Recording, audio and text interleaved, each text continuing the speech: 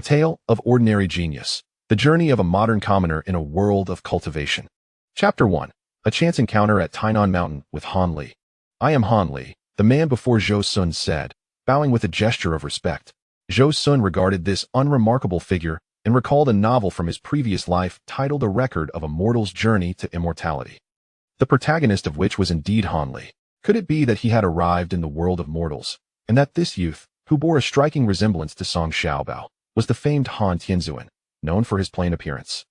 I am Zhou Xun, with Sun meaning to seek. Zhou Xun replied, not daring to be remiss. It is a pleasure to meet you, brother Zhou. I have a penchant for the extraordinary. I heard that Tai Nan Mountain near Guangwei City possesses many mysteries. Hence my visit, Han Li responded, employing his divine eye technique upon the 145-year-old youth before him. A flash of white light met Han Li's gaze. It appeared that this youth was only slightly less formidable than himself, causing a momentary tightening in his chest. However, noting the boy's youthful appearance, Han Li reassured himself that he likely harbored no ulterior motives. Realizing that this was the third cultivator he had encountered, he resolved to seize the opportunity to glean information about practitioners. Little did Han Li know, the youth before him was even more ignorant of the ways of cultivation. Zhou Xun, having traversed into this world just 2 days prior, had once been a programmer who succumbed to exhaustion from relentless overtime, only to awaken in a realm of cultivation. Upon his arrival, Zhou Xun had found himself pursued by enemies. To protect his son, his father had bravely stayed behind to confront their assailants, ultimately sacrificing his life. The former Zhou Xun, in a desperate bid to vanquish his pursuers, had paid a grave price, gravely injuring himself in the process. He sought refuge in a hollow tree to heal, but succumbed to his wounds, only to have Zhou Xun's soul inhabit his body, perhaps due to the mysterious energy accompanying his transmigration.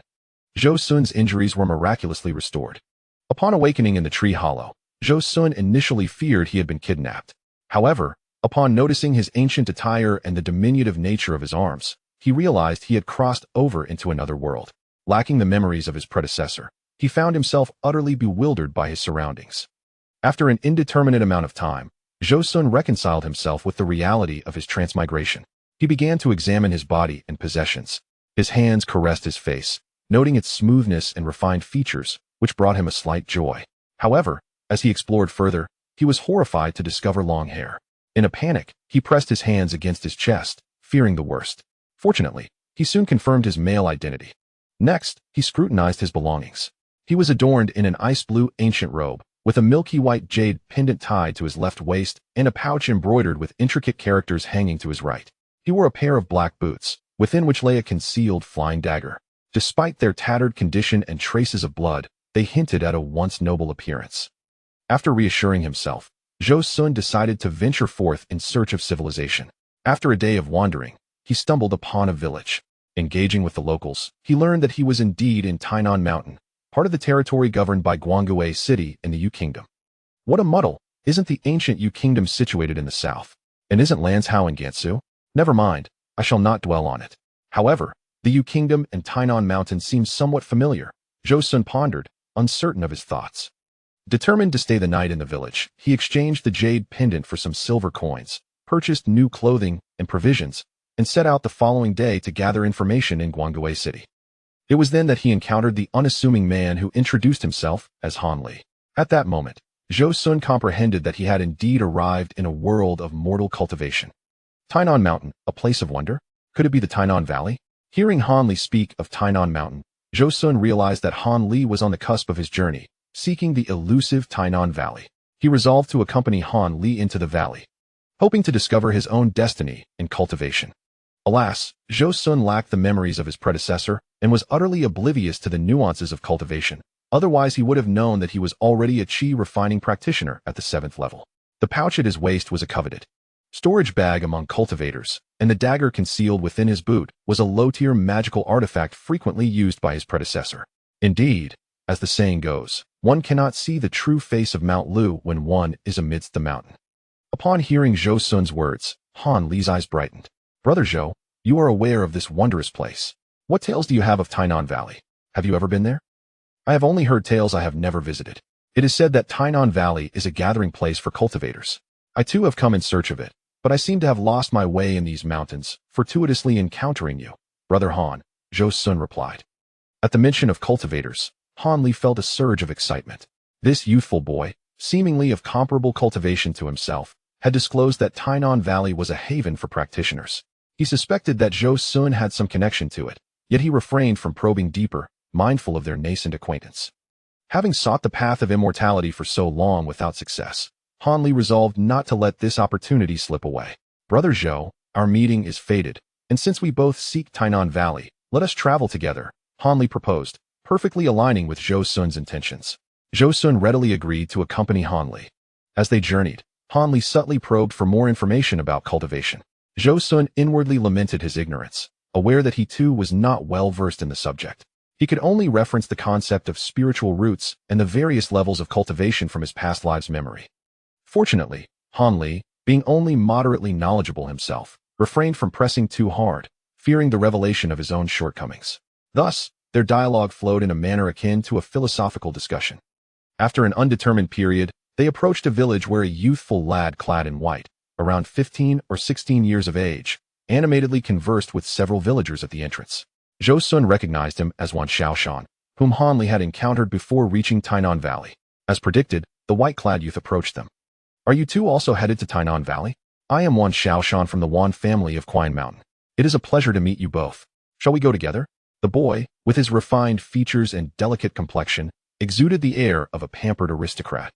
Upon hearing this, Han Li glanced at Zhou Xun, reflecting on how, despite months of seeking, he had found no results. Yet, in just a few short hours, he encountered two kindred spirits. The irony of fate struck him, and he sighed inwardly. "Of course, we shall go together. What say you, Brother Zhou?" he asked, turning to Zhou Xun. "Excellent. This is wonderful," Zhou Xun exclaimed, thrilled by the prospect. Both he and Han Li were novices, and even if they found Tai Nan Valley, entry would be a challenge. However, with Wan Xiaoshan, a connection to the esteemed Qingyan Jinren of Tai Nan Valley, they stood a better chance. Thus, he readily consented, and the three of them set off towards Tai Nan Valley, laughing and conversing along the way. Chapter 2. Tai Nan Valley. May I inquire about the names of the two esteemed brothers? Wan Xiaoshan asked with a cheerful smile. "I am Han Li. I am Zhou Xun." "Ah, so it is Brother Han and Brother Zhou. Truly, both of you possess remarkable cultivation, especially Brother Zhou, who seems a year or two younger than I yet has already attained the 7th layer of Qi refinement. Might I ask if Brother Zhou is 15 this year?" Upon their initial meeting, Wan Xiaoshan had already employed his celestial vision technique, discerning that one was at the 7th layer of Qi refinement and the other at the 8th layer. 7th layer of Qi refinement. Could it be that I truly possess cultivation? Hearing Wan Xiaoshan's words, Zhou Xun was taken aback. "Brother Wan, you have keen insight. Indeed, I am 15 this year." Although his heart was brimming with excitement, his demeanor remained composed, for beside him stood the astute Han Li, and he could not allow his thoughts to be revealed. However, how did Brother Wan accurately perceive my cultivation level? Zhou Xun felt a hint of disbelief and decided to further pry into Wan Xiaoshan's words to validate his own abilities. "Brother Zhou, you must not be unaware. I have encountered no fewer than 200 cultivators, and the fluctuations of your spiritual energy are indistinguishable from those of a 7th layer practitioner. As for Brother Han, his energy resembles that of an 8th layer cultivator. Hence, I can assert with absolute certainty the cultivation levels of both esteemed brothers," Wan Xiaoshan stated with a proud and resolute expression, gesturing animatedly. Upon hearing this, Zhou Xun was reassured of his identity as a cultivator, a surge of warmth flooding his heart, rushing to his mind. He felt a thrill akin to that of his first hand-holding with a goddess in a past life. Meanwhile, Han Li, upon hearing Wan Xiaoshan accurately proclaim his own cultivation level, reflected on his own inability to discern more than a general strength and silently admired Wan Xiaoshan's perceptiveness. Observing Wan Xiaoshan's exuberance, he decided to seize this opportunity to extract some information about the realm of cultivation. Thus, their conversation unfolded as casual banter, though it was more akin to Han Li inquiring while Wan Xiaoshan responded. From the youth's mouth, Han Li gleaned a wealth of information about the world of cultivation, including details about Tai Nan Valley. Tai Nan Valley, it turned out, was a gathering place for cultivators in Lanzhou, hosting the Tai Nan Small Conference every 5 years. During each conference, nearby practitioners would convene to trade and exchange resources they required. As for Zhou Xun, lost in thought due to his own matters, he refrained from joining the conversation, only occasionally interjecting to indicate he was listening. What occupied Zhou Xun's mind? After the initial excitement, he felt a sense of confusion. While possessing cultivation was indeed a fortuitous blessing, He lacked the memories of his former self and was entirely ignorant of how to wield this newfound power. It felt as if it were of no use at all. As he pondered how he might learn to utilize his spiritual energy, a sudden inspiration struck him. Were not Han Li and Wan Xiaoshan the perfect individuals to consult? Although Han Li was dubbed the Old Demon Han, he was not a malevolent individual. Moreover, he was still at the cusp of his journey, filled with youthful fervor, having recently aided a girl named Han in a perilous situation. As for Wan Xiaoshan, hailing from a family of cultivators and venturing out alone at such a tender age, he was refreshingly unguarded, exuding an innocent willingness to share knowledge. Thus, Zhou Xun resolved to seek an opportunity to inquire from them. At that moment, Wan Xiaoshan was discussing the differences between families of cultivators and rogue practitioners when he suddenly turned to Zhou Xun, pointing to his waist. Brother Zhou, you must be from a family of cultivators. That storage bag at your side is not something a rogue practitioner could afford. I have long desired one. But my father insists I must wait until I am of age, he said, gazing at Zhou Xun with envy. Upon hearing this, Zhou Xun recognized his chance. He bowed deeply before Han Li and Wan Xiaoshan. I must confess, I do not know if I am from a family of cultivators. I only recall the name Zhou Xun. A few days ago, I awoke from a hollow tree, devoid of all memories of my past, wandering the mountains until I fortuitously encountered Brother Han. He bowed once more to Han Li. It was only upon hearing Brother Wan's words that I realized I, too, am a practitioner at the 7th layer of Qi refinement. Zhou Xun's expression bore a hint of bitterness. I never would have imagined Brother Zhou faced such misfortune, Han Li exclaimed, astonished. Indeed, I have heard tales that cultivators who falter in their path may lose their memories. I surmise this must be your plight. He circled Zhou Xun, scrutinizing him closely, marveling at the reality of encountering someone who had truly experienced such a fate. Esteemed brothers, I have a humble request, and hope you will not refuse, Zhou Xun continued. Upon hearing this, Wan Xiaoshan immediately thumped his chest, boisterously agreeing. Fate has brought us together. Whatever troubles Brother Zhou faces, feel free to share. I, Wan Xiaoshan, will not shy away from offering assistance. Han Li, however, merely scratched his nose, remaining silent, clearly waiting to hear Zhou Xun's request before deciding. I have no memories and am entirely unfamiliar with how to wield this power of mine. I implore both esteemed brothers to impart their knowledge to me. Zhou Xun said earnestly, his face reflecting genuine sincerity. Of course, no problem at all. Both Han Li and Wan Xiaoshan readily agreed. Thus, as they journeyed onward, both men took turns teaching Zhou Xun how to harness his spiritual energy. Han Li instructed him in the fireball technique. Remarkably, Zhou Xun demonstrated a natural aptitude for spellcasting, successfully conjuring a fireball within merely a couple of hours. Though it lacked precision, wobbling in its trajectory, and only as large as a thumb, he had nonetheless grasped the essence of the spell. With further practice, his speed, distance, and power would undoubtedly improve significantly. Meanwhile, Wan Xiaoshan elucidated the subtleties of spiritual perception, producing an artifact to demonstrate. A slender black blade, approximately 3 inches long, transformed into a 2-foot-long weapon radiating a chilling luminescence once imbued with spiritual energy. With a swift gesture, Wan Xiaoshan sent the black blade soaring forward. In the blink of an eye, it cleaved through a pine tree, thick enough for 2 people to embrace, severing it cleanly in half. But that was not the end. Before the tree could even topple, several streaks of black light zipped past, swiftly reducing the fallen trunk to mere splinters, leaving not a branch intact. Such a scene left both Han Li and Zhou Xun utterly spellbound. The might of a Qi refinement master was indeed formidable. Han Li felt acutely aware that, even with his agile footwork, he would struggle to evade this black blade. He felt a compelling urge to retreat, yet seeing no malice in Wan Xiaoshan, he resolved to remain vigilant while considering how to distance himself. Zhou Xun, sensing the shift in energy, glanced at Han Li. This fool was undoubtedly contemplating escape. With only the newly learned fireball technique at his disposal, he certainly could not outrun Han Li at this moment. Thus, he declared aloud, Brother Wan, your skills are truly remarkable. At this, Wan Xiaoshan immediately sheathed his artifact and turned to face Zhou Xun and Han Li. Huh? My Xian Shun blade is indeed a masterpiece among mid-tier artifacts, rivaling even high-tier ones. The youth laughed heartily, extolling the virtues of his weapon and the precious materials used in its creation. Han Li and Zhou Xun nodded repeatedly, offering praises, which only served to broaden Wan Xiaoshan's grin. Realizing the moment was ripe, Zhou Xun suggested, the hour grows late. We should hasten to Tai Nan Valley. Indeed, I am eager to witness it. Wan Xiaoshan concurred, halting his instruction as they set off together toward Tai Nan Valley. Several hours later, The trio arrived before a veil of mist. Beyond it lay Tai Nan Valley. Chapter 3. The Legacy of the Foundation Establishment Master. Upon arrival at the entrance of the Tai Nan Valley, Zhou Xun and his companions, under the guidance of Wan Xiaoshan, ventured into the valley. Once inside, Wan Xiaoshan parted ways with Zhou Xun and Han Li. Brother Han, as we are both unfamiliar with this place, it would be prudent for us to journey together, Zhou Xun suggested, recognizing Han Li as the protagonist and eager to foster their relationship. After all, Han Li was known to be quite amiable towards friends. That sounds excellent, Han Li replied, also feeling somewhat lost and uncertain in this new environment. The two soon arrived at a square paved with green bricks, bustling with individuals resembling small vendors who had set up stalls. Some stalls drew large crowds, while others attracted only a solitary patron or remained entirely vacant, exuding a palpable air of ordinary commerce. As they approached a particular stall, its proprietor, a young man in his mid-20s, greeted them with enthusiasm.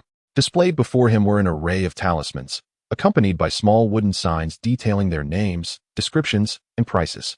Esteemed friends, do you see any treasures of interest? All my talismans are freshly crafted and brimming with spiritual energy, the young man said cheerfully upon noticing the visitors. Both Zhou Xun and Han Li felt a stir of desire, particularly Zhou Xun, who had just learned some spells and was in need of talismans that could be activated with spiritual energy for self-defense. Not at the moment, thank you, they replied. As both were rather financially constrained, having heard of spiritual stones but never having seen them, and thus they shook their heads and continued on. Suddenly, Zhou Xun remembered the storage bag he had concealed within his robes. After hearing Wan Xiaoshan's mention of it earlier, he had retrieved it from his waist but had forgotten about it amidst the novelty of the valley. However, in the open public space, he hesitated to take it out and instead continued to stroll alongside Han Li. Please, wait a moment, a clear voice called from behind, startling both Zhou Xun and Han Li. They turned to see a group of 6 or 7 individuals, one of whom, a Taoist cultivator dressed in traditional garb, appeared to be in his late 20s. He had a fair complexion, well-defined features, and a friendly demeanor. His arm draped casually with a floating dust. What business do you have? Han Li responded coolly, maintaining an air of vigilance. Zhou Xun realized that this group must be the rogue cultivators Han Li had encountered during the Tai Nan small meeting.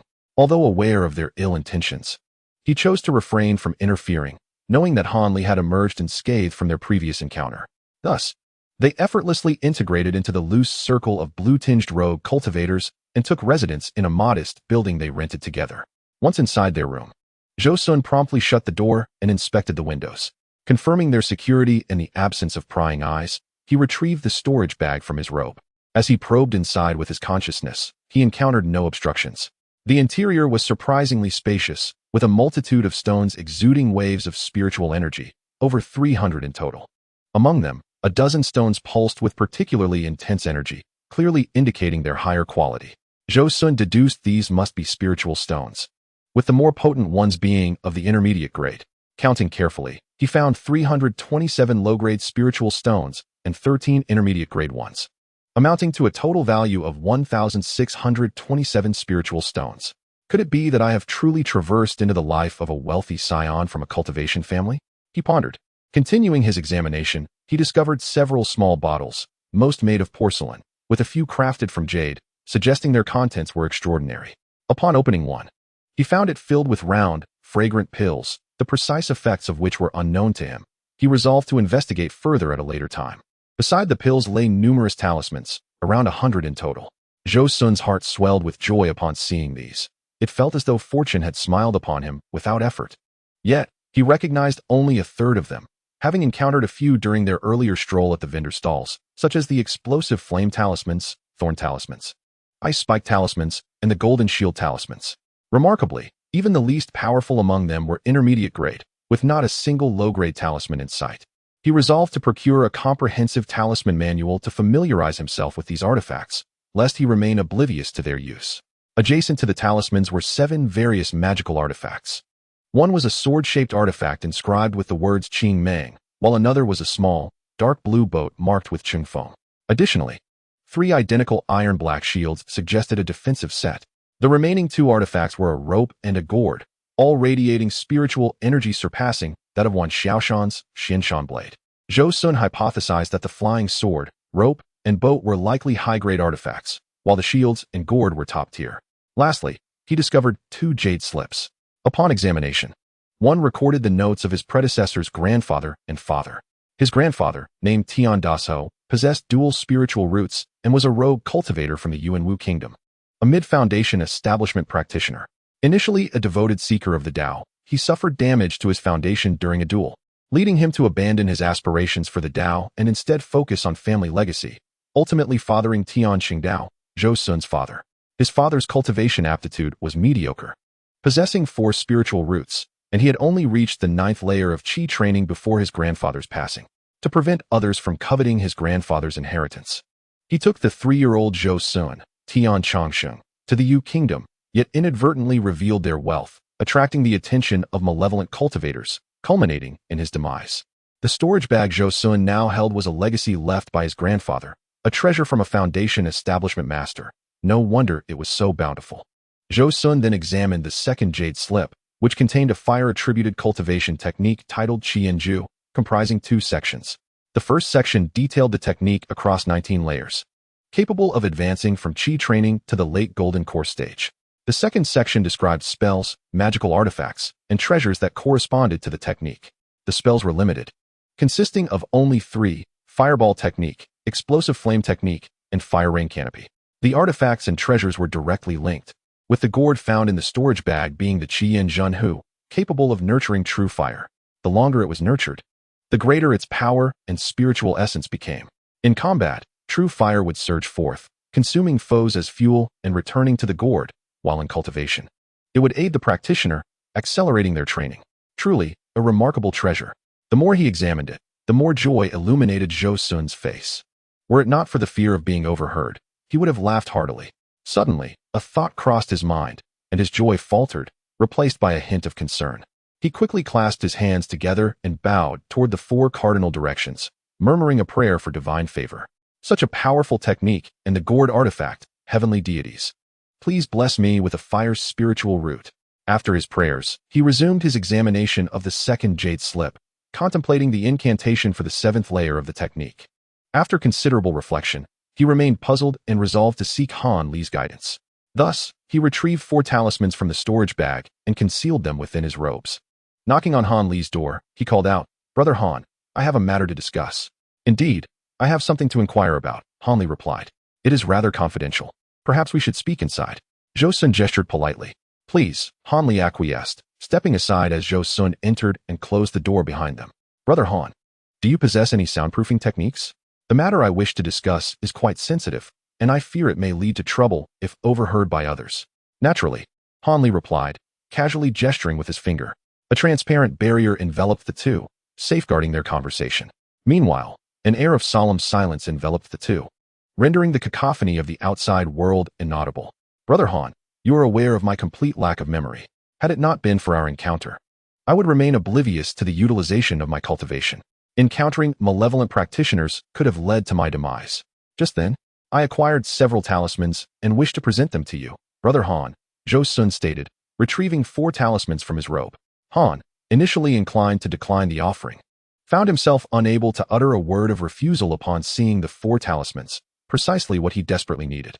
These talismans were meticulously selected by Zhou Xun, and they had caught their attention during their leisurely stroll earlier that day. At that moment, both were exceedingly tempted, yet forced to forego the opportunity. One was a high-tier flying talisman, and the other a mid-tier golden shield talisman, both essential for the survival of low-tier cultivators.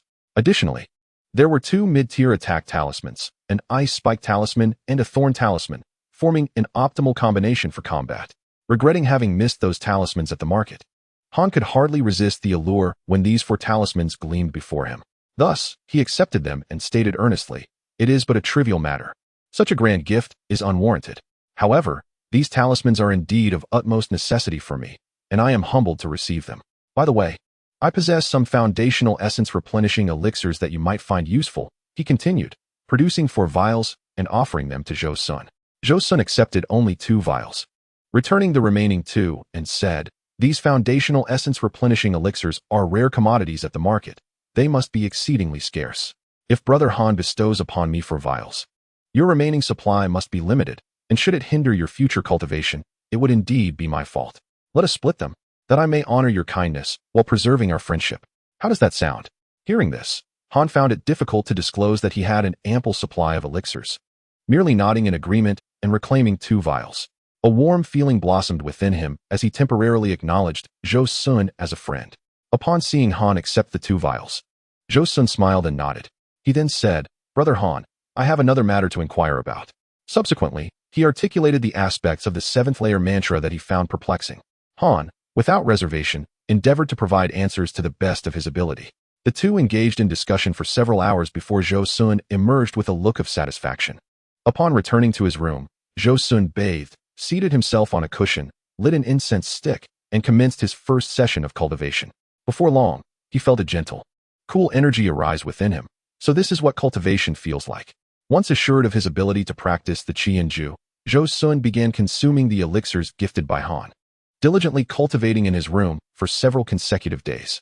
In Chapter 4, we meet the neighbor girl, Han Yunji, at the 8th level of Qi refinement. Exhaling softly, Zhou Xun stretched his somewhat stiff body and smiled broadly.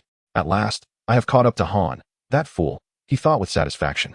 We are both at the 8th level of Qi refinement. I am 15, while Han is 18. He must have relied on elixirs to advance. Surely my aptitude surpasses his. However, Han has navigated his cultivation journey alone, while I have the support of my grandfather. I possess ample techniques, guidance, and elixirs, making my conditions for advancement considerably superior. Reflecting on this, Zhou Xun slapped his thigh. I must also possess 4 spiritual roots. He dismissed the thought, confident that at least he had 3. He nodded affirmatively, yet a hint of uncertainty flickered in his eyes. Perhaps I should create a system for myself, Zhou Xun contemplated fiercely. After indulging in such musings, he decided to step outside for some fresh air. Since arriving at Tai Nan Valley, he had remained in his room, cultivating since the first day. Having acquired a substantial number of spirit stones, he had yet to find an opportunity to spend them. As the saying goes, money spent is money truly possessed. Now that he had completed his cultivation, he could no longer remain idle. If he delayed, his spirit stones might spoil. However, before venturing out, he needed to strategize carefully, for this world operates on the principle of the survival of the fittest. One wrong move could attract the attention of malevolent practitioners, which would spell disaster. Here, individuals are ruthless, and Han, too, has partaken in such deeds. His first purchases would include comprehensive talisman and elixir compendiums, as well as guides on the use of magical artifacts. Although he had ample resources at his disposal, he lacked familiarity with most of them. Next, he sought items suitable for a low-tier cultivator, such as worn-out magical artifacts and low-tier talismans, to disguise his true identity. Otherwise, if he were to use mid-tier talismans, no one would believe he was merely a wandering cultivator. Additionally, should he encounter any intriguing treasures, he intended to acquire them discreetly, as he had a decent sum of spirit stones in his possession. Moreover, it would be wise to replace his attire with the most ordinary and commonplace styles. As for his appearance, there was little he could do. Being handsome was not a fault of his. He could not master disguise arts, but he aimed to present himself as best as he could within his capabilities. For those immutable aspects, acceptance was key. Although Zhou Xun was not inherently timid, being new to this environment, he deemed it prudent to exercise caution. After all, to withdraw one's fists is often a strategy for a more advantageous strike. Having resolved these considerations, he exited his room, intending to summon Han, only to find him engrossed in closed-door cultivation. Thus, Zhou Xun ventured forth alone. Upon reaching the square, he surveyed the surroundings before stopping at a vendor's stall. The proprietor was a charming young girl, around 15 or 16, who was engrossed in a book. "How much for this talisman truths?" Zhou Xun inquired. Hearing his voice, the girl quickly set her book aside, tucked a strand of hair behind her ear, and lifted her round eyes to gaze at him with hopeful anticipation, offering a sweet smile. Zhou Xun was momentarily taken aback by her charm. 10 spirit stones, came her melodious, crisp reply. "May I take a look?" Zhou Xun, regaining his composure, asked, scratching his nose. "Yes, but you may only view the introductory section." The girl replied graciously. The initial pages contained descriptions of common talismans, suitable for sharing. However, the subsequent sections detailed the crafting methods and included simple restrictions, suggesting that one would need to purchase the book to access that information. Zhou Xun nodded, picking up the book to examine the introductory content closely. After perusing a few pages, he furrowed his brow slightly. Only low-tier talismans? He had intended to purchase the compendium to discern the functions of the talismans in his storage pouch, but this particular book only cataloged low-tier spells. Since his talismans were all mid-tier or higher, this volume held little value for him. Upon hearing this, the girl frowned, her expression reflecting hesitation. After a moment's contemplation, she resolved to speak. There are mid-tier and high-tier options available, but they are quite expensive. I wonder if you possess enough spirit stones? Zhou Xun smiled faintly, waving his hand lightly. As long as the items are of good quality, spirit stones are no concern. The girl then relaxed, retrieving a communication talisman and whispering a few words. She traced a few lines in the air with her hand, tossing the talisman into the air, where it transformed into a beam of light and vanished. Turning back to Zhou Xun, she said, "Please wait a moment. The treasures are not here. My brother will bring them shortly." The girl appeared somewhat embarrassed. "No problem. I shall take a look at other wares." The young girl's eyes brightened at the words, and she joyfully exclaimed, "Really? You must choose wisely." Zhou Xun was deeply engrossed in selecting talismans when he was startled by the girl's elevated voice. He abruptly lifted his head, gazing at her in astonishment. "Forgive me. I was just too thrilled." The girl lowered her head, a faint blush gracing her cheeks. Zhou Xun found her adorable in her innocent demeanor, reminiscent of the neighborly girl from his past life. He waved his hand dismissively, chuckling, "It's quite all right." He then shifted the topic, casually remarking, "Your stall has talismans and talisman paper, as well as books on talisman crafting. Yet, I see no talisman brushes or cinnabar." "Oh, I indeed lack cinnabar, but I once possessed an exceptional talisman brush made from the neck hair of the golden primal ape, known as the golden Zhou. Unfortunately, I sold it to another friend a few days ago." The girl replied earnestly, the blush on her face gradually fading. Upon hearing the name Golden Zhou, Zhou Xun instantly recognized that this sweet and charming girl was Han Yunji. A smile crept onto his face as he silently mused, "How peculiar. This Han heir is not particularly striking, yet he is quite fortunate in love." "Sister." Suddenly, a booming voice interrupted Zhou Xun's contemplation. A burly giant rushed over, exclaiming, "Here you go, sister. I brought the books." He produced 2 volumes from his robe and handed them to the girl. She shot him an annoyed glance before passing the books to Zhou Xun, indicating that he should take a look. These 2 tomes detail mid-tier and high-tier talismans, legacies from our clan's former masters of talisman crafting. Unfortunately, my brother and I lack the talent for it. Moreover, my brother is participating in the Ascension Conference and needs to trade for magical artifacts and elixirs. Thus, we must part with these, the girl explained, her expression tinged with reluctance. "I understand," Zhou Xun responded, recalling what Wan Xiaoshan had mentioned about the Ascension Conference being fraught with danger, where a moment's carelessness could lead to severe injury or even death. Consequently, magical artifacts and elixirs had become necessities for the participating cultivators. He then requested the 3 volumes of talisman explanations and over 20 low-tier talismans. "That will be 102 spirit stones. You may pay me 100, she said, her face glowing with joy. Zhou Xun nodded, retrieving 100 spirit stones and handing them to her, before collecting the books and talismans and turning to leave. Chapter 5. The Auction Friend, Please hold. Just as Zhou Xun took a few steps, he heard Han Yunji's voice calling from behind. He paused, turning in surprise. "Do you have something else to say, miss?" "I have good news for you," she said with a mysterious smile. "You know I am gathering spirit stones to purchase magical artifacts and elixirs. While I have secured a magical artifact, do you know where I might find elixirs?" "Where?" Zhou Xun inquired, intrigued to know where elixirs might be available, especially since he had no shortage of funds at the moment. "At the auction," Han Yunji exclaimed. "This auction is hosted by Wanbao Tower. With the Ascension Conference approaching, rare treasures that are usually hard to come by will be available. I wonder if you might be interested?" she asked playfully, tilting her head. "Of course, I am extremely eager to attend. However, I have heard that the auction has a high threshold, and only those with invitations may participate," Zhou Xun remarked, his expression one of regret. Suddenly, he realized the underlying implication of Han Yunji's words.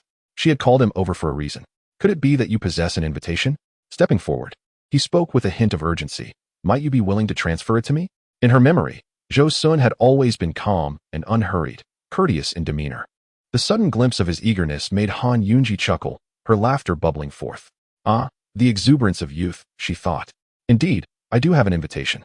I originally intended to use it to purchase elixirs for my brother's breakthrough, but I recently managed to acquire enough elixirs through my stall. Therefore, this invitation has become superfluous. Since you are interested, I shall gift it to you," she said, producing the invitation and handing it to Zhou Xun. Zhou Xun did not refuse. He accepted it and placed it in his robe. Bowing slightly, he said, "This invitation is something I desperately need, and I graciously accept it. However, it feels inappropriate to take something for free from you." He then offered her some spirit stones. 2 spirit stones will suffice as a token of your purchase," she replied, shaking her head adorably, refusing to accept the stones, her eyes wide with insistence. Seeing her determination, Zhou Xun relented, saying, "Then I must thank you, miss," as he withdrew the spirit stones. After departing from Han Yunji's stall, Zhou Xun continued to wander elsewhere. He spent several dozen spirit stones acquiring the items he needed: a comprehensive tome on elixirs, a manual on magical artifact usage, and an old shield artifact. 3 days later, the day of the auction arrived. Zhou Xun made his way to Wanbao Tower, where he beheld the main building and 4 auxiliary structures. The tallest tower rose approximately 7 or 8 zhang, its peaks soaring majestically. Wanbao Tower occupied nearly 100 zhang in circumference, adorned with winding corridors and intricately carved eaves, exuding an air of grandeur. 2 guards, both adept at the 13th level of Qi cultivation, stood watch at the entrance. In the middle stood a rotund middle-aged steward, flanked by 4 attendants in blue robes, waiting to receive guests. A few groups of people gathered nearby, engaged in animated conversation. At that moment, several individuals approached, directly addressing the steward. After a brief exchange, they presented invitation envelopes for inspection. Once cleared, they were ushered inside by one of the attendants. Zhou Xun understood these were cultivators arriving to participate in the auction. He did not linger, promptly approaching the steward. To his surprise, he discovered that the amiable steward was, in fact, a foundation-building cultivator. "Young friend, are you here for the auction as well?" the steward inquired, astonished to see a boy of about 14 or 15 years old. "Indeed," Zhou Xun replied respectfully. "May I kindly ask you to present your invitation?" Upon hearing this, Zhou Xun retrieved the invitation bestowed upon him by Han Yunji and handed it to the middle-aged steward. The steward examined it meticulously, confirming its authenticity, before nodding with a warm smile. "Since you are here for the auction, please enter and see if there is anything that catches your fancy," he instructed, turning to one of the attendants. "Xiaolu, please escort this young friend inside." The attendant huffed loudly, casting a disdainful glance at the steward before approaching Zhou Xun, gesturing for him to follow. Zhou Xun nodded, tucking the invitation away and accompanying the attendant into the building. The attendant, with a round face but bright red lips and white teeth, appeared to be no older than 11 or 12, yet his cultivation had reached the 6th level of Qi. Zhou Xun was astonished, unable to resist asking, "Young brother, how is it that you possess such remarkable cultivation at such a young age, yet serve as a mere attendant?" "Humph, it's all because of my uncle, who insists on making me experience the world as an attendant," the boy replied, his face a picture of indignation. Observing the attendant's disgruntled expression, Zhou Xun couldn't help but find amusement in the situation. "Experience the world, you say?" Observing your youthful countenance, "I cannot help but wonder at your audacity to venture forth at such a tender age. Are you, perchance, employed as a child laborer? You are indeed quite young." "I am 11 years old," proclaimed with an air of pride, puffing out my chest in a haughty manner, casting a sidelong glance at Zhou Xun. "You don't appear much older yourself. What pretense of adulthood is this?" Zhou Xun, unfazed by the remark, erupted into hearty laughter, continuing to tease him. "Who is your third uncle? Surely, he bears the surname Nan?" Feigning a look of confusion.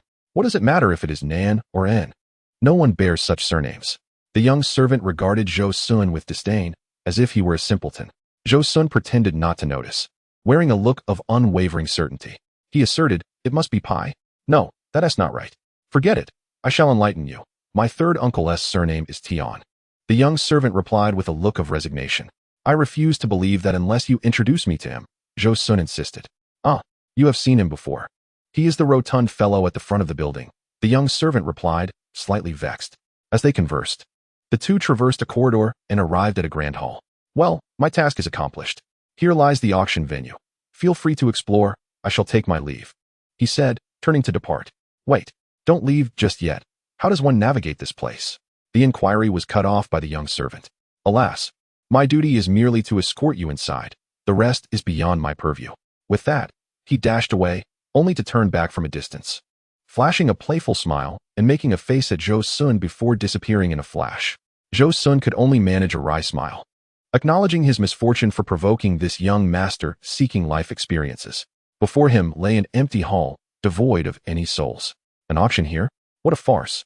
Thus, Zhou Xun retraced his steps, following a monk who entered behind him. He finally arrived at the actual auction site. Chapter 6. Shopping spree. Upon Zhou Xun's arrival at the auction venue, a gathering of roughly 100 individuals awaited. The hall bore similarities to the one he had previously visited, spanning several dozen zhang in size. In the center stood a raised platform, approximately 5 zhang square. with straight paths extending from each of its four sides. At each corner, a pillar, thick enough for two individuals to embrace, loomed, adorned with carvings of unknown avian and terrestrial creatures. Surrounding the hall were numerous half-height stone platforms, their purpose unclear. After waiting for about half an hour, a middle-aged man dressed as a steward ascended the platform and clasped his fists in greeting. It was none other than the plump steward who had received them at the entrance. "Welcome, esteemed friends, to our Wanbao Pavilion. I am Tai Nan Mountain, and I shall preside over today's auction. With the Ascension Conference approaching, we at Wanbao Pavilion recognize your urgent need for elixirs to break through your bottlenecks and artifacts to vanquish your foes. We have specially transported a selection of treasures from our main establishment, items seldom seen, including high-grade artifacts and Peijing Dan, as long as you are willing to bid." Upon hearing the mention of Peijing Dan, the crowd of cultivators stirred with excitement. This elixir, as its name suggests, aids practitioners in transcending their limitations, boasting a 100 success rate for those below the foundation establishment stage. Its sole drawback is that after consuming one, the effects of the next will diminish. Thus, a cultivator typically consumes it only once in their lifetime. Despite such a significant limitation, it does not dampen the fervor of the cultivators. Most attendees were preparing for the Ascension Conference, with nearly all stuck at their respective bottlenecks, whether at the 12th, 11th, or 10th layer. Who does not wish to break through before the conference to enhance their odds? Thus, one can only surmise the intense competition that lay ahead in the auction. "Tion, my friend, we have ample spirit stones prepared. We only fear that your treasures may not suffice," bellowed a burly man with a dark complexion. "Indeed, indeed," came a chorus of agreement from the throng. Hearing this, Tian Yangxing merely chuckled, waving his hand dismissively. "Let us not linger on idle chatter. Let us proceed directly to the treasures." Raising his voice, he called out, "Bring forth the treasures." Before long, a young servant clad in blue approached, balancing a tray upon which rested a storage bag, and placed it beside Tian Yangxing. "Before we commence the auction, allow me to elucidate the rules. Many of you have participated in previous auctions, so you are well aware of the regulations." "Tian Yangxing, let us skip to the main event," a round-faced youth exclaimed loudly. Yes, let us begin," others chimed in. The excitement among the crowd grew palpable. Tian Yangxing, observing the fervor, raised his hands to quiet the commotion. "The rules for this auction differ from the usual. We shall employ a secret bidding method.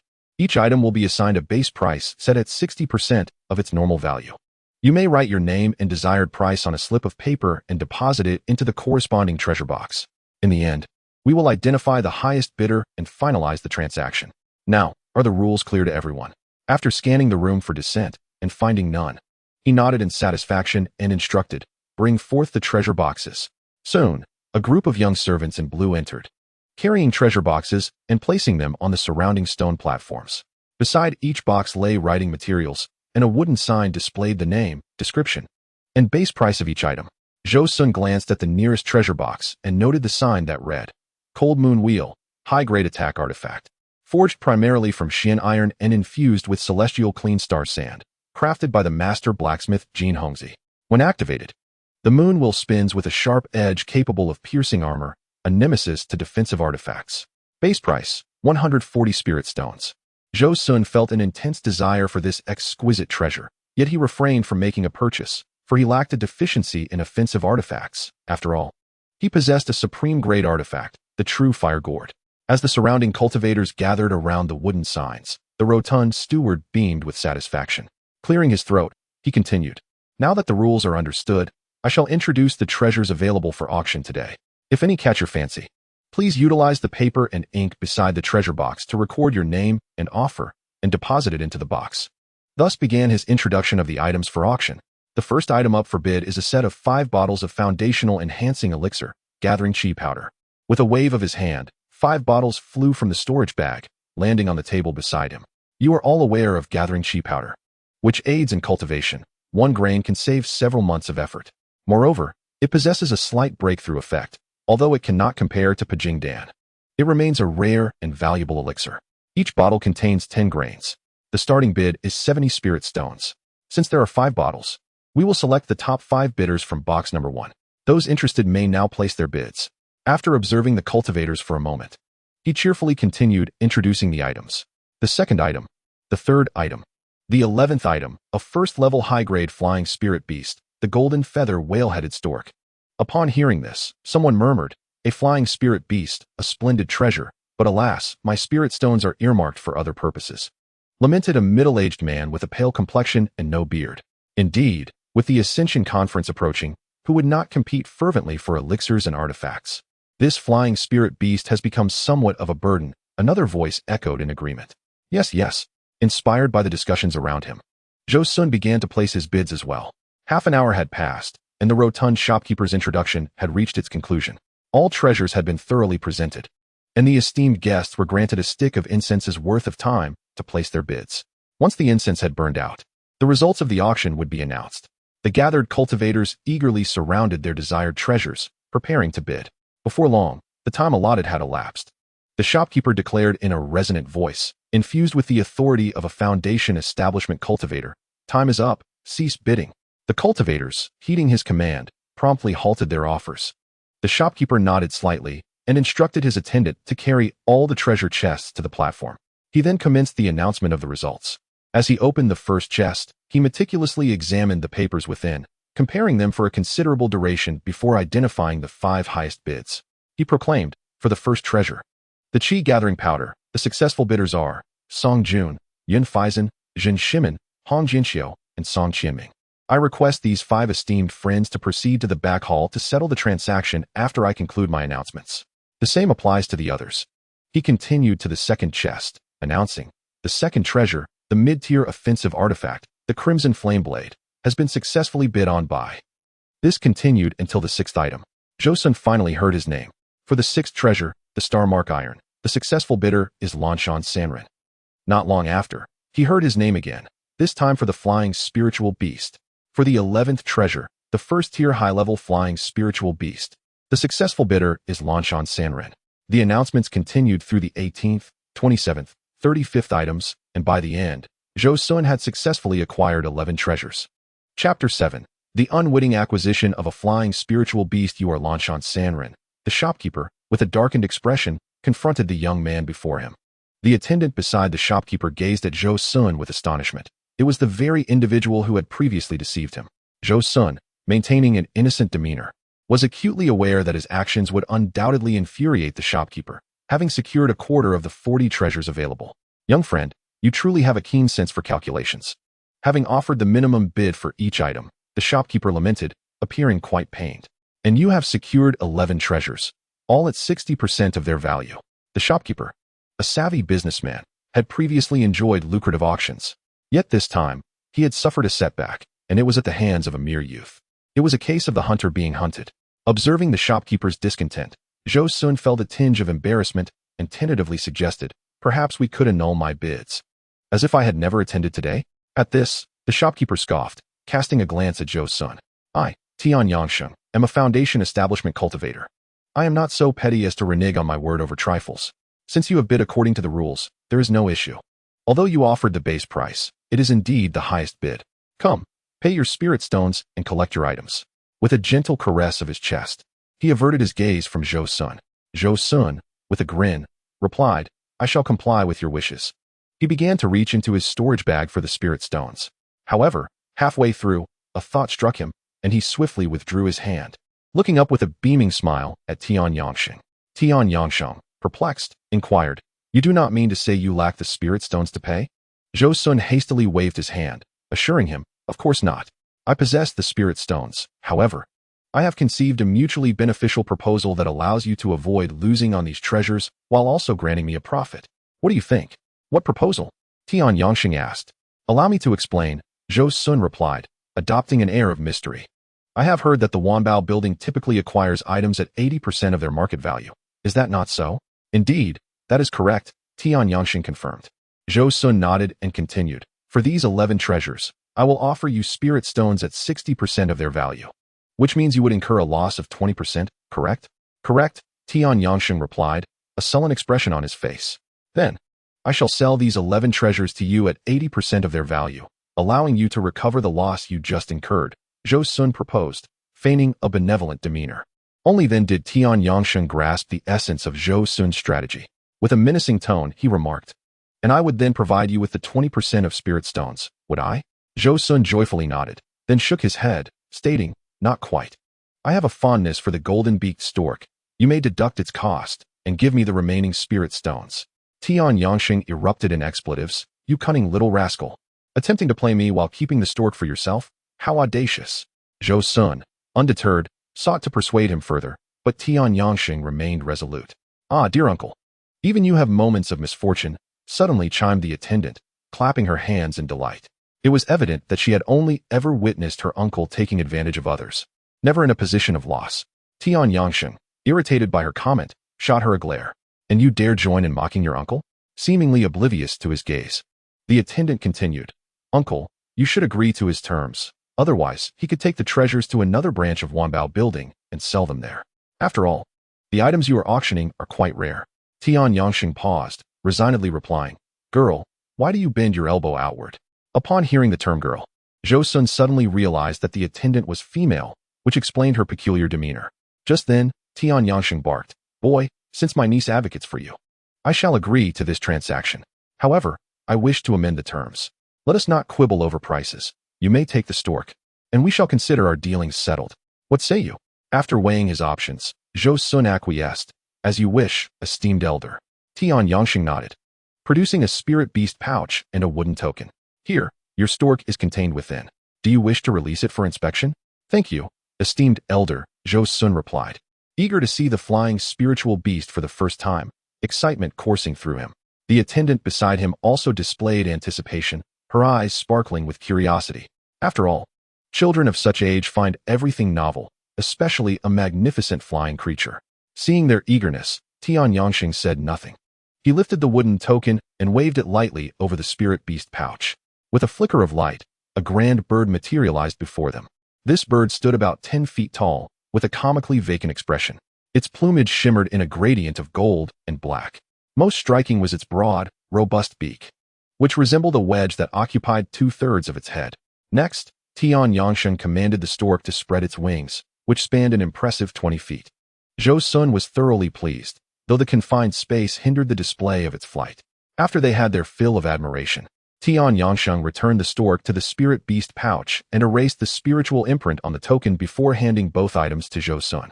Boy, this spiritual beast is now yours. Upon returning, simply refine the token, and you shall be able to command this magnificent creature. Zhou Xun accepted the 2 items and bowed respectfully to him. After expressing his gratitude to the elder, he took his leave. Upon returning to his room, Zhou Xun retrieved the spirit beast token and toyed with it, a wave of joy washing over him as he imagined soaring through the skies atop a magnificent bird. After a while, he calmed his mind and began the process of refining the spirit beast token. He sat cross-legged, placing the token on his lap. With both hands forming seals, a radiant white light emanated from his palms. He then pointed at the spirit beast token, and a beam of white light shot forth, vanishing into the token in an instant. In that fleeting moment, the spirit beast token was successfully refined. Having spent numerous days in Tai Nan Valley, Zhou Xun had procured everything he needed and experienced everything he could. He resolved to take the following days to thoroughly digest his gains and solidify his own strength. Thus, during the day, he studied spells and practiced magical artifacts in his room, while at night, he ventured into the secluded areas of the valley for practice, continuing this routine until the conclusion of the Tai Nan gathering. Throughout this period, he felt a tinge of frustration as Han Li, that young man, had actually broken through to the 9th layer of qi refinement, deepening Zhou Xun's concerns about his own spiritual root aptitude. However, there was a silver lining. During this time, he had successfully refined the magical artifacts within his storage bag, notably, the true fire gourd, in conjunction with his own cultivation technique, unleashed true flames that consumed all in their path, showcasing formidable power akin to a deity slaying gods or a Buddha vanquishing Buddhas. Just when he believed everything was proceeding smoothly and awaited the conclusion of the gathering to attend the Ascension Conference, he was unaware that he had already caught the attention of malevolent cultivators. Chapter 8. An encounter during the journey. Finally, the time came for the Tai Nan gathering to conclude. A few esteemed elders of the Foundation establishment stage appeared on the plaza, offering words of encouragement and praise before announcing the end of the gathering. Immediately, many cultivators began to depart from the valley. At that moment, Taoist Qingwen and several others approached Zhou Xun and Han Li, inviting them to join in their departure. Zhou Xun and Han Li declined under the pretense of having other matters to attend to, prompting Taoist Qingwen to leave the valley with the others. giving Han Li a pat on the shoulder as they departed. Observing their exit, Zhou Xun remarked to Han Li with a hint of insight, "Brother Han, this Taoist Qingwen is truly a warm-hearted individual. However, as the saying goes, too much enthusiasm can be counterproductive. It seems this Taoist has perhaps overstepped." Han Li also sensed something amiss, as it is often said that there is no such thing as a free lunch. Therefore, he declined Taoist Qingwen's invitation and chose not to leave with them. Regardless, our cultivation is still quite low. It is wiser to exercise caution. Indeed, Brother Han speaks wisely. Zhou Xun nodded slightly. By the way, with the gathering concluded, I plan to head to Tianwu Terrace to witness the Ascension Conference. Would you care to join me, Brother Han? Han Li had initially intended to attend the conference as well. However, having received the Ascension order, he decided it was best to first visit Huangfeng Valley before considering other matters. I have other pressing issues to attend to, so I will not accompany you, Brother Zhou. Han Li replied, shaking his head.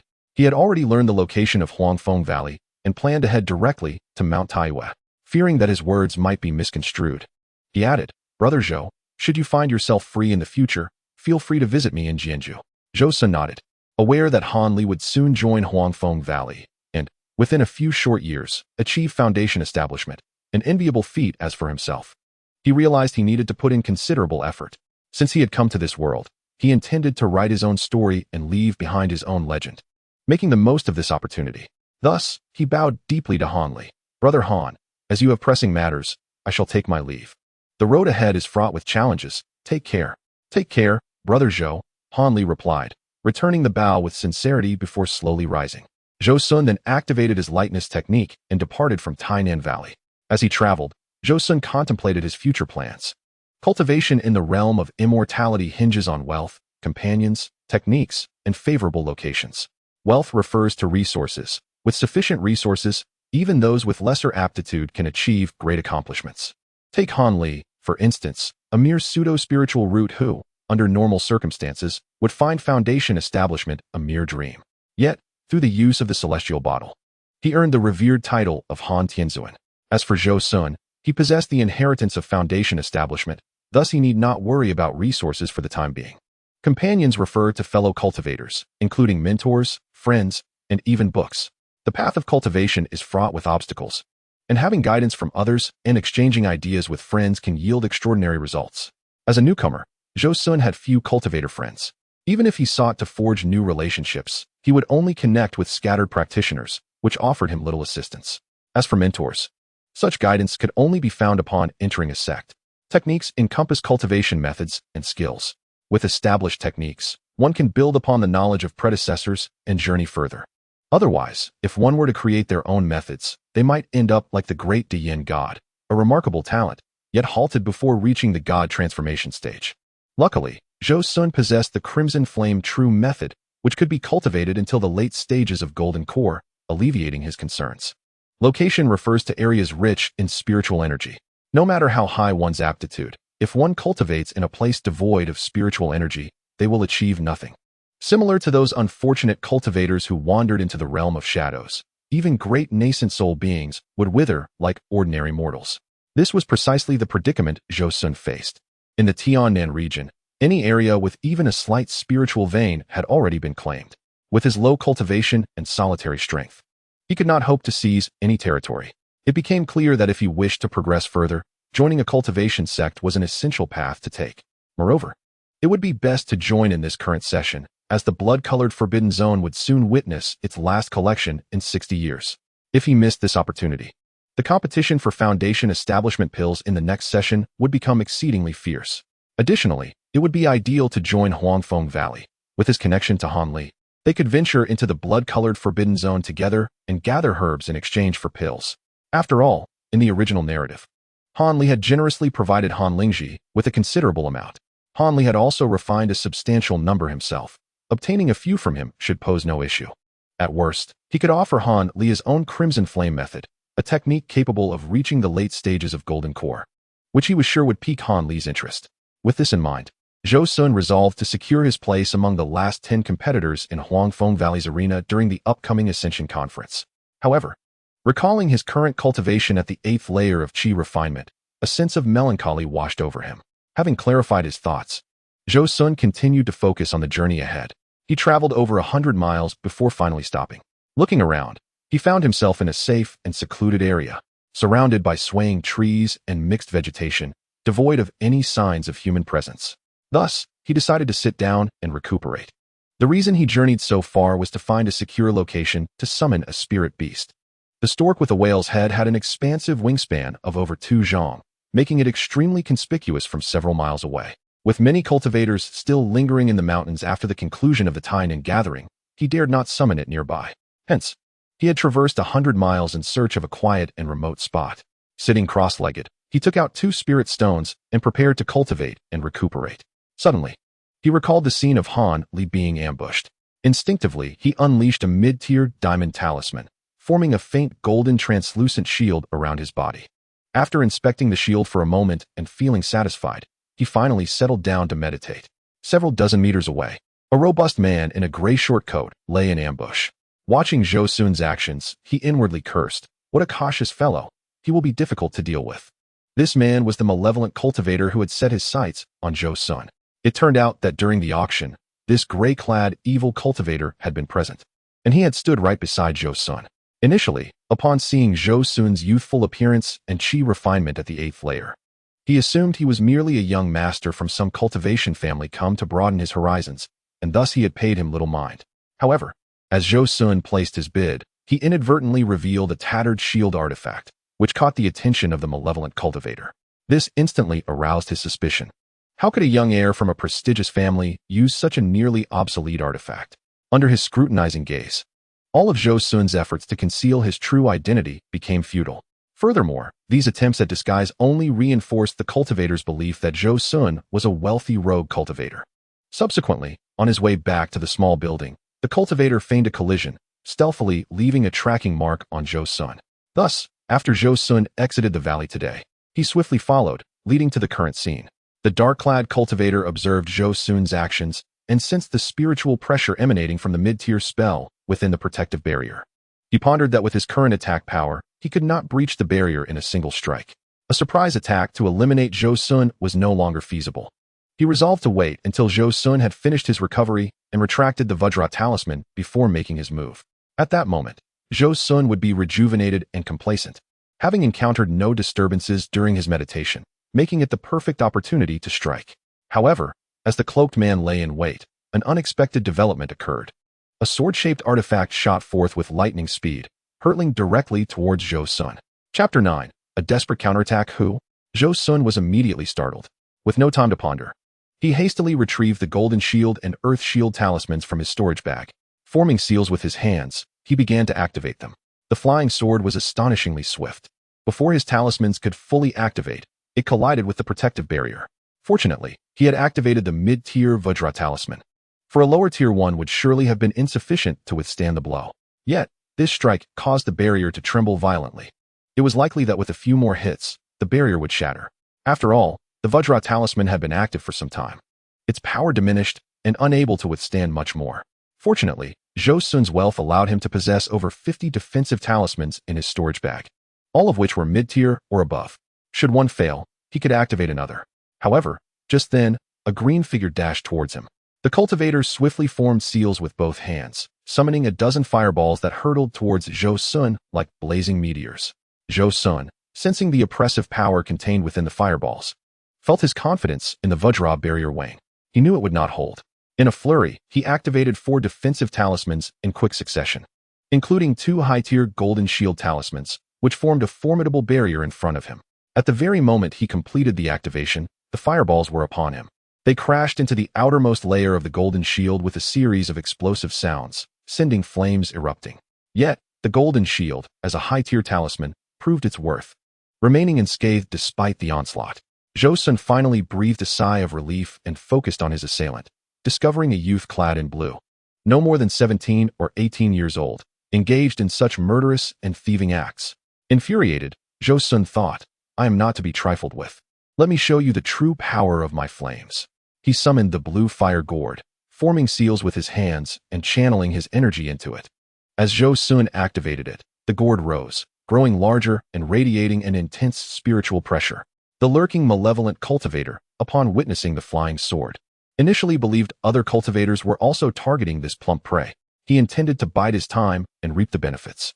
However, upon seeing the green figure, he was struck with shock. This was his younger brother. Without a moment's thought, he rushed towards the blue-clad youth. Meanwhile, the youth, realizing the fireballs were ineffective, continued to direct the flying sword towards Zhou Xun, repeatedly striking the golden shield. True to its high-tier status, the shield merely quivered without showing any signs of breaking. The blue-clad youth, frustrated by the ineffectiveness of his artifact, sensed a heavy spiritual pressure approaching. Looking up, he saw a fire dragon racing towards him.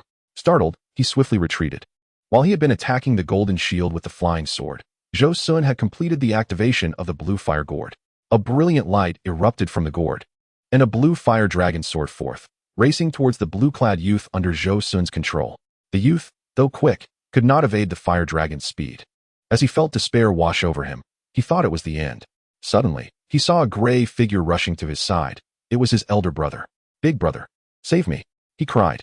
The gray-clad man had already dashed out when the youth first launched his attack. Now he arrived just in time, hurling an activated golden bowl artifact at the fire dragon. The bowl, an unknown artifact, surprisingly contained the fire dragon within. The gray-clad man felt a sense of relief and shouted at the youth, "Get lost, don't add to my troubles."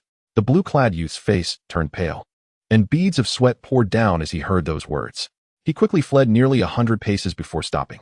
The man, seeing his brother had distanced himself, finally relaxed and focused on confronting Zhou Xun.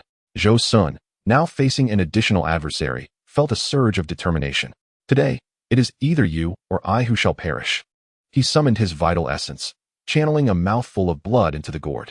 The gourd blazed with light, and the golden bowl began to shake violently, trembling as if it would break. Then, with a resounding crash, the bowl shattered, releasing another fire dragon that surged towards the gray-clad man.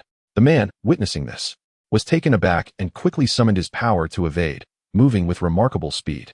For a moment, the fire dragon could not catch up to him, resulting in a stalemate. However, Zhou Xun did not feel reassured. Instead, he felt an even greater weight of pressure. He knew his cultivation level was only at the 8th layer of Qi refinement, while the malevolent cultivator was at the 11th layer. His spiritual power was far inferior, and if this deadlock continued, he would undoubtedly be the one to perish. Moreover, he had a helper lurking nearby. He needed to devise a plan. Thus, he stealthily activated a rope artifact, waiting for the man to expose a flaw while evading the fire dragon, ready to seize the opportunity to capture him. However, the man proved to be formidable. Even while being pursued by the fire dragon, he showed no signs of weakness, leaving Zhou Xun unable to find an opening. The standoff persisted. As time passed, Zhou Xun's spiritual power dwindled. The balance of victory began to tip in favor of the man, who, aware of this, grew increasingly cautious, intending to strike decisively once Zhou Xun's power was exhausted. Before long, Zhou Xun's golden shield, earth shield, and protective barrier all lost their potency and vanished. Zhou Xun found himself completely defenseless, with his main defense laid bare. The man merely sneered at this development, making no further moves as he continued to evade the fire dragon's pursuit. Just then, the blue-clad youth rushed back, controlling his flying sword artifact straight towards Zhou Xun. Realizing the threat, Zhou Xun immediately redirected the fire dragon, abandoning the gray-clad man as he charged towards the youth, intent on engulfing him. At this moment, the flying shuttle controlled by the young boy was about to strike Zhou Xun. Just when the boy believed that Zhou Xun was to be slain, suddenly, with a clang, the flying sword collided with the golden shield. It turned out that all of this was part of Zhou Xun's meticulous plan. He intentionally refrained from activating new talismans as the defensive barrier's power waned, creating the illusion of having lost all defense and leaving himself wide open. In reality, he had secretly prepared several talismans, ready to unleash them at any moment. However, the man, truly cunning and shrewd, did not fall for the ruse. A loss in one area resulted in a gain in another. Yet, his foolish younger brother had indeed been deceived, leading to this unfolding drama. When the man witnessed the fire dragon abandoning him to chase after the young boy in the azure robe, he cried out in alarm, his heart racing. He quickly turned back, rushing after the fire dragon. However, in his haste and worry for his brother, his focus wavered, revealing a flaw. A flash of white light darted by, ensnaring him instantly. It was the long-lying rope. Following that, a flurry of icy spikes shot forth, piercing through his head, heart, and limbs, nailing him in midair. At that moment, the young boy was also caught by the fire dragon, instantly reduced to ashes. What followed was a moment of harvest. Chapter 10. Ninth layer of Qi cultivation. Zhou Xun collapsed onto the ground, a wave of fear washing over him. He had come perilously close to death. The cunning and skillful methods of that wicked cultivator were indeed remarkable, a true genius among men. Despite being excessively cautious in the Tai Nan Valley, he had unwittingly revealed a flaw that this person had seen through. His azure fire gourd was a top-tier magical artifact, yet the azure-robed youth, despite being at the ninth layer of Qi cultivation, had shown no resistance against his fire dragon. However, that wicked cultivator, merely 2 levels above him in cultivation, rendered his fire dragon utterly useless. Zhou Xun had exhausted every means at his disposal, yet all were seen through by his opponent. Had it not been for the azure-robed boy, he might have perished today. If all cultivators in the realm were akin to that man's brother, then the world of cultivation was indeed a terrifying place. He could not help but wonder how formidable those who had survived countless eliminations and lived for hundreds or even thousands of years, such as those at the core formation and nascent soul stages, would be. Gazing at the corpse of the wicked cultivator and the ashes of his brother, a sense of melancholy washed over him. He had come to a deeper understanding of the world's cruelty. The realm of cultivation truly lived up to its reputation as a place where the weak are devoured by the strong. Beneath every ascendant cultivator lies a mound of bones. Those who are weak and soft-hearted cannot endure for long. This is a world that consumes. Only those with exceptional intellect, skill, talent, and fortune can hope to reach the end. Having contemplated these truths, his gaze grew resolute. He stood up and approached the corpse of the wicked cultivator. Reaching out, he searched and discovered a storage bag.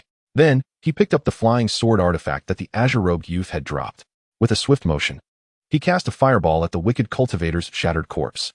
In an instant, the body turned to ash, leaving only a pair of boots behind. A sudden realization struck him. The wicked cultivator's ability to evade the pursuit of the fire dragon must have been due to these boots. Without further thought, he snatched them and placed them in his storage bag.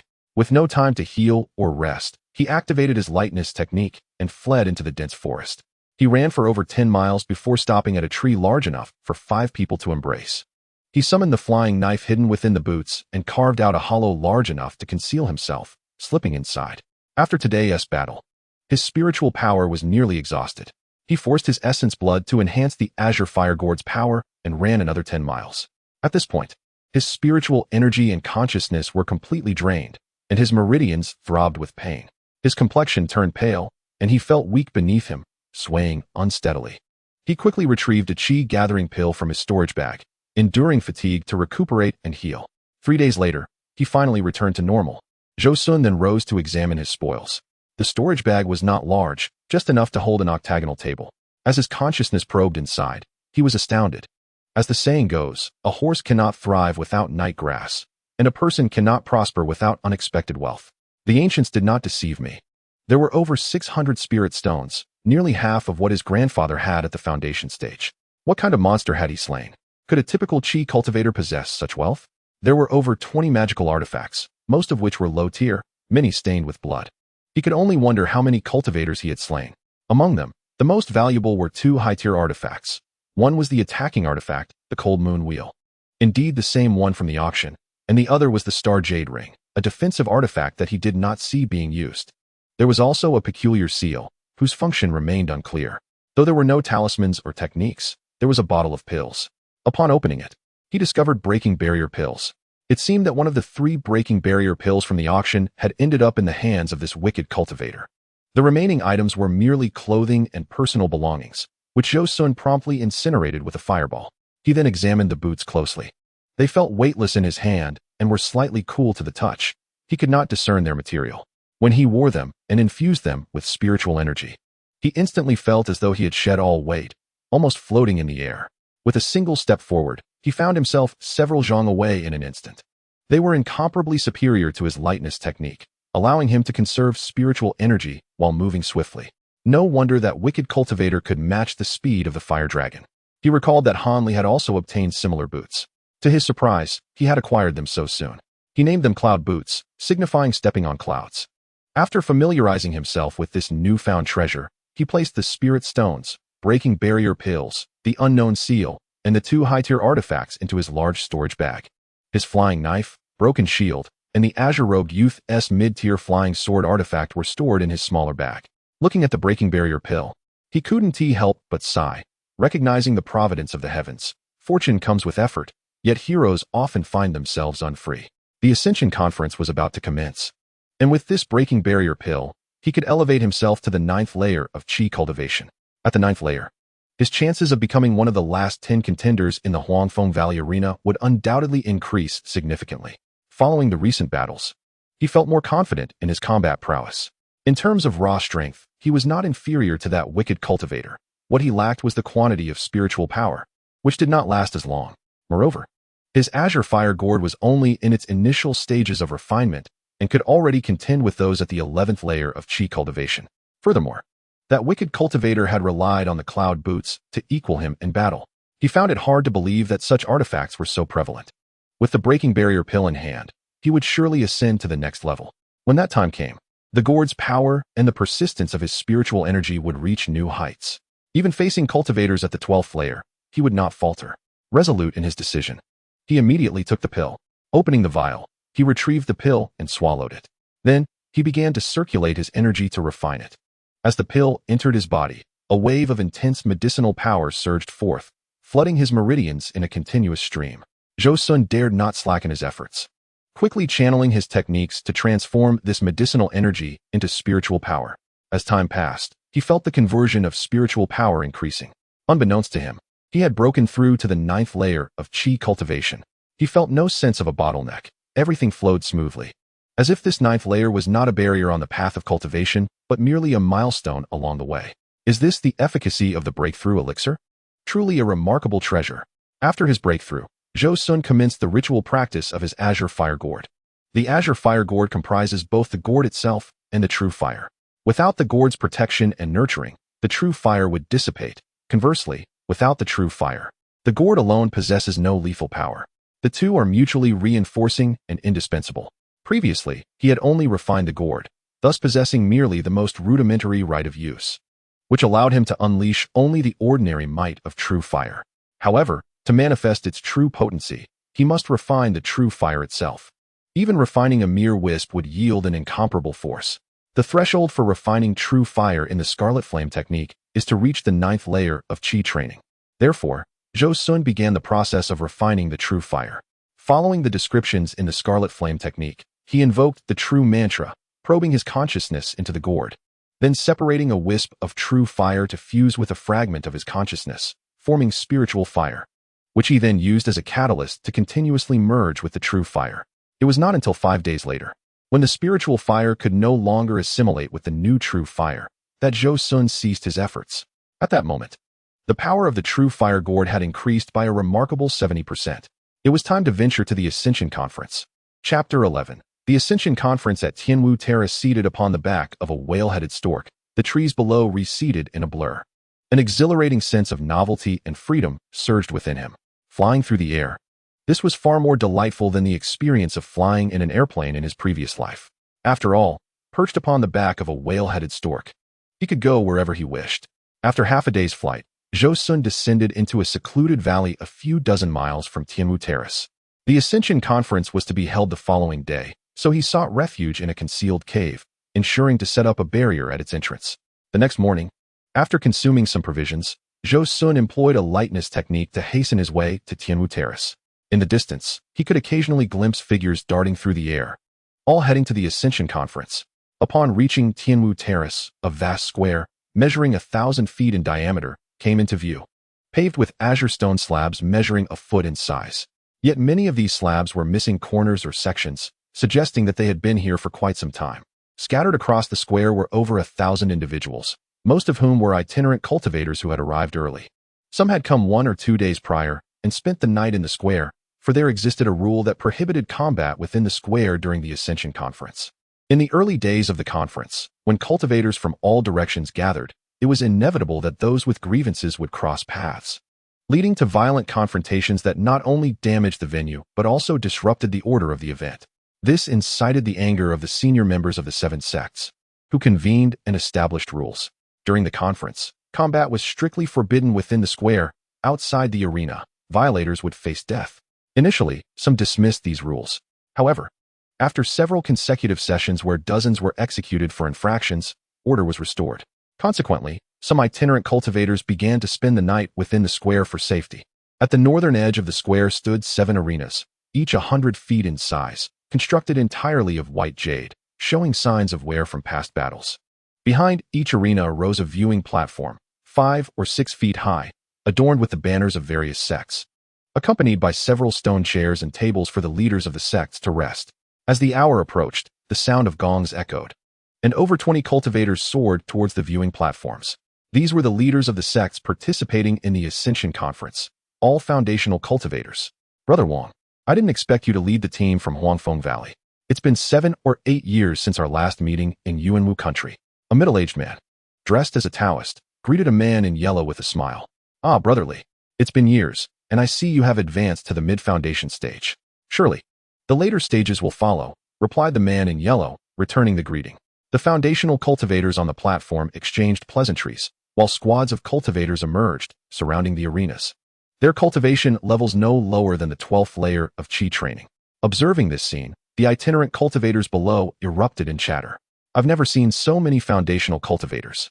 It's truly an eye-opener. The guards are all experts above the 12th layer. This truly is a sect of immortal cultivation. Brother, that foundational elder in white is exceptionally beautiful, exclaimed a boy of 11 or 12. The boy in black nearby turned pale, hastily covering the boy's mouth, scolding, "Silence. You cannot speak of foundational elders." Yet the woman in white on the platform had heard the boy's comment and turned to smile at him, causing him to plop down on the ground in fright. Brothers and sisters, I believe the time has come. Shall we commence the conference? A graceful woman in white rose, slightly bowing. Indeed, the foundational cultivators agreed in unison. Shall it be our Yanyu sect that presides this year? The woman inquired. Junior sister, our Yanyu sect is the foremost sect of the Yu Kingdom. Naturally, it is our honor to host. A middle-aged man in white stood up, flying directly to the center arena without waiting for others to respond. Though the other 6 sects wore displeased expressions, they said nothing. For this white-clad middle-aged man was the only foundational cultivator at the late stage among them. In the realm of cultivation, strength ultimately speaks. As the murmurs below grew louder, the white-clad middle-aged man summoned his foundational powers, emitting a resounding huff. The din quickly subsided, and the itinerant cultivators fell silent. Fellow cultivators, I am Hu Yuanbi of Yanyu sect. I shall preside over this conference, which commences today. Those who wish to participate may register at the arena. However, the registration comes with restrictions, which I trust you have heard. Firstly, your cultivation must surpass the 7th layer of Qi training. Secondly, you must be under the age of 40. Those exceeding this age should not attempt to deceive. We will use the bone observation technique to ascertain the true age of registrants. At this point, he cast a stern gaze around. The itinerant cultivators hurriedly averted their eyes, not daring to meet his gaze. Those who meet the above 2 conditions may freely select a sect for registration, but may only enroll in one. After registration, we will employ a method of 2-on-2 combat to select winners for subsequent rounds until 10 remain from each sect, who will be deemed the victors of this conference. Now, you may proceed to register, he concluded, gesturing and returning to his seat. Zhou Xun glanced at the individuals from Huangfeng Valley, noting that most were cultivators at the 9th and 10th layers, with a few at the 11th and 12th layers, and only 2 at the 13th layer. It seemed that the majority of participants in today's combat would be those at the 9th and 10th layers. If luck were on his side, he might avoid high-tier cultivators in the initial rounds. However, given that the battles were structured as 2-on-2 and would unfold over several rounds, it was essential to finish quickly. Otherwise, prolonged bouts would lead to excessive consumption of spiritual energy, leaving him unable to contend in subsequent matches. Contemplating this, he examined the number of registrants from Huangfeng Valley, approximately 120. To determine the final 10 through 2-on-2 combat would require at least 4 rounds, making strategy crucial. He resolved to find a 9th layer Qi training cultivator to register behind, ensuring that he would face a relatively easy first round. In the later rounds, he must aim for swift victories, ideally catching his opponents off guard for a decisive strike. Having clarified his thoughts, Zhou Xun proceeded to register, setting his sights on a round-faced youth in blue, following closely behind him. The round-faced young man was rather surprised to see a boy of about 14 or 15 standing behind him. Are you also participating in the Ascension Conference's duel, little brother? He inquired. Be cautious with your magical tools. They do not discern. You seem a bit hasty. You should. He then recounted his own experience at the Ascension Conference. It turned out he had attended the previous session at the tender age of 16, merely to observe and broaden his horizons. This time, however, He was genuinely participating in the duel to amass experience. By the time the next conference arrived, he would be 36, with his cultivation having advanced, making it an opportune moment to fiercely compete for a coveted position. As they waited in line, he chatted amiably with Zhou Xun, who listened patiently, smiling throughout the conversation. Before long, it was the round-faced young man's turn to register. The elder in charge of registration at Huangfeng Valley, a man of 13 levels of cultivation, inquired his name. Qingjiu, replied the young man in blue. The elder assessed his cultivation level and remarked, Qi refining level 9. He then examined the young man's bone age, casting a spell upon his arm. 26 years old, qualified. He recorded Qingjiu's name, physical features, cultivation level, and age. The next to register was Zhou Xun, who followed closely behind. He speculated that if the duels were organized according to the order of registration, his opponent would indeed be this Qingjiu.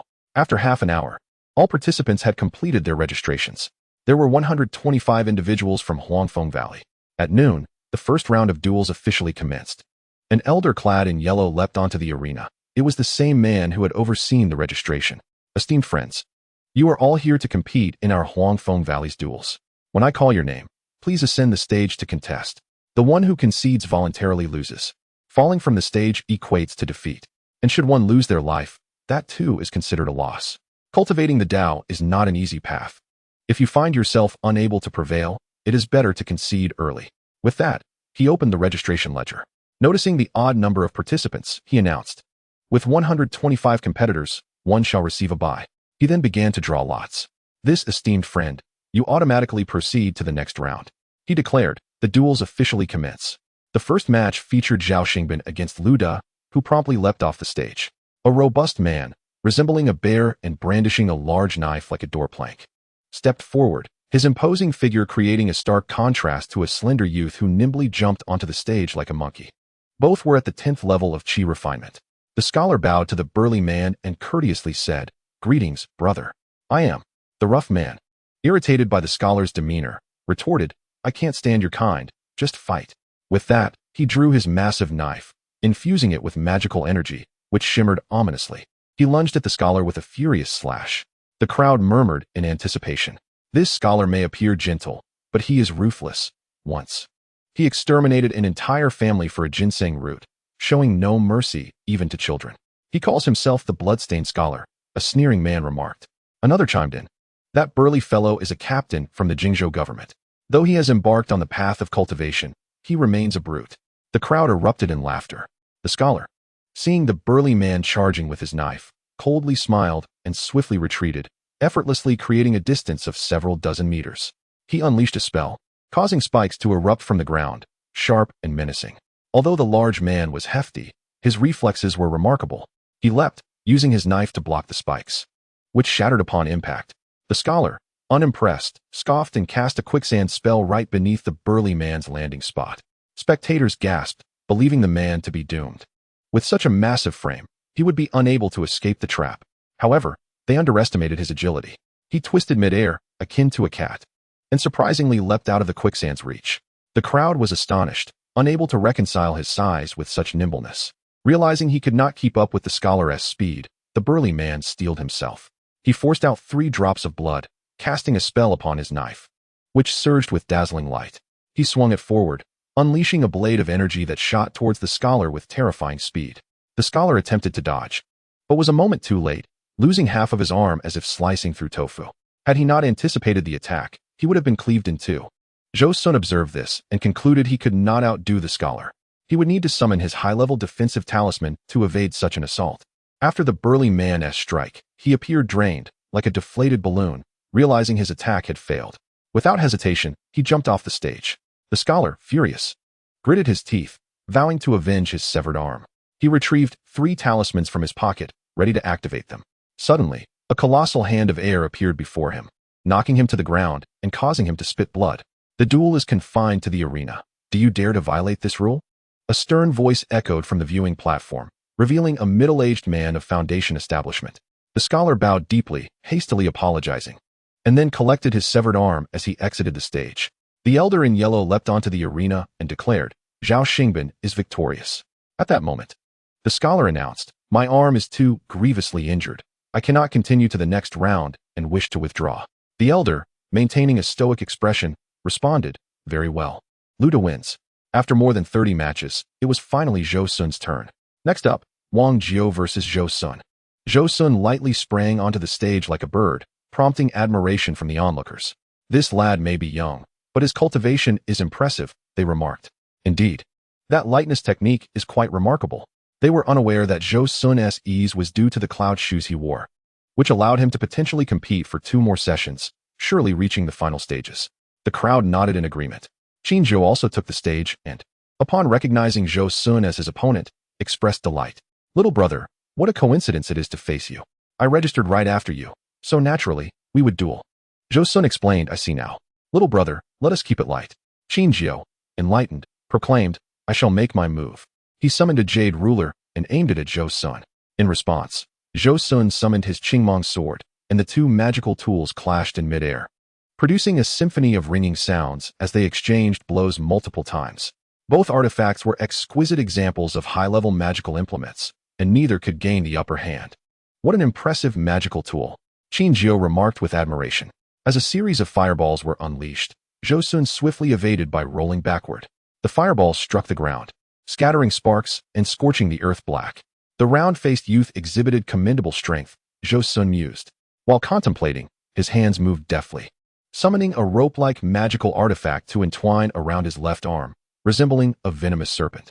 Noticing Zhou Xun retreating, Qin Zhou hastily followed suit, launching another 5 fireballs. Zhou Xun's lips curled into a slight smile. This time he did not shy away, but boldly advanced. With agile movements, he deftly dodged the fireballs, closing the distance between them in an instant. Then, a flash of white light enveloped his left arm as the rope shot out like lightning, coiling around Qin Zhou with the grace of a swimming dragon, binding him securely. With a flick of his wrist, he tossed Qin Zhou off the stage. In mere moments, the tide of battle had turned from dominance to defeat. Qin Zhou took a while to regain his composure, gazing at Zhou Xun with a complex expression, a bittersweet smile playing on his lips. He recalled how he had boasted earlier, urging Zhou Xun to follow his lead and participate in the Ascension Conference step by step. He had believed that with his 9th level of cultivation and a high-tier magical artifact, even if he did not reach the final stages, he could at least endure through the first 3 rounds. Yet, he had fallen in the very first round, defeated by a mere teenager. A sense of loss welled up within him. The victor of this match was Zhou Xun. He nodded slightly, then leaped down from the arena to begin meditating and recuperating, preparing for the next round. However, the opportunity for Zhou Xun to take action did not come. In the second round, he had a bye. The next day marked the 3rd and 4th rounds of competition, where the final 10 would be determined. At this point, there were still 32 participants remaining. Among them, the majority were cultivators at the 11th level or higher, with only 3 at the 10th level, and Zhou Xun was the sole contestant at the 9th level. In the viewing platform, 3 Foundation Establishment cultivators examined the list for the 3rd round. Senior brother, this young man is quite impressive, remarked a woman clad in yellow as she reviewed Zhou Xun's credentials. Indeed, at just 15 years of age, he possesses the cultivation of the 9th level. While this may be common within sects, it is rare among independent cultivators, suggesting he has considerable talent. Should we recruit him into our sect? She inquired. Although we cannot directly provide Foundation Establishment pills upon recruitment, given this young man's current aptitude, he certainly stands a good chance of earning the opportunity to consume one within the sect, the woman pondered. Once the conference concludes, bring him to meet the sect leader and recommend him for admission, the senior brother instructed. Why must we recommend him? Can't we simply accept him directly? She asked. No, we cannot. The Ascension Conference is not meant for the direct recruitment of disciples, but to address dissatisfaction among independent cultivators, he explained solemnly. I still do not understand why. She replied. Sister, do you know that the Foundation Establishment pills in our sect are limited? If we admit too many independent cultivators, they will compete with our future generations for these pills. How could we manage that? It would only increase the difficulty for our successors in achieving Foundation establishment. The senior brother stated with a serious expression. I see now, perhaps it is better to refrain. If this young man is truly destined for our Yellow Maple Valley, he will secure a spot on his own, she concluded. At this, the senior brother chuckled and added mysteriously. Do you know that in the early days of our Tai Nan cultivation realm, cultivators and mortals coexisted? Then why is it that cultivators are now forbidden from interfering in the mundane world? The woman asked with curiosity. I suspect it is due to the depletion of natural resources, which can no longer sustain numerous cultivators. By separating the realms of immortals and mortals, we can prevent an overabundance of cultivators. Given the limited resources, he sighed, a look of concern crossing his face. I increasingly feel that cultivation is becoming more arduous. The yields of spiritual herbs and stones are diminishing. I fear that turmoil in the cultivation realm may not be far off. As the three Foundation establishment cultivators engaged in their discourse, the battles in the arena commenced. In the third round, Zhou Xun faced a tall, sullen-faced white-robed Taoist, a 12th level cultivator. Despite his Taoist attire, he exuded none of the compassion characteristic of a monk. His attacks were ruthless. Both of his previous opponents had perished. The first opponent, at the 10th level, was slain within 3 exchanges, struck down by a flying sword. The second, at the 11th level, suffered severe injuries in 3 strikes and was decapitated before he could concede. Spectators speculated that even a 13th level master would struggle against such a foe. Recognizing the peril, Zhou Xun understood that engaging in a conventional duel on the stage would likely lead to his demise. He needed to devise an extraordinary strategy to seize victory.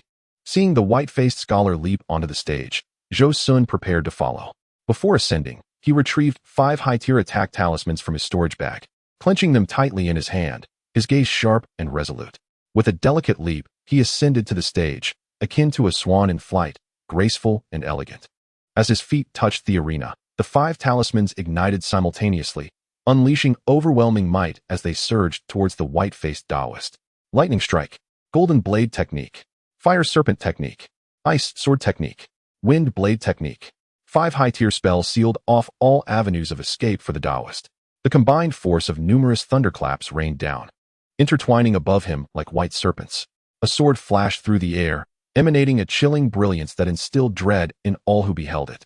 A fiery serpent, akin to a colossal dragon engulfed in flames, surged forward.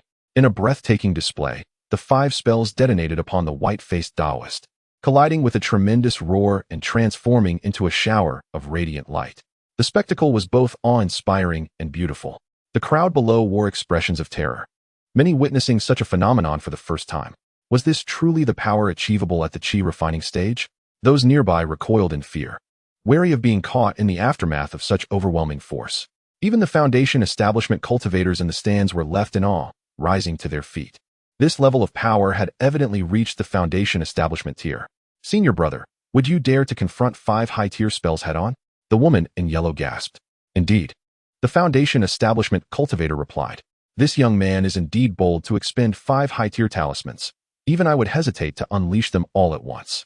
The white-faced Taoist, however, had already met his demise, cleaved into several pieces by the dual-edged sword. Zhou Xun remained impassive as he approached the fragmented remains, retrieving a storage bag from the remnants before summoning a fireball to reduce the corpse to ashes. He muttered softly, "The slayer shall always be slain." In this round, Zhou Xun emerged victorious. Amidst the towering mountains, a flying vessel soared through the sky. The craft was an impressive structure, measuring several dozen feet in length and standing 5 feet tall, entirely gilded. The prow was adorned with a wooden dragon head, raised majestically. The front half comprised a deck, while the rear featured a 4-story loft. This was the flying vessel of Yellow Maple Valley. At the bow of the deck stood 3 cultivators clad in yellow robes, 2 men and 1 woman. Flanking the vessel were several men in yellow clothing, while in the center stood 10 cultivators of varied attire, standing respectfully as they listened to the 3 yellow-robed cultivators deliver instructions. These 10 were the victors of the Ascension Conference, Zhou Xun among them. On that day, Zhou Xun's 4th-round opponent was an 11th-level cultivator, far inferior to the malevolent cultivator who had attempted to kill him previously. His spells were mediocre, and his magical artifacts were merely ordinary mid-tier items. It was a mystery how he had advanced to the 4th round at all. In truth, he could be regarded as a chosen one. In the 1st and 2nd rounds, his opponents were all practitioners at the 9th level of chi refinement. By the 3rd round, he faced one of the 3 10th-level practitioners, and in the 4th round, he encountered another 9th-level practitioner. However, this particular 9th-level practitioner, Zhou Xun, was rather extraordinary. Upon unleashing his rope artifact, he effortlessly defeated his opponent. Yet, a more astonishing turn of events unfolded.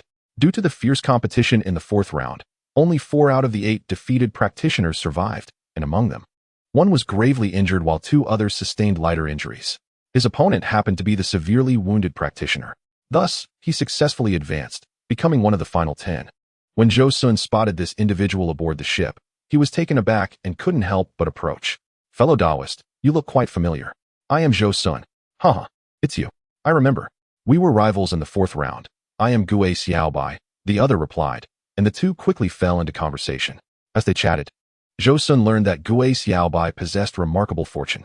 Originally a mere cowherd, he had accidentally fallen into a cave during a day of herding, only to discover the lair of a deceased practitioner, thus embarking on the path of cultivation.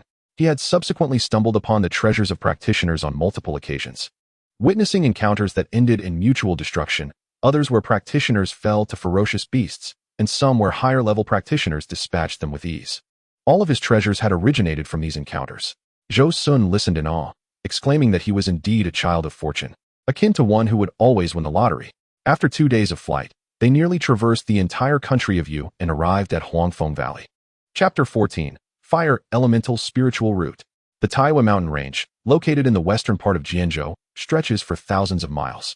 The heart of this mountain range houses Huangfeng Valley, one of the 7 major sects of cultivation in the country of Yu, which has existed here for millennia. At first glance, this mountain range appears no different from others, with its steep cliffs and lush greenery. However, as the flying vessel pierced through a layer of mist, a distinctly different scene emerged before them. Towers and pavilions sprang up every 5 steps, each building seamlessly connected to the mountains, creating an unbroken chain. Practitioners utilizing leaf-based artifacts occasionally soared past at lower altitudes. The flying vessel continued on until it descended into a plaza. In the center stood a middle-aged man clad in yellow robes, wearing a high crown, his face square and dignified. Beside him were 2 other practitioners dressed similarly in yellow. This man was none other than Zhong Lingdao, the current master of Huangfeng Valley, who was over 100 years old and at the pinnacle of the foundation establishment stage. Wang, the foundation establishment practitioner, disembarked with the others and approached Zhong Lingdao. Bowing respectfully, Master Brother, Senior Brother Morong, Senior Brother Yi, the Ascension Conference has concluded successfully, and the 10 disciples have been brought back. Thank you, junior brothers and sisters, for your hard work. I will handle the next matters. You may return and rest, Zhong Lingdao replied courteously. He then turned to the fair-faced, beardless middle-aged scholar beside him and said, Junior Brother Morong, please take these disciples to assess their spiritual root qualifications. Certainly, I shall do so, the scholar replied, then turned to the 10 newly admitted disciples, instructing, You 10, follow me. He led them into a side chamber adjacent to the main hall. Although the side chamber was not large, it spanned several dozen zhang. In the center stood an unusual artifact, half the height of a person. Its construction was rather simple, featuring a wooden base topped with a 9-colored, semi-transparent disc, with a black semi-spherical core at its center. This is the spirit testing plate, used to assess the qualifications of your spiritual roots. Please come in. We will evaluate your spiritual root abilities, the middle-aged scholar explained. Are you all familiar with the concept of spiritual roots? The group responded affirmatively. Seeing their understanding, the scholar nodded slightly. Understanding your spiritual roots will enable you to select the appropriate cultivation methods and spells, allowing you to progress further in the future. With that, he began the assessment of their spiritual root qualifications. Who will go first? He asked, smiling at the group. I will. A young woman in red stepped forward, bowing slightly. Senior, allow me to go first. Very well, the scholar replied, nodding in approval. Since you have joined Huangfeng Valley, you may address me as Uncle Master. My surname is Morong. You may also call me Morong Uncle Master. The group respectfully acknowledged him. Pleased with their demeanor, the scholar said, Since you are all so obedient, I shall impart a little more knowledge. Within Huangfeng Valley, hierarchy is determined by cultivation level, aside from your teachers. Should you encounter someone of the same level who surpasses you, simply address them as senior brother or senior sister. If you meet someone a rank higher, refer to them as uncle, master, or elder. For those even one rank higher, you would call them ancestor. Do you understand? And if they are even higher? Gu Xiaobai inquired. Should they be even a rank higher, they would be an entity akin to a nascent soul ancestor, a terrestrial immortal. I have yet to encounter one. And you? A mere monkey, wish to see one? The scholar jested. If you truly have the fortune to meet one, simply address them as ancestor. His eyes glimmered with deep admiration. Returning to the matter at hand, the middle-aged scholar continued, Do not think too far ahead. However, since you all came for the Ascension Conference, each of you possesses a foundation establishment pill. In a few years, some of you may indeed see me calling you junior brothers and sisters. With a shift in topic, he said, Now, let us proceed with the assessment of your spiritual roots. He turned to the young woman in red. Please stand before the spirit testing plate. Place your hand on the sphere and channel your spiritual energy. When you feel a force enter your body, do not resist. The force will probe your essence and return to the sphere, revealing your spiritual root qualifications. Following his instructions, the red-clad girl performed the procedure. After a brief moment, the disc began to react. Red, green, and yellow lights illuminated the air. Fire, wood, and earth spiritual roots, with decent qualifications, the scholar noted. The red-clad girl looked somewhat discontented, wishing she could have possessed dual spiritual roots. Next, the others followed the scholar's outlined process for their evaluations. Fire and wood dual spiritual roots, excellent qualifications. Water, wood, and earth 3 spiritual roots, with decent qualifications. After testing 8 individuals, 2 had dual spiritual roots, while 6 possessed 3 spiritual roots. All were genuine spiritual roots. The scholar was not surprised. These individuals were the elite of the Ascension Conference. All practitioners under 40 years of age. Given the fierce competition, those with lower cultivation levels would not have made it to the end. Among the 10 before him, all except Zhou Xun were practitioners above the 11th level of Qi refinement. To attain such a level as a loose practitioner before the age of 40 indicated that they all possessed genuine spiritual root qualifications. Occurrences of individuals with 4 spiritual roots had been seen before, but those were from established families masquerading as loose practitioners at the conference. Their fathers were foundation establishment practitioners who provided full support, enabling them to reach the 10th level of Qi refinement and ultimately win using top-tier artifacts. As for the rare and celestial spiritual roots, the likelihood of encountering them was even slimmer. Rare spiritual roots are seen perhaps once in decades. Even if a loose practitioner possessed such qualifications, they would often be overlooked due to the lack of corresponding cultivation methods. Because of their scarcity, there are few cultivation methods available, and most families only have access to 5-element methods. Only large sects like Huangfeng Valley maintain a complete lineage for rare spiritual roots. As for celestial spiritual roots, a genius seen once in several hundred years, even Murong had yet to witness one in his nearly 100 years in Huangfeng Valley. To have one appear at the Ascension Conference would be more plausible than Murong himself breaking through to the transformation stage. The 9th to be tested was Gui Xiaobai. Earth and wood dual spiritual roots, with excellent qualifications, the scholar observed, watching him with satisfaction. This assessment had already revealed 3 dual spiritual roots, surpassing the previous 2 conferences, much to his contentment. Upon hearing his spiritual root qualifications, Gui Xiaobai burst into laughter and leaped in front of Zhou Xun. Zhou Xiaoshan, did you hear that? I actually possess dual spiritual roots. Haha, now I have hope for foundation establishment. He clapped his hands, brimming with excitement. Then, seizing Zhou Xun's shoulders, he shook him and exclaimed, "You're the last one. Hurry, hurry, go test what kind of spiritual root you have."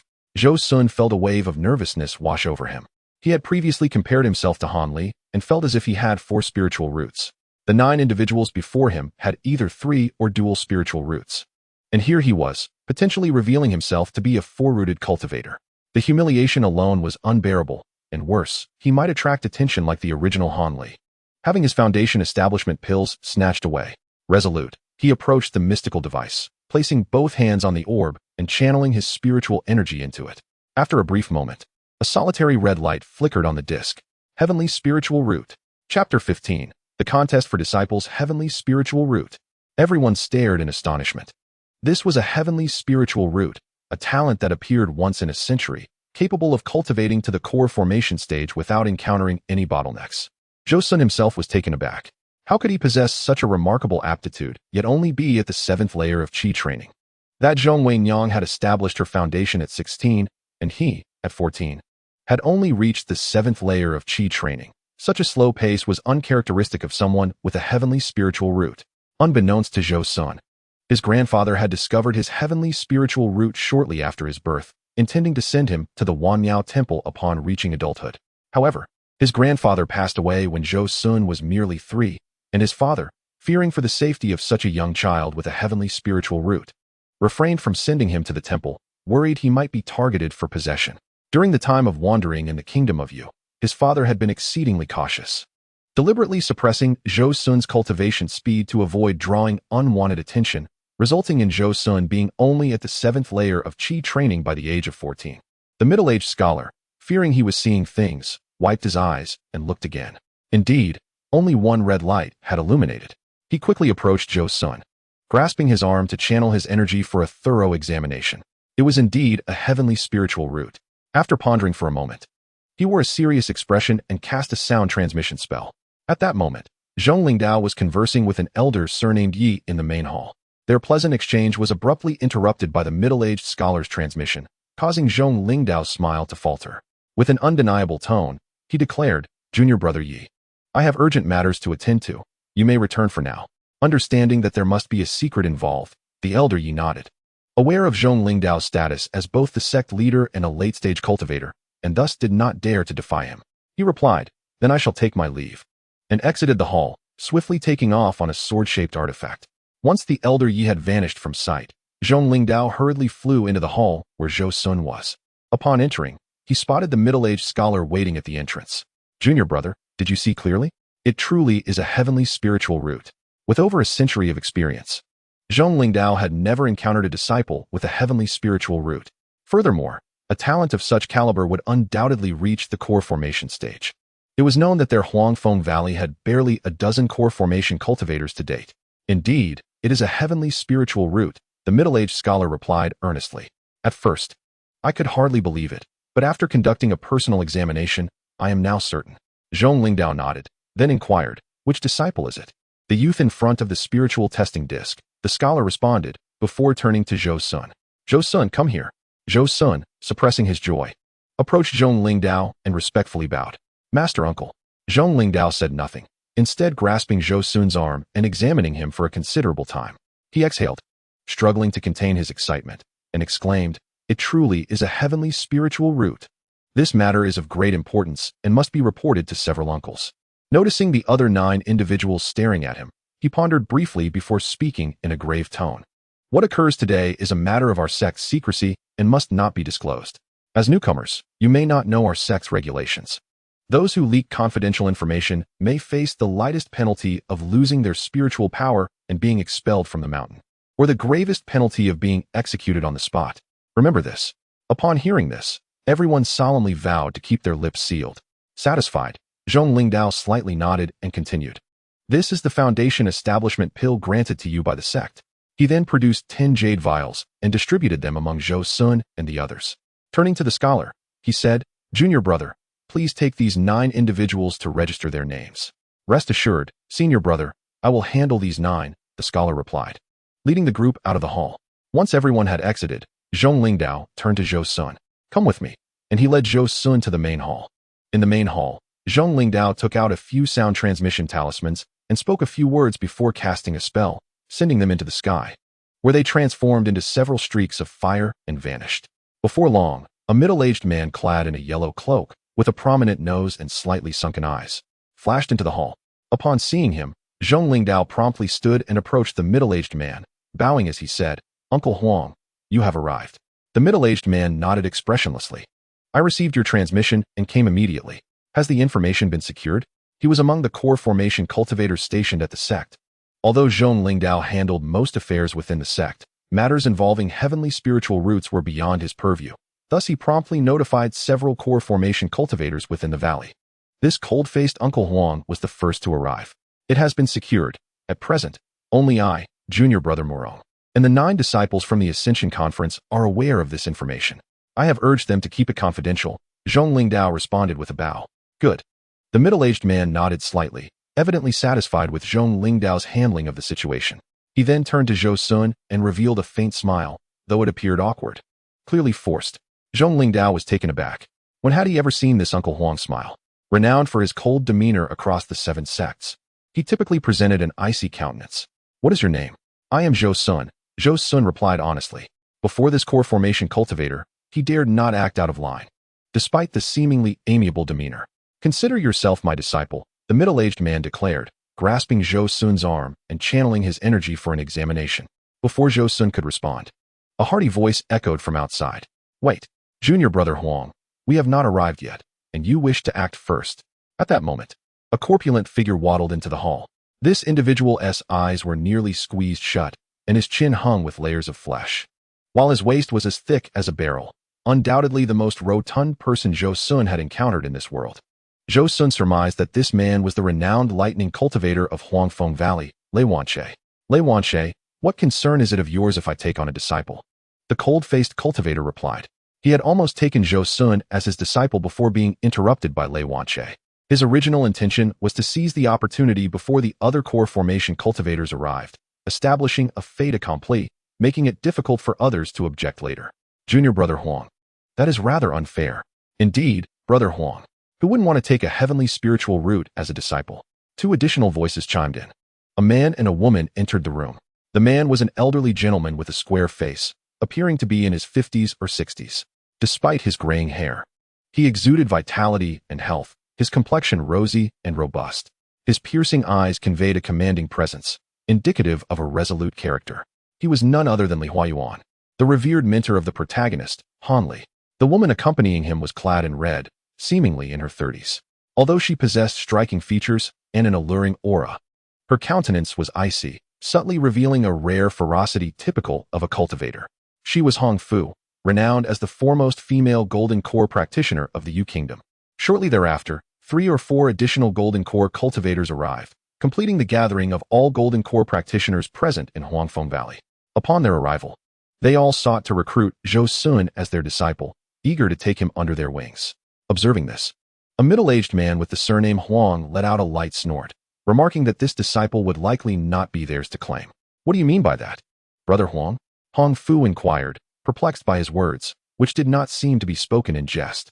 Sister, if you investigate his spiritual root, you will understand, Huang responded. Upon hearing this, Hong Fu grasped Zhou Xun's arm and infused her mana to examine him. After a brief period, she slowly declared, he possesses a fire spiritual root. Upon hearing her words, the assembly of Golden Core cultivators was struck with realization.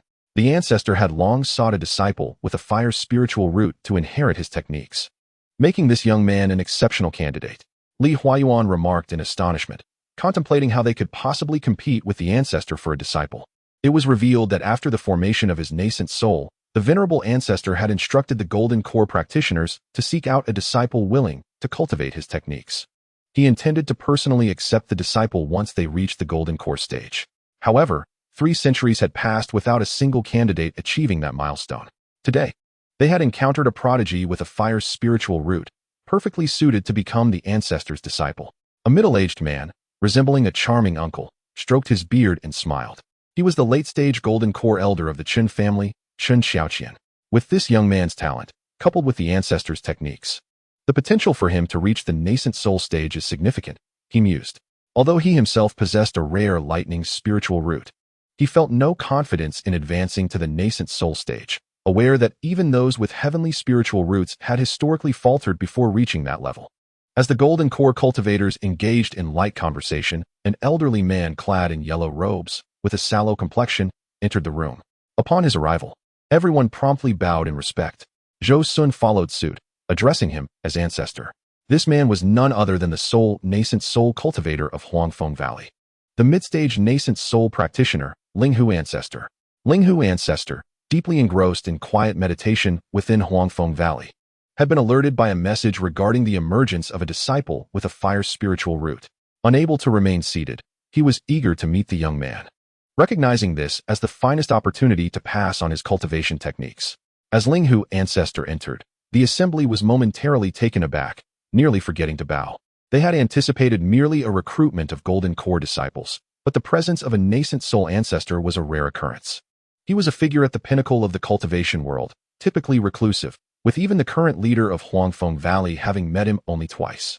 Now, he had personally come forth for the sake of a newly initiated disciple. Zhou Xun, having recently fought fiercely at the Ascension Conference, was now on the brink of becoming a nascent soul disciple, elevating his status significantly. The unpredictability of fate was indeed remarkable. As Linghu Ancestor entered and acknowledged the bows with a slight nod, he approached Zhou Xun directly, recognizing him as the fire spiritual root disciple. Zhou Xun felt the grip of a weathered hand on his arm, followed by a surge of profound mana. The assembled practitioners held their breath, their eyes fixed on Linghu Ancestor. As the mana delved deeper, the ancestor discerned something unusual, though he masked his surprise, his gaze betraying a hint of delight. After a brief period of examination, he withdrew his mana and smiled. Indeed, you possess a fire spiritual root, a splendid candidate for my techniques. He then turned to Zhou Xun, his expression softening. Child, what is your name? Zhou Xun gazed at the kindly elder before him. Realizing this was the fabled nascent soul practitioner, the illustrious Linghu ancestor. He appeared to be merely a benevolent old man, a testament to the notion that one should never judge a practitioner by their appearance. "I am Zhou Xun, honored to meet you, ancestor," he replied, though internally his heart raced, his body maintaining decorum. "How old are you?" the ancestor inquired with a warm smile. "I am 15 years old," Zhou Xun answered. "Do you have any family?" "I am an orphan, alone in attending the Ascension Conference and joining Huangfeng Valley. It is indeed a challenging endeavor." Suddenly, Linghu ancestor's expression sharpened, and he gazed intently at Zhou Xun. "Do you wish to become my disciple?" "Nascent soul disciple." Zhou Xun could hardly contain his excitement and immediately bowed deeply. Disciple Zhou Xun pays his respects to the master. Linghu ancestor nodded, a flicker of thought prompting a surge of energy that lifted Zhou Xun off the ground. "Excellent, excellent. Child, you may rise." He then addressed the rest of the assembly. "You are all present to witness my acceptance of a disciple." The others congratulated him, expressing their joy at the acquisition of such a promising student. Linghu ancestor could not help but laugh heartily. The elder of the Qin family approached Zhou Xun with a smile, a thought sparking as a talisman appeared in his hand. "Disciple, your acceptance into the fold of the ancestor is truly a joyous occasion. This is the Tai Tiangang sword talisman, a potent treasure to safeguard you." "Thank you, senior brother," Zhou Xun expressed gratefully, examining the talisman that bore a silver sword, a product of the Chun family's ancestral craft. Then it was Hong Fu's turn. Renowned as the first female golden core practitioner of the Yu Kingdom, her reputation preceded her. She opened a wooden box to reveal 2 azure orbs. These are Tian Leiji, forged centuries ago by a mysterious practitioner who captured the essence of thunder and lightning. Each possesses immense power, enough to obliterate even a foundational practitioner in a single strike. "Thank you, senior sister." Zhou Xun accepted the gift, recalling how his mentor, Han, had utilized such thunder to vanquish a formidable foe in the blood-forbidden land. Soon, each golden core practitioner presented Zhou Xun with a gift. Some offered talismans, others bestowed exceptional magical artifacts, including the current leader, who contributed a top-tier artifact. In total, Zhou Xun received 2 talismans for exceptional magical artifacts, 24 talismans, and 2 Tian Leiji. At that moment, he began to truly appreciate the advantages of being a nascent soul disciple. Apologies to all. The previous chapter contained some unedited drafts, leading to misunderstandings and typos. It has now been revised, and you may revisit it. Chapter 17. Ascendant Flame Master Linghu ancestor's abode was nestled at the confluence of the spiritual veins within the Tai Nan Mountain range, the site of the most concentrated spiritual energy in Huangfeng Valley. The presence of various gathering formations further enhanced the density of the spiritual essence, making cultivation here at least 30% more effective than in the outside world. Outside the cave, there lay a modest valley. The valley, though modest in size, measures no more than 100 feet, is lush and verdant, filled with spiritual herbs. In the northwest corner of the valley lies a lotus pond, several feet in diameter, abundant with pristine and pure lotus roots, boasting a dozen or so blossoms of varying sizes. This pure lotus is a rare treasure for cultivation. Its seeds possess the ability to calm and focus the mind. When consumed during meditation, they can mitigate the risks of falling into demonic frenzy while also subtly enhancing one's spiritual awareness. Among them, the renowned pure lotus, aged over 5,000 years, is particularly esteemed. Its seeds significantly bolster a cultivator's capacity to resist the tribulations of heart demons during the formation of the nascent soul. However, only one such lotus exists within the entire pond. To the west of the valley lies the cave abode of the venerable Linghu. Inside, after bringing Hanli back, he grasped the young man's arm, probing for something while occasionally glancing at the jade slip beside him. Indeed, what he observed was remarkably similar to the records. It seemed there was no mistake.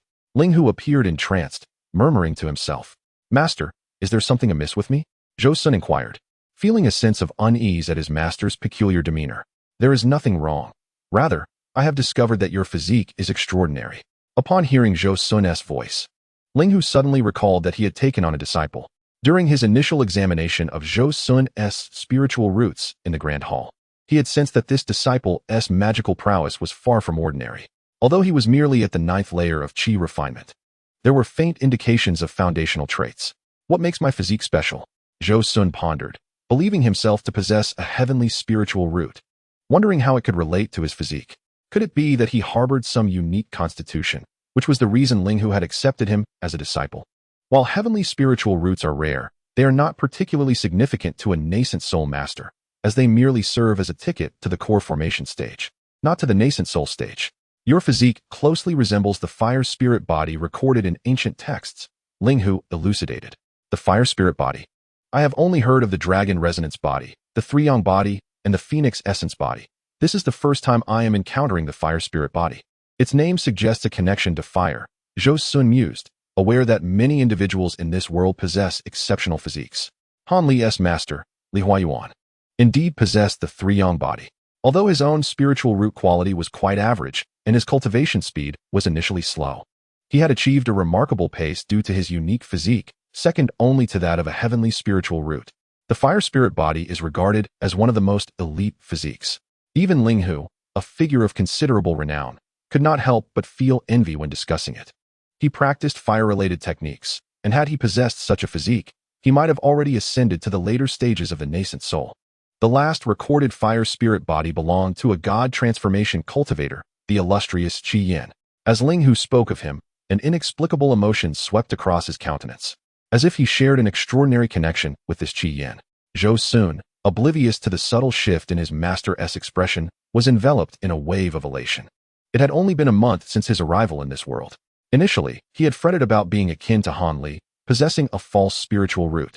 However, upon entering Huangfeng Valley, he had been identified as having a heavenly spiritual root, subsequently becoming the object of contention among numerous core formation cultivators, ultimately catching the attention of a nascent soul elder who personally took him as a disciple. This string of fortuitous encounters had left him utterly bewildered, and the joy he felt had not yet subsided when he learned that he shared a physique with a god transformation cultivator. This exhilarating revelation was akin to a series of waves crashing upon him, overwhelming him with joy akin to that of a beggar being informed he is the prince of the realm. Zhou Xun struggled to contain his excitement and inquired, "Qi Yin?" Upon hearing the name, Ling Hu's eyes sparkled with an indescribable light. Qi Yin was indeed a prodigious talent, particularly gifted in fire-related spells and techniques. Generally, his fire spells wielded far greater power than those of others. His sect was merely a minor one, lacking a complete inheritance, limiting their techniques to the late core formation stage, thus stalling his progression at the false infant level. Nevertheless, Qi Yin exhibited immense willpower and intelligence, successfully deriving techniques beyond the core formation stage. Through his self-created methods, he successfully condensed his nascent soul, and thereafter, he forged ahead, cultivating and creating techniques until he achieved god transformation, reaching the pinnacle of mortal existence. Zhou Xun couldn't help but admire this feat. To ascend to the god transformation realm solely through self-derived techniques was truly extraordinary. One could surmise that this elder's innate talent was at least on par with that of a great deity. He wondered whether Qi Yin had ultimately passed away or ascended to the spirit world, prompting him to ask, what became of him afterward? There are no records of what transpired later. However, I believe that with his extraordinary gifts, he must have transcended to even greater heights, Ling Hu said, his expression filled with yearning. One can only wonder what kind of techniques he practiced. If they could be passed down, they would surely be remarkable. Zhou Xun lamented, wishing to cultivate the fire-related techniques, hoping to inherit Qi Yin's legacy. Upon hearing this, Ling Hu smiled slightly. His technique is known as the true technique of Qi Yin. The true technique of Qi Yin, Zhou Xun exclaimed, momentarily startled, wondering if it could truly be so coincidental. His own Qi Yin technique was but one character different. He soon found humor in his own thoughts, realizing that the names of fire-related techniques often revolved around similar terms, such as Qi Yin technique, Qi Yin skill, and heavenly fire technique, making it common for them to share names. So, what connection does the fire spirit body have with him? Zhou Xun continued to inquire. The fire spirit body is the very foundation of Qi Yin's achievements. It was this exceptional physique that endowed him with an extraordinary talent for fire-related techniques.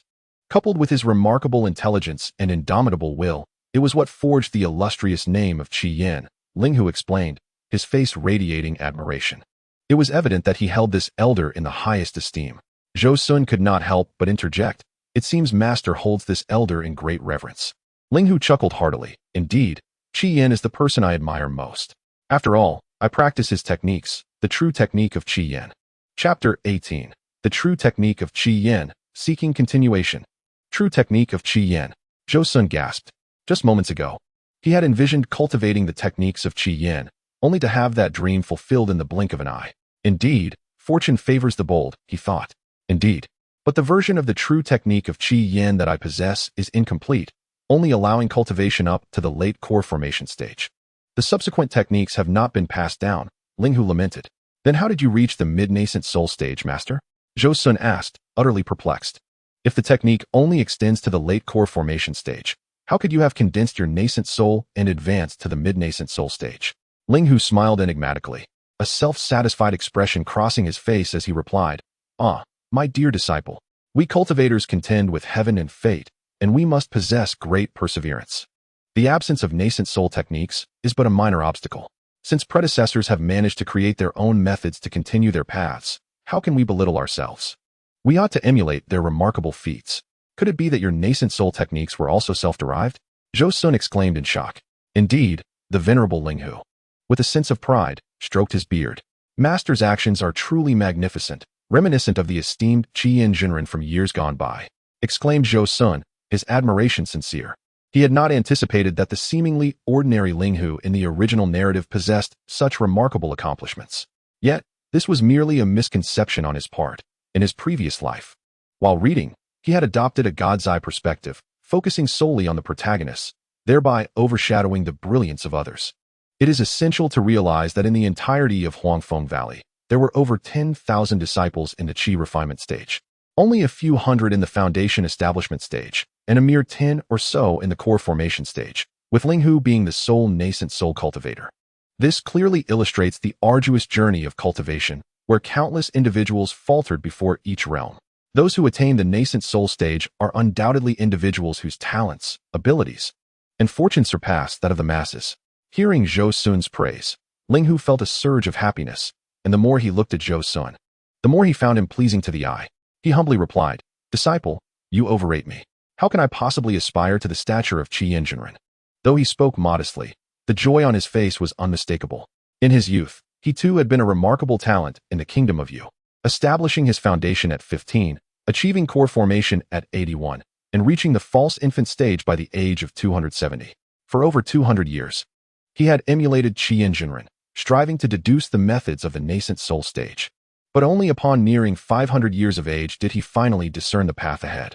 As he spoke of condensing the nascent soul, a mysterious expression crossed Linghu's face, leaving one to wonder if he had ever regretted his past choices. However, the methods for the nascent soul stage were exceedingly challenging to deduce. Under duress, he had managed to develop a mid-stage nascent soul technique, which he deemed fortunate. As for the techniques beyond that point, he lamented, With my talent, I cannot fathom them. Now he understood the extraordinary talent and capability of Qian Zhenren. Master, did you not seek the subsequent techniques of the Qian true scripture? Zhou Xun inquired, believing that after acquiring a fragment, one would naturally seek the complete method. Indeed, after achieving core formation and again post-nascent soul, I searched throughout the entire Tiannan cultivation world, yet found nothing, Linghu replied, before shifting the conversation. Let us not dwell on this. First, I shall impart the Qian true scripture to you. This scripture differs from ordinary techniques, while others typically begin cultivation from the foundation establishment stage. The Qian true scripture commences from the first layer of the Qi refinement stage. Of course, it is permissible to begin practicing from the foundation establishment stage, albeit with slightly weaker power and diminished efficacy. He regarded Zhou Xun with a half-smile, clearly preferring that Zhou Xun not start from the foundation establishment stage. Ordinary individuals might begin at that stage, but given your innate spiritual root, even starting from the beginning would not hinder your progress for long. Furthermore, I shall provide sufficient elixirs to facilitate your swift transition into the Qian true scripture's powers. Yes, Master, Zhou Xun concurred, I too believe it best to start afresh. He had no desire to cultivate a lesser version of the technique. Linghu nodded, and a flash of light at his waist produced a jade slip, which appeared before Zhou Xun. This is the Qian true scripture. The first 19 layers are the methods derived by Qian Zhenren, while the last 2 layers are my own interpretations. If possible, I believe that with your talent, you will undoubtedly elevate the techniques to even greater heights. Yes, Master, I shall exhaust all efforts, Zhou Xun pledged, not yet grasping the implications of only being able to cultivate the technique up to the late core formation stage, while Linghu had reached the mid-nascent soul stage. It was evident which path he should choose. He had no desire to spend centuries deducing techniques. It was far better to cultivate from existing methods. As the saying goes, one sees further while standing on the shoulders of giants. Immersing his consciousness into the jade slip, He began to examine the Qiyin true scripture. The more he delved, the more astonished he became, realizing that the Qiyin true scripture was identical to the Qiyin technique he had been practicing, word for word. Taking a deep breath to calm his excitement, Zhou Xun retrieved the jade slip recording the Qiyin technique from his storage bag and presented it to Linghu. Master, this is the Qiyin technique I have been practicing, and it is indeed the same as your Qiyin true scripture.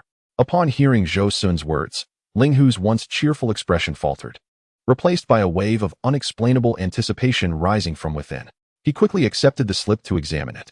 Linghu's face shifted through several expressions: anticipation, joy, surprise, confusion, and finally a bittersweet smile. Indeed, it is the same technique, he spoke, his voice slightly hoarse, as if aged by many years. After a moment of silence, he continued. At first, I believed it to be the complete version, but it appears to be a fragment as well. It seems to be fate, he said, shaking his head. Zhou Xun felt a wave of embarrassment wash over him. He had not anticipated that this technique would bring such a profound reaction to Linghu. It had first instilled hope in him, only to swiftly extinguish it. Had he been Linghu, he would have been driven to despair. Yet Linghu, a being who had lived for centuries, quickly regained his composure and grew curious about the origins of the technique. How did you come upon this technique? It was passed down from my grandfather. As for its origins, I am unaware, Zhou Xun replied honestly. Oh, by the way, a gourd artifact came along with it, which is the Qiyin true gourd mentioned within the scripture. He then retrieved the Qiyin true gourd from his storage bag and handed it to Linghu. Though, it is somewhat peculiar, as this gourd lacks a mouth. Linghu took the gourd and, upon inspection, seemed to recall something. He hurriedly retrieved an object from his own storage bag, a conical item with a short vine attached to its tip, resembling a gourd mouth. Linghu fitted this peculiar item onto the gourd's opening, and astonishingly, they aligned perfectly. Following this, he infused it with the powers of the Qiyin true scripture, causing the gourd to radiate a brilliant red light, projecting an array of scriptures into the air, the full text of the Qiyin true scripture. As Zhou Xun soared through the mountains and pavilions aboard his wind chariot, he had just been dismissed from Linghu's cave. Inside, the gourd had projected the complete Qiyin true scripture, leaving Linghu overjoyed. He gifted Zhou Xun a token and then sent him on his way, instructing him to return in a few days. With excitement, he made his way to the secluded chamber to study the recorded scripture. Zhou Xun, however, found himself seeking out the sect leader, Zhong Lingdao. What an irresponsible master I have, he thought, feeling somewhat resentful. Just moments ago, Linghu had exhibited fatherly affection, but upon acquiring the Qiyin true scripture, his demeanor had shifted, promptly dismissing Zhou Xun. The only consolation was that his gourd was finally complete. Originally missing its mouth, it was now whole, thanks to Linghu's gift and the token he had received. Yet, his master had not left him with any protective items, leaving Zhou Xun to fend for himself. Holding the identity of a nascent soul disciple granted him many opportunities. He recalled the scene where core formation cultivators had presented him with congratulatory gifts, allowing him to grasp the significance of his status. As long as he leveraged this identity well, even in his master's absence, resources would continue to flow in. In the Great Hall, Zhong Lingdao looked on in astonishment at the returning youth. He offered a slight bow. Little Shishu, why have you returned? Feeling somewhat awkward, he reflected on his own age. Having lived for over a century, in matters of cultivation, I am also a practitioner at the late stage of foundation establishment. In terms of status and position, I am the esteemed leader of a sect. Yet now, I find myself bowing in deference to a youth of merely 14 or 15 years. Zhou Xun quickly evaded, saying, there is no need for such formalities. He felt a tad embarrassed. After all, just this morning, he had respectfully greeted the elder as his senior uncle. Now, a mere few hours later, he was in a position where this centenarian had to bow to him. It was a transition he struggled to adjust to. Perhaps you could simply address me by my name, Zhou Xun suggested. Absolutely not. As a direct disciple of the revered Linghu patriarch, you naturally hold a higher status. Moreover, as the sect leader, I must lead by example. Otherwise, the people beneath me would lose their sense of order, Zhong Ling earnestly replied. He proved himself worthy of his leadership position, swiftly realigning his role. He then inquired, is there something you need to attend to? Indeed, there are matters at hand. Zhou Xun nodded, contemplating that his master was currently neglecting him. He needed to devise a solution for his treatment. Seizing the opportunity, he turned to Zhong Ling and said, it's nothing grave. Upon entering the sect, I was taken to test my spiritual roots. Following that, I went to my master's cave abode and have yet to be registered. My master instructed me to have you, the sect leader, handle this matter, including the arrangements for my cave and annual salary. Upon hearing this, Zhongling nodded. Ah, these matters are quite manageable. I will take care of it for you, young uncle. Zhou Xun, with a polite demeanor, replied, sect leader. You have many affairs to attend to. It would suffice to assign someone to handle it. Zhongling, being astute, thought, you are a direct disciple of the Linghu patriarch. I cannot let this opportunity to strengthen our bond slip away. He enthusiastically stated, do not be misled by my title as sect leader. I manage many affairs. Yet the specific duties are handled by various disciples, such as Brother Yi for chores and Brother Lin for artifact management. Thus, I only deal with matters they find challenging and some overarching planning. In reality, I have quite a bit of leisure. Listening to this, Zhou Xun nodded, saying, then I shall trouble the sect leader to handle it personally. He thought to himself, this young leader seems to be quite perceptive. This will make future discussions easier. If he were a rigid stickler for rules, it would complicate matters. Oh, by the way, there is something I forgot to mention. Regarding my cave and annual salary. My master said they should be equivalent to those of a core formation stage practitioner, Zhou Xun casually remarked. Zhongling was taken aback, thinking he must have misheard. He slowly turned to Zhou Xun, disbelief etched on his face. Did you perhaps lose your train of thought? I hope you will repeat that, young uncle. Zhou Xun maintained his composure, clearing his throat before responding. My master stated that my cave and annual salary should indeed be equivalent to those of a core formation stage practitioner. Impossible. Young uncle, do not jest with me. The Linghu patriarch is known for his strict adherence to rules. How could he make such a decision? Zhongling quickly saw through Zhou Xun's ruse, thinking to himself that if the patriarch truly intended this, he would have sent a sound transmission instructing him to handle it, rather than relying on you to deliver the message. Why not claim it should be equivalent to a nascent soul stage practitioner? Seeing Zhongling's reaction, Zhou Xun wondered if he had been seen through too quickly. He straightened his face and spoke in a deep voice. This was a direct order from my master. It cannot be false. Do not mislead yourself and expedite the process. Zhou Xun thought, do you dare to seek confirmation from my master over such trivial matters? I can easily pull this trick off. His heart swelled with pride at his cleverness. Zhongling, seeing that the young uncle was still so impish, reluctantly transmitted, young uncle, please do not jest. Allow me to confide in you. The treatment you mentioned is feasible for the cave. But the spirit stones and elixirs cannot possibly be issued at the core formation rate. With my authority, the highest annual salary I can provide is half that of a core formation practitioner, and for elixirs, you would only receive those suitable for a foundation establishment practitioner. Zhou Xun, hearing Zhongling's words, chuckled heartily, unashamed, and exclaimed, you are indeed sharp-eyed, young nephew. Let us proceed with the treatment as you suggested. He then inquired, may I ask what the annual salary for core formation practitioners in our sect is? The annual salary for a newly established core formation practitioner is 5 mid-tier spirit stones. Zhongling replied, only 5 mid-tier spirit stones? Then I would only receive 2.5. That is rather inconvenient. So let us settle on 3. Zhongling could only smile wryly and nod. Very well, 3 it shall be. He then retrieved 2 volumes from the back hall. On the golden book, he inscribed Zhou Xun's name, identity, appearance, and annual salary. Once the roster was completed, it stated that the young uncle's annual salary was 3 mid-tier spirit stones and a bottle of gathering chi pills.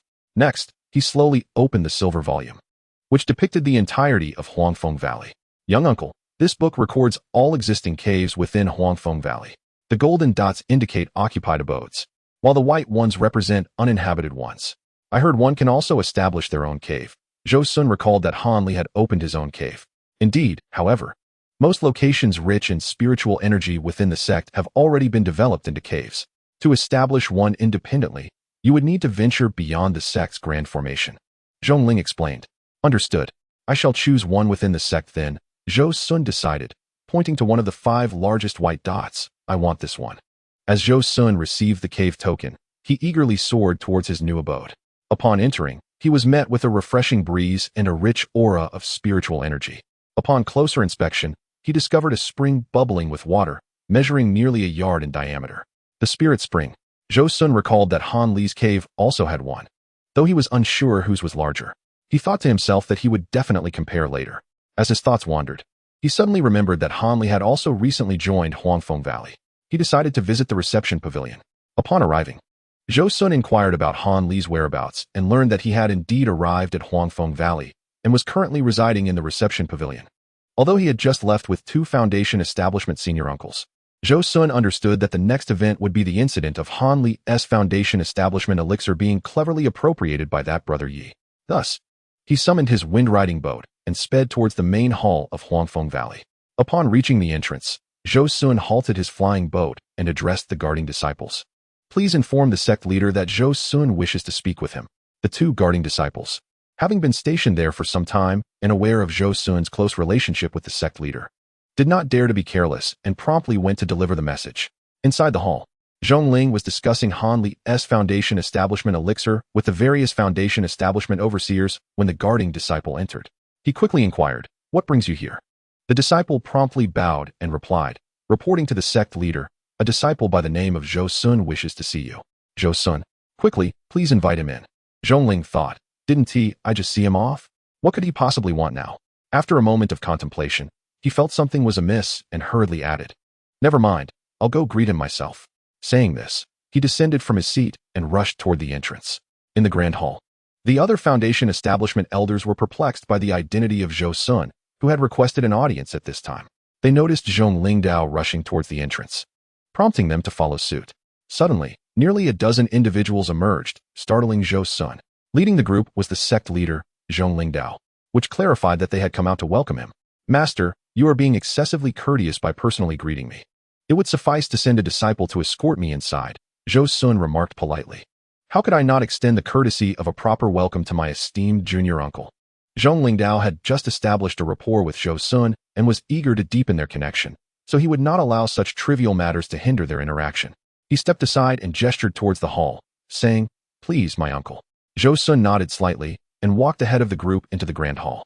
Upon entering, he spotted Han Li standing alone in the center, bowing respectfully, appearing quite earnest. Han Li had been responding to Zhong Lingdao when he was interrupted by the guards announcing Zhou Xun's arrival. The sect leader and the other foundation establishment elders had abandoned him, rushing to the entrance. Han Li wondered what kind of distinguished individual had arrived to elicit such a response from the gathered cultivators.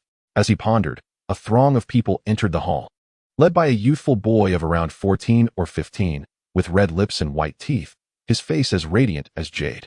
Upon closer inspection, Han Li realized it was Zhou Xun, whom he recognized. Seeing Han Li's bewildered expression, Zhou Xun cast a fleeting glance at him and walked past without acknowledging him. Though Han Li had intended to greet Zhou Xun, he abandoned the thought upon witnessing the boy's indifferent demeanor. Once inside the hall, Zhou Xun unceremoniously took the central seat of honor, with Zhong Lingdao occupying the secondary seat to his left, while the other foundation establishment elders seated themselves in order. Once everyone was seated, Zhong Lingdao began the introductions. "Esteemed brothers, this is the newly accepted direct disciple of our ancestor, Zhou Xun, my junior uncle." The foundation establishment elders were not surprised. Upon witnessing the sect leader personally greet a young boy, they had anticipated this moment. They promptly stood, bowing and paying their respects to Zhou Xun, displaying a natural demeanor without any embarrassment despite their status as foundation establishment cultivators bowing to a youth. Zhou Xun smiled and waved his hand, saying, "Please, no need for such formalities." The elders returned to their seats. Meanwhile, Han Li stood in the middle of the hall, utterly stunned. He could hardly fathom how his friend, whom he had not seen for merely a few days, had transformed into a figure of such esteem, commanding respect even from the sect leader of Huangfeng Valley. Seeing that everyone was seated, Zhong Lingdao turned to Zhou Xun and inquired, "Might I ask if you have any unfinished matters to attend to, my uncle?" Zhou Xun, comfortably seated at the head, replied with a cheerful demeanor, "There is nothing pressing. I merely came to witness the excitement. I heard someone has obtained a ascension order to join our Huangfeng Valley. Such an event is a rare occurrence, and I wanted to see it for myself." The elders exchanged glances, perplexed at Zhou Xun's casual intent to observe the proceedings. However, recalling their own mischievous children at that age, they soon understood his perspective. "My uncle, we shall continue with this matter," one elder said.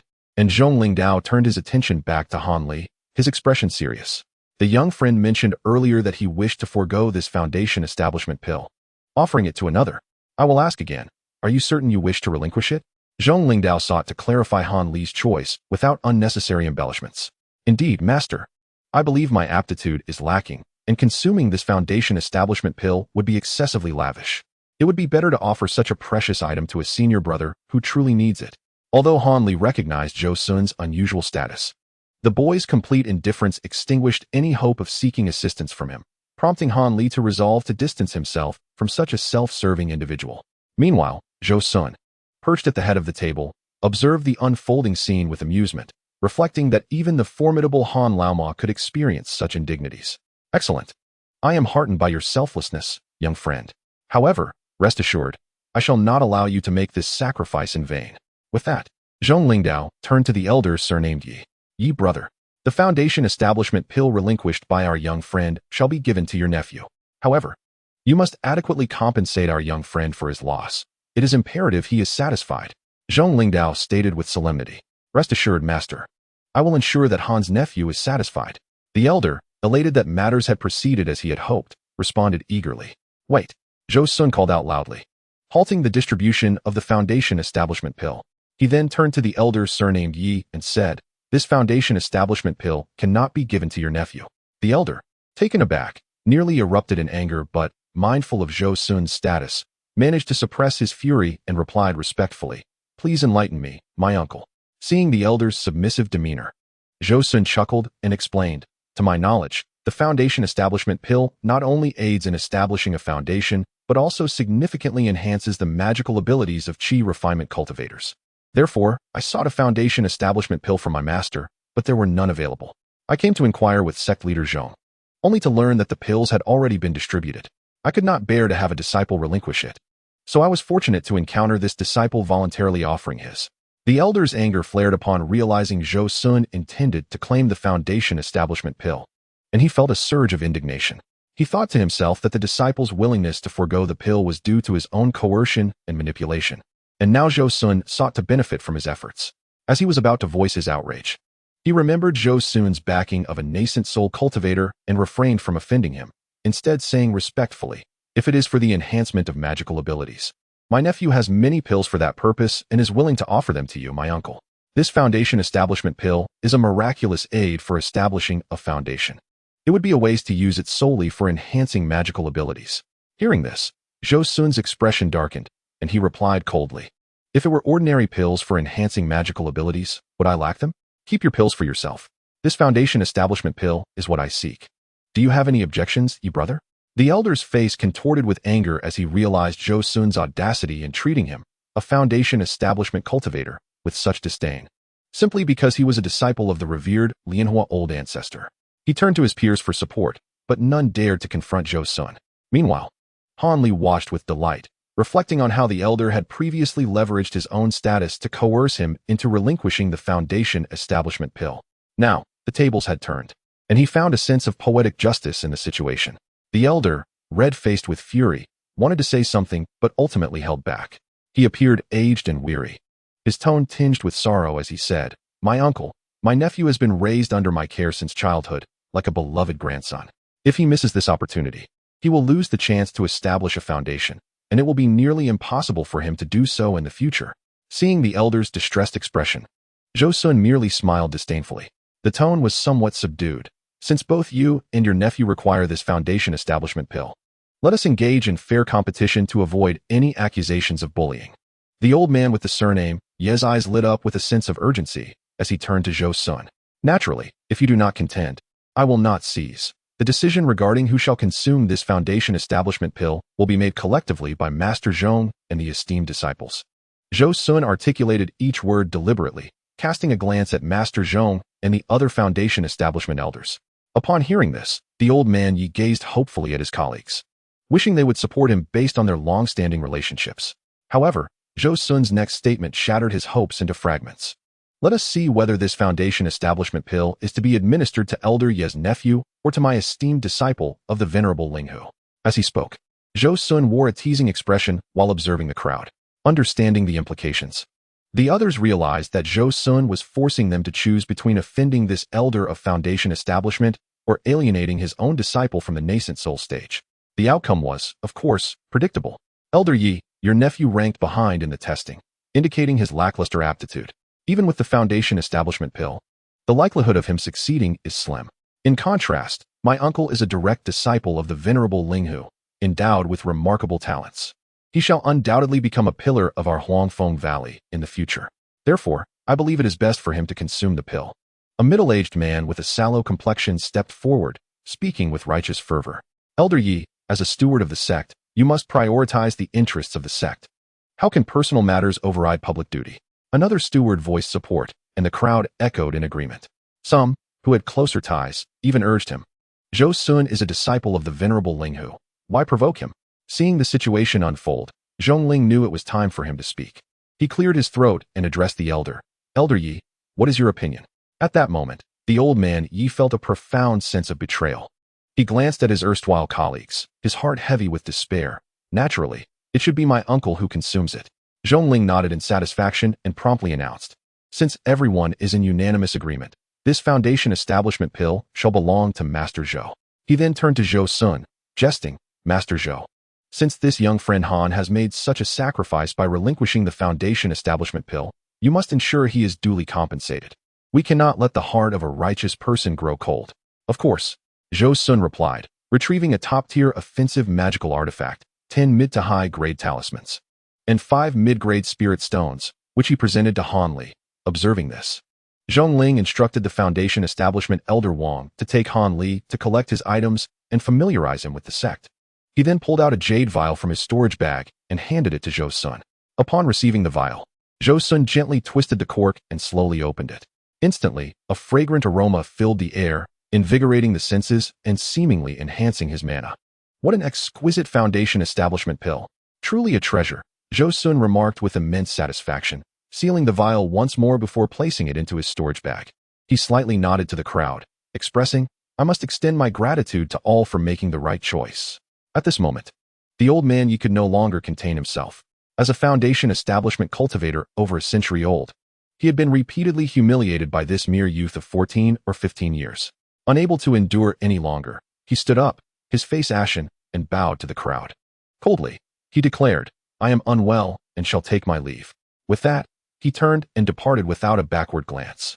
Observing this, Zhou Xun smiled faintly, murmuring, This elder Yi truly lacks decorum. Master Zhong, did you not say that Master values decorum above all else? How could he select such a person to be a steward? Elder Yi is merely concerned for his nephew, which has clouded his judgment. Zhongling reminisced about their past collaboration and offered a few words of defense for the elder Yi. Is that so? Yet I must confess, I hold a distinct aversion towards this individual. Zhou Xun replied, fixing his gaze on Zhongling. Seeing this, Zhongling had no choice but to transmit a message. Master, the appointment of elder Yi was arranged by Master Feng. That is of no concern. I will inform my senior brother to appoint someone else as needed. Thus, the matter was settled, and the disciples understood how to proceed. In the 100 Herbs Garden of Huangfeng Valley, Han Li busied himself tending to the medicinal herbs. After exiting the Grand Hall that day, he had followed the foundation establishment Elder Wang to familiarize himself with the sect's affairs, subsequently receiving his introductory items and a task from the 100 Machines Hall. The steward disciple responsible for menial tasks was acutely aware that the removal of the 100 Machines Hall's steward was due to this young man before him, and thus did not dare to offend him. Under the steward's guidance, Han Li smoothly accepted his assignment from Master Ma in the 100 Herbs Garden. Reflecting on his experiences since joining Huangfeng Valley, Han Li recalled his initial excitement and joy upon entry. Armed with the Ascension Order, he had easily joined the sect and received a foundation establishment pill, feeling as though he were galloping through the blossoms of Chang'an, filled with ambition and pride. After all, other wandering cultivators would have to fight fiercely against thousands at the Ascension Conference for a mere chance at such prospects. Even those within the sect would have to compete in the grand tournament among tens of thousands. Yet he had obtained everything directly, a source of great satisfaction. However, after joining the sect, reality delivered a sobering lesson.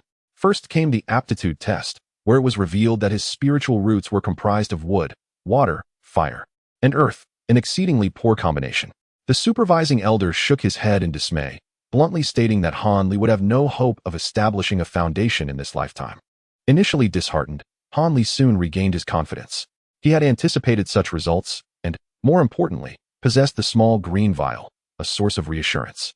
Though his aptitude was lacking, subsequent events further fueled his indignation. Contemplating this, Han Li's expression darkened. He vowed to make the elder Yi pay dearly. If not for him, how could he have been coerced into relinquishing the foundation establishment pill? Even if the chances were slim, there remained an opportunity. He also recalled his encounter with Zhou Xun that day in the Grand Hall, pondering how Zhou Xun had become the disciple of the venerable Linghu.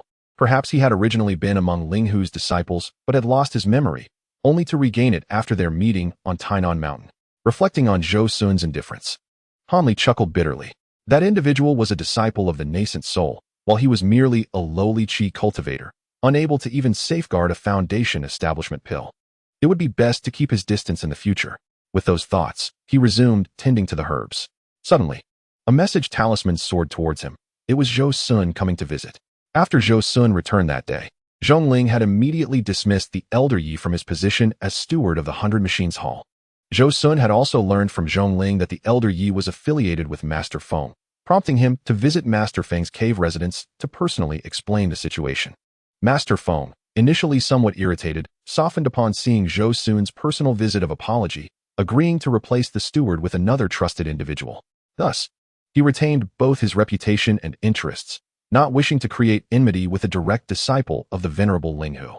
Consequently, he warmly welcomed Zhou Xun into his cave, stating that such trivial matters could have been resolved with a simple message. After addressing the issue with Master Feng, Zhou Xun spent 2 days in his cave before heading to the 100 Herbs Garden in search of Han Li. At the entrance of the 100 Herbs Garden, Han Li gazed at Zhou Xun with an expressionless face.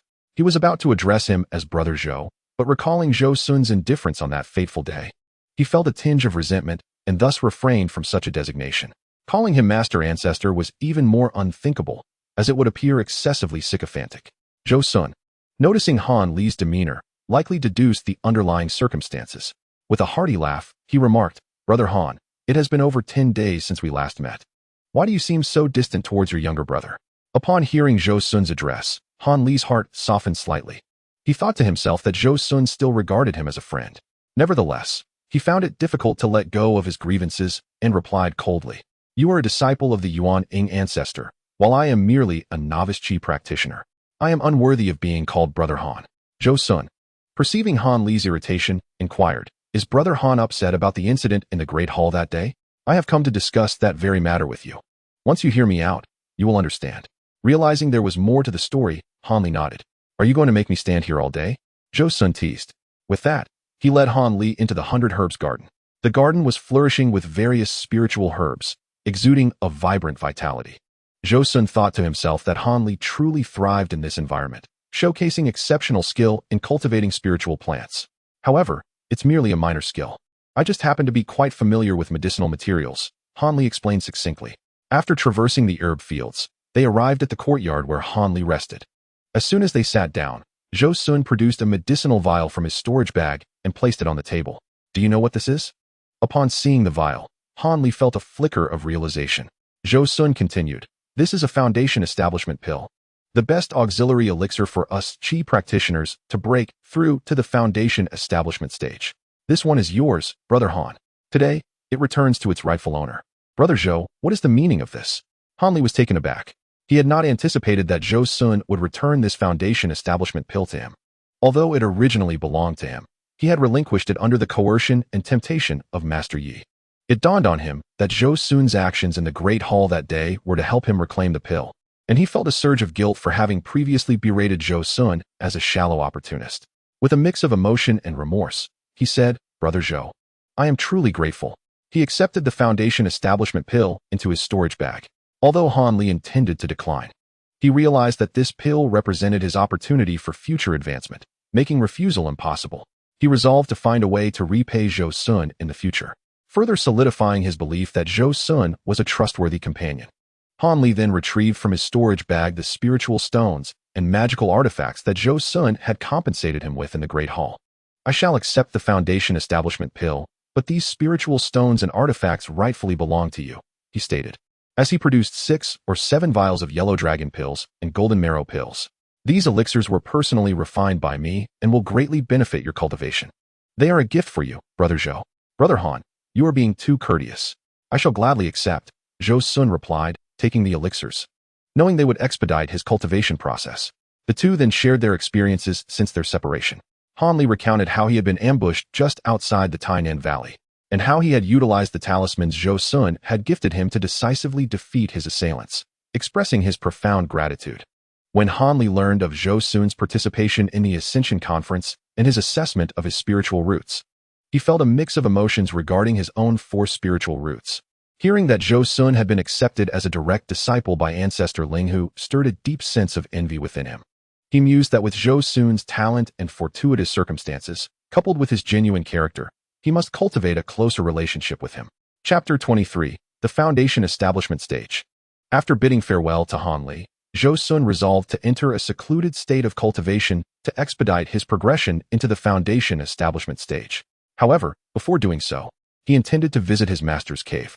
Previously, Ancestor Linghu had instructed Zhou Xun to seek him out in a few days. A flash of light surged through the rugged mountains before settling at the entrance of a valley, home to Ancestor Linghu's cave. Zhou Xun produced a token and cast a spell, causing the mist before him to part and reveal a pathway. He stepped inside. Navigating through the vibrant herb fields, he arrived at Ancestor Linghu's cave, only to find that his master was in seclusion, the entrance tightly sealed and fortified with barriers. On the stone table in the hall lay 2 jade slips and several jade vials, clearly left for him by Ancestor Linghu. Zhou Xun eagerly picked them up to examine. One of the slips contained a message from Ancestor Linghu. "Child, I have entered seclusion. It may be a decade or more before I can instruct you again. However, I have inscribed my insights on the Qi Yin True Scripture over the years in the adjacent jade slip. It should address most of your cultivation queries. If you have further uncertainties, you may consult your senior brothers and sisters within the valley, whom I have briefed. I have prepared some treasures for you, which are stored in the Yizhao stone chamber for you to claim. The Binghao stone chamber contains various techniques and secret arts I have collected over the years. If any pique your interest, you may select 1 or 2 to cultivate. Remember, do not be greedy. It is better to master a few deeply than to dabble in many superficially. I have seen too many cultivators who, in their greed, accumulate numerous spells and techniques. Considering themselves prodigies, they may appear formidable, yet each is mediocre and easily vanquished. These treasures and techniques are bound by restrictions. Only those who have reached the Foundation Establishment Stage can unlock them. For the next few years, remain within the valley and do not venture outside until you reach the Foundation Establishment Stage. Your Qi cultivation is far too low." After reading Ancestor Linghu's message, Zhou Xun turned to the slip containing the cultivation insights. He found that Ancestor Linghu had meticulously explained each layer of the Qi Yin True Scripture, addressing common challenges with clarity, a testament to his mastery as a Yuan Ying ancestor. He then opened the vials one by one, inhaling the fragrant aroma of advanced Qi cultivation pills. One vial contained yet another Foundation Establishment pill, granting Zhou Xun 2. After reviewing these items, Zhou Xun proceeded to the Yizhao stone chamber, where he discovered the door was indeed fortified with a barrier. He attempted to break through, but found it impenetrable. He then tried the Binghao stone chamber, only to face the same result. Shaking his head, he pondered why the treasures could not simply be given to him directly. In truth, Ancestor Linghu's intentions were well-founded. Zhou Xun, as a mere 9th-layer Qi practitioner, might be considered a minor adept among scattered cultivators, but within the Huangfeng Valley, he was of mediocre standing. If bestowed with treasures now, he might develop an inflated sense of confidence and venture beyond the valley, courting danger with his insufficient cultivation. Moreover, it was not uncommon for disciples to go missing within Huangfeng Valley. It was far wiser to provide him with cultivation pills, allowing him to solidify his self-protection before venturing out. Faced with the barrier he could not breach, Zhou Xun decided to abandon the effort, gathering the jade slips and elixirs for safekeeping. The Qilin Pavilion served as Huangfeng Valley's designated haven for nurturing and training spiritual beasts, one of the valley's most crucial locations. As Zhou Xun descended from the heavens, landing at the welcoming platform of the Qilin Pavilion, a low-level female disciple approached him. "Are you here to rent a spiritual beast?" she asked, her voice bright and clear, revealing an eager expression that belied her youth. With a gentle smile, Zhou Xun replied, "I am here to board a spiritual beast." "Ah, so you are looking to board a spiritual beast. However, the boarding fees can be quite substantial," the young girl exclaimed, concerned that the youth before her might be unaware of the costs involved. Due to the fact that the Qi training disciples of Huangfeng Valley earn an average of only 3 spirit stones per month, Zhou Xun smiled lightly and reassured himself that he still had enough funds for the care of spirit beasts. The cost for a first-level spirit beast is 1 spirit stone per month, a mid-level spirit beast 2 spirit stones, a high-level spirit beast 3 spirit stones, and a top-level spirit beast 4 spirit stones, the girl stated earnestly. She doubted that this young man would be willing to spend such a substantial amount of spirit stones on the care of a spirit beast. "Here are 100 spirit stones. I cannot guarantee how long the care will last, so please deduct directly from this," Zhou Xun said as he produced a mid-level spirit stone from his storage bag and handed it to the girl. The girl stared at the young man in astonishment. She hadn't expected someone with slightly lower cultivation than herself to casually present a mid-level spirit stone, something that would take her 3 years of fasting and saving. After accepting the spirit stone and studying Zhou Xun for a moment, she asked, "What level is your spirit beast?" "It is a high-level spirit beast. I am uncertain where it needs to be kept," Zhou Xun replied. "Follow me," she instructed, leading Zhou Xun along a narrow stone path. They soon arrived at another mountain, which had been partitioned by restrictions into various habitats for spirit beasts. Each habitat served as a boarding place for a single spirit beast, with specific disciples assigned to ensure their feeding. "This is the designated area for high-level spirit beasts." The girl pointed to a slope of several dozen yards in size. Hanli nodded and placed the whale-headed stork down on the slope. After the girl closed the restrictions, she handed Zhou Xun a jade token. "Next time you come to retrieve it, bring this jade token. Any unused spirit stones will be fully refunded. If you do not have enough spirit stones, you will need to make up the difference to take it away," she added, pausing slightly. "If the spirit stones run out and you do not retrieve it within a year, the spirit beast will belong to Qilin Pavilion. You must remember to collect it in a timely manner," she reminded him once more. Zhou Xun nodded, expressed his gratitude, and left. After departing from Qilin Pavilion, he went to the Alchemy Pavilion to exchange for sufficient pills for fasting, preparing for his seclusion. Inside the cave dwelling, Zhou Xun activated all the restrictions. Although these were merely the formations of the cave itself, it had once belonged to a core formation cultivator, housing a spiritual ice spring. Thus, it was not a place where ordinary foundation establishment cultivators could easily intrude. Even core formation cultivators would have to force their way in. Therefore, safety was assured. Next, Zhou Xun bathed and burned incense, meticulously adjusting his physical and mental state to the optimal condition before entering the quiet room to begin his seclusion. Time in the realm of cultivation is often irrelevant. Outside the cave, the trees transitioned from the falling leaves of autumn to lush greenery, and back again over the course of more than a year. Finally, the door to the cave opened slowly. A tall figure emerged, stretching lazily and inhaling deeply before exhaling. "At last, I have established my foundation." Chapter 24. The Nascent Soul's Gift. Zhou Xun reclined on a wind-riding boat, gliding through the sky with immense satisfaction. He had not anticipated that within a year and a half, he would ascend from the 9th level of Qi training to the foundation establishment stage. Reflecting on his experiences during seclusion, everything remained vividly etched in his memory. After entering the quiet room, he dedicated 2 months to elevating his cultivation to the 10th layer of Qi training. Not wishing to continue the slow pace of cultivation, he decided to directly consume a foundation establishment pill. He recalled that the foundation establishment pill not only aided in breaking through to foundation establishment, but also significantly enhanced one's magical power. With good fortune, it could allow a direct leap of several cultivation levels. He remembered that the original Han Li had broken through 1 level upon consuming his first foundation establishment pill. As a cultivator with a heavenly spiritual root, he could at least expect to break through 2 or 3 levels, which would greatly diminish his training time. Thus, after several days of quiet cultivation, he consumed the foundation establishment pill. Upon swallowing the pill, he began to circulate his energy to refine its potency.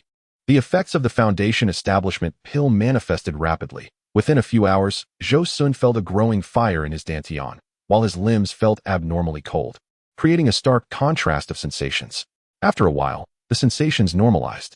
However, the tranquility was short-lived as a sudden wave of intense pain erupted from his dantian, radiating throughout his body.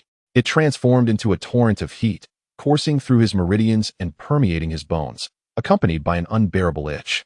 As if thousands of ants were crawling upon him, time seemed to stretch indefinitely until all sensations eventually subsided. Zhou Xun found himself drenched in sweat, his body coated in a gray, sticky substance emitting an odd odor.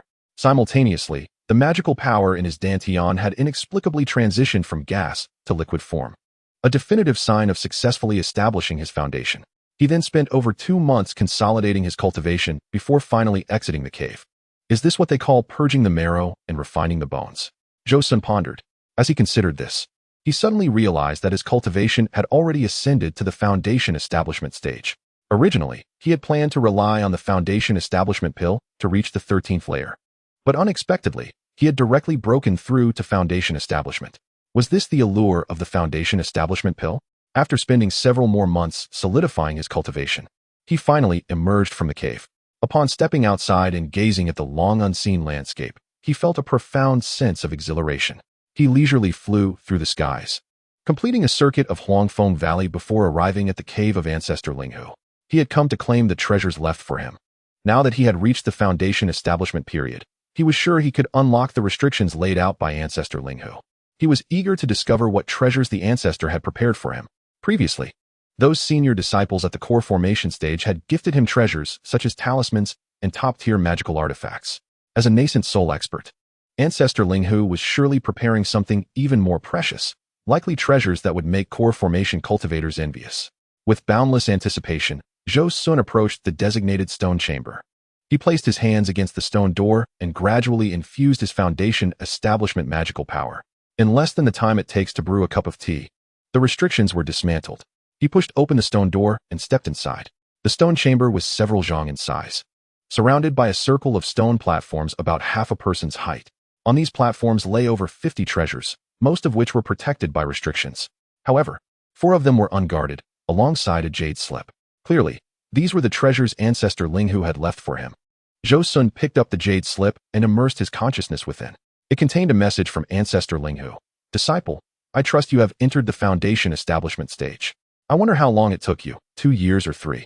Now that you have reached this stage, you have officially embarked on the path of cultivation.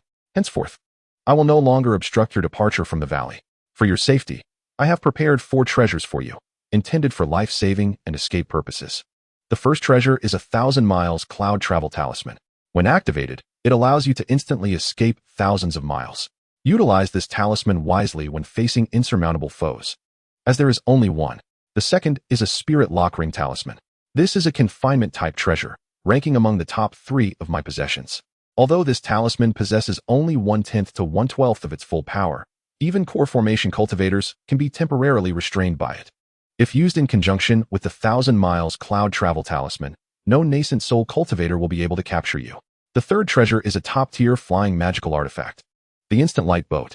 Although it is classified as a magical artifact, its value surpasses that of ordinary magical treasures. The boat is embedded with the inner core of a level 6 wind attribute demon beast, the instant light eagle. In emergencies, it can be activated to utilize the core's spiritual power, far exceeding that of ordinary core formation cultivators. Certainly, if the inner elixir's spiritual power is depleted, the flying vessel will revert to an ordinary flying artifact, unless a new wind attribute inner elixir is embedded. The last item is an inner armor crafted from heavenly golden silkworm silk, enhanced with an exceptionally precious sensing jade.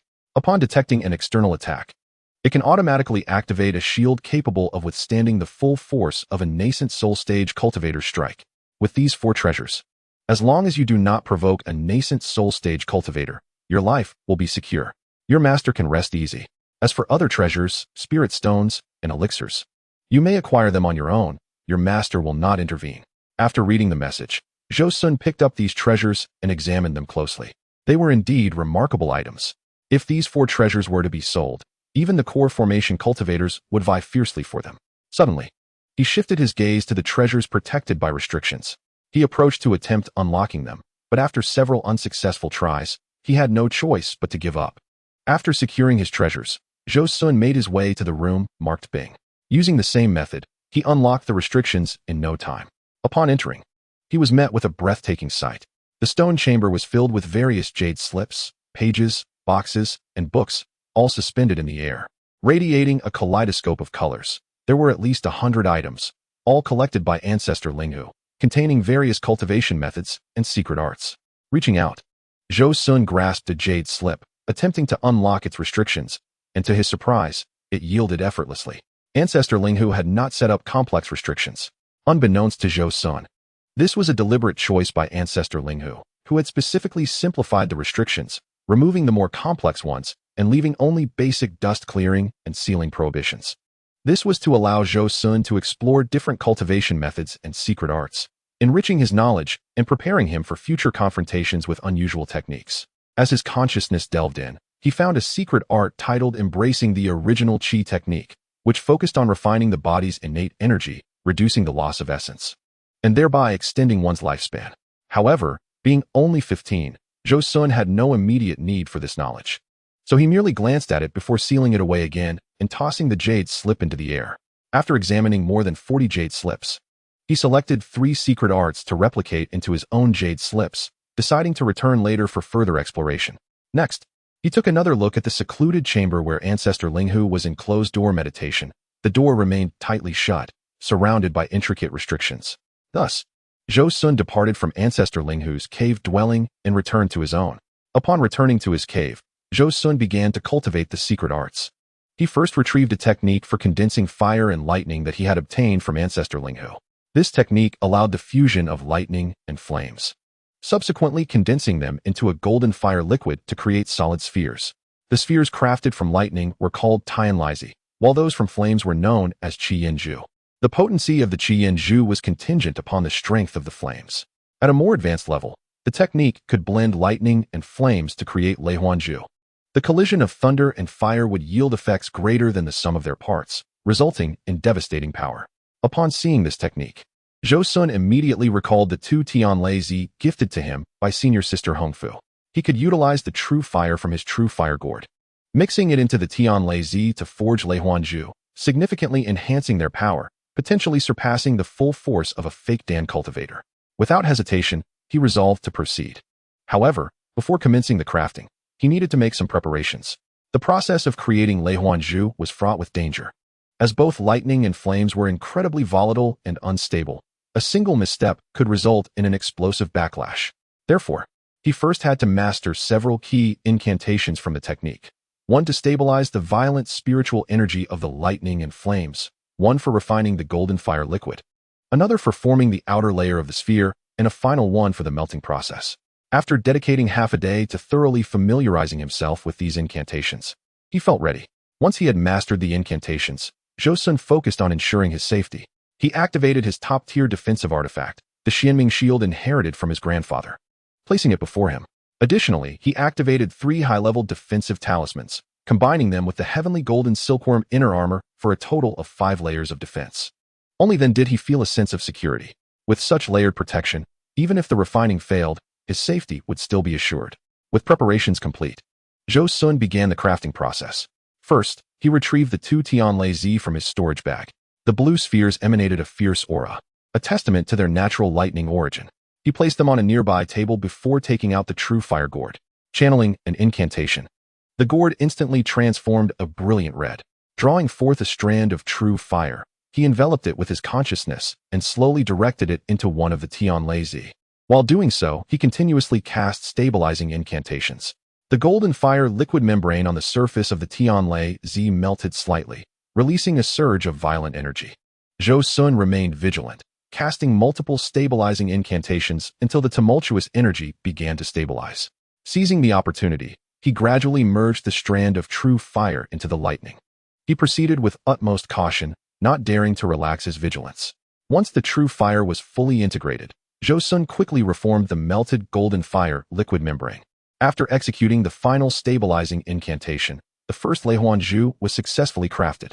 Using the same method, he crafted the second Qi-Yin-Ju, which now bore streaks of red amidst its previously blue hue.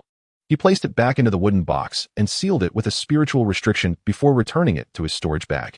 Initially intending to craft several more Qi-Yin-Ju for future use, he hesitated, concerned that extracting too much true fire might diminish the gourd's potency.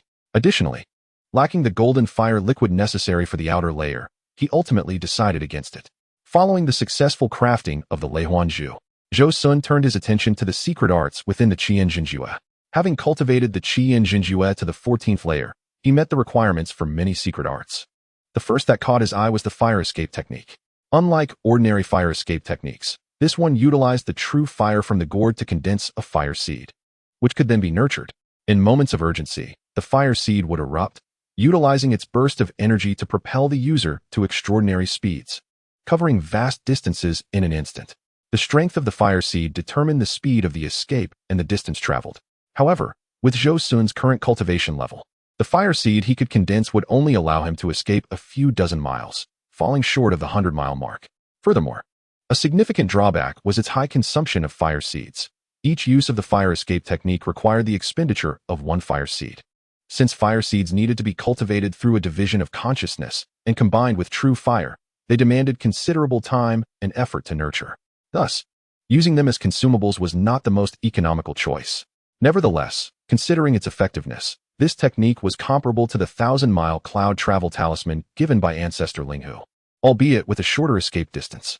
The The second technique was the primary offensive art within the Qiyin Jinjue, known as the Qiyin True Fire Array. This array also required fire seeds. The more fire seeds utilized in its formation, the greater the array's power. The Qiyin True Fire Array was inspired by the sword formations of sword cultivators, thus possessing additional unique characteristics. The true fire transforms into a sword, forming a formidable array of true fire swords. However, this true fire sword array can only be executed by those at the core formation stage. The mere transformation of true fire into a sword can be achieved by those at the foundation establishment stage, which is one of the techniques he intends to cultivate this time. In addition to the true fire sword, there is also the method of true fire transformation into spirit. Hundreds of true fires can morph into a phoenix, engulfed in flames, akin to a divine phoenix descending to obliterate the world. Yet, this requires cultivation at the nascent soul stage. As for the foundation establishment stage, the Crimson Flame True Fire Array can control a maximum of 9 fire seeds, confronting enemies with a fiery formation. Once the fire array is laid down, the enemies are left with no means of escape. Within the array, one can maneuver with agility, utilizing the fire seeds as guides, rendering their movements unpredictable, akin to instantaneous teleportation. In the past, the Crimson Flame True Man, at the late foundation establishment stage, had faced off against a core formation cultivator using this array without being at a disadvantage, showcasing the might of this secret technique. Other secret techniques are merely variations based on different applications of fire seeds, such as the True Fire Shield. Therefore, the first task for Zhou Xun is to condense the fire seeds. Zhou Xun summoned the True Fire Gourd, since the last time he practiced before the Ascension Conference. He had not engaged in any further rituals. During the previous attempt, his cultivation was still shallow, and the ritual was incomplete. Now that he has reached the foundation establishment stage, he can complete the gourd's ritual. He cast a spell to draw a wisp of true fire from the gourd, refining it with his consciousness to transform it into spiritual fire. He continued this process, and after half a month, he finally refined all the true fire. Subsequently, he executed a divine splitting technique and felt an excruciating pain in his head, as if an axe were cleaving it in two. He split off a wisp of consciousness and mixed it with a wisp of spiritual fire, condensing it for a while until it formed a fire seed, which he then placed into the true fire gourd to nurture and strengthen. The process of condensing fire seeds is immensely taxing. Zhou Xun needed over a month to recover, during which he ventured to the valley outside the cave of the venerable Linghu to collect a few pure lotus seeds to consume, which aided in his recovery. Afterward, Zhou Xun spent another 3 months condensing the second, third, and fourth fire seeds, halting only when he had exhausted the mature pure lotus seeds. When Zhou Xun completed the condensation of the fourth fire seed, he realized that the division of his consciousness was too severe, and his realm had become somewhat unstable. He then practiced for an entire month to stabilize it. At this point, Zhou Xun understood that, with his current cultivation at the initial foundation establishment stage, condensing 4 fire seeds had reached his limit. If he wished to condense more, he would either have to wait until he broke through to the mid-foundation establishment stage or practice consciousness techniques while acquiring more pure lotus seeds. At this moment, Zhou Xun recalled that Lin Shixi, who was responsible for the distribution of artifacts, was actually the alias of the young master of the Qian Bamboo sect, and the Daiyin technique he possessed was a top-tier consciousness cultivation method. If he could acquire this Daiyin technique, he might be able to condense new fire seeds ahead of schedule. This matter would require the assistance of Master Zhou. In the main hall of Huangfeng Valley, Zhou Xun had come for the first time since reaching the foundation establishment stage. He descended in a flash and arrived before the main hall. The guards today were different from those he had encountered previously. More than a year had passed, and the disciples responsible for guarding had surely been rotated. Thus, the 2 guards did not recognize Zhou Xun and stopped him. The young guard with a dark complexion, upon noticing Zhou Xun's foundation establishment cultivation, approached respectfully and inquired, "Disciple pays respects to Uncle Master. May I ask if you require any assistance during your visit? I seek Master Zhou regarding some matters. Please go and inform him that Zhou Xun has arrived." Zhou Xun replied, inwardly admiring the guard's courtesy. "Understood," the young man responded, clasping his fists before turning to report inside the hall. Before long, Master Zhong Lingdao emerged swiftly. "Uncle Master, what a pleasant surprise to see you here." Zhong Lingdao greeted Zhou Xun with a warm smile. Upon realizing that Zhou Xun had reached the foundation establishment stage, he was greatly astonished. The 2 guards, hearing Zhong Lingdao refer to Zhou Xun as Uncle Master, were utterly bewildered, struggling to comprehend how the late foundation establishment Master Zhong could address this youthful figure. seemingly at the initial foundation establishment stage, as Uncle Master. Uncle Master, you have already reached foundation establishment. The last time we met, you were merely at the 9th level of Qi refining. In just a year and a half, your cultivation speed is truly astonishing. Zhou Xun chuckled in response, wearing a self-satisfied expression. In truth, he was as surprised as anyone. He had not anticipated such rapid progress, estimating that it would take at least 2 to 3 years. Yet, to his astonishment, he had accomplished it within a year. Who would dare believe such a claim? Thus, he jested, I never expected it either. Perhaps this is the allure of possessing a heavenly spirit root. Zhong Lingdao, taking Zhou Xun's jest seriously, nodded earnestly. Indeed, if one possesses a heavenly spirit root, it would certainly explain it. After all, this was the first time he had encountered a disciple with a heavenly spirit root, and he could only speculate about the speed of cultivation. Today, he gained a more vivid understanding. Shifting the topic, he continued, Uncle Master, it is a rare occasion for you to visit. Please come to the inner hall and rest. I recently acquired some exquisite spiritual tea, perfect for you to sample. Upon hearing about the spiritual tea, Zhou Xun became quite intrigued. Since his arrival, he had dedicated most of his energy to cultivation, and he had yet to indulge in the delights of spiritual teas and fruits. Today presented an excellent opportunity for him to savor them. Oh, there is spiritual tea? I am indeed quite interested, he replied with enthusiasm as he followed Zhong Lingdao into the inner hall. The inner hall was modest, merely a few zhong in size, yet exquisitely decorated. This was where Zhong Lingdao usually entertained guests. It was Zhou Xun's first time entering. Zhong Lingdao produced a teapot and arranged it carefully before casting a water manipulation spell. A stream of clear water flowed gracefully, cleansing the teapot thoroughly, showcasing the depth of his skill in this spell. Noticing Zhou Xun's gaze, he smiled proudly. Uncle Master, please forgive me. I am often busy with mundane affairs and seldom engage in combat, so I have only had the opportunity to hone my spells in this manner. You have quite the mastery of the water manipulation spell, Shitsi, Zhou Xun complimented. Indeed, I enjoy sipping tea from time to time, and thus I frequently use this spell to clean the teaware. With practice, it has become second nature, Zhong Lingdao explained, revealing that he was a cultivator who greatly enjoyed tea. Thus, a rumor spread, if one sought to request a favor from Master Zhong, offering spirit stones might not guarantee a response, but presenting him with rare spiritual tea would surely earn one his utmost favor. After cleansing the teaware, Zhong Lingdao took out a jade box with great care, indicating that its contents were indeed precious. He performed a spell on the box to remove its restrictions and gently opened it. A delightful fragrance wafted out, invigorating one's spirit and even slightly stirring the internal energy within. Such fine tea, Zhou Xun exclaimed, marveling at the aroma that had such an effect even before tasting it, indicating its exceptional quality. Using a jade tea clip, he picked up a few tea leaves and placed them into the cup. Then he retrieved a jade vial from his storage bag, pouring a few streams of water into the cup. This water is drawn from the Spirit Eye Spring. An excellent choice for brewing tea, Zhong Lingdao explained. As he cast another spell, the cup began to bubble, and a mist rose, occasionally taking the form of a dragon. At times a phoenix, swirling gracefully above the cup, lingering without dissipating. As the intricate techniques of the clock's spirit Tao were executed, the mist transformed into fine icy sand, cascading into the cup. Zhou Xun gazed in awe, marveling at the exquisite tea-making methods of cultivators. It was indeed extraordinary. At that moment, clock's spirit Tao smiled gently, gesturing towards the tea, and said, Uncle Master, please savor a sip. Zhou Xun nodded, lifted the cup, and drank it all at once. A refreshing essence surged within him, as if he were soaring among the clouds.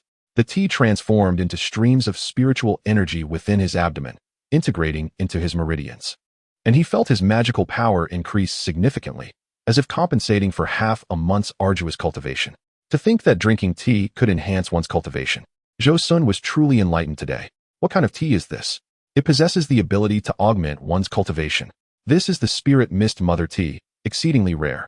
A single Spirit Mist Tea Mother tree yields merely 5 pounds of tea in a century, Clock's Spirit Tao replied, his expression one of deep appreciation. Indeed, it is exceptionally precious, Zhou Xun nodded. You are quite fortunate to have acquired such a spirit tea. Hearing this, Clock's Spirit Tao laughed heartily.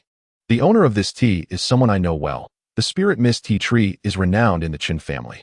However, what we are drinking today is the Mother Tea, and the Chun family possesses only one, so it belongs to Senior Brother Chun. I must be sure to procure some next time, Zhou Xun chuckled. Afterward, Zhou Xun began to learn the art of tea from Clock's Spirit Tao, and once he had grasped the fundamentals, he broached the subject of his visit. At last, I have obtained the Dian Sutra. Tomorrow at the third watch. I seek your continued attention. I have come to inquire about the matter concerning the artifact steward, Lin Shidi, Zhou Xun stated plainly, intending to leverage his identity as a nascent soul disciple to engage in amicable discussions with Lin Shidi about the Dian Sutra.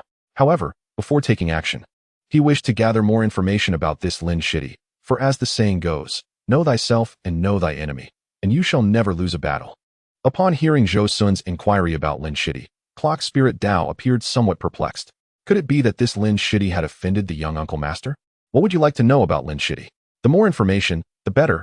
Zhou Xun fixed his gaze on Clock Spirit Dao. Clock Spirit Dao nodded, retrieving a record of foundational cultivators within the sect, glancing over it before recounting Lin Shidi's background. Lin Shidi entered our Huangfeng Valley through the Ascension Conference at the age of 34, possessing the 13th layer of Qi refinement.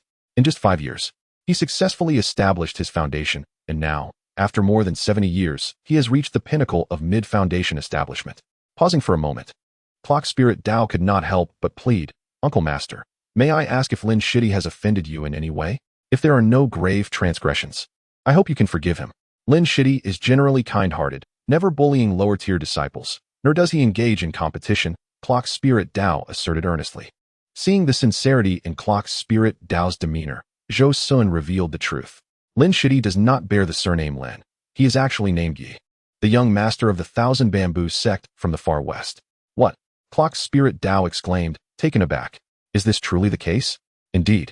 This was conveyed directly by our master, Zhou Xun affirmed with conviction. Clock Spirit Dao fell silent for a moment, then raised his head and asked, did the ancestor provide any instructions? However, he is merely a foundation establishment cultivator. Our master instructed us to handle this matter ourselves, Zhou Xun replied, pausing for effect before continuing. Later, you should feign summoning him here. I will discuss matters with him in the inner hall while you guard the outer hall. What do you think? Though his words seemed to inquire about Clock Spirit Dao's opinion, the tone carried an unmistakable air of authority. Clock Spirit Dao opened his mouth, as if to voice an objection, but ultimately refrained and said, I shall comply with your wishes, Uncle Master. Upon receiving a transmission from the sect leader, Senior Brother Lin promptly set aside his wooden carving and flew to the main hall. Upon entering, he saw Clock Spirit Dao and respectfully inquired, Sect Leader, what brings me here?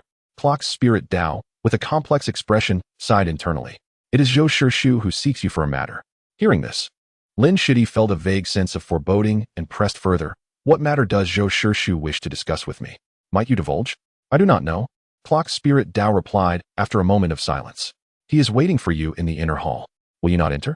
As this concerns my Uncle Master, it would be inappropriate for me to eavesdrop. I shall remain outside, Clock Spirit Dao responded. In light of this, Lin Shidi nodded, offered a slight bow, and turned to enter the inner hall. Upon entering, he found Zhou Xun seated, sipping tea. Seeing Lin Shidi arrive, Zhou Xun smiled slightly, gesturing to the chair before him. Welcome, Shidi. Please, sit and enjoy the sect leader's spirit tea. With that, he mimicked Clock Spirit Dao's technique, brewing a cup of tea for Lin Shidi. Lin Shidi, perplexed by Zhou Xun's demeanor, accepted the tea with respect, saying, Thank you, Uncle Master, before drinking it in one go. As the tea settled in his stomach, Lin Shidi felt a surge of spiritual energy rising, as if the bottleneck of mid-foundation establishment had loosened somewhat. He could not help but exclaim, What splendid tea! Zhou Xun smiled faintly. This is the Spirit Mist Mother Tea, which takes a century to yield 5 pounds. Then he shifted the conversation. How many years has it been since you entered our Huangfeng Valley? Lin Shidi sensed something amiss but dared not act rashly, responding honestly. I entered at 34 years of age and have been here for 79 years. At 113 years of age, having spent 79 years in Huangfeng Valley, do you consider yourself a member of the Thousand Bamboo sect or of Huangfeng Valley? With that, Zhou Xun fixed a piercing gaze upon Lin Shidi. At the mention of the Thousand Bamboo sect, Lin Shidi's expression changed dramatically, and he stood abruptly. A golden needle technique was unleashed, hurtling directly toward Zhou Xun.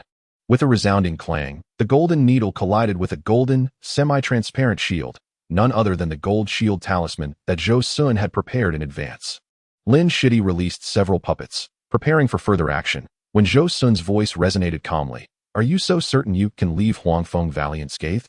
You may consider that last action as a product of your surprise, and I shall not pursue it. What do you intend? Lin Shidi demanded, his voice filled with anger. Please, Take a seat and let us converse. Zhou Xun gestured toward the chair. He understood that the young master of the Thousand Bamboo sect was now filled with dread, yet remained in place due to his location in Huangfeng Valley and the presence of Clock's spirit Dao outside, a late Foundation establishment cultivator. Your identity was personally revealed to me by our master. Zhou Xun decided to frighten him further. Lin Shidi's face drained of color, as if a heavy stone pressed against his chest, rendering him nearly breathless. If a nascent soul cultivator had set their sights on him, there would be no escape. He managed to stammer, "Does the ancestor know of this matter?" Seeing his pallid expression, Zhou Xun chuckled softly. "Certainly, given that is the case.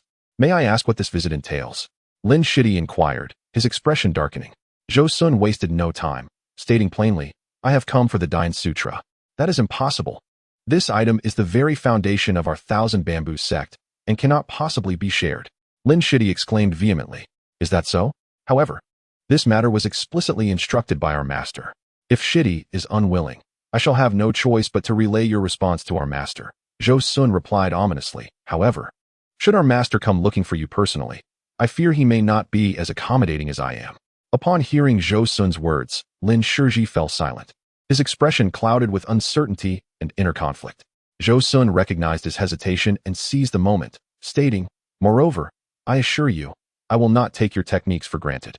I observe that you have reached the pinnacle of the mid-stage Foundation establishment, and you must have lingered in this realm for quite some time. With my master's expertise, I can offer you guidance and grant you some elixirs to help you break through your current bottleneck.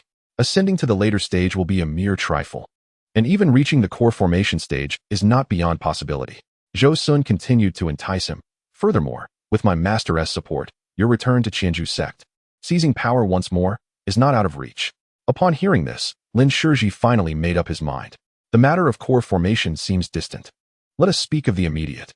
If you provide me with 1 pound of spirit mist mother tea and 5,000 spirit stones, I shall grant you the Dian technique. Spirit mist mother tea will have to wait until I retrieve it from Brother Chen. However, I can provide you with the spirit stones immediately. With that, he left in search of Zhong Ling, advancing his 10-year spirit stone salary. "Here are 5,000 spirit stones," he said, handing over 50 mid-tier spirit stones to Lin Shiji. Taking the stones, Lin Shiji produced a blank jade slip and began inscribing the Dian technique. "Hold on, I require the jade slip containing the technique from your storage bag." Zhou Xun interjected. Lin Shiji paused, pondering how Zhou Xun had known about it. Initially, he intended to share only the first 3 layers of the technique, but now he could not conceal it any longer.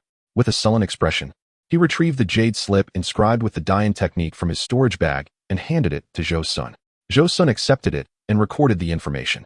At last, the Dian technique was in his possession. "Brother Han, I have a matter to discuss." Zhou Xun thought of the spirit mist mother tea and the pure lotus seeds after acquiring the Dian technique.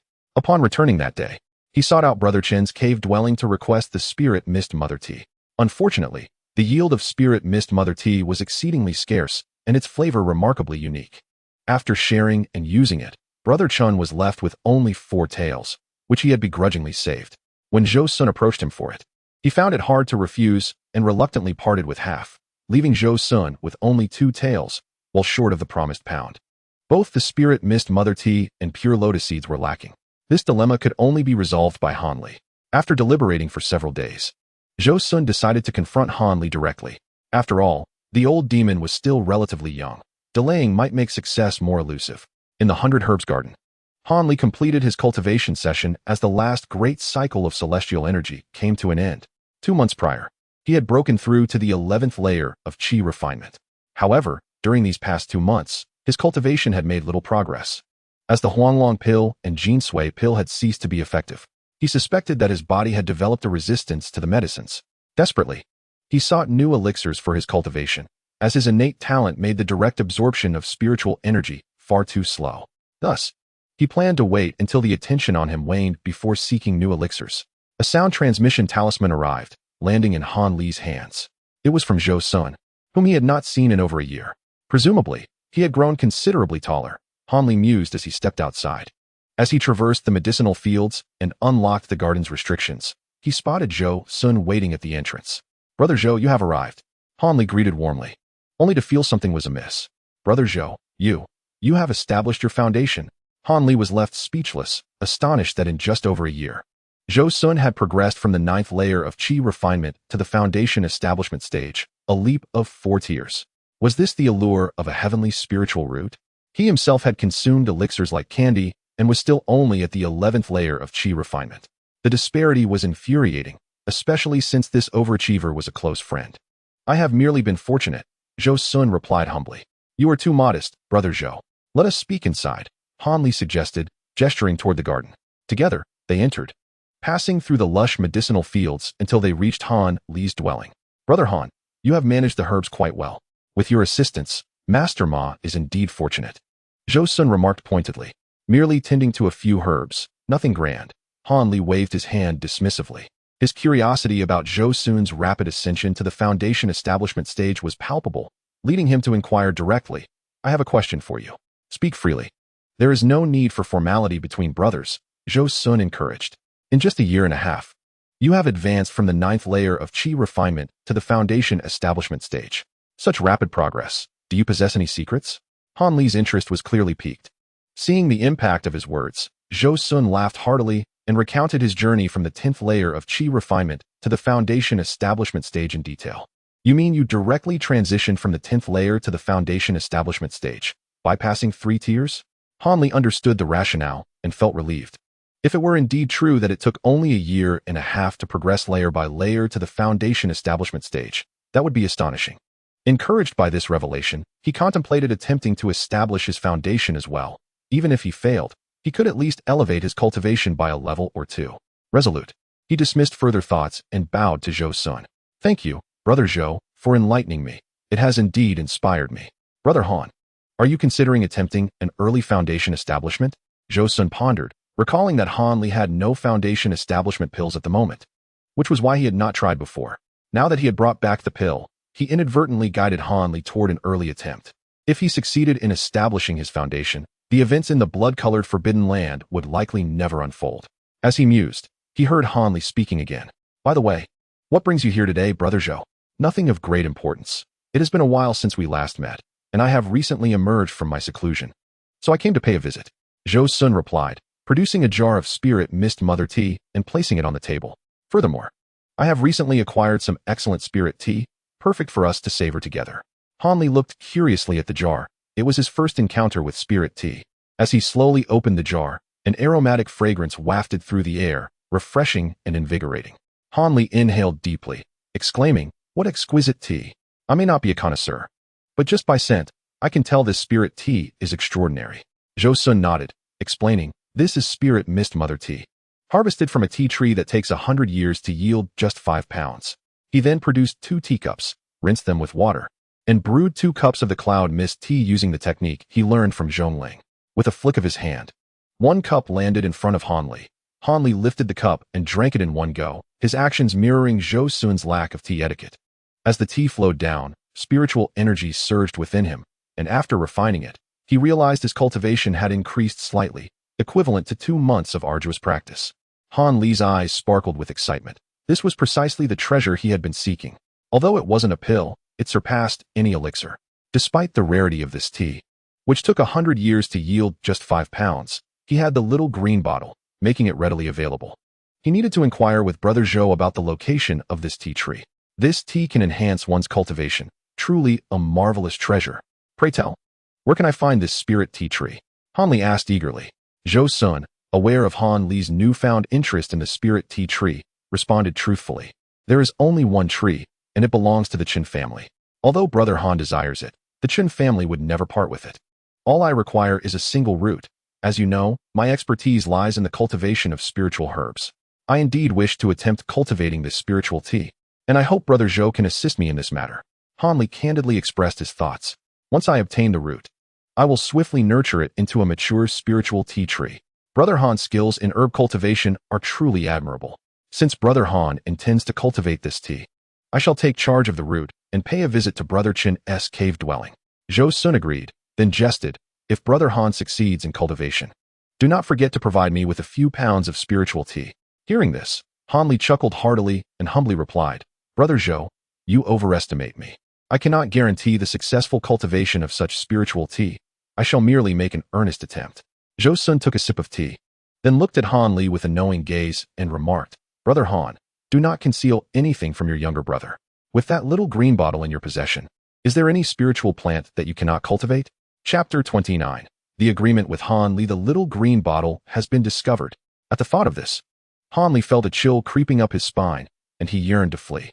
However, Zhou Xun was now a foundational cultivator, and Han Li had no confidence in his ability to escape. He could only stiffly turn his neck and awkwardly glance at Zhou Xun. Brother Zhou, you jest," he thought, his mind racing as he recalled where he might have exposed a flaw. Since arriving at the 100 Herbs Garden, he had kept a low profile. Apart from Zhou Xun and Master Ma, few had visited him. Could it be that he had seen his little green bottle upon entry? After all, he was a nascent soul disciple and might possess the ability to discern the nature of that treasure fragment. Yet, even if he had seen it, he could not possibly know the bottle's function. Pondering this, Han Li remained perplexed, unaware that Zhou Xun had not discovered any flaw but rather was well aware of everything about him, having traversed through time. Then, he considered Zhou Xun's purpose for visiting. Was it to commit murder and seize treasures? It did not seem likely. If he harbored such intentions, he would have attacked the moment he entered. Given his foundational cultivation level, which would leave Han Li utterly defenseless against an assault. If it was not murder, then it must surely be an attempt to acquire his little green bottle. That was the foundation of his path to enlightenment, and he could not bear the thought of losing it.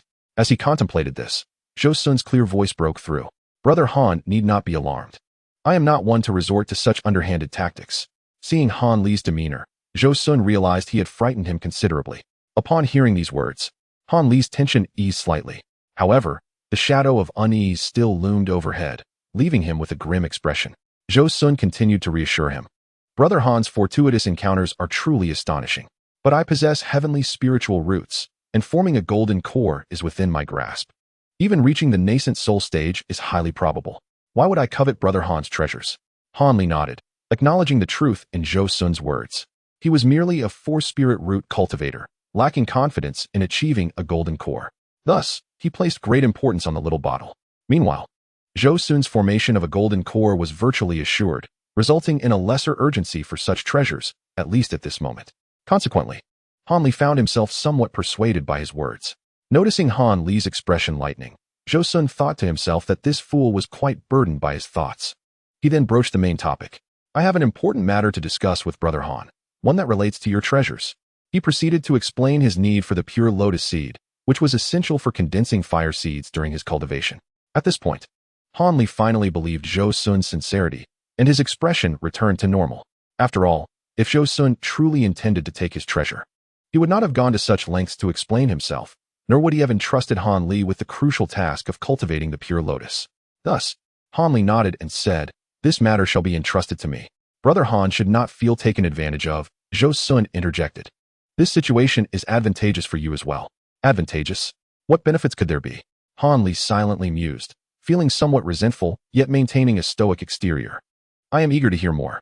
Zhou Xun then recounted the origins of the pure lotus. It is a rare cultivation treasure, with its seeds possessing the ability to calm the mind and focus one's spirit. Consuming it during cultivation can mitigate the risks of succumbing to madness. Moreover, astonishingly, it enhances one's spiritual awareness. Most impressively, the pure lotus that has existed for over 5,000 years is the renowned pure world lotus. The seeds it produces significantly bolster a cultivator's capacity to resist demonic temptations when forming the nascent soul. Thus, Brother Han, you must understand the value of this item. By assisting me in cultivating it, you too shall possess the pure world lotus.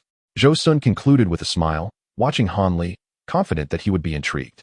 In truth, upon hearing of the treasure's ability to eliminate the risk of madness among cultivators, Han Li had already felt a surge of interest. Not to mention its potential assistance in forming the nascent soul. Since fate had brought it to him, how could he let it slip away? His previously stoic expression finally broke into a faint smile. "Brother Zhou, you are indeed a man of integrity. This item is of great use to me. I shall take on the responsibility for the lotus seed." Zhou Xun laughed heartily, gesturing towards the teacup before them. "Is it only the lotus seed that holds such significance? This spirit mist mother tea is also an exceptional tonic for enhancing cultivation." Han Li nodded in agreement, his mind beginning to race with possibilities. As a nascent soul disciple, Zhou Xun's status, connections, and insights far exceeded his own.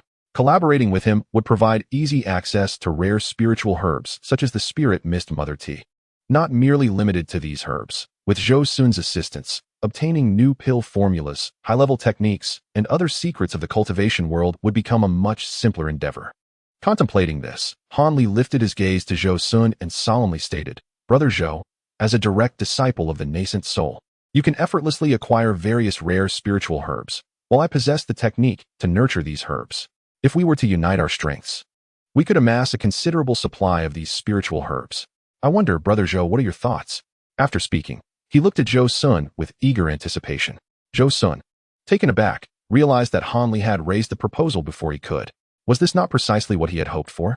This Han Li was not as foolish as he initially appeared. Thus, Zhou Xun clapped his hands in delight and laughed. "Brother Han, your proposal aligns perfectly with my own thoughts. Each of us possesses unique strengths. Together, we would undoubtedly achieve results greater than the sum of our parts. However, if it is merely a matter of providing spiritual herbs, I would be at a significant advantage." He paused for a moment, contemplating, then formulated a plan. "As a nascent soul disciple, my connections are broader. If Brother Han has other needs, feel free to approach me directly. Matters concerning pills, magical artifacts, or techniques are trivial for me." As he spoke, he retrieved the remaining Foundation Establishment pill from his storage bag and handed it to Han Li. "This Foundation Establishment pill is a gift for Brother Han." Han Li was overjoyed at this unexpected boon. Previously, he had only possessed a single Foundation Establishment pill, and his confidence in breaking through was tenuous. Now, with a second pill, his chances had significantly increased. Without hesitation, he accepted it and stored it away. At that moment, he felt that collaborating with Zhou Xun was indeed a fortuitous opportunity, especially considering that Zhou Xun had casually offered such a valuable item. "Once again, I found myself in search of a new qi refining elixir, and thus I spoke directly. In my previous practices, I relied solely on the Huanglong pill and the Jinsui pill. However, after excessive consumption, these two elixirs have lost their efficacy on me. Therefore, I urgently require a new remedy. I wonder if Brother Zhou has any information? Although there exists the Lingwu Mother Tea, I cannot assure myself that it will support my cultivation to the pinnacle of qi refining." Zhou Xun pondered for a moment before offering a solution. "I am aware of an elixir known as the Heqi pill, which would be quite beneficial for you. The formula for this elixir is easily obtainable, as it is recorded within our sect. Once I acquire the roots of the Lingwu tea tree, I shall deliver it to you." After revealing the location of his cave residence, Zhou Xun took his leave. Chapter 30. Brother Chen. Upon returning, Zhou Xun promptly set out to visit Brother Chen's cave. Chen's residence was not within Huangfeng Valley, but rather at Qinjiabao, over 2,000 miles west of it. Summoning the Xuanguang boat, he cast a spell, and the vessel instantly expanded to about 2 yards in length. Leaping aboard, he transformed into a streak of light, slicing through the sky. The boat, indeed, was a top-tier flying artifact, and in but a moment, he arrived. Qinjiabao was constructed around an entire mountain, inhabited solely by members of the Qin clan. At the foot of the mountain stood an archway inscribed with the words Qinjiabao. Beneath the archway were 2 guards, one, a youth with a gaunt face, and the other, a boy of about 16 or 17 years. It was evident that this was the entrance to Qinjiabao. As he landed, Zhou Xun stowed away the flying boat. The gaunt-faced youth stepped forward, recognizing Zhou Xun's yellow robe from Huangfeng Valley, and respectfully bowed. "Greetings, esteemed elder. May I inquire as to your business at Qinjiabao?" Zhou Xun nodded slightly and replied earnestly, "I am Zhou Xun, here to pay a visit to the head of the Qin family." "Zhou Xun, you are the revered ancestor Zhou." The 2 guards exclaimed in astonishment upon hearing his name. Curious about their reaction, Zhou Xun inquired, "You have heard of my name?" "Indeed. Your esteemed name is well known throughout the cultivation world of the Yu Kingdom." Both guards expressed with admiration, akin to fans encountering their idol. "Could it be that I have garnered admirers within the cultivation realm?" Zhou Xun mused. Unbeknownst to him, although the 7 sects of Yu Kingdom maintained a unified front on significant matters, they often indulged in comparisons regarding trivialities. For instance, after Zhou Xun, a disciple with a heavenly spiritual root, joined, the news quickly spread to the other 6 sects, making it common knowledge that Huangfeng Valley had recruited a disciple with a heavenly spiritual root, who was also accepted as a direct disciple by the venerable Linghu. Realizing the reason behind the guard's excitement, Zhou Xun, somewhat exasperated, said, "Please inform Brother Chen that Zhou Xun has come to visit." "Yes, esteemed ancestor." The gaunt-faced youth responded promptly, gesturing towards the entrance. "Please follow me to the reception hall for rest." He then instructed the other guard to remain vigilant and led Zhou Xun inside. After navigating through a series of winding stairs, they arrived at a 3-story building. After settling Zhou Xun, the gaunt-faced youth departed. Approximately a quarter of an hour later, a handsome middle-aged man entered. "Brother, it is a rare occasion to see you. Qinjiabao shines brightly with your presence," he exclaimed jovially. Previously, in the Grand Hall of Huangfeng Valley, this brother had been the first to present Zhou Xun with a gift, offering him a talisman. During their last encounter regarding the spirit tea, he also readily shared half, without hesitation. Hence, Zhou Xun felt a sense of familiarity with him. "I dare not impose. For today, I merely seek to share the autumn breeze. If you do not send me away, it would be a blessing," Zhou Xun jested. "You seem to have your sights set on my 2 tails of spirit tea," Brother Chen remarked with a knowing smile. Then, his expression shifted to one of mock indignation as he feigned anger. "This time, do not think to deceive me. I have but these 2 tails left. I seldom drink it, and when I crave it, I merely take it out to savor its aroma." Seeing Brother Chen's playful demeanor, Zhou Xun could not help but chuckle. Though his cultivation was high, his character was delightfully engaging. "Fear not, brother. I am not here to claim your Lingwu mother tea," he stated, his tone suddenly growing serious. "But rather, I seek the roots of your Lingwu mother tea tree." "What?" Brother Chen nearly leaped in shock, hastily waving his hands. No. That tree is my lifeline. It is absolutely out of the question." Noticing his anxiety, Zhou Xun refrained from further teasing. "Rest assured, I do not wish for the entire tree. Not even half." Brother Chen interrupted urgently. "A single root will suffice. I wish to experiment with cultivating the Lingwu mother tea." Upon hearing Zhou Xun's words, Brother Chen appeared skeptical and questioned, "Do you truly only require a single root? You would not deceive your brother, would you?" "Indeed, I require only a single root," Zhou Xun affirmed with a confident nod. "Very well, wait here," Brother Chen said, turning to leave. After about 15 minutes, he returned, holding a wooden box containing exactly what Zhou Xun sought, the root of the Lingwu mother tea tree. "Here, this is what you requested." Zhou Xun accepted it, placing it into his storage pouch. They chatted amiably for a while before Zhou Xun took his leave. Upon returning, Zhou Xun then visited Zhongling Dao, exchanging for the Huqi pill formula that Han Li desired, and he also procured the necessary herbs. Afterwards, he journeyed to the valley where the venerable Linghu resided, collecting a seedling of the Jingxing lotus. During this time, he also checked in on Linghu's secluded chamber, only to find his master still in seclusion, showing no signs of emerging. Reluctantly, he departed with the Jingxing lotus. In Zhou Xun's cave, Han Li stood at the center, gazing at the spirit spring before him, unable to contain his envy. "This is your cave? It even boasts the legendary spirit eye spring? You too shall possess it. Once you establish your foundation, you will be able to create your own cave," Zhou Xun comforted. "Impossible. Such treasures as the spirit eye spring are beyond the reach of foundational cultivators." "I do not jest. You indeed can obtain the spirit eye spring," Zhou Xun thought to himself, though he refrained from speaking it aloud, allowing Han Li to stew in his disappointment. He then guided Han Li to examine what he had brought back, the root of the Lingwu mother tea tree, the Jingxing lotus seedling, and the Huqi pill formula. Han Li was astonished. "In just 1 day's time, you have gathered everything, even the herbs for the Huqi pill? I am diligent in my endeavors. You need not worry," Zhou Xun replied with a hint of mystery in his smile. "The title of Yuanying disciple certainly has its advantages." Han Li mused, contemplating how splendid it would be to have a Yuanying master as a support. As his thoughts soared, Zhou Xun's voice interrupted. "The Lingwu mother tea tree and the Jingxing lotus would be better planted in my cave. The spiritual energy here is abundant, secluded, and secure." As he spoke, he handed Han Li a token for the cave. "This is the token for my cave's restrictions. With it, you may enter and exit at will. By the way, should you wish to cultivate here, you may also establish a medicinal garden." Upon hearing Zhou Xun's words, it seemed he did not intend to reside there, prompting Han Li to ask, "What about you?" Zhou Xun laughed heartily and replied nonchalantly, "Since joining Huangfeng Valley, I have been devoted to my cultivation. Upon reaching the foundation building stage, it's time to venture out and explore. During my absence, the cave abode shall be yours." The two continued their leisurely conversation for several hours. Once all matters were arranged, Zhou Xun departed the cave, soaring towards the outskirts of Huangfeng Valley. Chapter 31. The Market Before Exiting the Valley. Zhou Xun retrieved his flying spirit beast, the whale-headed stork, as he preferred not to expend his spiritual energy piloting the flying boat. Reclining comfortably on the back of the stork, he clasped his hands behind his head and crossed his legs.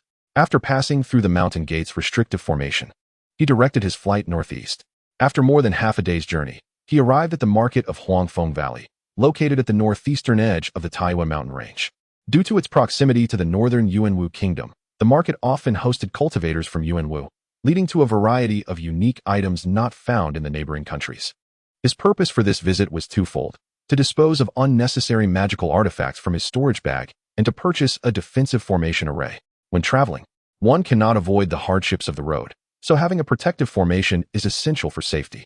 Zhou Xun descended into a nearby valley, adhering to the common convention among cultivators that forbids flying within 5 miles of the market. After jumping down from the stork and adjusting his attire, he stored the creature within his spirit beast pouch and proceeded towards the market. Along the way, he occasionally encountered a few cultivators, all of whom were at the chi refining stage. Upon noticing Zhou Xun's foundation-building aura, they respectfully paused to greet him, allowing him to pass first as a show of deference. This demonstrates the rigid hierarchy present in the realm of cultivation. Before long, Zhou Xun arrived at the market entrance. The entire market resembled a small mortal town, consisting of a single street running north to south, lined with various buildings, some tall, some modest, all in disarray. Sparse stalls dotted both sides of the street, showcasing primarily low-tier magical artifacts and talismans, with occasional mid-tier items of mediocre quality.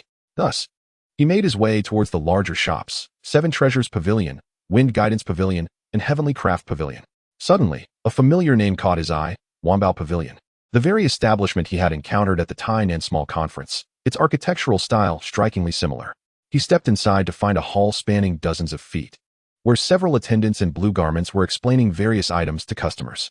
As Zhou Xun entered, his aura of foundation building did not wane, causing the previously bustling hall to fall silent as all eyes turned toward him. An attendant hurried over, his face beaming with respect. "Welcome, esteemed senior, to Wanbao Pavilion. May I inquire what you wish to see?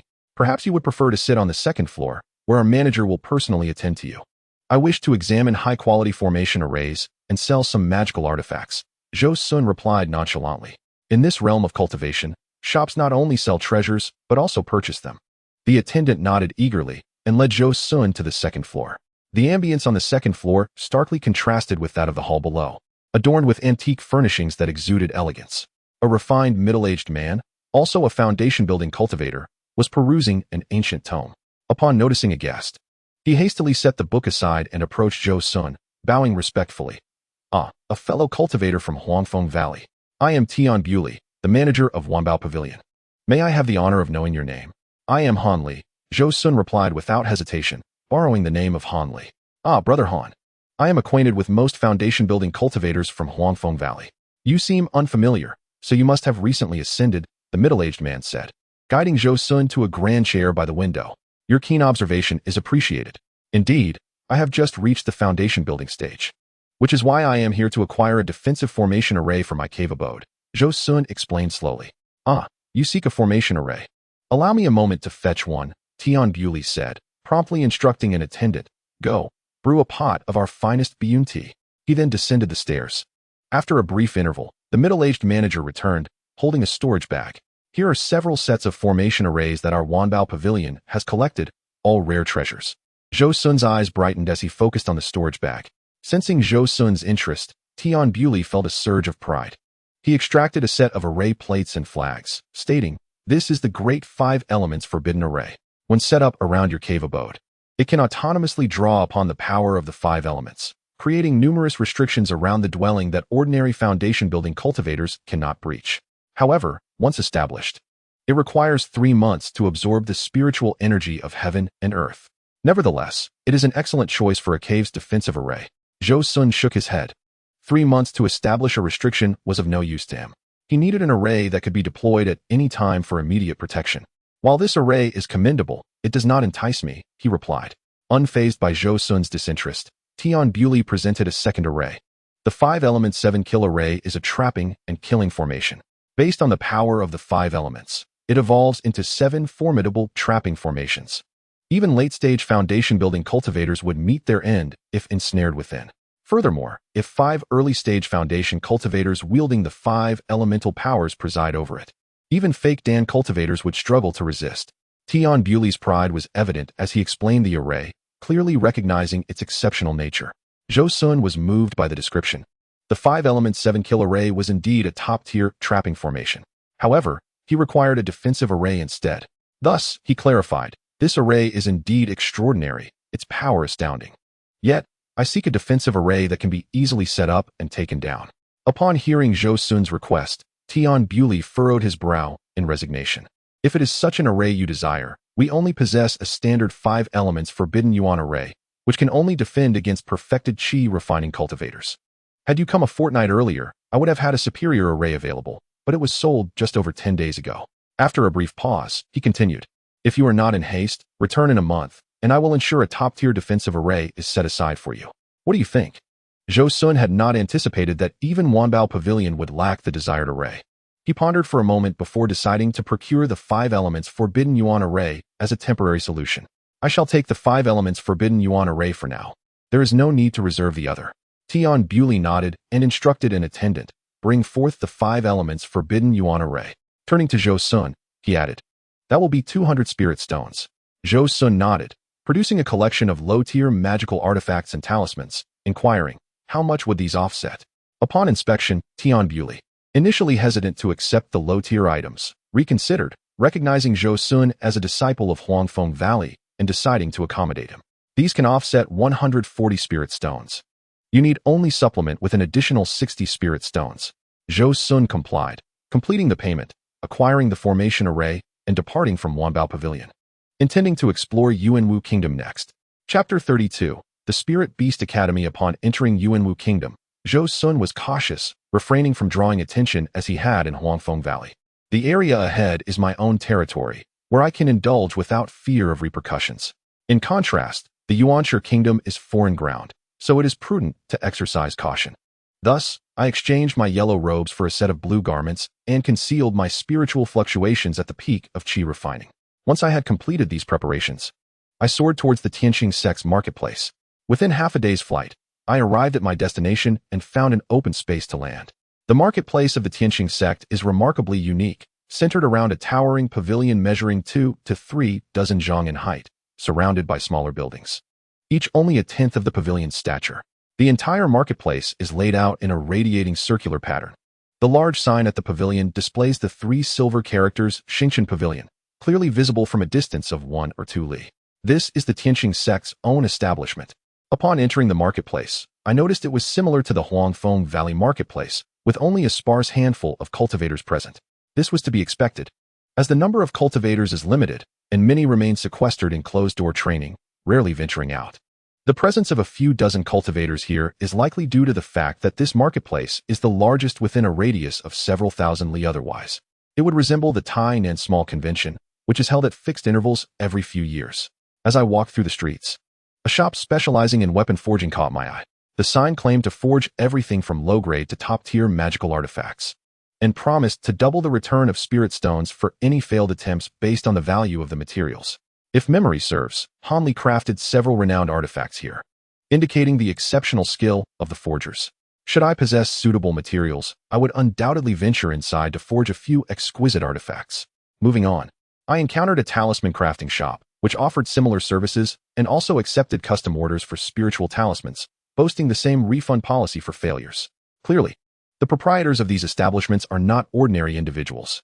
Continuing forward, I came across a spirit beast establishment specializing in the sale of well-trained spirit beasts, including several first-tier upper-grade ones. I decided to enter, intending to purchase some spirit beast pills for my whale-headed stork. The main hall was several zhang in size, with cages several feet high lined up on either side, featuring various restrictions. Inside the cages were low-tier spirit beasts, such as spirit foxes and spirit cats, with 2 individuals currently selecting their favorites. Though these spirit foxes and spirit cats cannot assist cultivators in battle, their adorable appearances and lively nature make them highly favored by the female disciples of the Tianqing sect. Thus, the shopkeeper has intentionally raised many of these spirit beasts for sale. Upon seeing them, I felt a surge of joy. In my previous life, I was a cat lover and had a charming blue cat that was utterly endearing. If I were to encounter a spirit beast here that captured my heart, I would not hesitate to purchase it. Approaching the cages, I was drawn to a gray-blue spirit cat, short and stout with a round face, blissfully sleeping on its back. It bore a striking resemblance to my previous feline companion, and I instantly decided to buy it, summoning the shopkeeper. How much for this spirit beast? I inquired. The shopkeeper, a short and elderly man, perked up at the prospect of a sale and eagerly replied, 70 spirit stones. I nodded, refraining from haggling, and then asked, do Do you have any pills for spirit beasts? The shopkeeper's initial smile broadened upon hearing my request for both a spirit beast and pills, causing his face to crease with joy. What kind of pills do you require? I have spirit beast pills for feeding, nurturing pills to accelerate growth, and even spirit master pills that aid in advancement. I was taken aback to learn that they even had spirit master pills, rumored to be a unique concoction from the Spirit Beast Mountain. I casually inquired, are you perhaps a disciple of Spirit Beast Mountain to possess such pills? Your insight is commendable. This establishment is indeed part of Spirit Beast Mountain. I serve as the steward here, responsible for the sale and acquisition of spirit beasts. The old man replied, a hint of flattery in his tone. Do you also acquire spirit beasts? I asked, surprised. Indeed. However, we only purchase those of Tier 2 or above, or any mutated varieties, he explained. In the realm of cultivation, higher-tier spirit beasts are exceedingly rare, and their reproduction becomes increasingly difficult. Consequently, Spirit Beast Mountain has established these facilities across Tai Nan to procure spirit beasts and compensate for the scarcity of high-tier ones. Nodding in understanding, I then asked, do you have any Tier 2 spirit beasts for sale? With my current foundation-building cultivation, ordinary first-tier upper-grade beasts would offer little assistance. A Tier 2 beast would certainly provide significant support. The shopkeeper shook his head. Tier 2 beasts are extremely rare, even within Spirit Beast Mountain. Each Tier 2 beast possesses combat capabilities comparable to foundation-building cultivators. Not disheartened by the absence of Tier 2 beasts, I redirected my inquiry to the Spirit Beast pills. How much for these 3 types of pills? Recognizing my genuine interest, the shopkeeper began his explanation. The Spirit Beast pills are the most affordable. Akin to the feeding pills used by cultivators, they serve as substitutes for food and have no effect on a spirit beast's advancement. Therefore, they are priced at 3 spirit stones per bottle, each containing 10 pills. Upon hearing this price, I felt a twinge of displeasure and exuded a hint of my foundation-building aura, letting out a heavy huff as I coldly retorted, old man, are you trying to take advantage of me? I've purchased these spirit beast pills before for only 2 spirit stones a bottle. Why do you charge 3? The shopkeeper, sensing my cultivation level and sudden anger, turned pale and immediately bowed, repeatedly apologizing. I assure you, esteemed senior, I am not trying to deceive you. Recently, many large medicinal gardens in our country have been raided by demonic cultivators, resulting in a significant drop in the production of the dragon bloodgrass used to create spirit beast pills, hence the price increase. I frowned, contemplating the implications of an impending demonic incursion. However, such matters were beyond my concern as a mere foundation-building cultivator, so I chose not to dwell on it. Nevertheless, I believed the shopkeeper's explanation. Very well, I shall take your word for it. Should I discover any deceit, I will ensure you pay for it. I then continued. What are the nurturing pills and the spirit master pills? The nurturing pills are akin to the foundational pills we cultivators use. They assist spirit beasts in their growth and accelerate their maturation. They are priced at 50 spirit stones per bottle, also containing 10 pills each. The Spirit Master pill is similar to our Breaking Mirror pills, aiding spirit beasts in their advancement, but it is only effective for first-tier beasts, priced at 300 spirit stones each. After the shopkeeper's explanation, he wore an expression of trepidation.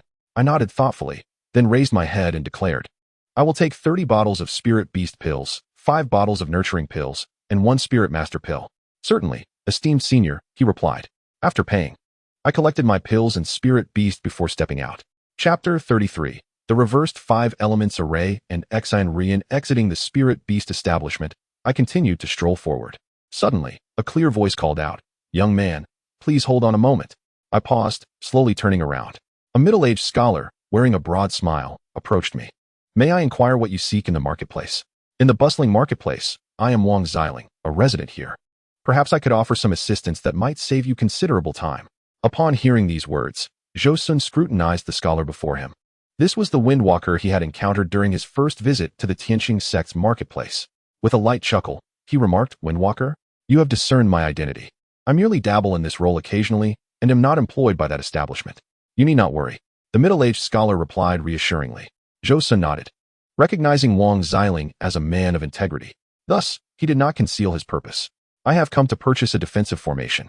I have heard that the Stardust Pavilion offers commendable options and was just about to explore it.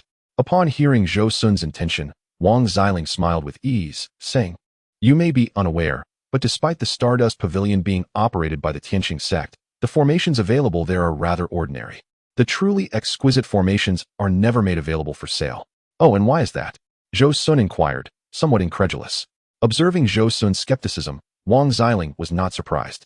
If he were in Zhou Xun's position, he too would find it hard to believe that such a grand establishment as the Stardust Pavilion would not possess superior formations. Thus, he explained, you must understand that formations are the foundation of the Tianqing sect. If the finest formations were to circulate outside, it would be all too easy for others to discern their secrets. Zhou Xun acknowledged this truth internally and then asked, do you happen to know where one might procure genuine, exquisite formations? Wang Xiling, with a self-satisfied smile, mysteriously replied, naturally, having lived here for many years. There is little I do not know. Zhou Xun then promised, that is splendid, please lead me there. Should I acquire a satisfactory formation, I will certainly reward you handsomely. Wang Xiling chuckled inwardly, anticipating a substantial gain in spirit stones. He thought to himself that this friend would offer one share, and the shopkeeper another. Excitedly, he said, I will surely meet your expectations. With that, he guided Zhou Xun through winding streets and alleyways until they arrived at a modest dwelling. He rapped a few times on the wooden door. Moments later, a youthful voice came from within. Who is it?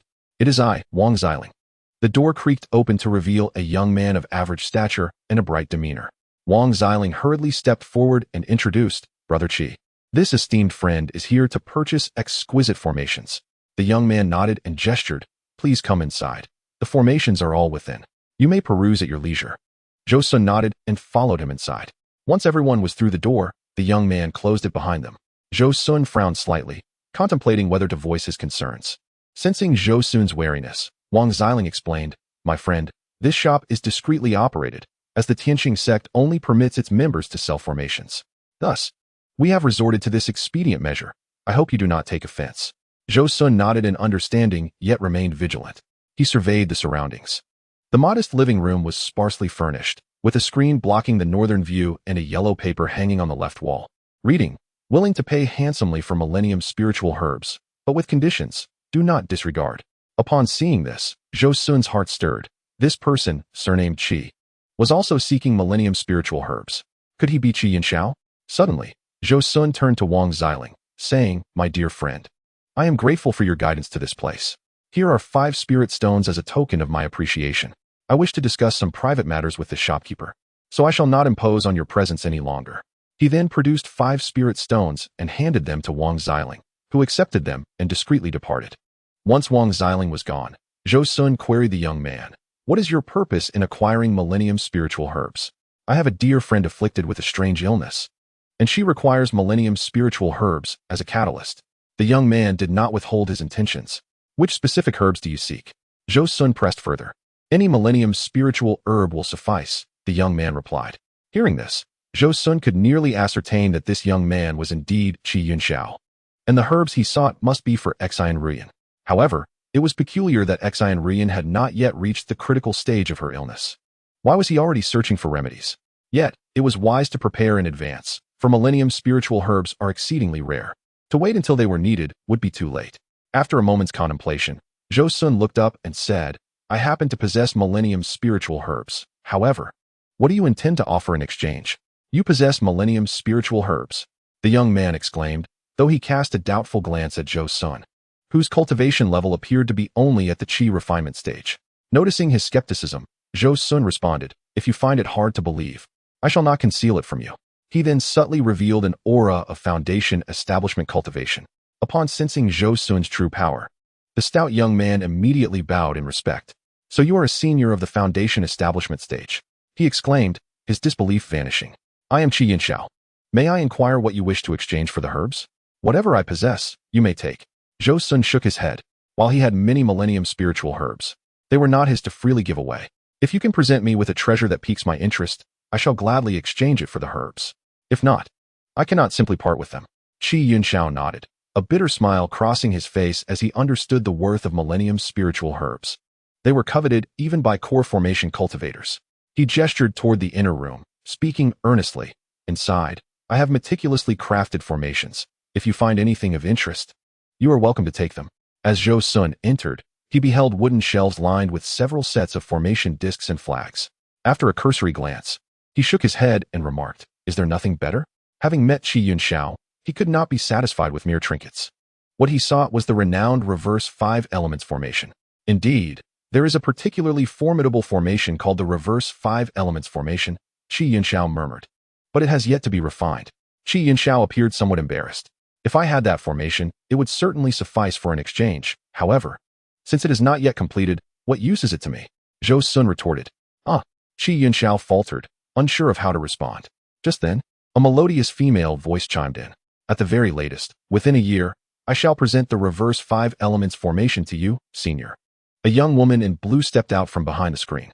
She had a medium build, a petite nose, and her clear, bright eyes sparkled like water. Though her features were not exceptionally striking, her graceful demeanor and expressive eyes made her captivating. This individual must be Xian Ruyan. Ruyan, why have you come out? Qi Yunxiao asked, somewhat astonished.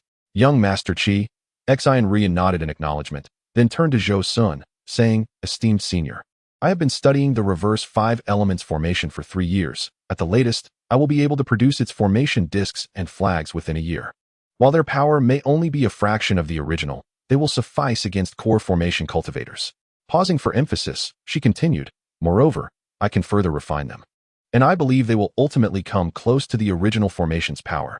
Upon hearing this, Xian Ruyan looked at Zhou Xun with a hint of nervousness. If this formation could contend with core formation cultivators, it would rival the protective formations of certain small sects, thus meeting Zhou Xun's needs. Zhou Xun smiled faintly, expressing his satisfaction. X aspired to utilize this formation, which had previously enabled him to vanquish core formation practitioners even during the foundation establishment stage. With such a protective array, he felt an unparalleled sense of security. However, the current predicament lay in the fact that this formation was yet to be completed. Thus, he proposed, since it will take a year to finalize, I shall return here on this very day next year, bringing a millennium-old spiritual herb in exchange for the inversion of the 5 elements formation. What do you all think? That sounds splendid. Xian Ruyan smiled subtly, feeling that this time she would finally acquire a millennium spiritual herb. Even if she were to fall ill, it would significantly alleviate her condition. She then turned to Zhou Xun and inquired, may I know your esteemed name, senior? Zhou Xun, after a moment's contemplation, decided to divulge his true name to her. Both Xian Ruyan and Qi Yunxiao were trustworthy individuals, and there was no need for aliases. By the way, I also need to procure a set of defensive formations and a trapping array for personal protection, Zhou Xun recalled, realizing that the formations he purchased from the Huangfeng Valley market were rather rudimentary. Having observed Qi Yunxiao's formations earlier, he noted they were exquisite, albeit not as remarkable as the inversion of the 5 elements formation, and thus contemplated acquiring 2 sets for transitional use. Feel free to take whichever you desire, senior. Qi Yunxiao promptly replied, hoping that Zhou Xun would take this matter to heart, making it less likely for him to renege on their agreement. Please assist me in selecting 1 defensive formation and 1 trapping formation, both of the kind that can be readily employed. Zhou Xun did not decline his goodwill, as he had indeed developed a desire to forge a connection with the two. Accepting kindness is a way to strengthen relationships.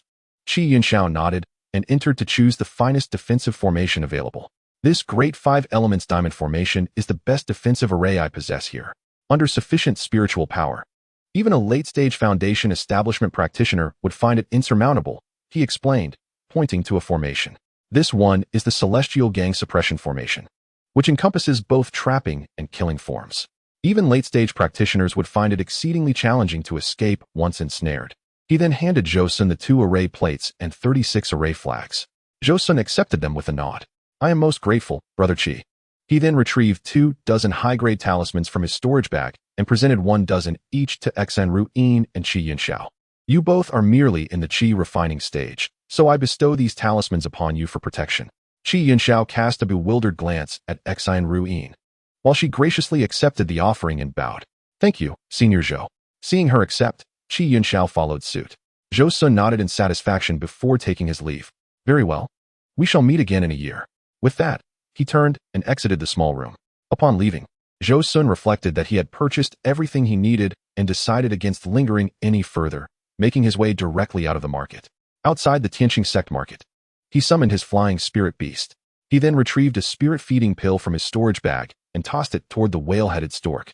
Once it consumed the pill, he mounted its back and found a comfortable position to recline. He intended to explore the Yuanwu kingdom, reclining on the back of the whale-headed stork, idly stroking the spirit cat he had purchased earlier. Zhou Xun mused about the ideality of having a lounge chair, accompanied by a small table adorned with spiritual fruits, and a charming maid attending to him, as a truly delightful cultivation lifestyle. As he indulged in these thoughts, he traveled over 100 miles before suddenly halting. Gently caressing the spirit cat's head, he murmured, "It's time to get to work." He then stowed away all his spirit beasts, summoned his instant light boat, Xianming shield, and true fire gourd, and faced the direction from whence he came, announcing loudly, "Friends over there, please step forward." Four practitioners emerged slowly from the woods, 3 men and 1 woman, all of whom were at least at the 11th layer of qi refining. The leader, a bald man at the pinnacle of qi refining, wore a grim expression as they regarded Zhou Xun. They had set their sights on this young man at the Tianqing sect market, but had refrained from acting due to the unfavorable surroundings. They could only watch helplessly as Zhou Xun departed on his spirit beast. Fortunately, the large bird was not particularly swift, allowing them to catch up. Little did they know that Zhou Xun had already sensed their ill intentions back at the market, and the presence of such dark practitioners reminded him of some unfortunate experiences. Thus, he deliberately slowed the flight of the whale-headed stork to toy with them. Upon reaching a location over 100 miles from the market, he decided it was time to act. With a swift motion, he cast his spell, unleashing 4 fireballs from the gourd, which transformed into 4 3-zhonglong fiery swords. The flames distorted the air around them due to the extreme temperatures, emanating an oppressive aura that spread throughout the vicinity. As the true fire sword technique was unleashed, Zhou Xun's concealed foundation establishment power became unmistakably apparent, causing the 4 assailants to stare in shock. Foundation establishment. The woman in red gasped. She could hardly believe that this seemingly youthful individual possessed such profound cultivation. Momentarily lost in disbelief, she eventually regained her senses and, disregarding her pain, activated a flying talisman, slapping it onto herself before turning to flee.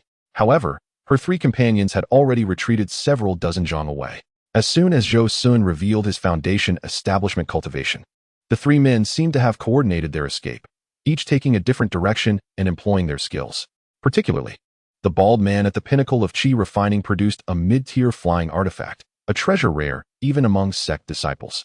In terms of reaction, they could not be faulted for their speed. Aside from the woman, the others were seasoned and decisive individuals. Had they encountered an ordinary foundation establishment practitioner, they might indeed have succeeded in fleeing. However, they were up against Zhou Xun. With a flick of his finger, the 4 fiery swords shot forth like lightning, racing toward the 4 individuals. In an instant, they were upon them. With no barriers to impede their advance, the sword light pierced through the back of the woman, resulting in her immediate demise. The 3 men sensed the escalating pressure behind them and were filled with dread, hastily employing their defensive measures. Yet, before their techniques could manifest, the fire sword had already pierced through their chests. Only the bald man at the pinnacle of qi refining managed to summon a circular artifact in time to block the attack, though it sustained significant damage. Seeing this, Zhou Xun commanded the fire sword to strike again, intending to finish off the bald man. Suddenly, he heard the man cry out, "Someone is orchestrating this, Senior. We were sent by someone." A single chapter to share. Dear readers, please do not support this any longer. Truly, do not continue to support this. If this book continues to be nurtured, it will surely fail. Last week, there were 300 reads, and today it remains at 300. It is disheartening. To encourage readership, I have decided to post 2 updates daily and will observe the results. I hope for your support. Additionally, it has been nearly a month since I began this book, and I must express my gratitude for the readership. For instance, the very first to reward me, Guai Yubai, has consistently supported me each day, and your encouragement makes me feel this book holds value. To all the readers who have rewarded me, including Shi Qing Yuan, 222, Qing Yang Tai Bai, Ren Yu Ren, and Jiuzue Lao, I thank you for your support. Chapter 35. Conspiracy. Zhou Xun restrained the bald man, binding him with several restrictions to seal his spiritual power. He then confiscated his storage bag and retrieved a rope artifact from his own bag, securing him to a tree, finally feeling at ease. As he ventured into the forest, he stowed away the storage bags of the 3 individuals and incinerated the corpses into ashes with a fireball. After a cursory examination, he arranged the items neatly. The combined contents of the 4 storage bags amounted to little more than 50 spirit stones, alongside several vials of qi refining pills, which appeared to have been recently concocted, suggesting they were acquired not long ago. There were also about 10 magical instruments, the majority being of lower grade, with a few of medium grade. The most valuable among them was the flying artifact belonging to the burly man. Zhou Xun couldn't help but curse under his breath about their poverty. After traversing into this realm, he had inherited the wealth of a foundation establishment cultivator and subsequently became a disciple of a nascent soul master, acquiring numerous treasures. He had never experienced the hardships faced by loose cultivators, most of whom couldn't even afford a single magical instrument. The 4 individuals who attempted to rob Zhou Xun were already quite affluent among loose cultivators, not only possessing storage bags, but also flying artifacts and talismans. Treasures that were scarce even among disciples of sections. Zhou Xun delivered a forceful kick to the left cheek of the bald man, knocking out 3 of his teeth and causing his face to swell and bruise. However, the man dared not show any resentment. Instead, he adopted an even more submissive and respectful demeanor, secretly hoping Zhou Xun would strike him again. This was not due to any masochistic tendencies, but rather because he believed that enduring a few more blows would alleviate Zhou Xun's anger, thus increasing his chances of survival. You claim someone orchestrated this. Who was it? Why did you attempt to rob me? Speak honestly. Zhou Xun narrowed his eyes, his gaze sharp as a blade, and coldly spat out a few words through clenched teeth. He prided himself on being amicable with others, and anyone capable of commanding a man of such peak chi refining level must at least be a foundation establishment cultivator. Reflecting on his journey from Tai Nan Valley to Tianwu Terrace and then to Huangfeng Valley, he recalled only having had minor disputes with the steward of the Baiji Hall surnamed Yi and the young master of Qianju sect. Could it be them? If so, how did they learn of his whereabouts? His visit to the Tianxing sect's market had been a spur-of-the-moment decision. Lost in thought, he was suddenly startled by the bald man's words. Yes, it was Elder Tian. The name was that of his predecessor. Zhou Xun furrowed his brow, deep in contemplation. Since his arrival in this realm, he had consistently used the name Zhou Xun. The fact that this man could utter the surname of his predecessor suggested an acquaintance, yet this did not align with what he knew. According to the jade slip left by his predecessor's father, both had remained active in the southern part of the Yu state, specifically around the Lanzhou area. While the Tianxing sect's market was located in the northern part, how could they possibly have crossed paths? If he were an old acquaintance from Lanzhou, he shouldn't know his predecessor's true surname, as they had been living incognito since arriving in the Yu state. Therefore, anyone aware of that surname must have known his predecessor before he came to Yu state. However, that seemed implausible. His predecessor had left at the age of 3 and was now 17. It was unlikely anyone could recognize him after so many years. After much contemplation, he still found himself perplexed. In frustration, he delivered another kick to the bald man's right cheek. How do you know my surname is Tian? Receiving another blow, the bald man became even more compliant, his words tumbling out with a mix of reverence and fear. It was the Chun family who informed me. The Chun family? Zhou Xun's expression darkened instantly, his words dripping with a menacing tone as he inquired. Is it the Chun family from Huangfeng Valley? No. It is the Chun family from Yunmeng Mountain, the bald man hastily clarified. Zhou Xun had never heard of this family before. He was certain he had not offended them. Why would they send someone to assassinate him, especially someone who knew his predecessor's surname? Upon recalling that his predecessor was originally from the Yuanwu kingdom, he speculated that the Chun family from Yunmeng Mountain might have some connection or even a grudge against his foundation establishment grandfather. The bald man, surprised, noted that this elder Tian was unaware of the Chun family from Yunmeng Mountain, wondering why they had placed a bounty on him. Reflecting on the bounty, his gaze turned vicious as he recounted how the Chun family had provided false information, claiming that a mere chi refining cultivator was a foundation establishment elder, leading them to attempt the robbery that resulted in the deaths of 3 sworn brothers, leaving him as the sole survivor. He vowed to make the Chun family pay. He then divulged everything he knew about the Chun family. They were a cultivation family within the Yuanwu kingdom, occupying Yunmeng Mountain in Luzhou, hence their name.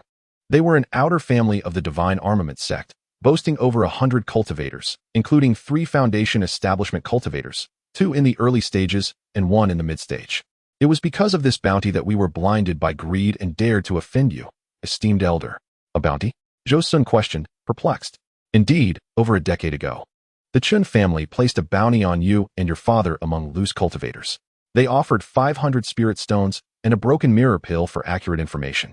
And if one could capture you alive, they would reward 1,000 spirit stones, a broken mirror pill, a top-grade magical instrument, or a foundation establishment cultivation technique.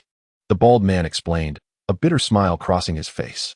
What loose cultivator could resist such temptation? And how did you recognize me? Zhou Xun pressed on, recalling he had left the Yuanwu kingdom at the age of 3.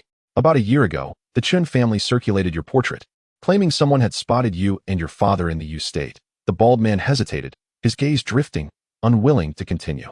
Zhou Xun's brow furrowed. Continue. Yes. Then your father perished in battle, and you managed to escape. After that, the portrait emerged. I presume that wherever you appear in the Yu state or Yuanwu kingdom, You could easily be recognized, he stammered, shrinking back and eyeing Zhou Xun cautiously. Zhou Xun listened intently, his mind racing. Since leaving Tai Nan Valley, he had been known as Zhou Xun, while his predecessor was named Wan Xiaoshan. It was likely that news of his identity would quickly reach Huangfeng Valley. However, he reasoned that he could simply claim he adopted the name Zhou Xun for safety. The real concern was his lack of memories of his predecessor. Encountering someone familiar with him could complicate matters. Considering that his predecessor had low cultivation prior to entering the sect, he likely had only interacted with loose cultivators, who would not dare approach him now. With this thought, he felt a sense of relief. What about the portrait? Zhou Xun inquired. It's in the storage bag of the fourth sister, the bald man replied. Zhou Xun rummaged through the storage bag belonging to the woman, uncovering a folded piece of paper. He slowly unfolded it, revealing the visage of a handsome youth, his own likeness, just after he had crossed over. Yet, Zhou Xun's expression soured, for the resemblance was strikingly accurate. Nearly indistinguishable, his face darkened with resolve. The Qin family must be annihilated, he vowed silently. Zhou Xun reclined upon the back of a great stork. Beside him sat the bald man he had captured. They were en route to Luzhou to gather intelligence on the Qin family. Although the bald man had provided a wealth of information, Zhou Xun remained skeptical and decided to investigate Luzhou personally. Coincidentally, the Luzhou cultivation community was soon to host the Yumu Mountain Small Conference, akin to a trading fair for cultivators, reminiscent of mundane marketplaces.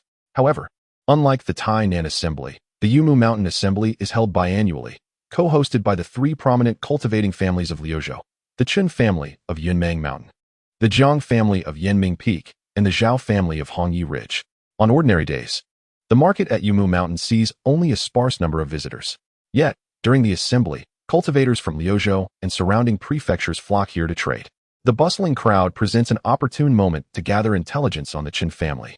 Thus, I decided to bring along the burly bald man to the meeting. Yumu Mountain is situated in the southern part of Liuzhou, adjacent to Hezhou. The terrain is steep and densely forested, seldom traversed by human feet. The burly man and I navigated through the thick woods. To facilitate our journey, I lifted the restrictions on his spiritual powers, allowing him to utilize his abilities for travel. I had no intention of carrying a full-grown man on my back. However, to ensure he remained compliant, I placed a spark of fire within his dantian. Should he entertain any treachery, I could easily reduce him to ashes in an instant. The man could only chuckle wryly, realizing that even if I released him, he would not dare to flee. If he left without resolving matters with the Qin family, he would surely face dire consequences. Before long, we arrived at Yumu Mountain. This market is unlike any other, built into the mountainside. A 5-foot wide stone path leads straight from the base to the summit. Along this path, pavilions are erected every few yards, serving as stalls for cultivators. For just 3 spirit stones, one can rent a stall for a month. By this time, some had already arrived early to set up their stalls, as many cultivators prefer to come several days in advance rather than waiting for the official start of the assembly. As I walked along the path, I occasionally encountered a few cultivators descending from the summit. I also took the time to glance at the various stalls. Eventually, I reached the mountainside. The path began to fork, with signs indicating various destinations, such as inns that charged a spirit stone per month. At the summit lies a square, paved entirely with azure bricks and spanning several thousand square feet. At this moment, over 100 individuals had gathered, along with a handful of stalls. It appeared that this assembly had attracted a significant number of cultivators. To the north of the square, there are 4 or 5 buildings that serve as permanent shops, all owned by the 3 prominent families of Liuzhou. After taking a brief tour, I returned to the inn at the mountainside and spent 4 spirit stones to secure 2 rooms. At the doorway, I said to the burly man, "The true fire has been placed in your dantian. If I do not intervene, it will surely erupt in 3 days. Remain obedient, and once I have dealt with the Qin family, your life shall be spared." He nodded. Rest assured, I am not one to act against my own interests. If my life can be preserved, why would I seek trouble? I tossed him the token for the room's restrictions and waved him off before entering my own chamber. In the following days, I ventured out to gather information, but the details I acquired were rather vague, considerably less than what the bald man had provided. Nonetheless, the snippets of information I gleaned aligned with his statements, confirming that he was not lying. One day, upon returning from my inquiries, I noticed 3 young men animatedly discussing matters in the hall, casting a soundproof spell around them. I initially dismissed them as mere chatter, intending to return to my room. However, my spiritual sense inadvertently pierced through the soundproof barrier, and I was taken aback by the strength of my perception. I caught a mention of the Qin family, which piqued my interest. I found a corner in the hall to sit, ordering a table of dishes and a jug of wine. Since entering Huangfeng Valley, I had not tasted mortal food. Although this was a market for cultivators, many ordinary dishes were still available, as many wandering cultivators found spirit pills too extravagant for their needs. As I settled in and began to savor the food, I simultaneously controlled my spiritual sense to eavesdrop. Brother Zhao, your father has advanced to the foundation establishment stage, which must significantly elevate your status within the family, remarked the youth in white, eyeing the long-faced boy with envy. The young man in fine robes responded with obvious longing. Indeed, Brother Zhao must see an increase in his annual allowance. Your words flatter me, Brother Chen.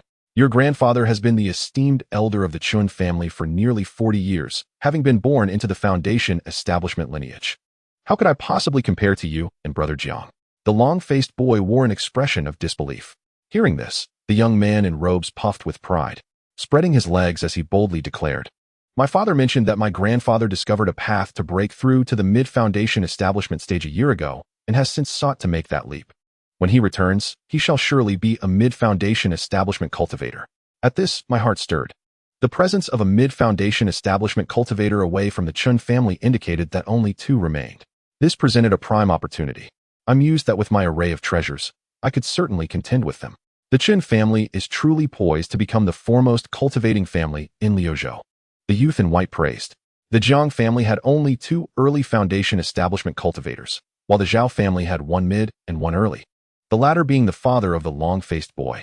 If the Chun family were to gain another mid-foundation establishment cultivator, their strength would surpass that of both the Jiang and Zhao families combined, which boded ill for them. Reflecting on this, I exchanged glances with the long-faced boy, who was fortuitously looking my way. Our eyes met for a brief moment. "Brother Chun, among our peers, you truly reign supreme," the long-faced boy continued to flatter. "Not at all. I owe it all to the support of my brothers and sisters," the young man in robes replied humbly, though his eyes revealed an air of entitlement. "Brother Chun, I assume your family is presiding over the Yumu Mountain Assembly this time, right?" The youth in white probed further. "Indeed, it is naturally the second elder. The family head is far too busy to concern himself with such matters.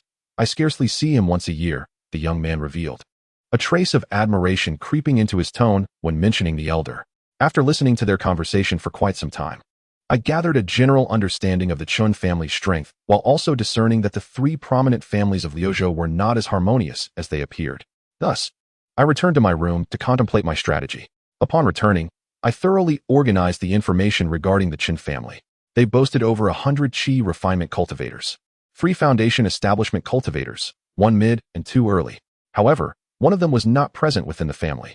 If I were to act, now would be the optimal moment to strike, while they were still short-handed. Should I miss this opportunity and allow the early peak cultivator to return after a breakthrough, I would have to contend with 2 mid and 1 early cultivator, a daunting prospect indeed. Simultaneously, the remaining 2 cultivators of the Chun family had one presiding over the Yumu Mountain Assembly. Thus, if I could lure him out and eliminate him first, I would only have to face 1 foundation establishment cultivator afterward, significantly improving my odds of victory. However, a challenge loomed. The Chun family is an outer clan of the Divine Armament sect. Should I eradicate them directly, even with a nascent soul powerhouse as my backing, I would encounter considerable trouble. Nevertheless, the reactions and dialogue among the 3 youths indicated that the 3 prominent families of Liuzhou were not as harmonious as they seemed. The Chun family's overwhelming strength necessitated an alliance between the Zhao and Jiang families to contend with them. If I were to eliminate the 2 foundation establishment cultivators from the Chun family, the other 2 families would undoubtedly seize the opportunity to strike against them, drawn by the allure of such a substantial prize. Thus, on one hand, the more than 100 Qi refinement cultivators burdened by their own troubles would inevitably find it difficult to escape. On the other hand, I could remain hidden behind the scenes, with outsiders believing that the Zhao and Jiang families had conspired to engulf the Qin family, unaware of my involvement for quite some time. In a valley 300 miles from Yumu Mountain, a burly man was perspiring profusely, vigorously wielding a great sword against a stone wall. "Dig well, make the cave resemble something worthy," a handsome young man clad in blue attire instructed the burly man, cradling a gray-blue spirit cat in his arms, gently stroking it. This blue-clad youth was none other than Zhou Xun. After devising the strategy, he had led this man to the valley. "Yes, senior, I shall certainly excavate a splendid cave for you," the man replied, becoming even more diligent upon hearing Zhou Xun's words. He was eager to please Zhou Xun at every opportunity, fearing not the labor, but the prospect of being deemed unworthy of his attention. A person without value, especially one who had previously offended him, could hardly expect to retain their life. After approximately half a day, the cave was completed. Zhou Xun surveyed it, his expression revealing dissatisfaction, which sent a chill of fear through the man. As soon as Zhou Xun began to speak, the man dropped to his knees, pleading for mercy. Zhou Xun, bewildered, replied, "What mercy do you seek? I am not here to kill you. Follow my instructions and refine this cave." Hearing this, the man sighed in relief and promptly began to make the adjustments according to Zhou Xun's directives. After half an hour of work, Zhou Xun nodded in satisfaction. Muttering to himself, "One must do things thoroughly. This is how a cave suitable for a cultivator should appear." He then retrieved the array plates and 18 array flags from his storage bag and set up the formation around the valley. Next, he led the burly man 10 miles away from the valley and handed him a shadow stone, instructing, "When I return to the cave, you will use this stone to record my image from a distance. Once I am inside, you will circle around the valley and record from afar before stopping. Do you understand?" Although the man did not fully grasp the purpose of Zhou Xun's plan, he dared not voice his doubts and nodded eagerly. Seeing the man understood, Zhou Xun nodded in approval and, using light body technique, dashed towards the cave, occasionally glancing back to ensure no one was following. The man trailed behind, recording the scene. After completing the recording, Zhou Xun reviewed it, nodding in satisfaction, and said to the man, "You will head to Yumou Mountain and find the Chun family's foundation establishment cultivator. Inform him of my whereabouts, give him this shadow stone, and bring him to the valley. Understand?" The burly man instantly comprehended Zhou Xun's intention to lure the Chun family cultivator to this place and eliminate him using the formation. He quickly nodded, vowing to bring the person over. Zhou Xun said nothing further, waved his hand, and the man suddenly collapsed, clutching his abdomen in agony. Rolling on the ground, the man felt as if his insides were ablaze. After a brief moment, he recovered, though drenched in sweat and wearing a look of sheer terror. "This is the power of the ignition seed. I merely invoked a fraction of its might, and yet you endured such pain. If you obey and assist me in eliminating the Chun family, your life will be spared. Should you defy me, this ignition seed will gradually erupt, causing you to suffer for 3 days before death claims you." The man nodded vigorously, resolutely declaring, "I shall do my utmost to help you exact this revenge, senior." Pleased with the man's response, Zhou Xun finalized their script and returned the man's magical artifact and storage bag. "Rest for a moment, then depart," he instructed. The man clasped his fists in acknowledgement, took to the skies on a mid-grade flying artifact, and headed towards Yumou Mountain. Just as he exited the valley, Zhou Xun's voice echoed in his mind. "If the ignition seed is not resolved by me, it will erupt on its own in 3 days. Be cautious." Upon arriving at the Yumou Mountain Market at Bayou Building, a long-bearded scholar in traditional attire calmly inquired, "Do you have news of the person under the bounty?" This composed elder was none other than Chun Xian-yi, a foundation establishment cultivator from the Chun family, overseeing the small assembly at Yumou Mountain. The burly man had sought out the Chun family's shop, Bayou Building, and after much effort, had finally met this elder. Yet, the elder's response left him puzzled. Upon hearing the news, one would expect shock or joy, yet he remained unperturbed. Unbeknownst to him, since the Chun family issued the bounty, there had been nearly 300 individuals offering information, the vast majority of which were mere wild speculations. Thus, the elder had grown weary. "Indeed, I witnessed it with my own eyes and recorded his image with the shadow stone," the man asserted. Upon hearing this, the elder immediately rose, urgency in his tone. "The shadow stone? Quickly, let me see it." He took the stone from the man's hand and examined it closely. The more he looked, the more his expression transformed into one of excitement. Finally, trembling with exhilaration, he exclaimed, "It is he. It is indeed him. Haha, I have finally found him." He slammed his hand on the table and addressed the burly man. "You have rendered a great service. The Chin family will not neglect your contributions. Tell me everything you witnessed about that person." "Yes, senior," the man replied, recounting all he had agreed to with Zhou Xun. "At the 8th level of Qi refinement, in a valley 500 miles from here," murmured the elder, lost in thought. Although he found the distance of 500 miles suspicious, the stakes surrounding the Tian family youth were too great for him to disregard the risk. After a moment of contemplation, he retrieved a jade slip and inscribed it for some time before calling over a servant, whispering instructions and handing the jade slip to him. He then soared from Yumou Mountain, guided by the burly man directly to Zhou Xun's valley. Before long, the Qin family cultivator arrived at the valley where Zhou Xun resided. The northern side of the valley featured a complete stone wall, on which lay a cave now sealed by a formation, the 5 elements restriction array. Zhou Xun had intentionally set up this formation purchased from the Huangfeng Valley market to enhance the cave's authenticity. Is that Tian family brat inside? The elder asked, glancing at the man beside him for confirmation. Yes, senior, it is indeed here. I saw him enter the cave and hastened to report to you. The man affirmed with certainty. Upon hearing this, the elder turned back, his gaze piercing as he scrutinized the man. Are you certain he is inside? He inquired. Each word deliberate. The man felt a pang of anxiety, fearing the elder might discern something amiss. Yet he knew he could not reveal even the slightest hint of doubt, lest he face dire consequences. Senior, that lad is definitely inside. I saw him enter with my own eyes, he insisted, maintaining a facade of certainty. The elder scrutinized him for a moment longer, failing to find any inconsistencies, which eased his mind. He then instructed the man, wait here and do not act recklessly. With that, he retrieved a shield artifact from his storage bag, casting a spell that instantly enlarged the shield to half the height of a person, revolving around him while emanating a heavy spiritual pressure. Supreme defensive artifact. Yet, this was still insufficient. The elder then produced a high-level defensive talisman and activated it, affixing it to himself. Instantly, a faint golden, translucent barrier appeared before him. With these 2 layers of defense, the elder's uneasy heart found some solace. He then summoned his flying sword and gracefully descended into the valley, intent on forcibly breaking the formation. As he cast his spells, the flying sword grew larger, ultimately expanding to a length of 30 feet. With a subtle movement of his consciousness, the massive sword, exuding tremendous might, struck the shield of the formation. The flying sword, indeed a top-tier artifact, unleashed its full power under the elder's foundational level mana. The barrier shattered effortlessly, as if it were merely a sheet of paper. Seeing the formation destroyed, the elder was overjoyed and prepared to soar into the cave. Suddenly, the entrance vanished, enveloped instead in thick mist that obscured all his vision. His divine sense could only extend a mere yard. Alarmed, a chill ran down his spine, compelling him to maneuver his flying sword to pierce through the mist. But it was thwarted by its increasing density. Looking downward, he found his knees obscured by the fog. He was ensnared by the formation. Indeed, this was the handiwork of Zhou Xun. As the elder summoned his flying sword to shatter the 5 elements forbidden formation, Zhou Xun had already activated the long-prepared diamond-subduing demon formation, trapping the elder within. Zhou Xun emerged from the cave, hovering in midair above the formation. The burly man beside him, upon seeing Zhou Xun, promptly summoned his artifact and approached. Observing the elder trapped within the formation, he grinned widely and made a respectful gesture towards Zhou Xun, claiming credit.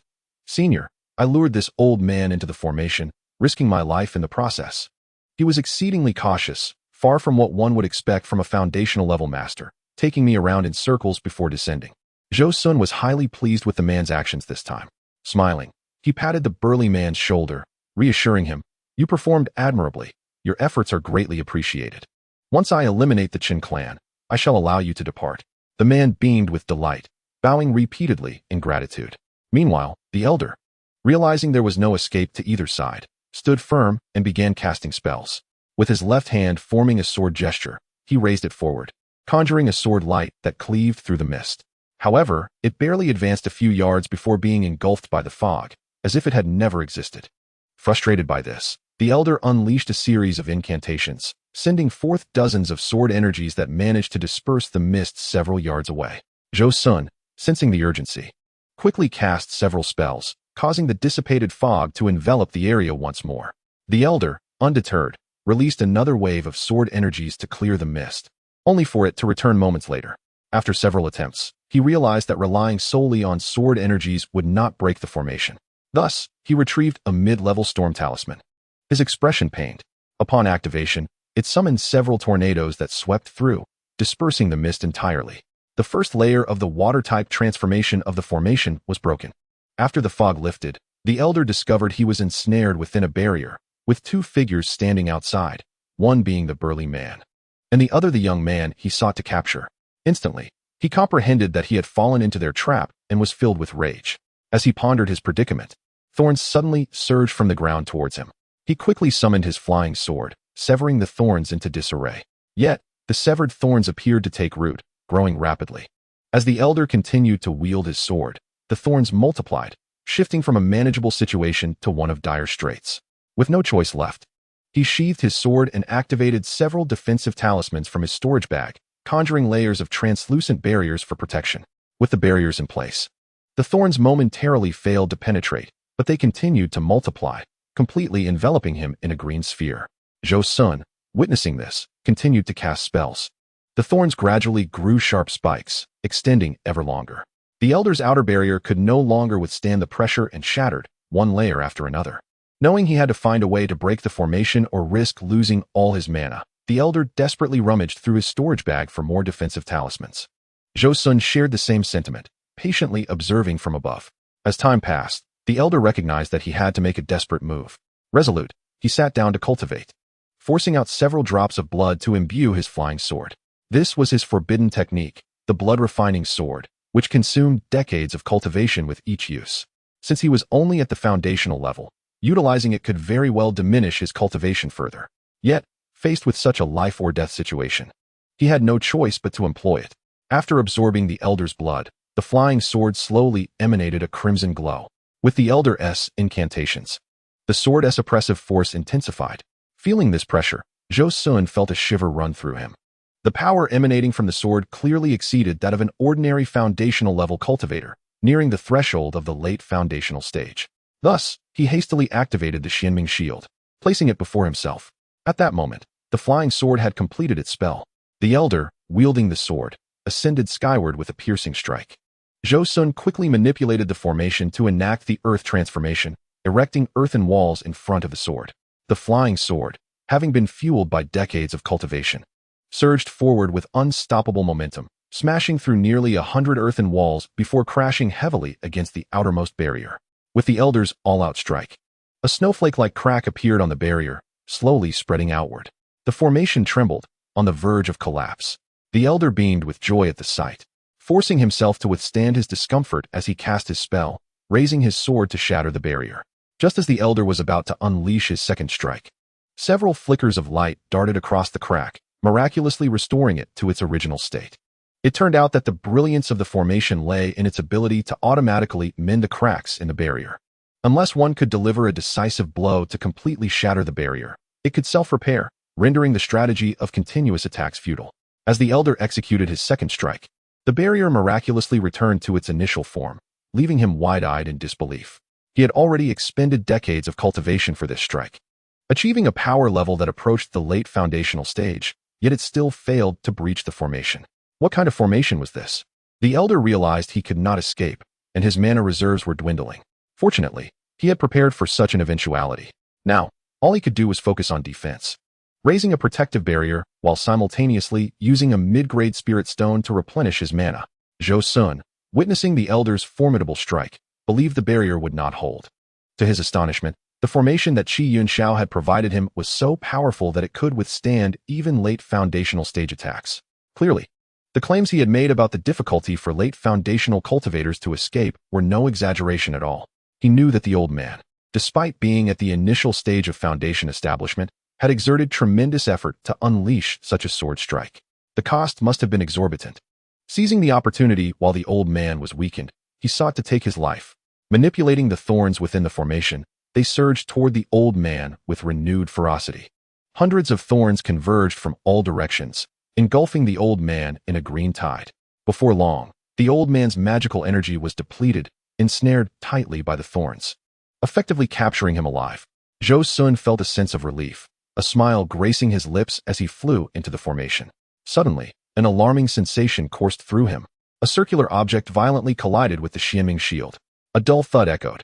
Zhou Xun had yet to react when another circular object struck. Thud, thud, thud, 9 times in total. Fortunately, the Xianming shield was a top-tier magical artifact, enduring these 9 consecutive attacks. However, its radiant aura dimmed significantly compared to when it was first activated. Zhou Xun was also forced back several dozen paces before regaining his footing. Upon focusing his gaze, he saw an old man in gray robes. At the mid-stage of foundation establishment, he was unaware of when the old man had concealed himself, taking advantage of Zhou Xun's entire focus on the formation to strike. Luckily, Zhou Xun had activated his defensive shield in advance. Otherwise, the consequences would have been dire. With this thought, Zhou Xun's eyes narrowed slightly, emanating a chilling glint as he regarded the gray-clad elder as if he were a corpse. A mid-stage foundation establishment practitioner. Could it be that the head of the Chun family had arrived? Nevertheless, this was fortuitous, as it spared him the trouble of seeking him out. At that moment, as the 9 circular strikes were unleashed, the gray-clad elder simultaneously hurled a 3-foot-long flying knife straight towards the nearby burly man. The man, merely at the chi refining stage, had no time to react. In an instant, the blade flashed, and his body was sliced into several segments, not even allowing him to emit a sound. The unfortunate man, who had attempted to kill Zhou Xun and had narrowly escaped with his life, had ultimately perished here after risking everything to complete Zhou Xun's task. Such was the fickleness of fate. Seeing that his 9 circular attacks had failed to breach Zhou Xun's defenses, the gray-clad elder realized the youth before him was no ordinary opponent. Acknowledging that he could not overcome Zhou Xun with mere shield-breaking techniques, he retrieved a serrated circular wheel from his storage bag. Its appearance was strikingly similar to Zhou Xun's Hanyue wheel, but the aura it radiated indicated it was a top-tier magical artifact. This artifact likely possessed armor-piercing capabilities and could very well be the bane of Zhou Xun's Xianming shield, he pondered. Without delay, he summoned his confinement bottle, a treasure gifted by his senior brother Feng on the day Zhou Xun became a disciple. According to his brother, this artifact's capability was not to confine people, but to trap treasures. As the confinement bottle activated, it hung inverted in the air, and the bottle's mouth erupted with blue light, sending forth strands of luminous energy. This circular artifact was a natural nemesis to shields and barriers. However, the blue strands were intangible, rendering the wheel's sharp teeth utterly ineffective against them. Truly, as the saying goes, one object restrains another. Thus, the circular artifact was ensnared in the air, unable to advance or retreat. Seeing this, Zhou Xun felt reassured. His gaze sharpened. He had been on the defensive since the surprise attack, unable to mount an offense. Now, it was time for the old man to experience his prowess. He summoned his true fire gourd from his storage bag. After casting several incantations, the gourd gradually ascended, swelling larger and glowing with a fierce red light. With another incantation, 3 fire seeds shot forth from the gourd's mouth, transforming into 3 blazing fire swords. With a mere thought, the fiery swords arranged themselves in a triangular formation and charged toward the elder. Simultaneously, a red flame erupted from the corpse of the burly man, morphing into a flying sword that hurtled toward the elder from behind. The flames darted through the air like lightning, the intense heat warping the surrounding atmosphere. The red flames loomed larger in the elder's eyes until, in an instant, they were upon him. Yet, the elder was clearly a seasoned warrior. As the flying wheel failed to achieve its purpose and Zhou Xun summoned the gourd, a faint golden, semi-transparent bell enveloped him. It was a second-tier basic defensive talisman, the golden bell technique. Concurrently, a white shield materialized, rising to half his height, positioned in front of him. Clang, clang, clang. The golden bell clashed with the 3 fire swords, flickering in brightness as it teetered on the brink of collapse. Then, a brilliant fire surged forth, shattering the golden bell and continuing its advance. Clang. Another sound echoed as the flying sword collided with a suddenly risen azure semi-transparent barrier, subsequently being intercepted by the white shield. At that moment, a blue jade pendant at the elder's waist disintegrated into dust. It was this pendant that had saved him. The elder's heart raced with terror. He had not anticipated Zhou Xun's fire swords to possess such formidable power. In haste, he produced several talismans, activating them and casting them forward to temporarily halt the 4 fire swords. Then he leapt back 100 paces before coming to a stop. Immediately, he activated several defensive talismans around him, along with the white shield, creating a defensive barrier of 6 layers. This clearly demonstrated the immense pressure Zhou Xun's fire swords exerted upon him. Once he completed his spellcasting, the elder felt somewhat reassured. Chapter 40. Interrogation. The elder sat suspended in mid-air, patting his waist, where a resplendent talisman appeared in his withered hand. In the center of the talisman was depicted a blue jade ruler, an artifact of considerable power. However, activating it required time. Thus, he activated all his defensive talismans, encasing himself within a multicolored sphere of light. As the elder retreated, Zhou Xun continued his incantations. The 4 flame swords merged into one, forming a colossal crimson sword several dozen feet high. Its might was unparalleled as it descended upon the elder, casting a shadow over him like a mountain pressing down. As the sword light fell, it stirred up a tempest, sweeping away the surrounding towering trees. Zhou Xun was momentarily taken aback. It was his first time employing the technique of unifying thousands of swords, and he had not anticipated such power. With this technique, he felt unafraid even when facing late-stage Foundation establishment practitioners. With a thunderous sound, the sword light struck the barrier, cleaving through it like bamboo. shattering 5 layers of defenses before finally colliding with the white shield. The elder's figure plummeted from the air, crashing into the ground and raising clouds of dust. The white shield's defense was astonishing, managing to withstand the colossal sword strike.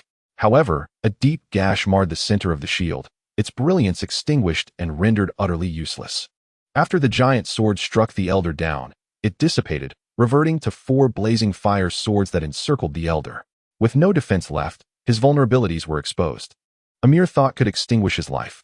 Surrender your magical energy and resist no further, and perhaps I may spare your life. Zhou Xun's voice came, devoid of emotion. Icy cold. The elder, upon hearing this, burst into laughter, spewing blood as he declared, "In my Qin family, we have only fallen cultivators, not cowardly surrenderers." As he uttered these words, he cast a spell to activate the broken artifact. Seeing this, Zhou Xun scoffed, showing no hesitation as he raised his left hand. Sword finger pointed forward and swept it aside. With a flash of sword light, the elder had no means of escape and was pierced by several beams of light. A mid-stage foundation establishment cultivator, the gray-clad elder, perished. Zhou Xun approached the elder's side, retrieving the storage bag from his waist along with the jade ruler talisman. Gazing at the shattered remains of the elder, he softly remarked, "He was indeed a man of integrity." With that, a fireball reduced the remains to ashes. Not far away, the 9-ringed artifact and the circular device lost control and fell to the ground due to their owner's demise. Zhou Xun picked them up and placed them into the storage bag. He then walked over to the corpse of the burly man. Collecting the storage bag and the fallen flying artifact that belonged to him, "I intended to spare your life, but alas, your fortune was lacking. You have served me in the past, so I shall not pursue your previous transgressions. Let us grant you peace in your rest." As he spoke, he cast a spell, digging a pit in the ground. He then kicked the burly man's body into the hole and used magic to fill it back in. Within the formation, the long-bearded elder was bound tightly. Zhou Xun stood before him, lightly touching his fingertips to place several sealing restrictions upon the elder until he could no longer wield any spiritual power. Satisfied, he nodded and ceased his actions. He removed the elder's storage bag without counting its contents, dismantled the formation, and destroyed the cave, summoning the whale-headed stork. He hoisted the elder and leaped onto the bird's back. With a powerful flap of its massive wings, a tempest was unleashed as the great bird ascended, flying southeast. After nearly 1,000 miles, Zhou Xun finally found a secluded valley to descend, setting up the great 5 elements diamond formation around the area. He cleared a space and gently placed the elder down. "Your actions are indeed meticulous," Zhou Xun praised. "To capture a chi refinement cultivator with a foundation establishment body, and even arrange for a mid-stage cultivator to assist, I must admire your style." He secretly appreciated the elder's meticulous planning, anticipating defeat rather than victory, and even preparing an escape route. Had he encountered any ordinary foundation establishment cultivator, they would have already met their demise. Not to mention, the elder's formidable sword strike would have been difficult for most mid-stage cultivators to withstand. And the now-deceased gray-clad elder, having practiced some hidden technique, managed to strike him unexpectedly. Were it not for the defensive artifact he activated and the inner armor gifted by his master, he might have perished. Reflecting on this, Zhou Xun resolved to prioritize his own defense in future battles. The cultivation world was filled with unpredictable techniques, and one careless mistake could lead to being ensnared by others. The elder, hearing this, let out a self-deprecating laugh. What does meticulous planning amount to, when it still results in falling into the hands of a mere boy? Zhou Xun, unperturbed by the elder's words, simply smiled at him. "Having fallen into my grasp, your life and death are at my whim. To dare to offend me so brazenly is indeed commendable. I deeply admire your spirit." The elder snorted lightly. "As a member of the Qin family, I have always upheld my principles. If you wish to kill or torment me, then proceed. It is impossible for me to bow my head." Upon hearing this, Zhou Xun smiled mockingly and then revealed a cold glint in his eyes, sternly stating, "If your Qin family is truly so righteous, why have you placed such a bounty on my father and me? We have distanced ourselves from the Yu kingdom. Why do you still pursue us relentlessly? The Qin family's actions, such a grandiose bounty, must conceal some secret. If it were merely a grudge, would it not be better to kill us outright? Moreover, the reward is so substantial, it could rival the entire wealth of a foundation establishment cultivator. The Qin family must desire something from me." The elder burst into laughter. "Ha! You do not even know why the bounty exists? How amusing." Zhou Xun attempted to entice him further. "If you share the details with me, I might consider letting you go." The elder remained silent, a mocking expression on his face as he regarded Zhou Xun. Zhou Xun maintained his smile.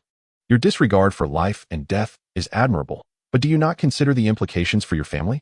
Pausing slightly, he continued, that fallen mid-stage cultivator was your family's head, was he not? Your Chun family has 3 foundation establishment cultivators, and now with the head fallen and you in my possession, one remains unaccounted for. Without a foundation establishment cultivator to guard Yunming Mountain, I wonder what the consequences will be. From what I know, the Zhao and Zhang families are not as harmonious with your Chun family as the outside world believes. The elder faltered momentarily, but quickly regained his composure, declaring with righteous indignation, the Chun family has its own methods to cope. You need not concern yourself. Zhou Xun remarked, you are truly broad-minded. But do you know why? After 2 years, you have yet to reach foundation establishment? The elder was initially astonished to see Zhou Xun, who 2 years ago was merely a chi refinement cultivator at the 7th level, now transformed into a foundation establishment cultivator. Because I possess a heavenly spirit root and am a direct disciple of the revered fox ancestor from Huangfeng Valley, Zhou Xun answered himself. If your Chun family offers such a bounty for a nascent soul direct disciple, I wonder how my master would react. Will the divine weapon sect shield you from the wrath of a mid-stage nascent soul cultivator? This matter was instigated by your Qin family. As he spoke, Zhou Xun's voice grew louder, culminating in a powerful shout. The elder's expression changed drastically. So you are the newly accepted heavenly spirit root disciple from Huangfeng Valley. Struggling internally, he eventually sighed deeply. Very well, I will tell you. The bounty is for a jade pendant. A jade pendant? Zhou Xun was taken aback, recalling the item he had exchanged upon arriving in the Tainan region. Could it truly be a rare treasure? Zhou Xun pondered. If so, he would certainly return to Tainan to see if he could retrieve it. However, 2 years had passed, and he had no assurance of finding it again. With a sigh, he lamented that the treasure the Qin family sought had been discarded by him. Truly, he had been blind to its worth. What is the function of this jade pendant? Zhou Xun inquired further. I do not know, the elder replied with a bitter smile, shaking his head. You do not know? Then why the grand pursuit? Zhou Xun's gaze sharpened, fixing on the elder as he questioned. I truly do not know. This was the command of the family head. I am merely following orders. Zhou Xun remained skeptical. The elder's actions indicated that his past held a significant secret. If he were ignorant, why go through such lengths? Your family head is dead, and you seek to shift the blame onto him to evade responsibility? After a moment of hesitation, the elder revealed the truth. The individual in question is not the family head, but rather a recluse of the clan. The Chun family only publicly acknowledges 3 foundation establishment cultivators, but in reality, there are 6. 6? Zhou Xun was astonished, realizing he had been prudent not to recklessly venture to Yunming Mountain. Otherwise, he would have been surrounded by multiple foundation establishment cultivators, and those hard-won life-saving artifacts would have been put to use. Why hide your strength? With 6 foundation establishment cultivators, who in Liuzhou could contend with you? The Jiang and Zhao families would not dare challenge you. Zhou Xun questioned, puzzled. Seeing Zhou Xun's skepticism, the elder explained. In general, a Golden Core family, including its affiliates, has only about 10 foundation establishment cultivators. The Qin family, being a standard foundation establishment family, possesses 6 cultivators. Furthermore, the foundation establishment pills distributed by the Divine Weapon Sect are limited. If the Chun family were to manifest an unusually high number of foundation establishment cultivators, it would surely raise suspicions. The principle of a common man is innocent, but possessing a precious jade is a crime resonates deeply with the Taoist companions. Zhou Xun nodded in agreement, acknowledging the truth of this statement. Suddenly raising an eyebrow, he asked, the Chun family boasts such a multitude of foundation establishment cultivators. Surely this jade pendant plays a significant role, does it not? As he spoke, he regarded the elder with a knowing smile. Indeed, this jade pendant is tied to a considerable opportunity. Realizing that he could not conceal this from Zhou Xun, the elder nodded without hesitation, his eyes gleaming with excitement as he looked at Zhou Xun. He countered, if a Taoist friend were to discover such an opportunity in the hands of a mere chi refinement cultivator, I believe you would not let it slip away, would you? Zhou Xun could not deny this assertion. As cultivators, we strive against the heavens for our fate. When we encounter opportunities, we naturally seize them. He continued, in that case, how could you condemn the Qin family for this? This matter is merely a matter of perspective, devoid of right or wrong. The chi refinement cultivator is, after all, a rival of mine. Principles are meant to be applied to others, not to bind oneself. However, given the changing times, the elder proposed, since you are now a foundation establishment cultivator, why not share this opportunity together? This suggestion struck a chord with Zhou Xun. He had gone to great lengths to uncover the secrets surrounding him. with 2 Thunder Flame pearls and dozens of mid-level talismans. He believed no foundation establishment family could withstand them. I have no objections, but how shall we divide the treasures once they are acquired? This matter requires the family head's decision. Why not visit my Yunmeng Mountain as a guest to discuss the distribution? The elder saw Zhou Xun wavering and promptly extended his invitation further. Let your family head come here to discuss. Zhou Xun declined, knowing there was enmity. He had no intention of foolishly visiting the enemy's stronghold. The elder, not surprised, pointed to the storage bag at Zhou Xun's waist, which rightfully belonged to him, and said, I have a long-distance communication talisman in my storage bag. If you hand it over, I will notify the family head. Zhou Xun nodded, retrieving the elder's storage bag and locating the communication talisman, which he handed over. Upon receiving the talisman, the elder made no immediate move. Instead, he gazed at Zhou Xun and said, Please loosen some of the restrictions. Without my spiritual sense and magical power, I cannot utilize this talisman. Zhou Xun nodded, warning him, Be honest, do not make any other moves. He then slightly relaxed the restrictions, allowing the elder to access a level of power equivalent to the 4th stage of Qi refinement. The elder activated the communication talisman and spoke briefly before casting the talisman into the air, where it transformed into a streak of fire and vanished. Zhou Xun proceeded to seal the elder once more. Stepping aside, Zhou Xun began to tally today's spoils, ignoring the storage bag of the burly man. He focused instead on the entirety of the wealth belonging to the 2 foundation establishment cultivators, which filled him with anticipation. He vividly recalled the exhilaration he felt upon inheriting the fortune from his foundation establishment grandfather. He first opened the storage bag of the long-bearded elder. Remembering how the elder had unleashed a powerful sword strike while trapped in the formation, Zhou Xun anticipated that such a technique would be wielded by no ordinary weapon. As he probed with his spiritual sense, he quickly found the sword. The sword, with a slight reddish hue, emanated a chilling metallic luster, inscribed with the characters Qi Xian. It was yet another top-tier magical weapon. Continuing his search, he discovered only about 800 spirit stones, a modest sum among foundation establishment cultivators. He recalled that during his first counterattack against a Qi Refinement 11 cultivator, that storage bag had yielded 600 spirit stones. All talismans had been expended in the formation, leaving him with several dozen bottles of Qi Refinement elixirs and some mid- to low-grade materials and spiritual herbs. Given that the elder was one of the organizers of this minor assembly, it was evident that these items were likely part of the Chun family's transactions. Altogether, they were worth nearly 1,000 spirit stones, alongside some miscellaneous items. After examining the long-bearded elder's storage bag, he moved on to the gray-clad elders. The gray-clad elder, a mid-foundation establishment cultivator, was considerably wealthier than the long-bearded elder. He possessed 1,700 spirit stones, surpassing even the inheritance left by Zhou Xun's grandfather. Several mid-level talismans remained, which Zhou Xun noted were curiously in use during their earlier duel. There were 2 bottles of foundation establishment elixirs, one of which was still unopened while the other contained merely 2 pills, likely consumed by the elder. Additionally, there were 2 jade slips, one detailing the elder's marvelous concealment technique and the other recording a cultivation method known as Earth Origin Technique. The remainder consisted of personal clothing, paintings, and such. Zhou Xun was surprised to find the gray-clad elder was a refined individual. He took out a fireball, reducing the items to ashes. These 2 bouts had significantly replenished his stock of spirit stones, bringing his total to over 4,000. If he were to sell those mid- to low-grade treasures, he could easily increase his wealth by another 1,000 or more. He acquired 4 talismans and 11 top-tier magical weapons, leading Zhou Xun to believe that his wealth now rivaled that of some fake Dan cultivators. Once he had completed his inventory, Zhou Xun began to await the arrival of the Chun family head. Chapter 42. The Chun family head. Before the Chun family head's arrival, Zhou Xun needed to make some preparations. First, he would re-establish the Diamond Demon subduing array. This formation was a formidable tool against foundation establishment cultivators.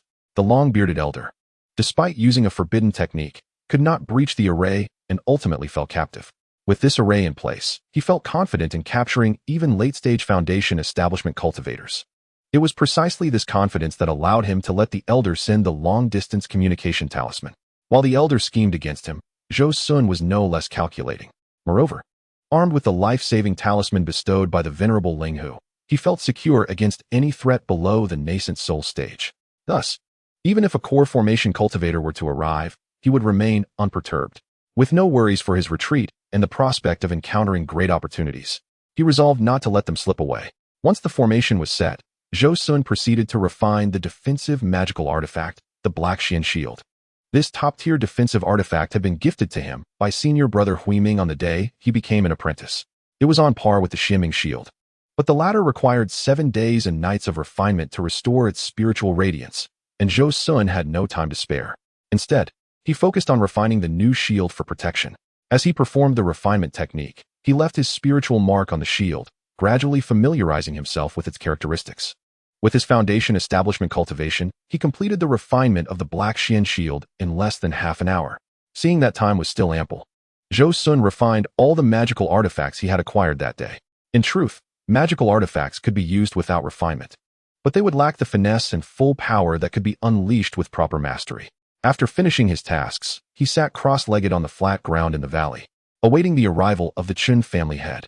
After a day, 3 dark figures appeared in the distance, swiftly approaching the valley's edge. 2 were mid-foundation establishment cultivators, and 1 was at the early stage. Leading them was a middle-aged man in splendid attire, sporting a beard and possessing mid-foundation establishment cultivation. To his left stood an elder clad in green, resembling a scholar, while to his right was a round-faced youth of early-stage cultivation. As the 3 men approached, Zhou Xun rose into the air, confronting them from a distance. Simultaneously, he activated a mid-level initial stage golden shield talisman, creating a protective barrier around himself. He also held several offensive talismans in hand, prepared to activate them at a moment's notice. "Are you the head of the Chun family?" Zhou Xun fixed his gaze upon the middle-aged man in splendid attire, recognizing him as the one who had been sought after for many years. "Tian Changsheng, after many years, you have grown into an adult and reached the foundation establishment stage. If Brother Tian were to know from beyond the grave, he would surely be pleased." The middle-aged man ignored Zhou Xun's words, chuckling to himself. With a tone that exudes warmth, he resembles a venerable elder. Listening to his words, one might feel as though they are conversing with a familiar grandfather from a past life. His manner is notably affectionate. Were it not for my own awareness, I might mistakenly believe him to be a senior relative. Such tender words juxtaposed with the ruthless pursuit of a bounty reveal the profound depths of this man's character. "We are quite acquainted, are we?" Zhou Xun retorted, offering no deference. The middle-aged man in fine attire laughed heartily, gesturing towards Zhou Xun. "This child is unruly, lacking respect for his elders. Alas, Brother Tian departed too soon, leaving this boy without proper upbringing. The head of the family speaks truthfully. It would be prudent to bring this child back to the Chun family for proper education, lest we tarnish our friendship with Brother Tian," interjected an elder clad in green. Zhou Xun's countenance was marked by a cold smirk. "Your Chun family is truly the epitome of hypocrisy. It seems that only through confrontation can we engage in meaningful discourse today." With that, he unleashed an ice rain talisman, conjuring numerous ice spikes that surged towards the trio. The spikes accelerated with astonishing speed, enveloping the 3 figures above. The middle-aged man, infuriated by Zhou Xun's sudden aggression, reacted swiftly. With a grand sweep of his hand, his left sleeve expanded to envelop all 3, emanating a faint white glow. A series of crisp sounds rang out as the ice spikes collided with the shield, shattering into fragments, while the white glow merely dimmed slightly. It appeared that his sleeve was an advanced defensive magical artifact. "Xian Dao, Xian Qing, you 2 go and rescue Xian Yi," commanded the middle-aged man, pointing to the long-bearded elder who was entirely sealed. "Yes, head of the family." The 2 responded in unison before darting towards the elder. However, upon landing, they encountered a thick fog that enveloped them, trapping them within a formation. The middle-aged man, witnessing this, erupted with rage. "You wretched boy, resorting to treachery." As he spoke, a beam of sword light shot towards the formation, piercing through the protective barrier and startling the elder in green. Meanwhile, Zhou Xun had never expected to win solely with the ice rain technique. Seizing the moment while the ice spikes distracted his opponents, he summoned a palm-sized black shield from his storage pouch, channeling his energy into it. The shield expanded to a height of half a person, swirling around Zhou Xun and radiating an ominous black light, aptly named the Black Xian Shield. As the shield was fully activated, the middle-aged man had managed to fend off the ice spikes. Zhou Xun, seizing the opportunity, unleashed several mid-level talismans, the Golden Blade technique and the Fire Rain technique, resulting in a symphony of clashes as they struck against the man's sleeve, scattering his spiritual light. Taking advantage of the distraction, the middle-aged man summoned 2 flying daggers, golden and crescent-shaped, which elongated under his command and glimmered with a chilling light. Heading straight towards Zhou Xun, unfazed, Zhou Xun retrieved the recently acquired Nine Suns ring and directed it at the two daggers, entrapping them in midair. In this contest of numbers, the daggers struck the ring, causing 2 of the rings to fly back, while the remaining 7 collided with the blades, severely diminishing their power. After a series of exchanges, 4 rings were rendered useless, leaving 5 with significantly weakened energy, while 1 dagger was destroyed and the other wobbled back, nearly incapacitated. It was a stalemate. Zhou Xun felt no regret. After all, they were spoils from the Qin family. He commanded the remaining 5 rings to pursue the dagger. The middle-aged man, infuriated, realized that the Nine Suns ring was one he had personally acquired and entrusted to the family elders. As the 5 rings closed in, 2 of them collided with the dagger, resulting in mutual destruction. In this encounter, Zhou Xun had gained the upper hand. After dispatching the dagger, the remaining 3 rings accelerated towards the middle-aged man, closing in within 10 paces. The man's expression shifted dramatically, unable to activate other artifacts in time. Suddenly, a translucent golden shield appeared beside him. Instantly cast high-level spell, Golden Shield Technique. This was an ability exclusive to those at the core formation stage. The middle-aged man radiated a thick wave of spiritual energy, having revealed his true status as a core formation practitioner. In this moment of crisis, he could no longer afford to conceal his cultivation level. The golden shield blocked the last 3 rings, which, propelled by a spirit of mutual destruction, collided fiercely with the shield, shattering it. With only 2 rings remaining, the middle-aged man, acting on instinct, conjured 2 more golden shields to safeguard himself, thereby neutralizing the final 2 rings and averting disaster. Fury welled within him. Since his ascension to the core formation stage, he had not engaged in combat. And today he had nearly fallen to a junior. Years of indulgence had made him complacent. With the presence of other Foundation establishment practitioners in the family, he had rarely needed to fight, leading to a decline in his combat prowess. Once a formidable figure, he had previously held his ground against mid-stage practitioners without faltering. Now, consumed by shame and anger, he resolved to engage earnestly, declaring, "Previously, I only fought you with my mid-stage capabilities. Now that my true power is revealed, prepare to witness the might of a core formation practitioner." Zhou Xun sensed the sudden surge of spiritual pressure emanating from the middle-aged man and felt an overwhelming weight of seriousness. Were the Qin family truly so fond of concealing their true strengths? They publicly claimed to possess only 3 Foundation establishment practitioners, yet in reality, there were 6. They presented mid-stage cultivation while concealing their true core formation status. This was simply illogical. Fortunately, he had preemptively set up formations to temporarily trap the 2 Foundation establishment practitioners. Otherwise, in a battle against this middle-aged man, he would surely have been outmatched with 2 opponents of the same rank interfering. Now, he was determined to gauge the depths of this core formation practitioner. Thus, in response to the man's boastful declaration, he retorted, "Is that so? Just a moment ago, you were quite beleaguered." As soon as he finished speaking, the middle-aged man waved his hand, sending a wave of golden light hurtling towards him. It was the high-level spell, Golden Spike Technique. Zhou Xun did not dare to be careless. He activated a golden shield talisman in defense. Both spells, being of the same elemental type, clashed spectacularly, resulting in a series of bright sounds as both the golden spikes and the shield vanished in mutual annihilation. However, the middle-aged man's arsenal was far from exhausted. Observing one spell fail, he swiftly cast a second and then a third, unleashing a barrage of golden needles. Zhou Xun, not one to be outdone, was well prepared. His storage pouch brimmed with talismans. Having exhausted the low-level ones, he turned to his mid-level talismans. Thus, the middle-aged man unleashed a flurry of spells. Each met with Zhou Xun's countermeasures, thwarting his every attempt with talismans. In this manner, the power of the well-dressed middle-aged man was diminished by nearly half, while Zhou Xun experienced little to no depletion. As a result, it was Zhou Xun, a novice cultivator in the Foundation establishment stage, who gained the upper hand in this round of combat. Observing that his numerous spells had been effortlessly countered by Zhou Xun's talismans, the middle-aged man couldn't help but lament the wealth of this young man, finding him quite formidable. The talismans Zhou Xun had just thrown out were worth more than a top-tier magical artifact, yet the young man remained unfazed, as if the talismans were inexhaustible. Realizing he needed to change his strategy, the middle-aged man thought to himself that he might not be able to subdue this young man even if his own power was entirely spent. In a fleeting moment, the middle-aged man's thoughts whirled, and he retrieved 6 magical artifacts from his storage pouch, activating them all at once. Being at the same Foundation establishment stage, his greatest advantage lay in his far deeper reservoir of power, several times that of a novice, along with a more robust spiritual sense, allowing him to control more potent artifacts simultaneously. 8 top-tier artifacts were his limit, so he decided to summon 6, intending to overwhelm Zhou Xun. He refrained from summoning all 8, believing that 6 would be beyond Zhou Xun's capacity to withstand, and due to his cautious nature, he felt it prudent to retain some mental energy for unforeseen circumstances. Otherwise, if all his focus were on controlling the artifacts to attack, he could easily fall prey to a counterattack. In an instant, various ethereal lights erupted, a blue long spear, a yellow gourd, and a red crystal ball. Zhou Xun was greatly alarmed by this display.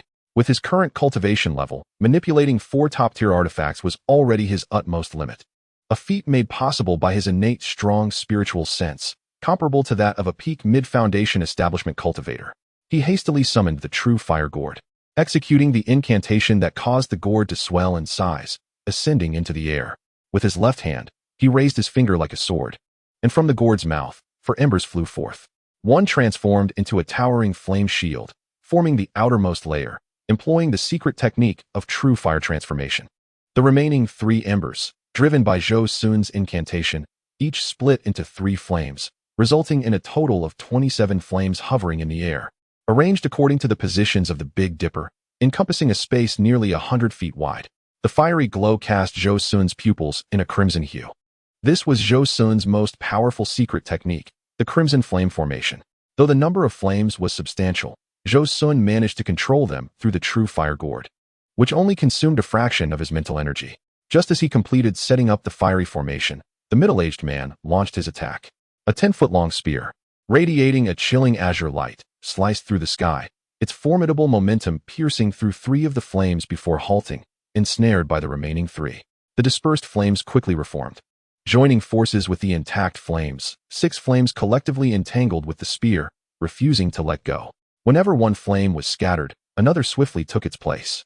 Seeing this, Zhou Xun promptly adjusted his strategy, dispersing the flame shield and transforming it into 9 additional flames, joining the fray. In that moment, the 6 top-tier artifacts of the middle-aged man clashed with Zhou Xun's 36 flames, wildly swirling in a fierce struggle, neither side willing to concede. Zhou Xun felt a sense of relief, astonished that merely condensing 4 embers into the crimson flame formation could yield such power. He wondered what the scene would look like if he were to condense all 9 embers. While lost in thought, he noticed that the middle-aged man had not erected a defensive barrier. A spark of inspiration struck him, recalling his rope-like artifact. Though it was not of high grade, its unique utility was remarkable, capable of evading spiritual probing, making it an exceptional tool for ambush. Zhou Xun stealthily summoned the semi-transparent rope artifact, advancing towards the middle-aged man. When he was merely a few paces away, he suddenly sprang into action. Clang! The rope was halted by a translucent azure barrier. This very object, the last time he had clashed with a mid-foundation establishment cultivator, a critical blow had been thwarted by this automatically activated azure barrier. Zhou Xun thought to himself, is the Chun family so affluent? They possess such automatic defensive treasures. I have only one, yet they have 2. Clearly, they had stumbled upon impressive fortunes. The middle-aged man, feeling a chill down his spine from the rope artifact, was filled with a mix of shame and anger.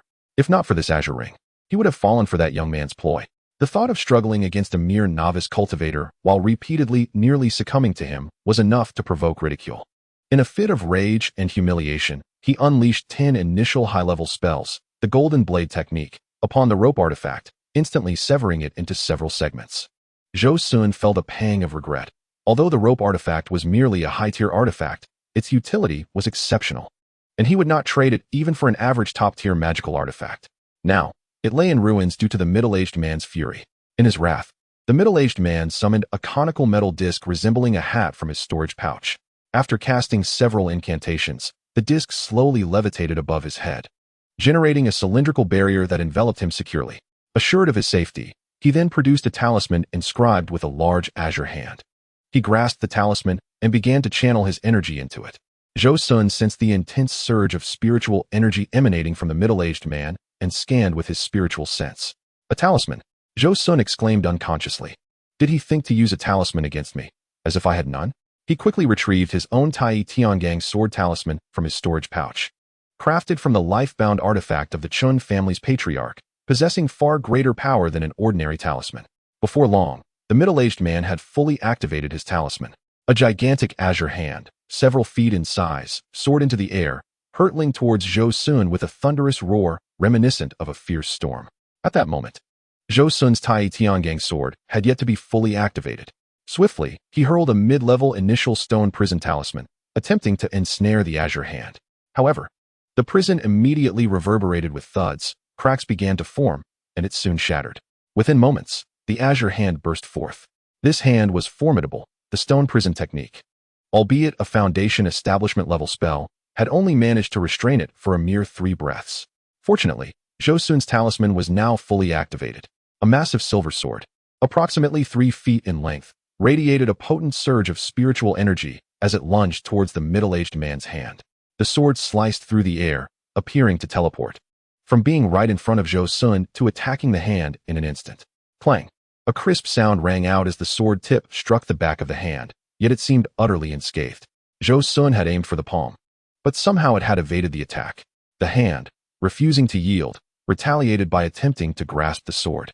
The nimble silver sword dodged effortlessly, taking advantage of the moment to slash at the hand again.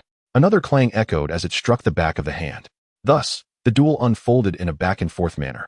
The hand alternately forming fists, striking, and grasping, yet failing to capture the flying sword.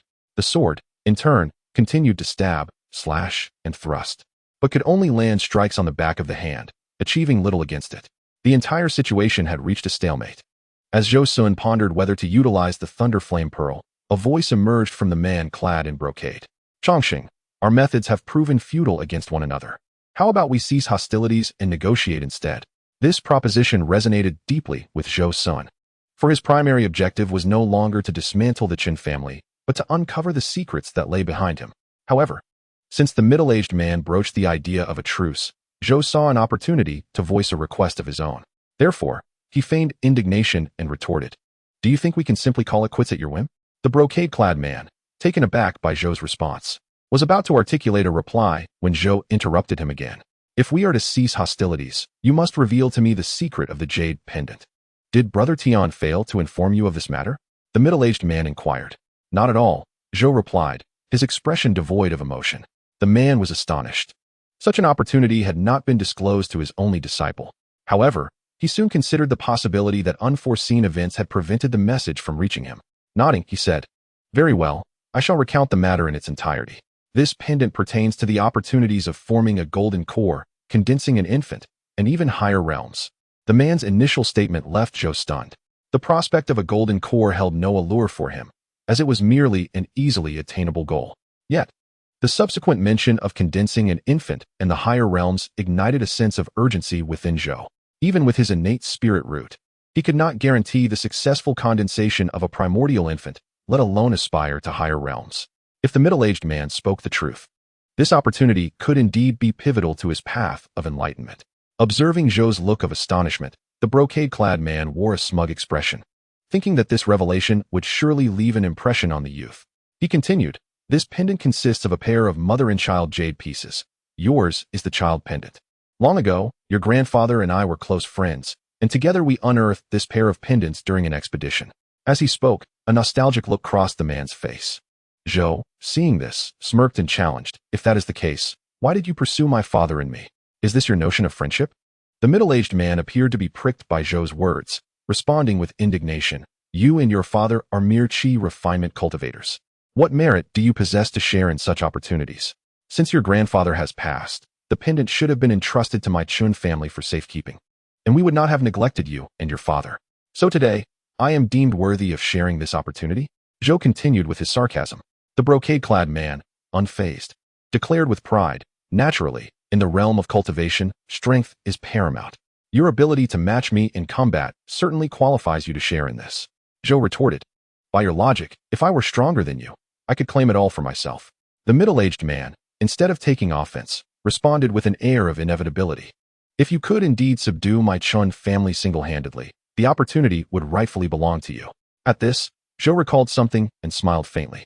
He then pressed on, "Enough of this idle chatter. What exactly is this opportunity?" Noting Zhou's impatience, the man shook his head, continuing, "This opportunity lies within a forbidden zone, or rather a secret realm. Over 20 years ago, your grandfather and I ventured into it together. Thanks to what we gleaned from this secret realm, I successfully ascended to the false core stage, he said, revealing a self-satisfied expression. And this was merely an exploration of the realm's outskirts. Chapter 45. The ancestors of the Xiao family and the state of Yu. Zhou Xun reclined upon the back of a whale-headed stork, his current destination being Tai Nan Mountain in search of a jade ring. Gazing at the mountains retreating beneath him, his thoughts drifted back to the previous day when the brocade-clad man recounted his experiences with Zhou's grandfather. Their friendship had spanned many years. These 2 jade pendants were acquired during an expedition that Zhou's grandfather had invited the middle-aged man to join. The red flame technique and the true fire gourd that Zhou practiced were also obtained from that very cave. They speculated that these items had been brought back from the secret realm by the cave's former master. Within that cave, aside from the usual spirit stones, techniques, and artifacts, the most closely guarded item was a jade box. Inside rested the 2 jade pendants, which they studied for quite some time, but found nothing remarkable. They were simply ordinary pendants. Eventually, they each took one. A few years later, one day, the pendant emitted a faint red glow, prompting them to reunite for further examination. A year later, the pendant's glow intensified, and they began to draw each other's attention. They quickly retrieved the pendants, which flew into the air, merging together to form a silvery arrow that pointed in a specific direction. Following the arrow's guidance, they flew for over half a month until they reached a desolate mountain. There, the pendant uncontrollably soared into the sky, emitting a fiery red light. Suddenly, a door appeared beneath the radiant glow. They were both astounded. Yet the ensuing events were even more shocking. The 2 pendants flew above their heads, enveloping them in a protective light and slowly ushering them through the portal. After a brief moment of disorientation, they found themselves back on solid ground, which turned out to be the secret realm. Upon returning, the middle-aged man delved into numerous ancient texts, speculating that it was a small world created by an ancient, powerful cultivator. The jade pendant served as a token for entry. A month ago, the middle-aged man's pendant began to glow red, indicating that the secret realm would soon open, prompting their agreement to meet at the Tianqing Sex Market in 10 months.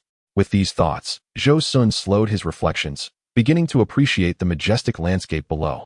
This was his first time flying over the state of Yu with a light heart. After an undetermined amount of time, a sudden surge of battle waves from the forest below disrupted Zhou Xun's leisurely thoughts. His previously closed eyes flew open. With a sweep of his spiritual sense, he observed 3 cultivators engaged in combat beneath him. 2 middle-aged men in gray were clearly allied, attacking an elderly man with gray hair. Although the 2 men were 1 level below the elder, at Qi refinement level 8, and possessed inferior artifacts, they were accompanied by a 7 or 8-year-old girl. The 2 middle-aged men displayed extreme shamelessness, occasionally directing their attacks toward the child. The elder was forced to struggle to protect her from harm. Fellow Taoists, if I hand over my storage bag, will you allow my granddaughter and me to leave? The elder pleaded, finding himself increasingly at a disadvantage. The 2 middle-aged men, sensing victory, were reluctant to let them go. The older of the 2 sneered, if we kill you, the storage bag will still belong to us, haha. Moreover, your granddaughter possesses some cultivation. Though she is young, a few years nurturing will make her an excellent furnace, huh? His expression turned lecherous. The other middle-aged man chimed in, indeed. Perhaps we can both advance our cultivation through her. From his vantage point above, Zhou Xun discerned the truth. These 2 middle-aged men were nefarious cultivators who killed for treasure. Ever since his encounter at Tai Nan Mountain, he had harbored an intense hatred for such individuals. Without a moment's hesitation, he drew forth the Qingxian sword and hurled it into the air. The palm-sized sword expanded in the wind, growing to a length of 10 feet. With a subtle command of his mind, the flying sword descended from the heavens, piercing the 2 middle-aged men and pinning them to the ground. After struggling for a brief moment, their breath ceased. Zhou Xun then summoned the whale-headed stork, landing before the elder and the young girl. The sudden demise of their formidable foes left the elder astonished. However, upon recognizing Zhou Xun, he quickly understood that this young man had come to their rescue and sensed his foundational cultivation level. Hastily, the elderly man bowed deeply with the young girl beside him. Introducing himself, I am Zhou Xun of the Xiao family from Fenghe Stream in Yunzhou, accompanied by my granddaughter, Xiao Chui'er. I wish to express my gratitude for your assistance. Esteemed senior, the mention of the Xiao family from Fenghe Stream triggered a memory in Zhou Xun. Indeed, the nameless technique for concealing one's aura, which the original character Han Li had mastered, was derived from a pair of ancestors. That grandfather had claimed to be from the Fenghe Stream Xiao family, and his granddaughter later became a core formation practitioner of Huangfeng Valley. With this recollection, Zhou Xun suddenly smiled, a playful glint in his eyes as he addressed the old man. Oh? Pray tell, how do you intend to repay me? The old man faltered, caught off guard by Zhou Xun's words. Gratitude? He was merely a qi refining practitioner. What could he possibly offer that would entice such a figure? Could it be that he was interested in my granddaughter? Observing Zhou Xun's gaze, the old man stammered, esteemed senior, if there is anything on me that catches your interest, you may take it all. As he spoke, he retrieved a storage bag and presented it to Zhou Xun with both hands. What treasures could a qi refining practitioner possess that would pique my interest? Zhou Xun shook his head with a smile, then turned his attention to the 7- or 8-year-old girl. It is your granddaughter that intrigues me. Hearing Zhou Xun mention his granddaughter, the old man genuinely feared that Zhou Xun intended to take her as a token of gratitude. His face turned pale, and he immediately bowed with the girl, stuttering. Esteemed senior, my granddaughter is still young. I implore you to spare her. I will hasten home to gather a substantial gift to present to you. As he spoke, he began to bow repeatedly. Zhou Xun rubbed his forehead, finding the old man's imagination overly fanciful. What do you mean by that? I merely meant to say that your granddaughter's technique is quite remarkable. Despite her being at the 3rd level of qi refinement, she appears as though she has never cultivated at all. Were I not present, it is likely that no qi refining practitioner would have been able to see through it. Simply divulging this technique to me would suffice as your expression of gratitude. The old man sighed in relief upon hearing Zhou Xun's clarification. Esteemed senior, I am unaware of the technique's name. It originates from a fragmented, nameless Taoist text, which does not specify the name of the aura-concealing technique. My granddaughter and I merely practiced it haphazardly. A nameless Taoist text, you say? Where did you acquire it? Zhou Xun inquired with keen interest. Esteemed senior, this text was discovered by my granddaughter during her play in a desolate mountain. It was found in a cave, he explained, pulling out a worn wooden box from his storage bag and offering it to Zhou Xun. Zhou Xun accepted the box and opened it, revealing a somewhat darkened yellowed book. He casually flipped through its pages, noting that the front was inscribed in an unfamiliar ancient script. Only the last 2 pages contained a set of nameless incantations written in a more commonly used ancient text of the cultivation world, the very technique for concealing one's aura. After storing it away, Zhou Xun looked at the old man with satisfaction. Pray tell, where is this cave? Lead me there, and should I find further rewards, I may bestow upon you some benefits, elixirs, magical artifacts, or talismans, whatever you desire. The old man was clearly tempted by Zhou Xun's offer and exchanged a few words with his granddaughter before turning to Zhou Xun. I can certainly take you there, esteemed senior, but it is quite a distance, and it may take some time. Not a problem, Zhou Xun replied as he summoned his stork-like mount, allowing the grandfather and granddaughter to ascend onto its back. He then directed the creature to soar towards the desolate mountain, as indicated by the old man. On the mount, Xiao Chui'er gazed excitedly at the retreating scenery below, tugging at the old man's sleeve and exclaiming, Grandpa, Grandpa, look, we are truly flying, so fast and so high. The old man, however, wore a worried expression, fearing Zhou Xun might take offense, and promptly cautioned, Chui'er, lower your voice. Do not disturb the esteemed senior. Zhou Xun chuckled, watching Xiao Chui'er's innocent exuberance, and waved his hand at the old man. It's quite all right. Chui'er is lively and delightful. Let her enjoy herself. Hearing Zhou Xun's words, Xiao Chui'er beamed with joy, turning to him and saying, Esteemed senior, you are truly kind. Zhou Xun smiled, his previously tense demeanor lightening in the presence of the cheerful girl. He beckoned to her. Do you enjoy flying? Of course. I never knew flying could be so delightful. Xiao Chui'er replied, her round eyes wide with wonder. Once you take me to that cave, I will gift you a flying artifact. How does that sound? That would be wonderful. Then I can fly by myself. Xiao Chui'er clapped her hands in excitement. After flying westward for about a day, a barren rocky mountain came into view. The mountain was only a few hundred feet high, covered in grayish-white boulders, with sparse growth of low shrubs and weeds.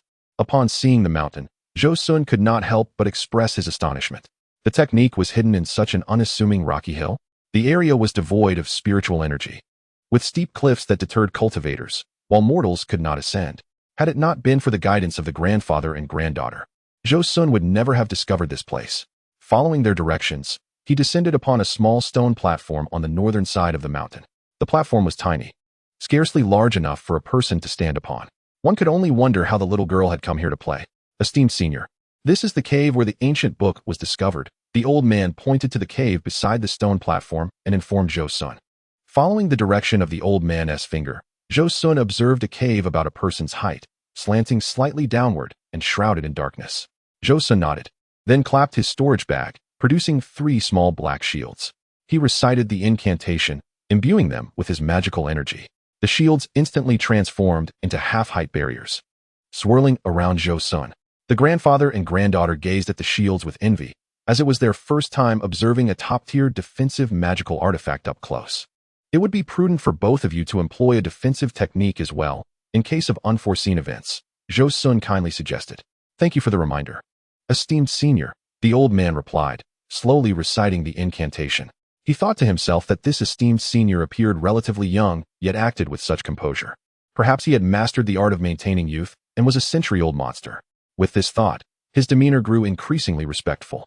In a short while, a protective barrier formed around the grandfather and granddaughter, created by a Vajra technique.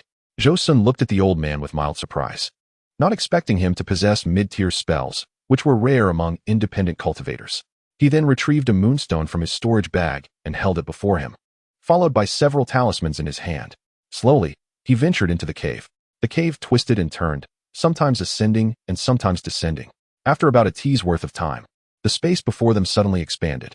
They had arrived in a stone chamber. The chamber was several feet in size, and it was evident that someone had excavated it. Was the ancient book found here? Zhou Xun asked, glancing down at the girl, whose height barely reached his waist.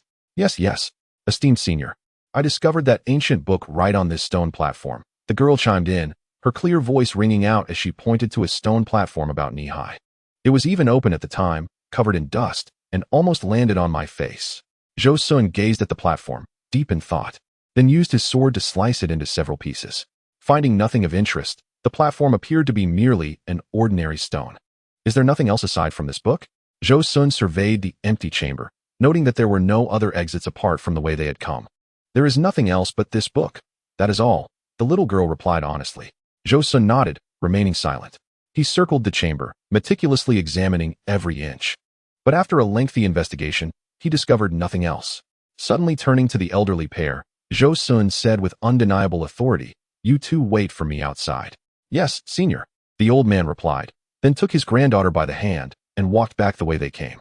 Once the two had exited, Zhou Xun retrieved a set of the 5 elements forbidden formation from his storage bag and meticulously arranged the formation around the stone chamber.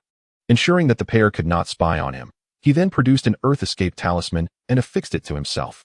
Gradually channeling his spiritual energy, he activated the talisman, and Zhou Xun's figure slowly began to vanish into the ground. He searched diligently, descending 1 zhang, 2 zhangs, 3 zhangs, continuing down for over 100 zhang, until the sensation of being ensnared by the earth eased, leading him into a cavern. Deep within the cavern, he discovered a portal resembling an archway, inscribed with the words Muyu Mansion. Flanking the portal were columns thick enough for a single person to embrace, intricately carved with images of flying beasts and terrestrial creatures. The entrance was tightly shut, adorned with formidable prohibitions that Zhou Xun scrutinized, most of which he could not comprehend. Yet they emanated a disquieting aura. After a long contemplation, he refrained from acting. The prohibitions were too powerful for his current cultivation level and abilities to breach. Instead, he took out a blank jade slip and meticulously sketched the prohibitions, intending to return when his skills had improved. Upon exiting, he found Xiao Chui'er and her grandfather seated on the ground, conversing. Upon seeing Zhou Xun emerge, the old man hurriedly approached to pay his respects. Not a word was uttered about the cavern, and Zhou Xun quietly admired the old man's discretion and cleverness, though he noted the man's cultivation was somewhat lacking. Approaching Xiao Chui'er with a smile, he said, "Do you remember the flying artifact I promised you?" With that, he produced the mid-tier flying artifact, shaped like a canoe. That belonged to the middle-aged man.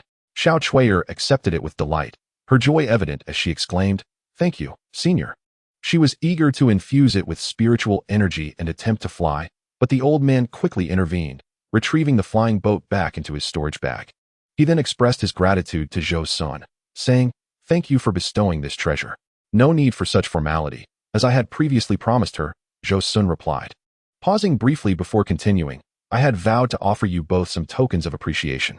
Please feel free to express your requests. I shall do my utmost to fulfill them, whether it be elixirs, artifacts, or talismans." Upon hearing this, the old man wore an odd expression, hesitating for a moment before pulling Xiao Chui'er closer and bowing deeply. "We seek no worldly possessions, but we do have a humble request that we hope the senior can grant." "What request do you have?" Zhou Xun felt an inexplicable sense of impending trouble at that moment. "My granddaughter greatly admires your profound cultivation and advanced techniques. She wishes to become your disciple." offering her service at your side henceforth. I hope, considering her genuine intentions, that you might accept her as your apprentice." As soon as the old man finished speaking, Xiao Chui'er quickly knelt before Zhou Xun and earnestly bowed her head in respect. Could he truly take on a disciple? This was no trivial matter. He was merely 17 years old and had only been in the Yellow Maple Valley for 2 years. He certainly would not agree to such a thing. However, he recalled that this young girl did eventually join the Yellow Maple Valley and became a core formation practitioner. Though he could not accept her as a disciple, he could certainly facilitate her entry into the valley. This young girl was lively and charming, and he felt a certain affinity towards her. Moreover, with his influence, she would undoubtedly fare well in the Yellow Maple Valley. With these thoughts in mind, Zhou Xun's expression grew contemplative as he stated, "I do not take on disciples." His words immediately doused the old man and his granddaughter with cold water, leaving them momentarily frozen in disbelief. Especially Xiao Chui'er, who had anticipated Zhou Xun's acceptance due to his previous kindness towards her. Now, faced with rejection, her eyes glistened with unshed tears. Seeing her distress stirred Zhou Xun's compassion, and he hastily reassured her, "Though I cannot accept you as a disciple, do not lose heart. I can introduce you and your grandfather to join the Yellow Maple Valley, and with my standing, you shall receive favorable treatment." The old man, upon hearing this, eagerly took Xiao Chui'er and nodded in agreement. "We are willing to join the Yellow Maple Valley. Thank you, senior." Zhou Xun nodded, retrieving a sound transmission talisman from his possession. He whispered a few instructions before handing it to Xiao Chui'er, urging, "Take this sound transmission talisman to the Yellow Maple Valley and seek out Master Zhongling. Inform him that Zhou Xun sent you, and present this talisman to him. You shall gain entry." With tears in her eyes, Xiao Chui'er lowered her head and accepted the talisman, clearly still saddened by her inability to become Zhou Xun's disciple.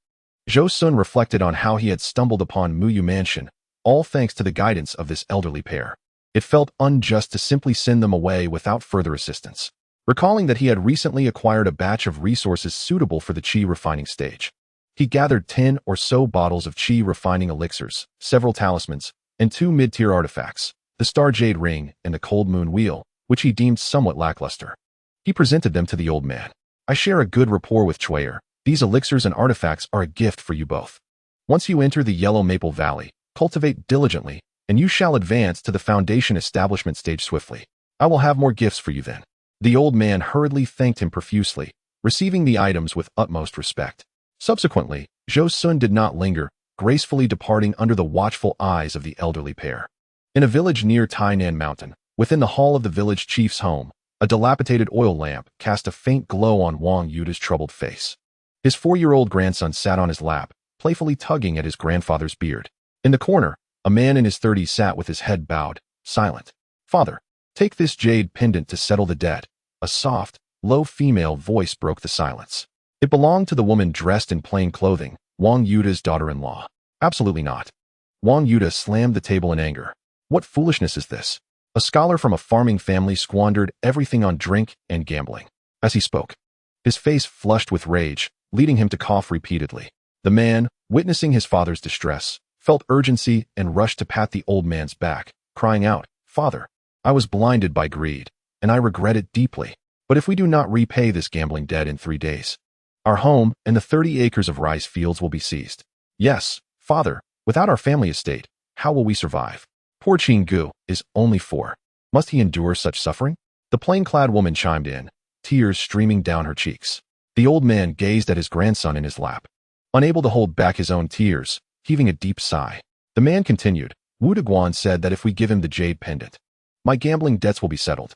The old man shook his head, turning to his son with a sigh. "My son, although our family is merely a farming household, we must not forget our heritage. Your grandfather and great-grandfather were men of honor and integrity. A lost estate can be rebuilt, but a tarnished reputation is irretrievable. This jade pendant was promised to that gentleman. If he comes seeking it, we cannot part with it." Zhou Xun, concealed outside, observed this scene with clarity. Initially thinking that the old man's mention of redemption was merely a casual remark, he was taken aback to realize that the old man regarded it as a solemn commitment, steadfastly upholding his promise even in the face of financial ruin. Thus, he employed his concealment technique and made his way to the hall. Suddenly, a figure flew into view, startling the crowd. Only the elder, well-versed in the ways of the world and having encountered cultivators in his youth, remained relatively composed. He stepped forward to pay his respects, saying, "I am Wang Yuda, an old man who has met cultivators before. I wonder what brings you here. I am not a celestial being, merely an ordinary cultivator, replied the newcomer. 2 years ago, I exchanged a jade pendant here for provisions and clothing, and I have come today to redeem it. Zhou Xun shook his head, clarifying his purpose. Upon hearing this, the elder scrutinized Zhou Xun for a moment before realization dawned on him. So it is indeed you, young master. Please wait a moment. The jade pendant is in the inner room. I will fetch it for you. With that, he turned and entered the back room. The man and his wife, overhearing Zhou Xun's intention to reclaim the pendant, felt a surge of relief, glad they had not exchanged it, for offending a cultivator would have dire consequences. Before long, the elder emerged with a wooden box. Here it is, he said, opening the box and presenting it to Zhou Xun. Inside lay a jade ring, pure white, resembling mutton fat, gently glowing with a hint of red, flickering as if it were breathing. This is it, Zhou Xun thought. Recognizing it as the essential item for entering the secret realm, as mentioned by the middle-aged man in fine attire. He waved his hand, storing the pendant in his pouch. And then, amidst the astonished gazes of those present, he floated away. As he departed, Zhou Xun sent a thought to the elder. I heard your earlier conversation. Your integrity and adherence to promises are commendable. I will address the matter concerning Wu, the official. The payment for the pendant has been placed in the wooden box. It contains a vial of elixirs that will cure ailments and prolong life. I hope you enjoy longevity and continue your family legacy. The elder lived to be 106 years old, and his son later awakened to the importance of integrity throughout his life. The elder's grandson inherited this family tradition, upholding promises and trustworthiness. He was later recommended by local officials and achieved academic success, elevating the family's status. Thus, the Wang family of Tai Nan Mountain gradually became a renowned clan, but that is a tale for another time. After retrieving the pendant, Zhou Xun summoned the whale-headed stork and flew to Huangfeng Valley. Chapter 48. Return to Huangfeng Valley. In Zhou Xun's cave dwelling at Huangfeng Valley, he and Han Li were enjoying tea together. Brother Han, I never expected you to successfully cultivate the spirit mist mother tea, Zhou Xun remarked, taking a sip of the tea and expressing his astonishment. As the tea flowed down, he refined the spirit energy it contained. I must thank you, Brother Zhou, for bringing me the roots of the spirit mist mother tea. Otherwise, I wouldn't have been able to cultivate it so quickly, Han Li chuckled, noting that he had been using the tea for his training and anticipated reaching the 12th level of Qi training within 6 months. With this spirit tea, he could save considerable effort in his cultivation. Zhou Xun had never been one to sit and cultivate diligently, so having such a spirit item suited his inclinations perfectly. Seeing Zhou Xun's fondness for the spirit tea, Han Li took out 10 pounds from his storage pouch and handed it to Zhou Xun. This is the spirit tea I collected for you over the past 2 times, totaling 10 pounds. Please use it first. Zhou Xun accepted it without hesitation, knowing that Han Li had a small green vial from which he could collect 10 pounds every half-month. Thus, there was more than enough spirit tea for him. Thank you, Brother Han. I will not decline this gift. I have 2 matters I need your assistance with. Zhou Xun recalled that he needed a Millennium Spirit Herb to exchange for the reverse 5 elements array and, with the Secret Realm expedition approaching in 10 months, he needed to prepare, ideally condensing the remaining 5 fire seeds within this period. This way, he could better cope with any dangers that might arise in the Secret Realm. Brother Zhou, please state your requests. I shall assist you without fail, Han Li said, guessing that Zhou Xun's requests were likely related to spirit herbs. Initially, he had harbored some resentment about their collaboration, feeling somewhat passive in the partnership. However, after experiencing the benefits of using the spirit mist mother tea for cultivation, all dissatisfaction vanished. Their collaboration had swiftly resolved his cultivation issues, and he had also received better treatment within the sect due to his friendship with Zhou Xun. For instance, he had access to a broader range of materials and resources in the Yulu Hall than he had previously. This significantly enriched his understanding of cultivation. I recently encountered a master of formations during my travels, and I arranged to exchange a Millennium Spirit Herb for the reverse 5 elements array. Therefore, the first matter requires you to help me cultivate 2 Millennium Spirit Herbs, regardless of the type, provided their potency reaches a millennium, Zhou Xun explained. The reverse 5 elements array, Han Li exclaimed. He had heard of this formation, known as a minor forbidden array. Despite its smaller coverage area and lack of direct lethal capabilities, its ability to disguise and confuse enemies was not inferior to the protective arrays of major sects. Moreover, if crafted into array plates or flags, they could be easily carried. However, such an array could not simply be exchanged for a Millennium Spirit Herb. Han Li thought this over and sensed a discrepancy. The value of the array far exceeded that of the spirit herbs. Brother Han, your mind is indeed sharp. You have quickly grasped the issue at hand. This array has only recently been developed and possesses merely 10 to 12% of the original's power, which is why it can be exchanged for a Millennium Spirit herb. Zhou Xun continued. Even so, it is more than capable of restraining an average foundation establishment cultivator, and I have promised to continue improving it. Now I understand. Han Li nodded, a look of comprehension on his face. May I ask how to facilitate the exchange? If convenient, could you also procure a set for me? Such an array is truly enticing. Of course, the Formation Master requires Millennium Spirit herbs for survival, so I believe he would be willing to accept multiple herbs in return, Zhou Xun replied. Knowing Han Li would be unable to resist when he heard the name of the reverse 5 elements array. Survival?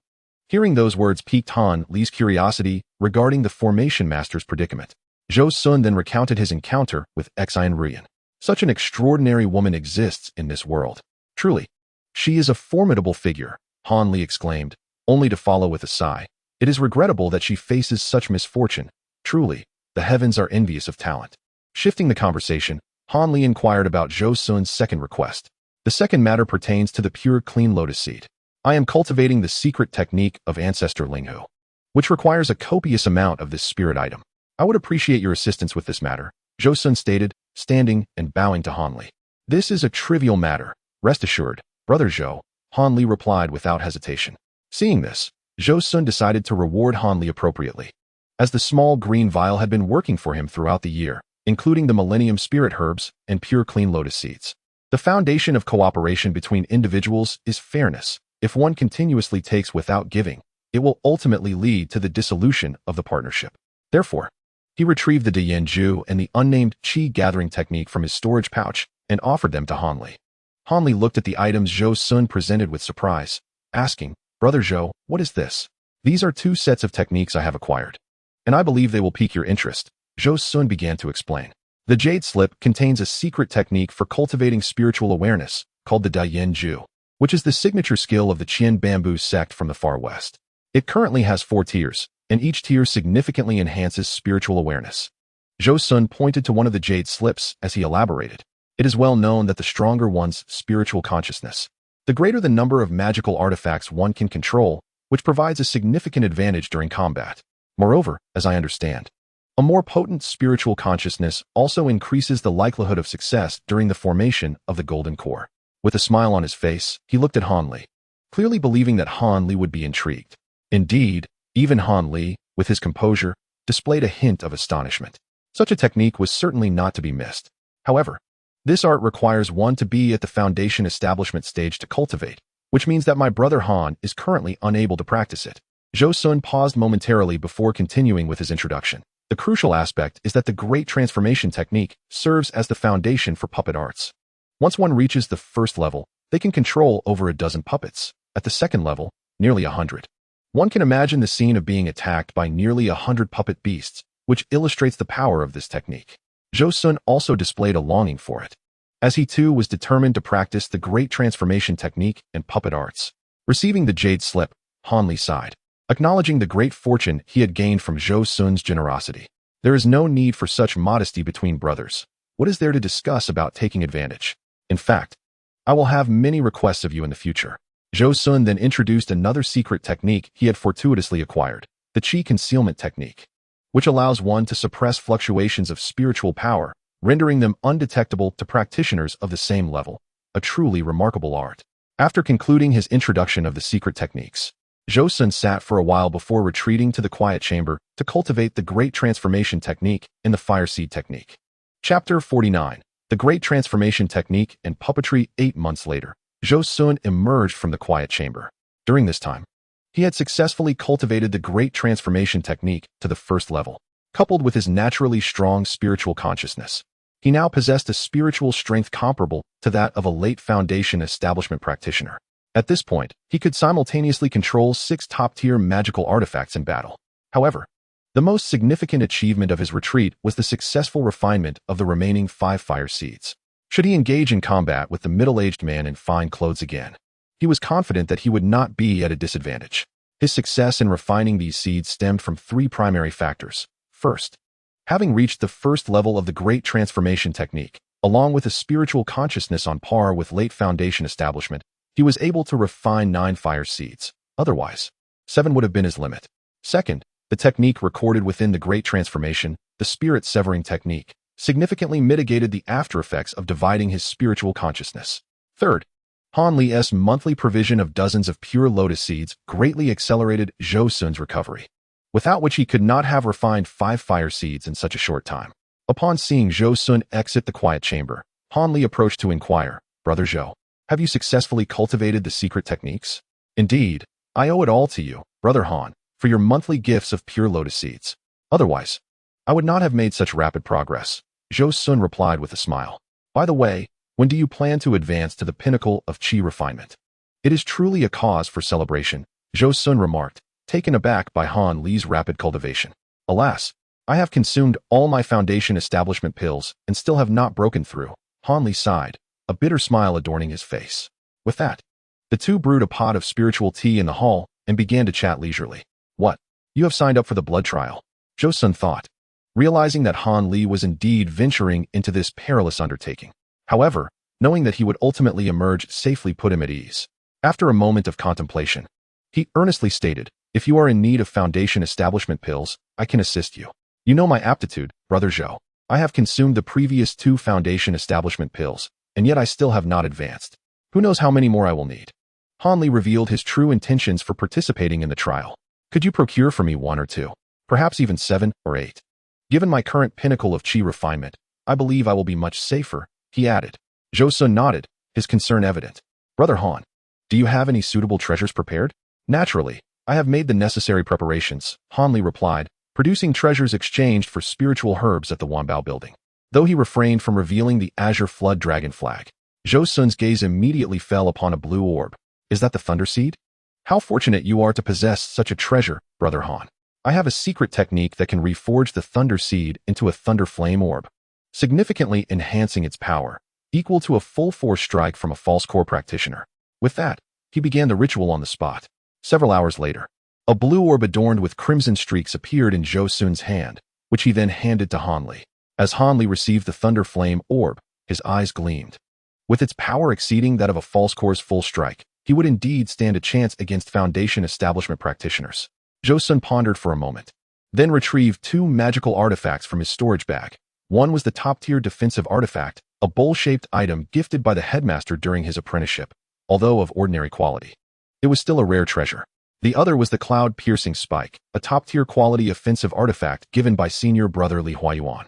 "Brother Han, I present you with these 2 top-tier artifacts for your protection. This way, I can feel more at ease." Han Li did not refuse. Knowing that this journey was fraught with danger, every additional artifact increased his chances of survival. Zhou Xun's generosity astonished him, and he felt deeply moved by his friend's sincerity. "Thank you, Brother Zhou," he expressed gratefully. Half a month later, Zhou Xun bid farewell to Han Li, taking with him 3,000-year-old spiritual herbs as he departed for the Yuanwu kingdom. Before leaving, he had one final task, to request some puppets from his cousin Lin. As Zhou Xun stepped onto the wind-riding boat, he flew for about an incense stick's worth of time before landing on a lush mountain. He descended into a dense cluster of dwellings. After navigating the winding paths, he halted in front of a house significantly larger than the typical stone dwellings. "Cousin Lin, please open the door. I have come to pay a visit," Zhou Xun called out. No sooner had he spoken than the door swung open with a creak. And without hesitation, Zhou Xun entered. The interior was surprisingly spacious, likely enhanced by spatial restrictions. At that moment, Lin stood straight at the entrance, holding a gleaming knife in his left hand and a palm-sized, half-carved piece of yellow wood in his right. "Greetings, little uncle," Lin said hastily, performing a quick bow before adopting a straight tone that carried a hint of coldness. "What brings you to my humble abode? Is there something you require of your nephew?" Zhou Xun glanced at Lin and walked to the center of the room, pulling out a chair from the octagonal table and seating himself with an air of casualness. "What? Can I come to visit you without any particular reason?" Lin took a seat across from Zhou Xun, his expression unchanged. "Not at all, little uncle. Your presence truly elevates my humble home." Zhou Xun wasted no time, retrieving a pound of spirit mist mother tea from his storage bag and placing it on the octagonal table. "This is the spirit mist mother tea I promised you. I have finally managed to gather it for you." Upon hearing this, Lin's eyes brightened as he stared intently at the wooden box on the table.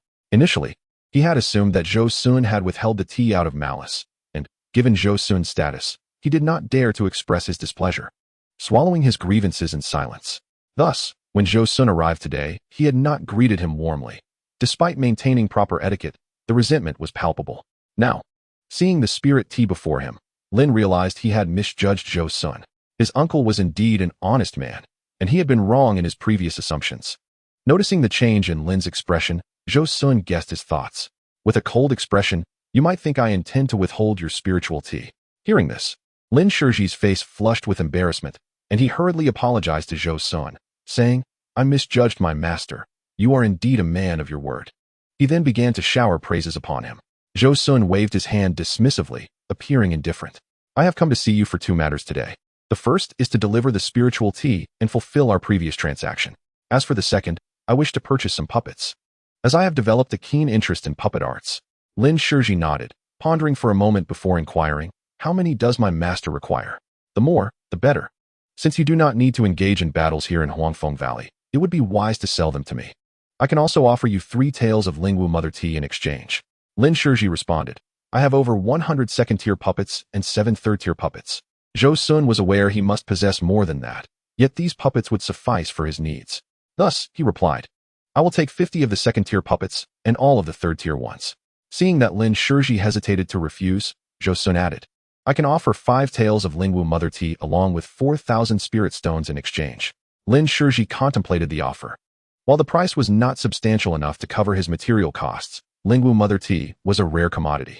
Additionally, having previously misunderstood Zhou Xun, agreeing now could mend their relationship, so he acquiesced. After receiving the puppets, Zhou Xun took his leave. After purchasing the puppets, Zhou Xun found himself with barely 20 low-grade spirit stones left, insufficient even to activate the puppets. Initially, he had planned to sell the low-grade cultivation resources obtained from the Qin family, but he hadn't anticipated spending all his spirit stones, which would render the sale of those resources inadequate. Selling his top-tier artifacts was out of the question. A thought crossed his mind, and he devised a new plan. He then set off toward the main hall of Huangfeng Valley aboard his wind chariot. In the span of a stick of incense, he arrived above the hall. Upon hearing of Zhou Xun's visit, Master Zhong Lingdao quickly stepped out to greet him. It had been nearly a year since their last encounter. Master Zhong appeared unchanged, while Zhou Xun, due to the passage of time, had matured into an elegant young man of 18, with a refined demeanor. "Master, it has been a year since we last met, and you appear even more distinguished," Zhong Lingdao complimented upon seeing Zhou Xun. Zhou Xun chuckled, appreciating the compliment, and noted how much more amiable Zhong Lingdao seemed to him. "You certainly know how to flatter."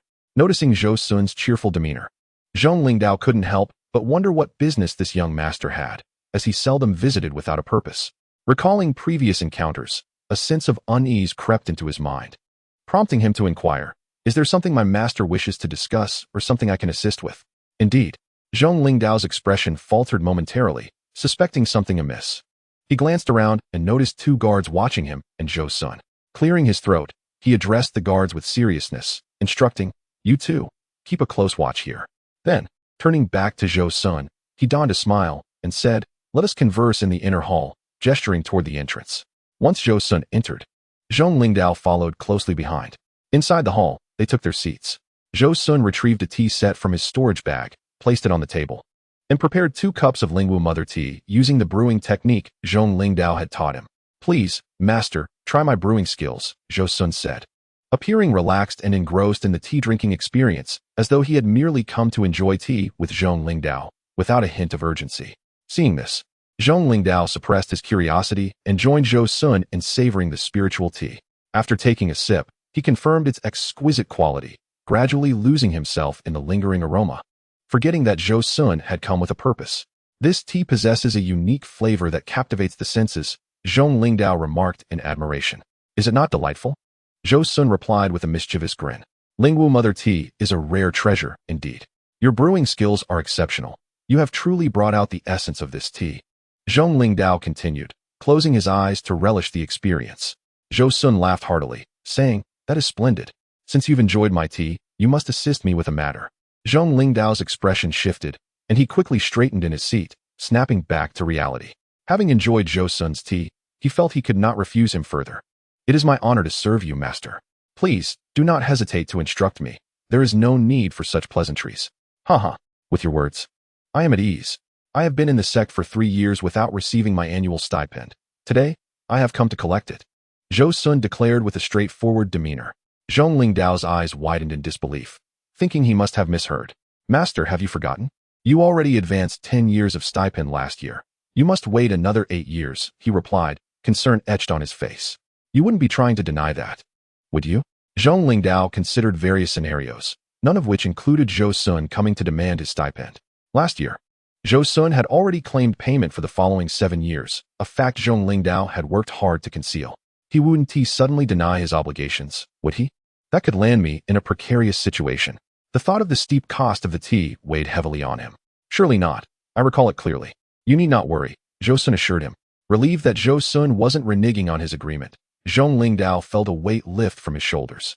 He could not afford to cover such a considerable debt from his own spirit stones. That amounts to 5,000 spirit stones. Even as the master of Huangfeng Valley. That would be a significant loss for me, he thought, realizing he would need to sell artifacts to make up the difference. Just as he began to relax, Zhou Xun's next statement only intensified his headache. I have come to collect the stipend for the next 20 years, Zhou Xun proclaimed boldly, completely unfazed. You must be jesting, Zhong Lingdao exclaimed, his eyes wide with disbelief. No one has ever claimed their stipend so far in advance. I have lived over a century and have never seen such a thing. If everyone behaved like this, Huangfeng Valley would have perished long ago. I am not joking. I intend to collect the remaining 10 years of my stipend, Zhou Xun admitted, fully aware that his request was somewhat unreasonable, but feeling an urgent need for spirit stones. After all, Grandmaster Ling Hu was his teacher, and a small advance would not be an issue for the vast resources of Huangfeng Valley.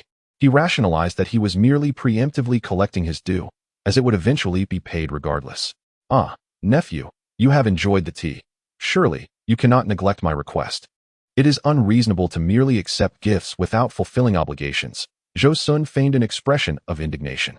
Uncle, this task truly burdens me, Zhong Ling replied. His face etched with helplessness as he repeatedly bowed to Zhou Xun.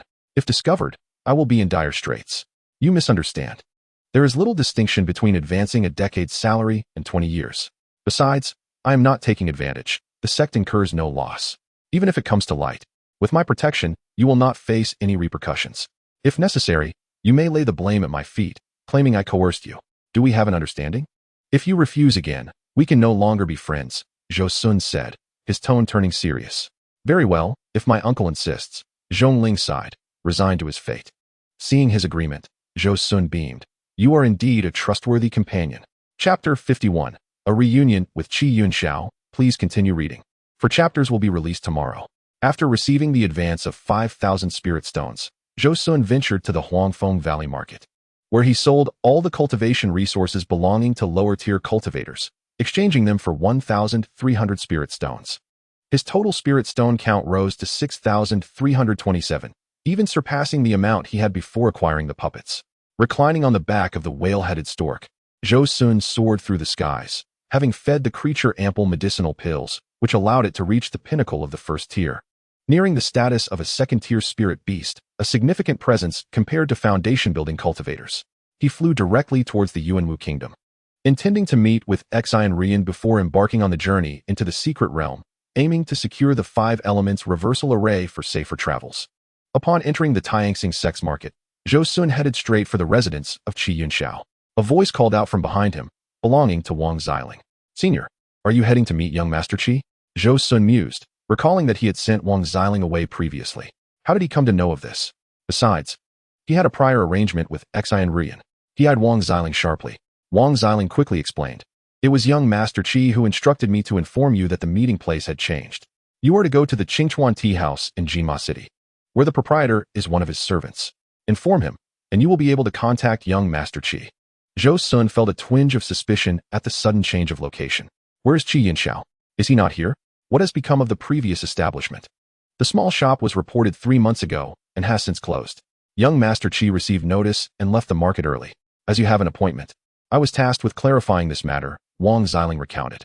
Nodding in understanding, Zhou Xun handed Wang Xiling 2 spirit stones, sending him on his way. Once alone, Zhou Xun proceeded to Qi Yunxiao's former residence, observing that the door appeared long untouched. He slipped inside, noting the dust on the furniture, confirming it had been 3 months since anyone had been there. Wang Xiling's words seemed to hold truth, but caution was still warranted.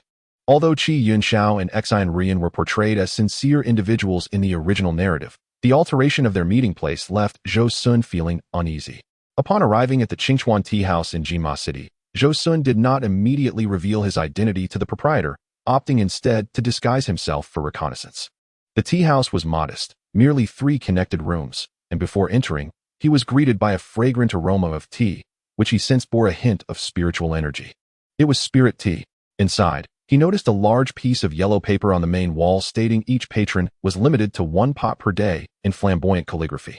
Zhou Xun ordered a pot of spirit tea and settled in a corner, quietly savoring his drink while extending his consciousness to scan the surroundings for any anomalies. After several thorough inspections yielded nothing unusual, he recalled that the original text described Qi Yunxiao's residence as situated within a depression spanning over 100 acres among the hills west of Jima City. After a brief respite, he exited the city and summoned his swift vessel, setting off westward. Half a day later, he discovered the depression, where 7 or 8 white stone houses stood. Scanning the area, he indeed spotted Qi Yunxiao engaged in refining magical artifacts. After a thorough search around the vicinity revealed no ambushes, he felt reassured. Considering that their meeting was set for a year hence, with over a month still remaining, he deemed it unlikely that any ill intentions would manifest so soon. With his mind at ease, he returned to the Qingchuan tea house. This time, he did not disguise himself but approached the proprietor directly. The proprietor, engrossed in his ledger, looked up in surprise as Zhou Xun appeared, his demeanor shifting to one of alarm upon recognizing a foundation-building cultivator. "Esteemed senior, how may I assist you?" he stammered, eager to oblige. "I am Zhou Xun, here to meet with your master," Zhou Xun stated calmly. Upon hearing the name, the proprietor visibly relaxed and displayed a look of delight. "Ah, it is indeed you. Senior Zhou, my master has anticipated your arrival, and I have awaited your visit eagerly." Zhou Xun nodded and replied, "Then, please lead the way." "Of course, esteemed senior."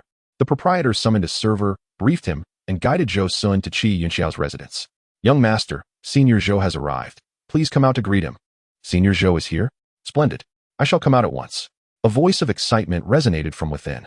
As the stone door opened, Qi Yunxiao spotted Zhou Xun and rushed forward, brimming with enthusiasm. "It truly is you, esteemed senior. Please, allow me to extend my hospitality. We may not have much here, but I assure you we have the finest tea.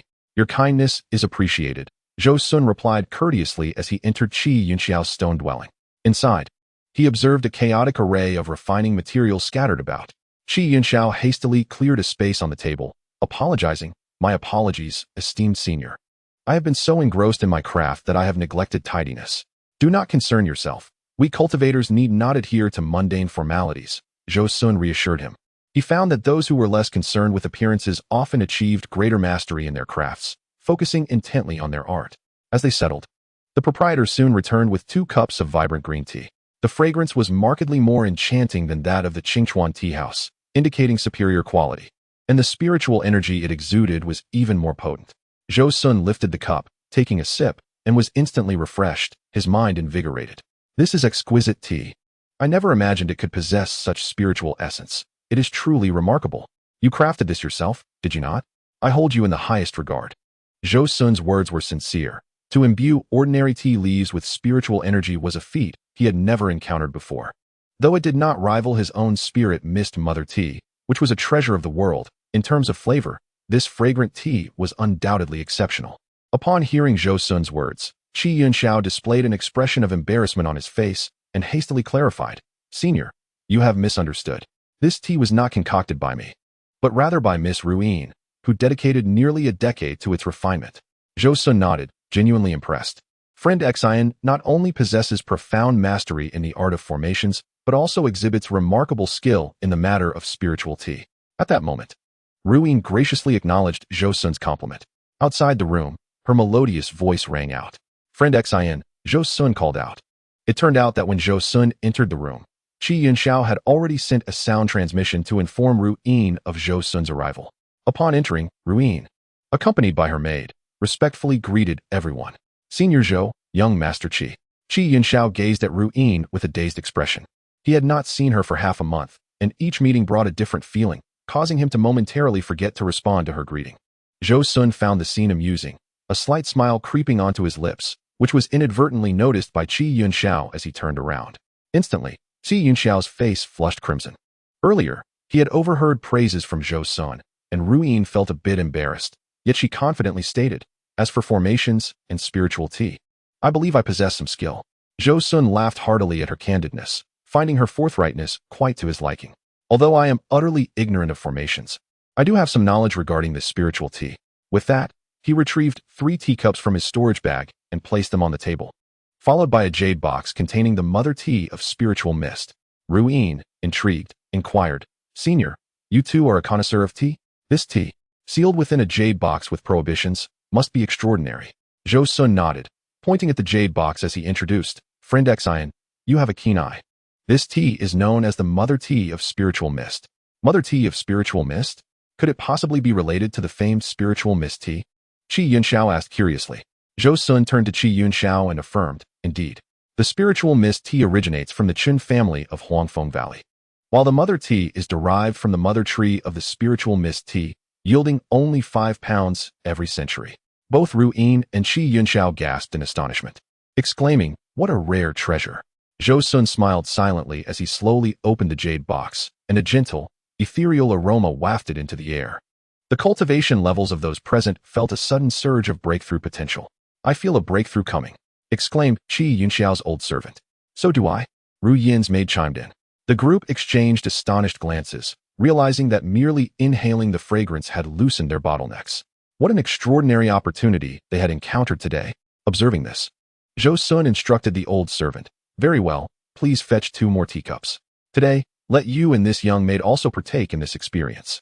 He then produced a jade vial from his storage bag, a common tool among tea enthusiasts, resembling the storage bag but much smaller in size, yet capable of holding items 100 times larger than its exterior. "This is water from the spring of spiritual eyes, perfect for brewing the mother tea of spiritual mist." The others looked on with envy. Once the old servant returned with the teacups, Zhou Xun poured the spiritual water into them, then waved his fingers gently as dozens of tea leaves soared into the cups. With a series of incantations, the liquid began to boil, and wisps of mist spiraled above the cups, momentarily taking the form of dragons and phoenixes, coiling in the air without dissipating. As Zhou Xun continued his incantations, the mist transformed into fine ice crystals, descending into the cups. The onlookers were entranced, especially Ruyin, who had always excelled in the art of spiritual tea. However, due to her limited cultivation and experience, she had relied solely on her dexterity to brew fragrant tea. Witnessing Zhou Xun's authentic techniques of a celestial tea master today opened her eyes. She sighed, "Senior, your mastery in the art of spiritual tea truly reflects celestial skill." "I am greatly inferior." Zhou Xun smiled slightly and replied, "It is merely the rarity of the tea leaves and the incantations. If you wish, I can impart these techniques to you." He then gestured towards the spiritual tea. "Do taste this tea." As the spiritual tea flowed down, an abundance of spiritual energy filled their bodies. Zhou Xun promptly reminded them, "Hurry and sit down to refine it. Do not waste this spiritual energy. If fate allows, all of you may elevate your cultivation today."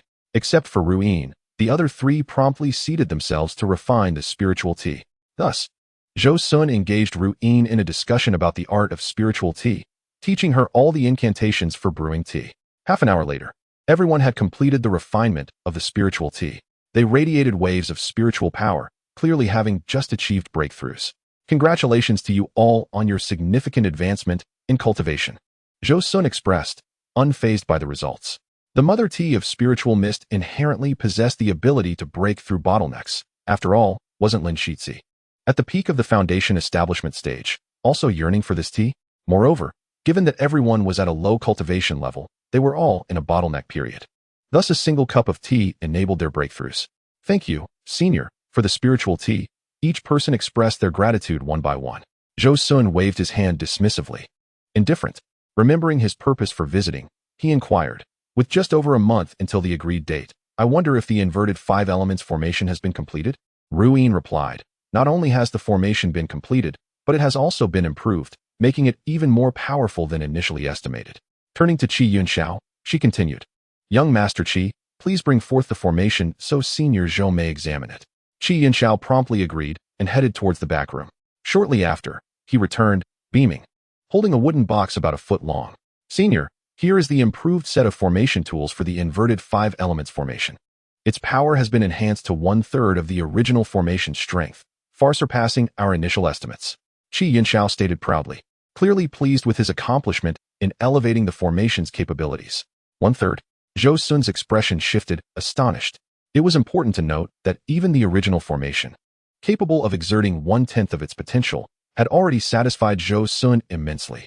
Now, if it were to increase by 2 or 3 times, wouldn't it be able to keep late-stage core formation cultivators at bay? With this thought in mind, Zhou Xun could not help but open the box, revealing a set of formation flags and discs that radiated spiritual energy. Zhou Xun was thoroughly pleased, storing the wooden box in his storage bag, then retrieving 3 jade boxes and placing them on the table. Friend Xian, here are 3 millennium spiritual herbs, which I believe will be of assistance to you. 3. Ruin stared at the jade boxes, her face alight with excitement. After a moment, she regained her composure, puzzled. Senior, according to our agreement, only 1 spiritual herb was necessary. Why have you brought 3? The natural world exists solely for the purpose of acquiring the formation array. Zhou Xun paused for a moment, then pointed to 3 spiritual herbs, explaining, the first one is intended for today's exchange for this formation array. The second is for the future improvement of the inverted 5 elements array. As for the last one, a dear friend of mine has heard of this array and entrusted me to procure a set of the inverted 5 elements array from you.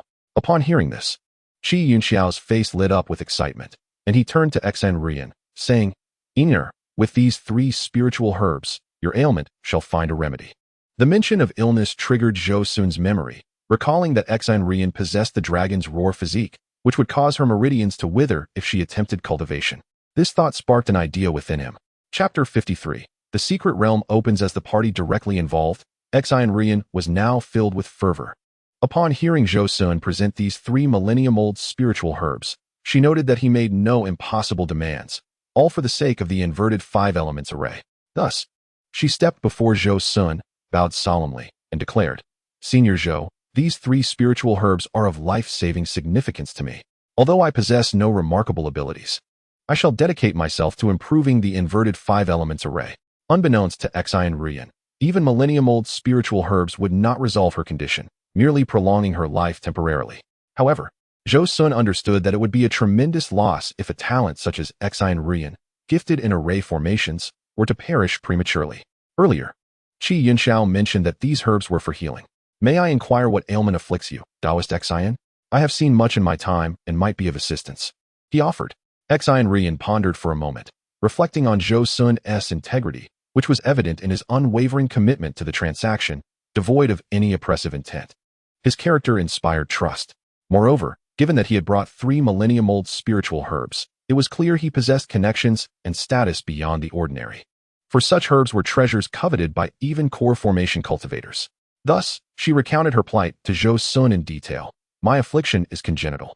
I am trapped in a male body while possessing the essence of a female dragon's roar physique. If I attempt cultivation, my meridians will gradually misalign and wither, drastically shortening my lifespan. After much effort, I have finally discovered an ancient remedy that requires millennium-old spiritual herbs as catalysts, hoping it may cure my ailment. Zhou Xun lowered his head in contemplation for a moment. Faced with Xan Rian's hopeful gaze, he shook his head and smiled wryly. The dragon's roar physique.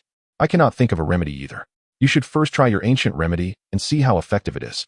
He then rose and paced the room, lifting his head to add, the realm of cultivation is vast. Surely there exists a method to resolve your issue, though our knowledge is limited. Taoist Xian, why not consider joining a sect? With their resources, perhaps a cure could be found. Upon hearing this, Xan Rian's eyes brightened momentarily before dimming again. Given my condition, which sect would even consider me? Even if I were to join, lacking extraordinary spiritual roots and a noble background, why would they expend effort to aid me? If that is the case, the matter may indeed be simpler. If Taoist Xian trusts me, you could join my sect. Zhou Xun had contemplated inviting Xan Rian to join Huangfeng Valley. He recalled that in the original tale, Han Li alleviated the dragon's roar affliction with a Zine pill, later finding Han Yuan to cure it altogether. However, Han Yuan was exceedingly rare. He could first leverage Huangfeng Valley's resources to locate the Zine pill, and subsequently offer a high reward to seek other remedies throughout the entire Yu Kingdom. Such efforts would prove far more efficient than Xan Rian searching alone as a loose cultivator. Even if complete healing were unattainable, extending her life was certainly possible. May I inquire which sect Senior Zhou hails from? Xan Rian was intrigued. If she were to join Zhou Xun's sect and have his support, perhaps she could indeed find a cure. I am a disciple of Huangfeng Valley, one of the 7 sects of the Yu Kingdom, personally taught by the nascent soul ancestor. Zhou Xun revealed his identity. Ah, so you are the esteemed disciple of the venerable Linghu. I had thought it was merely a coincidence of names. Qi Yunxiao exclaimed in surprise. With Senior Zhou by your side, joining Huangfeng Valley, you will surely find a cure. You should join without delay. Indeed, miss. With Senior Zhou's presence, it is far superior to seeking remedies alone, her maid, Xiao Mei, chimed in. Daoist Xian, you may first attempt your ancient remedy. If it proves ineffective, you may still seek alternatives. Zhou Xun, noticing her hesitation, proposed a compromise. He then produced a communication talisman from his robe, whispered a few words, and handed it to Xian Ruyan, saying, should you wish to join in the future, take this talisman to Huangfeng Valley and seek out Master Zhongling. Present this talisman to him and mention that Zhou Xun sent you. He then turned to Qi Yunxiao and the others, adding, if you wish to accompany Daoist Xian, I have already informed Master Zhongling of the situation, and you may all join. With that, Zhou Xun took his leave, bidding farewell to everyone as he soared toward the Tianqing Sex Market. In the Yuanwu Kingdom, at the Tianqing Sex Market, it was the day Zhou Xun had arranged to meet the head of the Qin family. He had arrived 2 days in advance to await the arrival of the well-dressed middle-aged man. Shortly thereafter, he spotted a solitary figure, clad in fine garments, entering the Tianqing Sect's gates and making his way inside, eventually reaching the Stardust Pavilion. Zhou Xun trailed behind at a distance, waiting outside the Stardust Pavilion for a quarter of an hour. Not sensing anything amiss, he too ventured inside. At the hour of the snake, Zhou Xun arrived at the Stardust Pavilion, shortly encountering the well-dressed middle-aged man who was selecting items. Zhou Xun approached, saying, head of the Qin family, you are indeed punctual. The middle-aged man turned, recognizing Zhou Xun, and expressed his dissatisfaction with a huff. You are 15 minutes late. I thought you wouldn't come. And as your elder, how could I wait for you? However, if you were delayed by matters of importance, there is no need for such formality. And let us dispense with the notion of elder and junior. We are both foundation establishment cultivators and should interact as equals, Zhou Xun retorted without yielding any ground. The middle-aged man dropped the subject, using spiritual sense to convey, have you brought the items? I have, but this is not a suitable place for discussion. Let us find an inn to speak, Zhou Xun suggested, surveying their surroundings. The middle-aged man nodded in agreement. They soon found an inn and secured a private room. After setting up soundproofing and spiritual barriers, both produced their respective jade pendants, placing them on the table. The 2 pendants were identical in style, though the middle-aged man's was slightly larger. At this moment, both pendants glimmered faintly with red light. It seems we are not yet at the appointed time. We should still wait about a month, the middle-aged man murmured. Based on his experience, the faint red glow stage would last for a year before the light intensified, merging into an arrow-shaped pointer. Yet, he could not be certain, having only undergone this process once before. Then we shall wait here until the pendants merge as you described and reveal the guiding marker, Zhou Xun stated expressionlessly. Only within the market could they feel secure, confident that the other party would not engage in any unscrupulous acts. Thus, they remained in the room, watching over the 2 jade pendants for a month. One day, without warning, both pendants erupted in a brilliant red light, merging seamlessly into a larger jade ring, complete with an arrow pointing toward the northwest. The 2 exchanged glances, silently acknowledging, it has arrived. Chapter 54. Entering the secret realm, the middle-aged man in a brocade robe waved his hand towards the jade pendant, intending to grasp it. However, his hand was intercepted by Zhou Xun. Master Chun, it would be prudent for me to hold on to this jade pendant. If it were to slip from your grasp, I would be unable to match the escape speed of a fake Dan cultivator, Zhou Xun remarked, his expression impassive. The brocade-clad man awkwardly retracted his hand and replied, of course, this jade pendant shall be in the possession of friend Tian. Yet inwardly, he mused that Tian Changsheng, though young, was quite astute. The 2 exited the Tianqing Sect marketplace and arrived at a clearing about 5 miles away. Zhou Xun summoned a whale-headed stork and mounted it, soaring towards the direction indicated by the arrow. The middle-aged man produced a silvery, shuttle-shaped flying artifact, a premium flying device, and gracefully ascended into the air. They paused every 3 days to rest, traveling for nearly 20 days. Upon reaching a desolate mountain, the arrow's direction suddenly vanished. Master Chun, is this not the place where you entered the secret realm years ago? Zhou Xun inquired. The middle-aged man hovered in the air, scanning the surroundings before bowing his head in contemplation, ultimately shaking it with a grave expression. This is not the same location I entered last time, he declared. Zhou Xun's thoughts whirled as he understood. If every entry point were the same, the the location would have long been claimed by someone, with the right timing to ambush. This secret realm would have been secured by a certain faction, leaving no opportunity for him and the Qin family head to explore.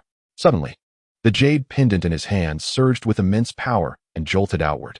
Zhou Xun instinctively loosened his grip, watching as the two pendants ascended into the air, radiating a brilliant crimson light that was blinding.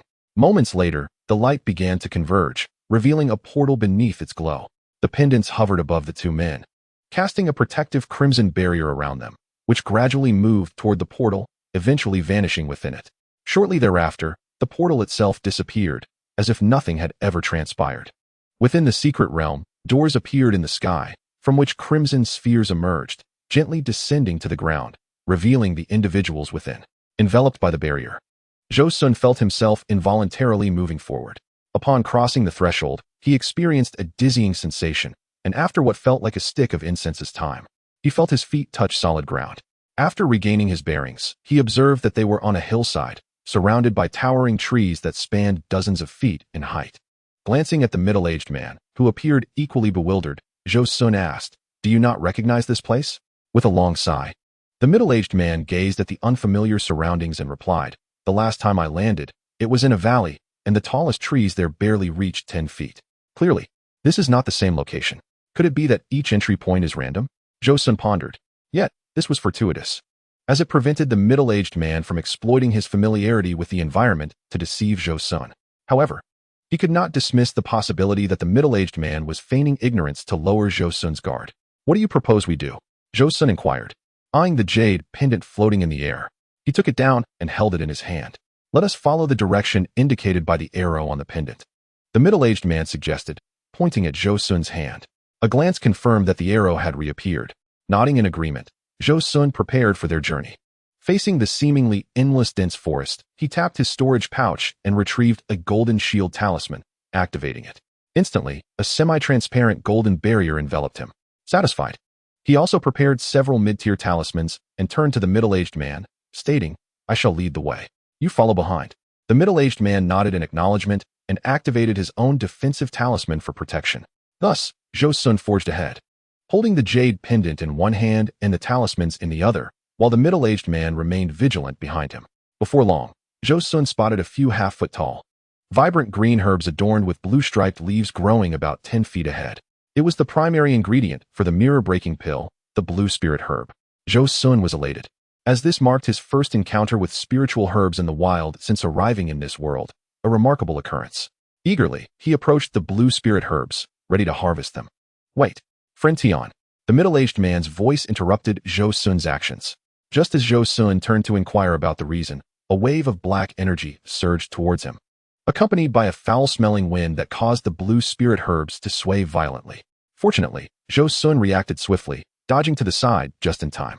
Upon closer inspection, he discovered a 3-foot-long black serpent.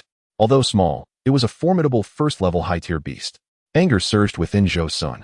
How could a cultivator at the foundation level nearly fall victim to such a creature, especially with the middle-aged man witnessing his misfortune? He imagined the man might find it amusing. In a fit of determination, Zhou Xun drew the red-tinged sword from his storage pouch and activated it. With a few swift strikes, he severed the serpent into several pieces before incinerating it with a fireball. At this moment, the middle-aged man approached with a grin, saying, "Friend Tian, I must apologize for not mentioning that this secret realm is rife with venomous insects and beasts. Wherever spiritual herbs grow, there will surely be extraordinary creatures. Therefore, one must exercise utmost caution." "Indeed, Master Qin's timely warning came just as I was attacked by that venomous serpent," Zhou Xun retorted coldly. The middle-aged man's earlier words had been a ploy to divert his attention, and had he not reacted quickly, he could have been struck by the serpent. While Zhou Xun had activated the golden shield talisman, who could say whether the serpent possessed unique abilities capable of penetrating the barrier? That would have spelled disaster for him. The middle-aged man waved his hands in denial. "You misjudge me. A mere first-level beast poses no threat to you. I merely intended to offer a word of caution." Zhou Xun shot him a glance, but remained silent, moving to the blue spirit herbs and harvesting them all, including the seedlings, before stowing them in his storage pouch. The two then continued on their journey. Chapter 55. The jade-contained spirit mushroom. After half a day's travel, the two were obliged to halt for a rest.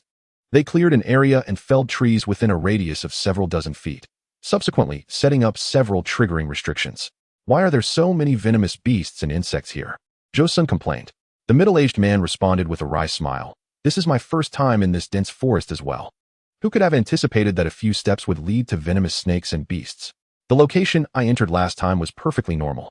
In their brief time traversing this forest, they had endured over 10 attacks, primarily from venomous snakes and insects, compelling them to maintain their defensive barriers continuously. During this period, Zhou Xun had already expended 4 defensive talismans. Despite his considerable wealth, such consumption was unsustainable.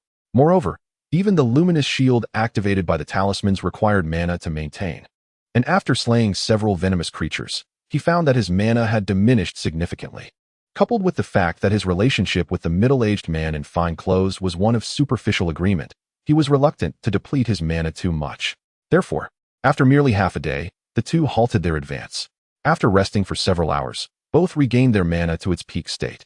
This could not continue, Zhou Xun pondered, for he was merely at the initial stage of foundation building. Although he had cultivated the Crimson Flame True formula, his mana was still twice as profound as that of an average early-stage cultivator. Yet, compared to those at the false dance stage, he was still vastly inferior. He faced more attacks than his companion while leading the way. Of the previous dozen attacks, 70% were aimed directly at him.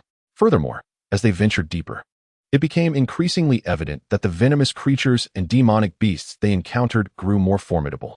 If he continued to forge ahead and excessively deplete his mana, their current harmonious cooperation would surely be jeopardized.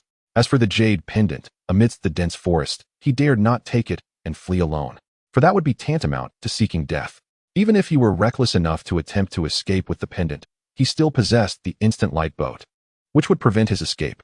Resolute in his decision, he resolved to let the middle-aged man take the lead while he brought up the rear. Master Chun, I have been leading the way thus far. It is now your turn, he declared, thrusting the jade pendant into the man's hand, leaving no room for refusal. The middle-aged man accepted the pendant without objection and proceeded in the direction indicated by the arrow. After approximately an hour, he stopped, crouching low to gaze intently ahead. Observing this, Zhou Xun approached and followed the man's line of sight. Before them lay a small valley several dozen zhang wide, at the center of which rested a stone nearly 2 zhang in size, covered in moss. Beneath the stone grew a herb resembling a spiritual mushroom, no larger than a palm and standing 3 or 4 inches tall, its deep brown skin shimmering with glimmers of gold. No wonder the middle-aged man had halted. This herb was a spiritual plant known as the jade essence lingji, capable of assisting in the formation of the dan. It was one of the rare treasures that could directly enhance the probability of forming the dan by 30%. With the middle-aged man's false dan cultivation, acquiring this spiritual herb would render this expedition a resounding success. The saying that spiritual herbs are guarded by extraordinary beasts was vividly illustrated in this secret realm. Surrounding the jade essence lingji, the towering trees were adorned with nearly 100 large webs, within which numerous spiders lurked. The smaller ones were roughly the size of a wash basin, while the larger ones exceeded half a zhang. This place was indeed a nest of venomous spiders. These spiders were entirely blackish blue, their bodies covered in bristle-like hairs, and their backs bore a shell with scale-like patterns, intricate and orderly. Their 8 legs were lined with barbs, emitting a chilling gleam that was hard to behold. Additionally, the blade-like claws at the tips of their legs glinted with a metallic sheen. Zhou Xun could not name them, but he could tell they would be formidable foes. At that moment, a large yellow bird descended from the treetop, tilting its head to groom its feathers. From the fluctuations of spiritual energy, it was a second-tier demonic beast. Suddenly, several streaks of white light flashed from beneath the tree, swift as lightning. In an instant, they traversed nearly 10 zhang, striking the yellow bird and transforming into fine white threads that ensnared it tightly, multiplying as they wound around it. Before long, the bird was cocooned in a large white shroud. Subsequently, this cocoon was pulled down by a force and landed on the largest web in the valley, where 7 or 8 half-zhang-sized spiders emerged to begin their feast. Zhou Xun watched in astonishment and grasped the middle-aged man to retreat.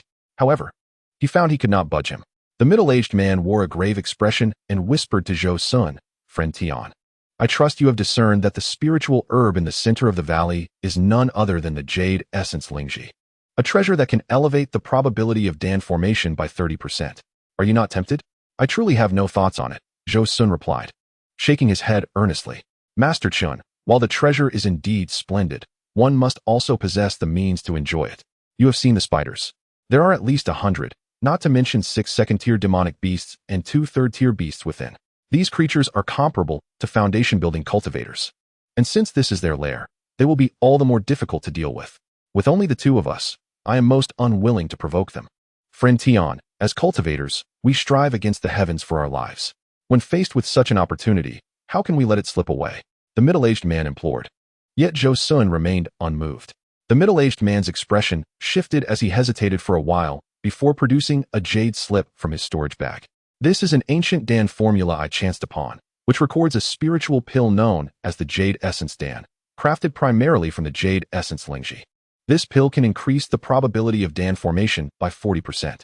With it, the formation of the Dan would be within your grasp.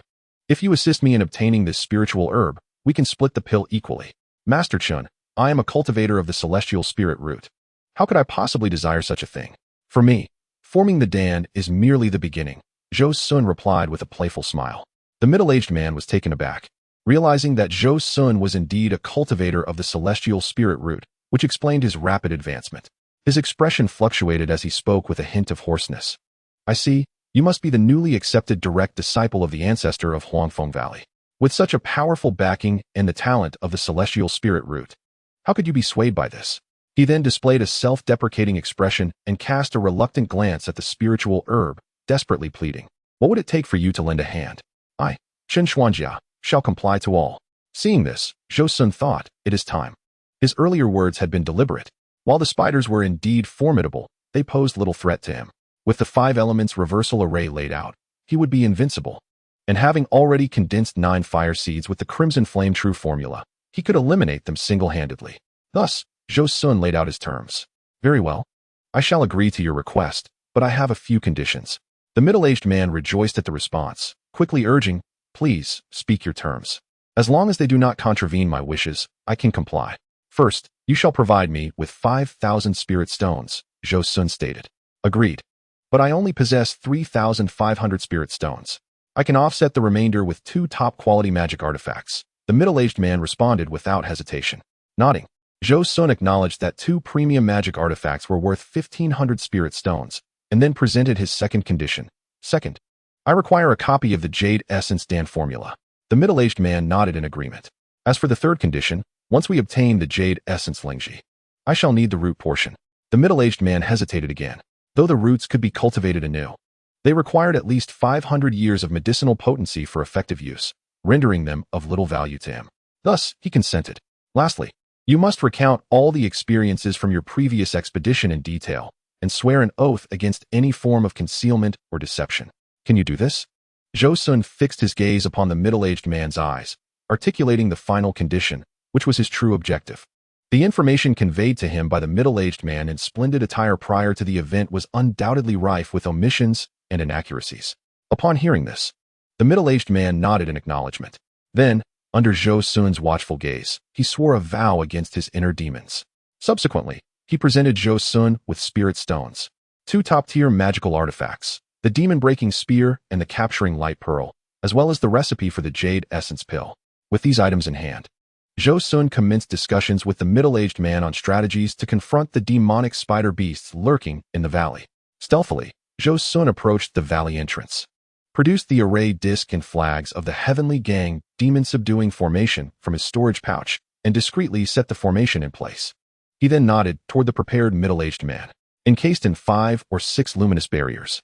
The middle-aged man swiftly activated 2 mid-level wind flight talismans beneath his feet and soared into the valley. Not daring to be complacent, Zhou Xun invoked 5 defensive talismans in quick succession, subsequently brandishing his true fire gourd, ready to summon it at a moment's notice. Before long, the middle-aged man emerged from the valley, followed by a cacophony of rustling sounds. Dozens of dark blue demonic spiders surged forth. Zhou Xun, witnessing this, exclaimed in exasperation, "Did we not agree to lure out only a dozen? You have summoned at least half of them." Now uncertain whether the formation could contain the 50 or so spider beasts, Zhou Xun felt a twinge of doubt. "Friend Tian, hold them off for a moment. I will retrieve the spirit herb," the middle-aged man said, his expression tinged with embarrassment. He had operated under the assumption of attracting only a few. Who knew that this horde of demonic spiders bore such grudges, swarming forth in a frenzy? He fervently hoped that Zhou Xun's formation could restrain the spider beasts long enough for him to procure the spirit herb. The 50 or so dark blue demonic spiders, realizing they were ensnared in a foggy maze, began thrashing about wildly. Concerned about the stability of the formation, Zhou Xun swiftly activated his true fire gourd. 9 fire seeds shot forth as Zhou Xun executed his spell, transforming into 9 flying swords that surged into the formation, targeting the swarm of demonic spiders. A series of unpleasant screeches emanated from the formation. The chaotic movements of the spider beasts abruptly organized into a synchronized defense. Zhou Xun quickly grasped the situation as he observed the demonic spiders open their mouths, conjuring a massive azure shield that obstructed the path of the flying swords. A combined attack technique. The 9 flying swords collided with the shield, resulting in a mutual annihilation of both the swords and the shield. Surprised, Zhou Xun noted that each of his flying swords possessed the power equivalent to that of a mid-foundation cultivator. Yet, upon their sequential assault, they merely matched the strength of the shield in a catastrophic end. With a flick of his fingers, Zhou Xun reformed the 9 swords, demonstrating the prowess of his fire seeds transforming into swords. Even if the swords shattered, a mere incantation could restore them. Zhou Xun altered his incantation, intending to merge the swords into one. The 9 swords coalesced into a towering sword of 100 feet. With a single strike, its might surpassed that of an advanced foundation cultivator. As he cast the spell, Zhou Xun sensed a surge of spiritual energy emanating from the formation. A glance revealed a massive luminous sphere forming. Another combined attack technique. Alarmed, Zhou Xun hastily dispersed the colossal sword that was taking shape, transforming the 9 fire seeds into fire shields to protect himself. With a resounding crash, the protective barrier of the Heavenly Gang demon-subduing formation shattered instantaneously. There was no time to lament the destruction of his formation as the enormous luminous sphere barreled toward him, bearing an overwhelming pressure akin to a mountain pressing down. It collided with the fire shields. 1, 2, 3. After breaching 6 fire shields, the sphere gradually dissipated. The swarm of demonic spiders, having broken free from the formation, charged frantically into the valley. Seizing the opportunity, Zhou Xun thought. He cast several incantations, summoning the 9 blazing flying swords to pursue the retreating demonic spiders. The sound of the swords piercing through their bodies echoed. Without the combined attack technique, the demonic spiders became akin to lambs awaiting slaughter, swiftly exterminated. Only 3 second-tier demonic beasts remained, managing to conjure a shield just in time to momentarily fend off the fiery onslaught. However, their demise was merely a matter of time. Zhou Xun adjusted his incantation, splitting each flying sword into 2 beams of sword light. A total of 27 beams encircled the 3 demonic spiders. These creatures, not without their own prowess, demonstrated cooperation, standing back to back in a defensive formation, exposing no vulnerabilities. Yet, before absolute power, any defense was futile.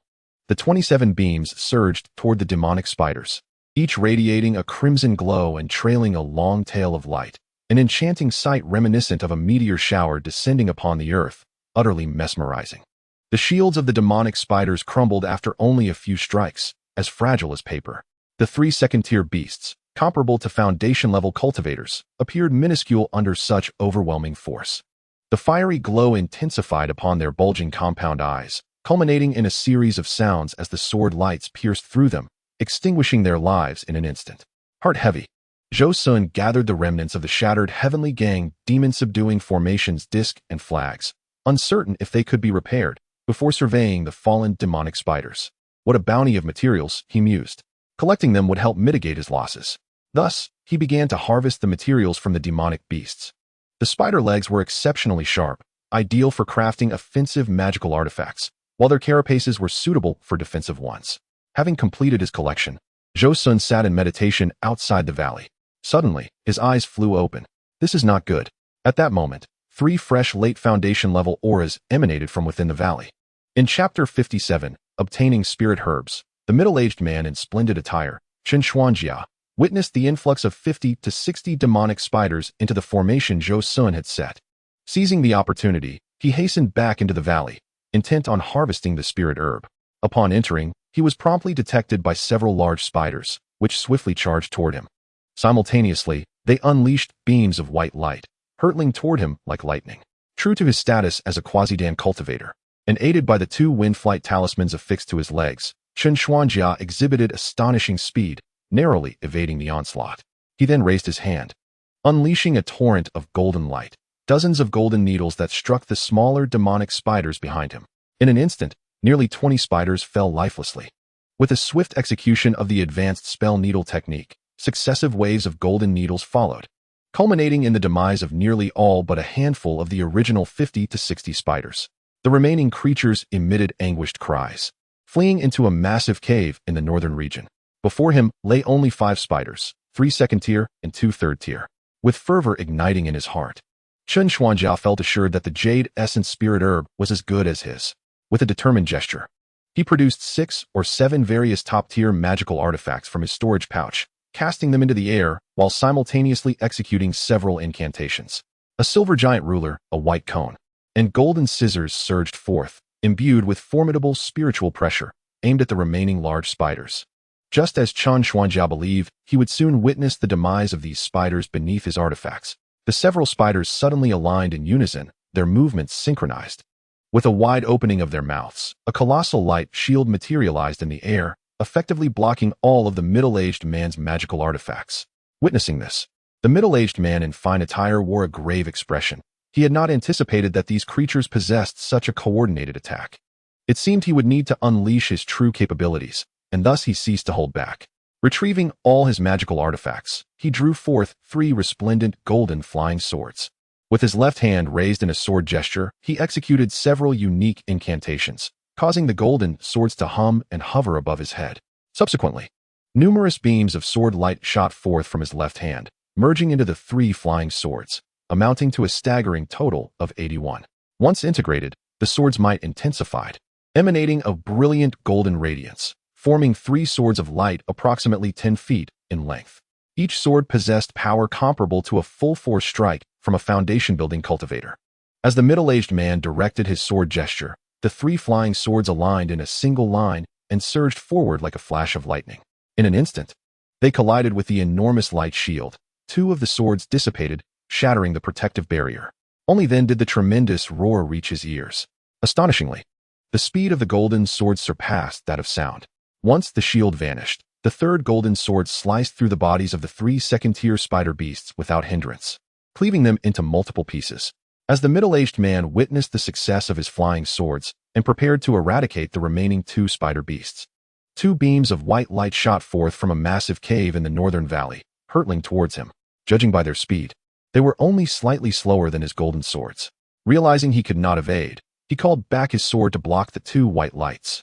Upon closer inspection, the 2 beams turned out to be slender strands of spider silk, and tracing them back led to 2 4th-tier apex spider beasts, formidable adversaries akin to fully established foundation cultivators. Behind them trailed 2 smaller creatures, also formidable, at the pinnacle of the 3rd tier. Seeing this, the middle-aged man was struck with terror and no longer dared to hold back. He slapped his waist pouch, summoning a yellow-skinned lizard the size of a calf, his long-cultivated spirit beast, a 4th-tier pinnacle earth-drilling dragon lizard. The 3 foundation-building cultivators' auras that Zhou Xun sensed outside the valley emanated from this lizard and the 2 spiders. The 2 4th-tier spider beasts ensnared the middle-aged man's flying sword with their silk, resulting in a tug-of-war. Meanwhile, the remaining 4 3rd-tier spider beasts seized the opportunity to spit glowing orbs towards him. At that moment, the middle-aged man was entirely focused on grappling with the 2 4th-tier spider beasts, unable to divert his attention to defend against the incoming projectiles. In a critical moment, a massive stone wall emerged to block the 4 glowing orbs. Indeed, it was the middle-aged man's earth-drilling dragon lizard. Thus, the 5 beasts, 1 lizard and 4 spiders, became entangled in combat, leading to a stalemate. However, the middle-aged man understood that if the battle prolonged, it would inevitably result in his defeat, for he possessed only 1 spirit beast, and his fists could not contend against 4 foes. Growing anxious, he shouted towards the valley entrance. "Friend Tian, please enter the valley and lend me your strength. I shall surely reward you handsomely." At that moment, Zhou Xun happened to enter the valley and was taken aback by the sight of the standoff. He was astonished at the middle-aged man's strength, realizing that he had grown exponentially more powerful since their last encounter. Had he unleashed his full capabilities during their previous duel, Zhou Xun would have undoubtedly perished unless he utilized the treasures gifted by ancestor Linghu. Contemplating this, Zhou Xun's expression shifted as he considered the opportunity to ambush the middle-aged man. Yet, he hesitated. recalling that each encounter had consistently redefined his understanding of the man's prowess, leaving him uncertain if further hidden cards remained. Additionally, he needed to extract information regarding the secret realm from the middle-aged man's mind. Thus, with a smile, he remarked, "Master Chun, your prowess is indeed remarkable. Single-handedly contending against multiple adversaries of equal tier." Without holding back, he unleashed 9 fire seeds, transforming them into a 3-foot-long crimson flying sword.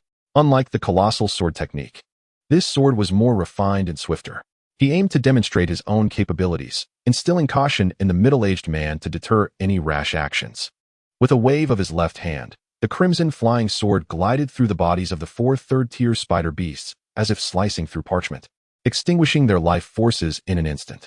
Subsequently, under the combined efforts of Zhou Xun and the middle-aged man, the remaining 2 fourth-tier apex spider beasts met their demise. The two began to gather the spoils of war, as these spider beasts were excellent materials for refining artifacts. Once divided, they shared the bounty equally. Then, the middle-aged man cautiously approached the side of the jade essence spirit herb, delicately harvesting it. He proceeded to cut it at the root, offering the root portion to Zhou Xun. With palpable excitement, he retrieved a jade box from his storage pouch, carefully placing the spirit herb inside, sealing it with a spiritual barrier, and returning it to his storage. Chapter 58. The Remains of a Cultivator. After slaying the spiders in the valley and collecting the spirit herbs, the two took a moment to rest before continuing their journey. Thus, they traversed for another half-day. Finally, emerging from the dark thicket, before them lay a series of towering mountains, rising and falling dramatically. The steep cliffs necessitated a climb, as many areas were sheer rock faces. The trees here were not as grand as those in the thicket, resembling more closely to the ones from where Zhou Xun had previously descended. Indeed, the middle-aged man remarked, the two dared not take to the skies, as flocks of large birds occasionally passed overhead, numbering from dozens to hundreds, and many were first-tier or even second-tier beasts. Should they ascend into the air, an assault from these birds could spell their doom. It was not a matter of whether they could fight back, but rather that after defeating one flock, another would surely follow, in ever-increasing numbers. With trepidation, the two scaled one mountain after another until they found a cave where they intended to rest. The middle-aged man summoned a protective shield and, wielding a moonstone, led the way, while Zhou Xun followed closely, his Xianming shield spinning protectively around him. Both remained vigilant, fully aware of the dangers that lurked within the cave, as the middle-aged man cautioned that such locations often served as hideouts for beasts. No one could predict when a beast might spring forth to attack. Sometimes, the middle-aged man added to ease the tension, caves can also be treasure spots. What do you mean? Zhou Xun inquired. Last time, my grandfather and I discovered the remains of a cultivator in a cave, from which we gained considerable benefits. The middle-aged man explained. Zhou Xun nodded in understanding. The secret realm was rife with beasts, and the external dangers were significant. Thus, many cultivators habitually sought refuge in caves, only to be slain by the beasts within. Furthermore, when beasts killed cultivators venturing into the secret realm, they would often drag the bodies back to their lairs, along with their storage pouches. Given that so few knew of this secret realm, very few ventured to explore the caves.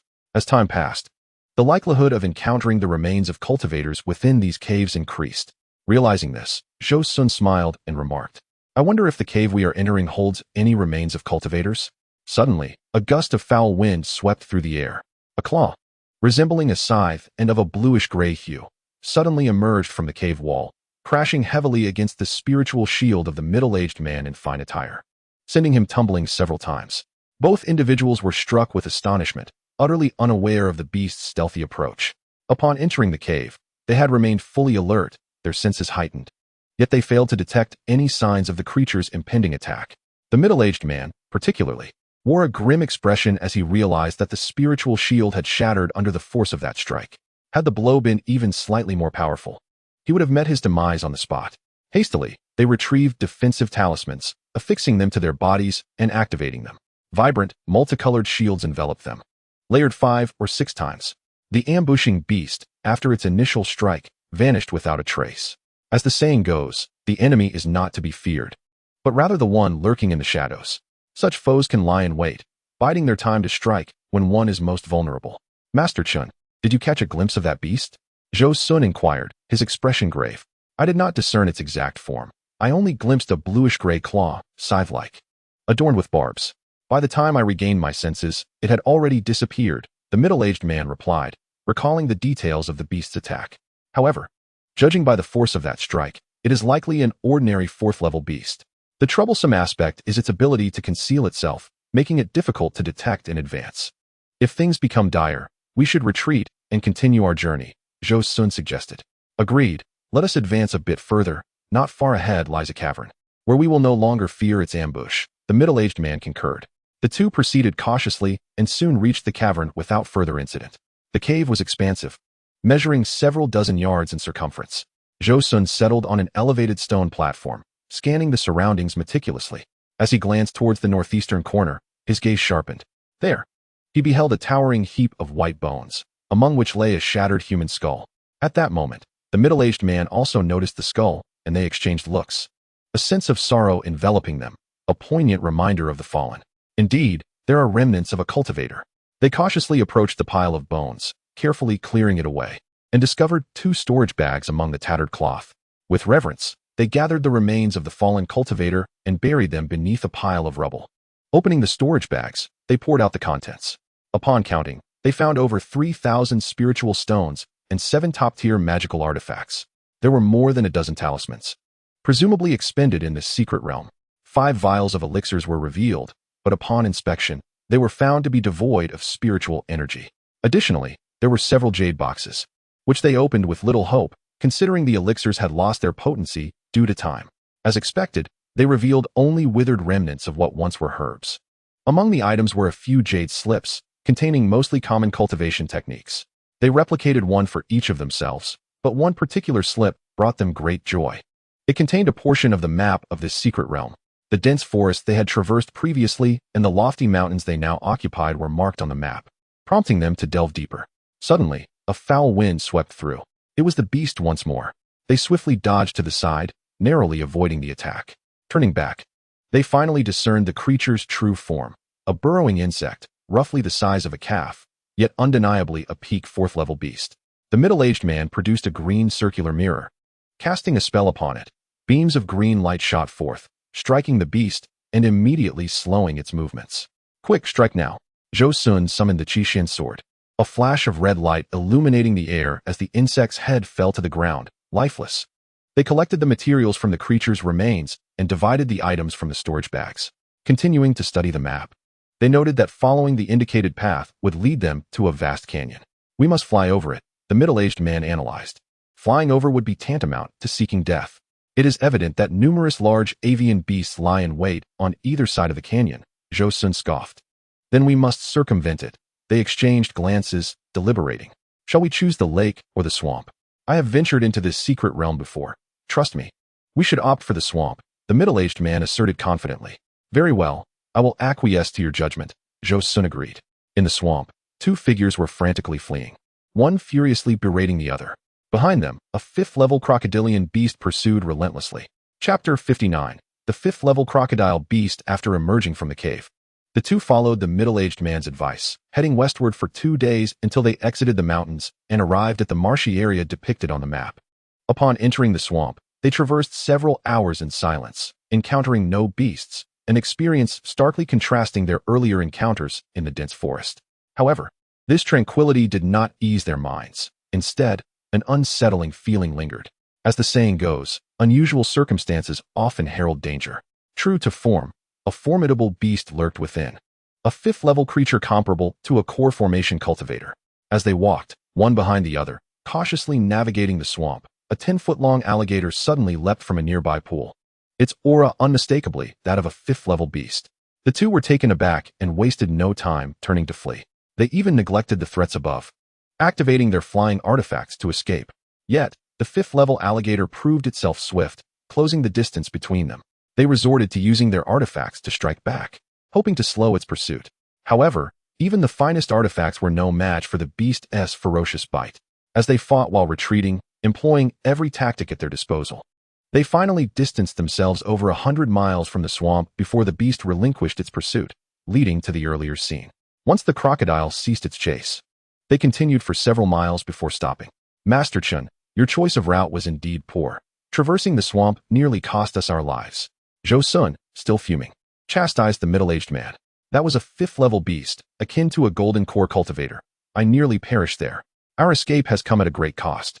To delay the beast, Zhou Xun had sacrificed 3 top-tier artifacts, including the Black Xin shield, as well as 2 offensive artifacts obtained from the remains of the cultivator just days prior.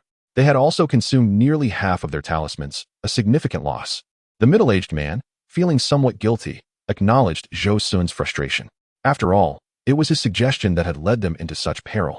Yet, he felt somewhat wronged, as he had believed that their previous venture into the valley had been the most treacherous encounter in this secret realm. Little did he know they would face a 5th-level beast here, which was far beyond his expectations. After venting his frustrations, Zhou Xun regained his composure and began to contemplate their next course of action. They now faced 2 choices: either retrace their steps and approach from the lake, or continue forward in hopes of bypassing the 5th-level beast. The advantage of the former was avoiding the beast, but it would require at least 3 days of travel, not to mention the uncertainty of whether the lake was free of threats. The second option is to traverse directly through the swamp.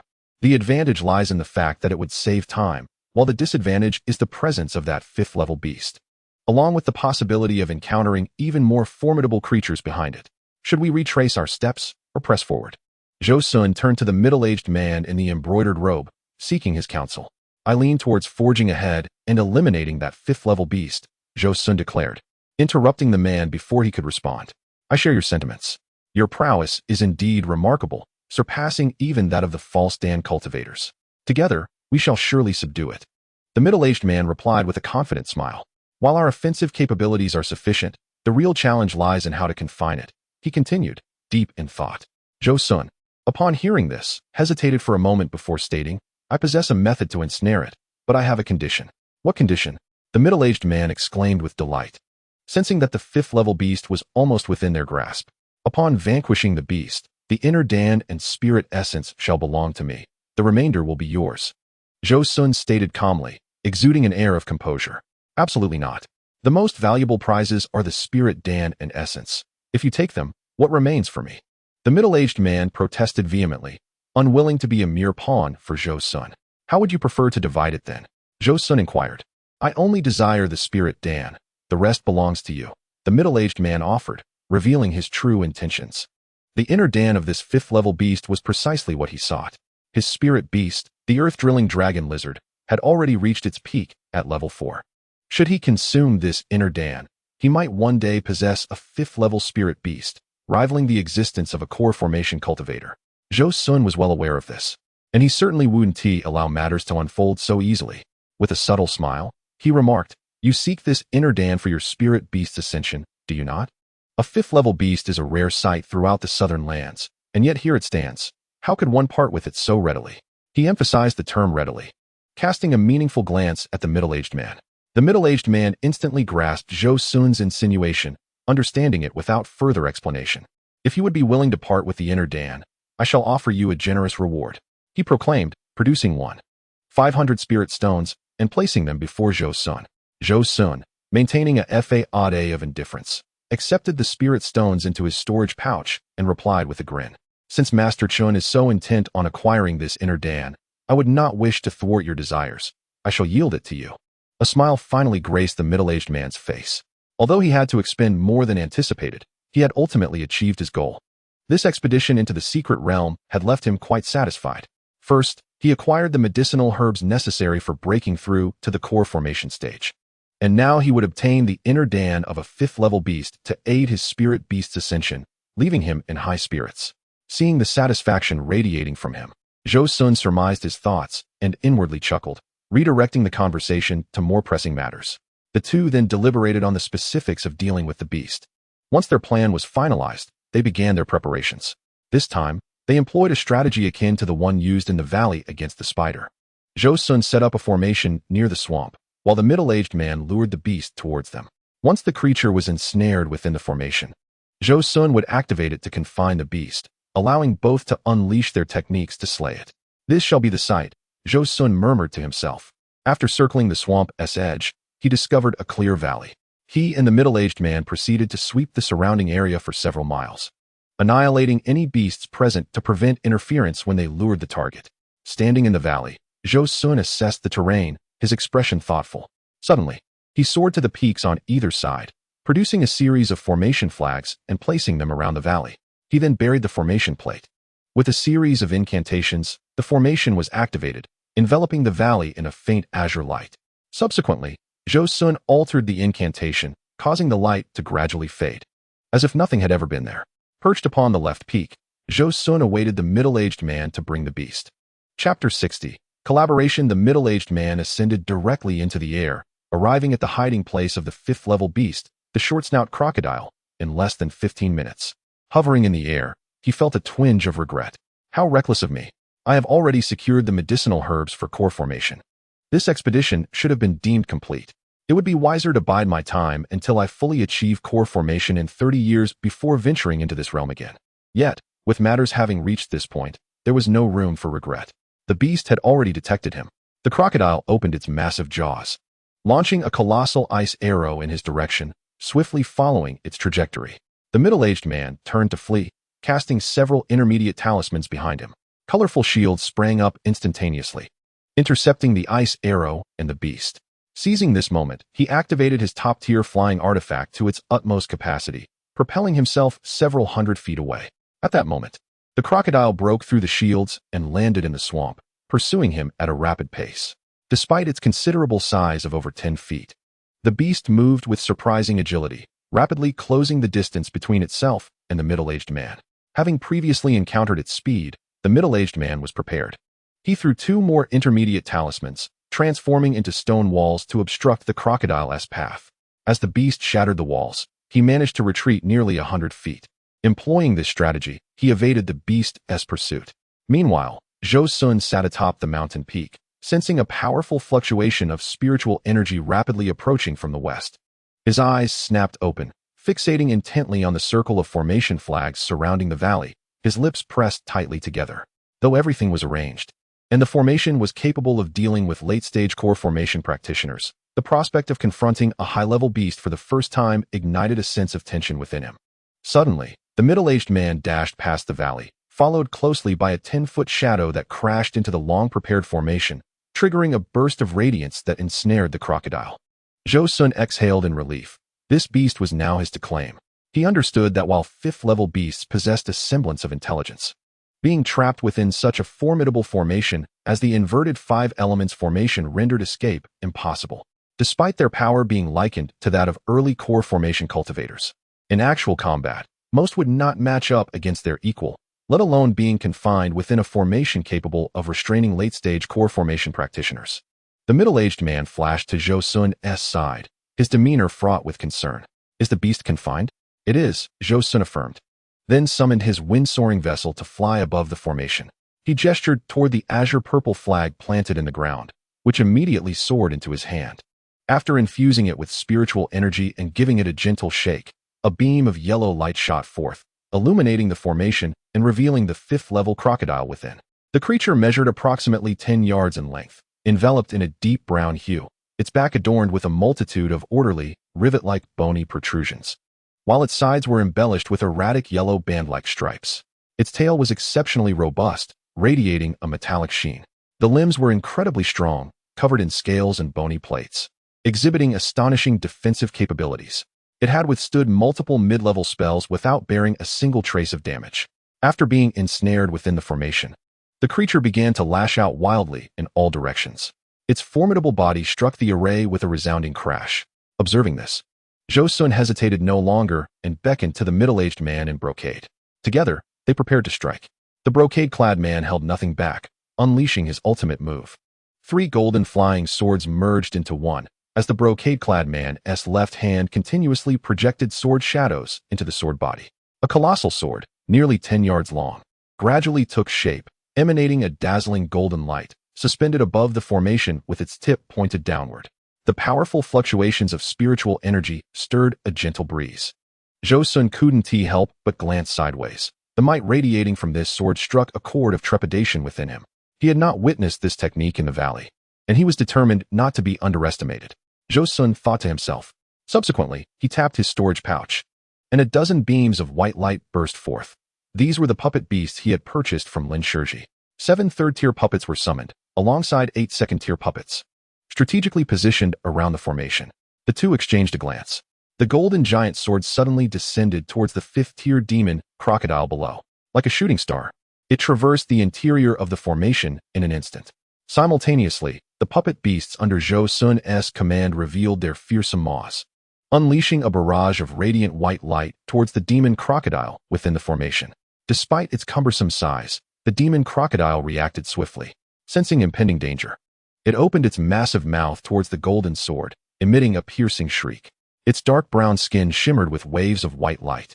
It coiled itself into a ball, and with a brilliant flash, transformed into an oval ice sphere, its surface intermittently glimmering with white light. The enormous golden sword struck the ice sphere, sending shards of ice flying several feet into the air, carving a massive gash into the oval ice shell. However, waves of white light surged, and the gash swiftly restored itself to its original form. The beams of white light from the puppets also struck the ice sphere, generating a flurry of ice shards. Yet, as long as the white light flowed, the ice sphere would revert to its pristine state. After several relentless assaults, the outcome remained unchanged. This ice shell is impenetrably hard. Unless we exhaust its spiritual energy, we cannot breach its defenses, the middle-aged man in brocade lamented. Then let us deplete its spiritual energy, Zhou Xun replied indifferently. He utilized the puppet beasts for the assault, sparing his own spiritual energy. As long as he had sufficient spirit stones, he could continue the onslaught indefinitely. In contrast, the brocade-clad man relied solely on his own spiritual energy, repeatedly invoking his flying sword for attack. After several hours of continuous assault, the ice sphere finally ceased its restoration. The two rejoiced.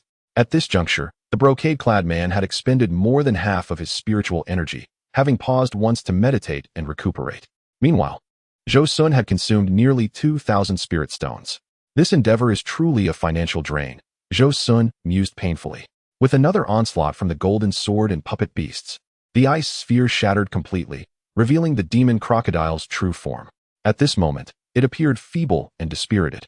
A beam of golden light descended once more, and the giant sword plunged into the demon crocodile's heart, which thrashed for a moment before succumbing to silence. The two celebrated and began to gather their spoils. The brocade-clad man extracted a white, egg-sized orb from the demon crocodile's head, the irreplaceable inner core. Zhou Xun produced a jade vial, casting a spell to draw in a stream of light.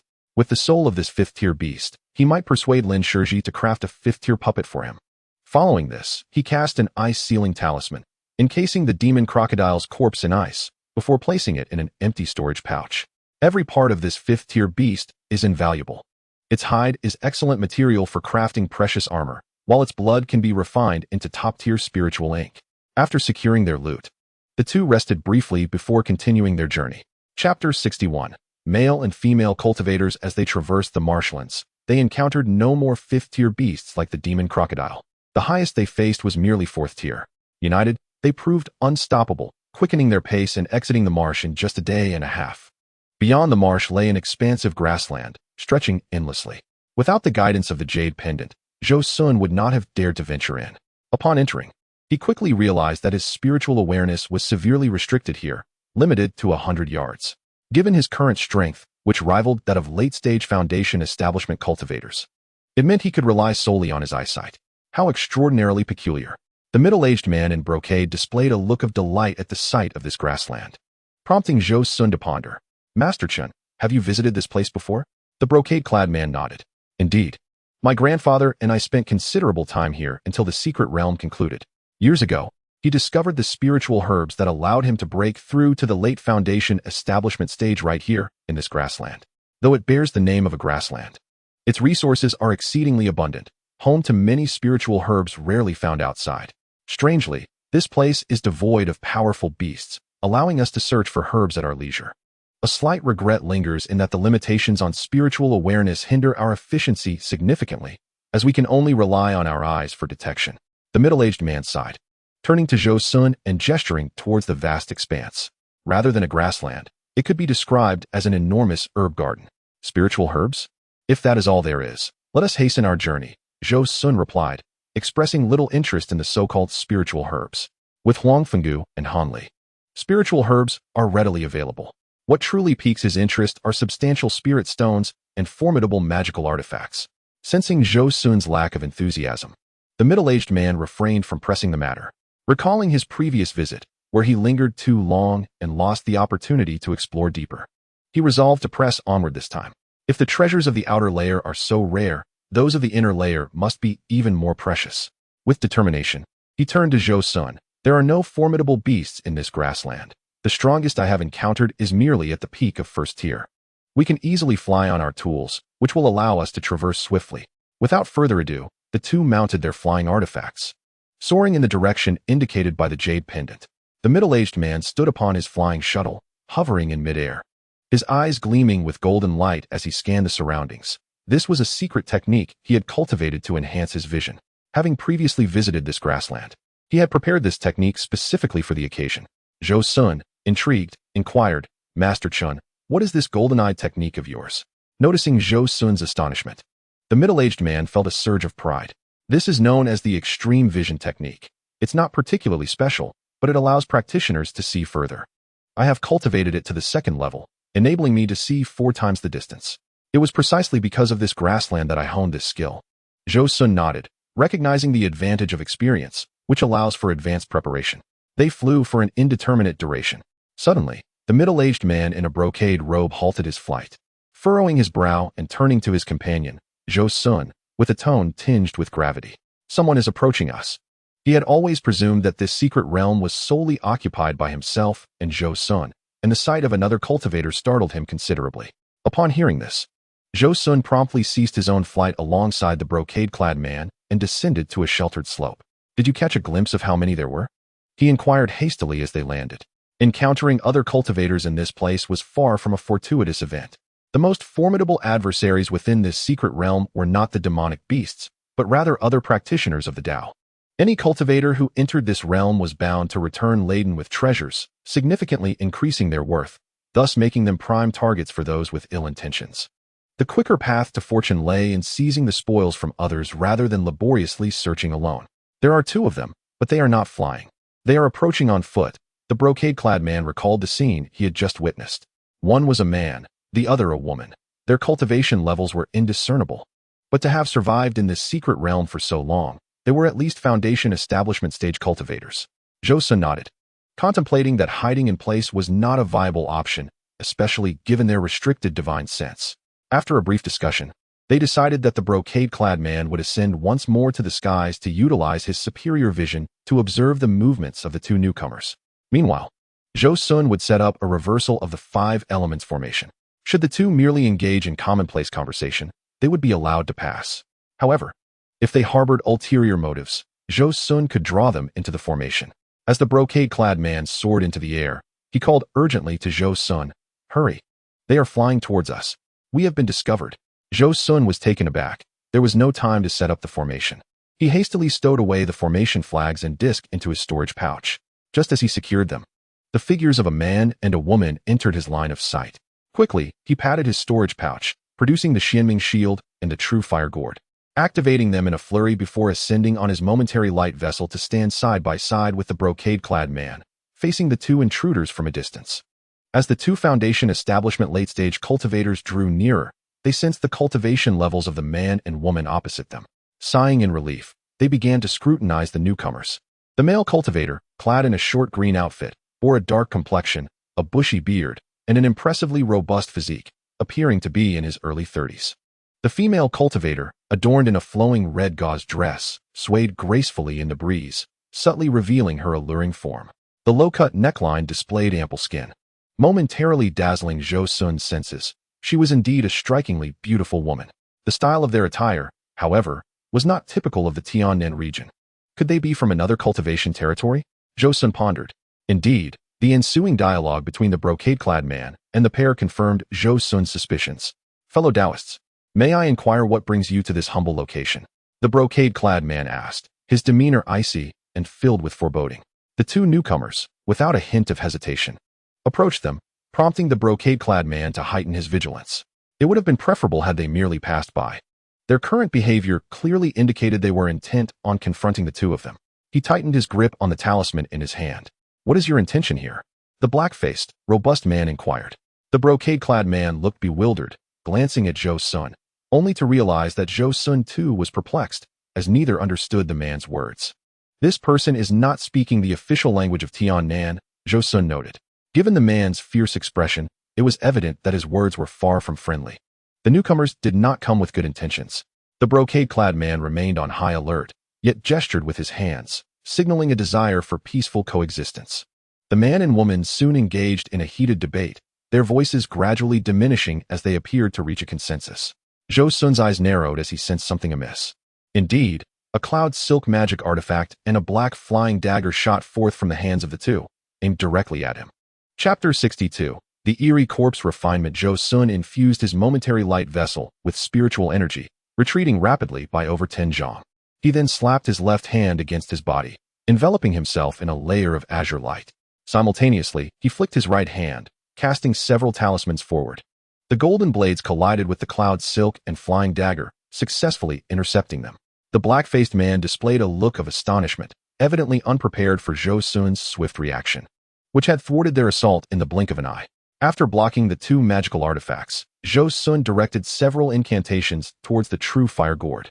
9 fire seeds erupted forth, transforming into 9 blazing flying swords that hovered above Zhou Xun's head.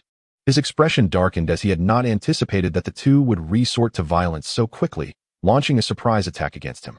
They likely sensed his early foundation establishment cultivation and aimed to eliminate him first, thereby allowing them to confront the brocade-clad man one-on-one. Little did they realize that Zhou Xun's abilities surpassed those of ordinary fake Dan cultivators, making him a formidable opponent. The two attackers were now filled with uncertainty. They had never anticipated that a foundation establishment cultivator could withstand their combined ambush without a scratch. It turned out that the duo was a husband and wife team of cultivators who practiced a unique secret technique, allowing them to temporarily seal most of their magical artifacts for a quarter of an hour. Using only a fraction of their power, they could activate their artifacts at a speed several times that of an ordinary practitioner, rendering them highly effective for surprise attacks. In the past, they had successfully eliminated numerous practitioners of the same rank with this tactic, even catching fake Dan cultivators off guard. However, they never expected to encounter a mere foundation establishment cultivator who would thwart their plans. In a fit of rage, the black-faced man spoke to the beautiful red-clad woman, recalling the flying dagger, and then produced a talisman, channeling his spiritual energy into it to activate its powers. The brocade-clad man, hovering 20 zhang to Zhou Xun's right, was also taken aback by the sudden aggression of the two and, in tandem with Zhou Xun, retreated while activating his defensive light shield. He simultaneously cast attack talismans, feeling slightly reassured now that the assault was directed at Zhou Xun rather than himself. Yet, he was still alarmed by the rapid activation of the two magical artifacts. Fury ignited within him as he patted his storage pouch, unleashing 7 beams of white light. With a series of incantations, 7 top-tier magical artifacts materialized in the air. Tian Daoist, let us strike together and eliminate this woman first. Zhou Xun nodded slightly. Instantly, the 7 top-tier magical artifacts, along with 9 blazing flying swords, surged towards the enchanting red-clad woman. The woman was taken aback, her expression shifting to one of panic. Without hesitation, she drew forth several drops of her vital blood and directed them towards the cloud silk magical artifact. Evidently, this artifact was not ordinary, likely linked to the technique she practiced. Much like Zhou Xun's true fire gourd was connected to his cultivation of the true flame art. Upon absorbing her vital blood, the cloud silk expanded several times, radiating a crimson glow that enveloped a radius of nearly 20 zhang. After expending her vital blood, the woman's rosy complexion turned ashen.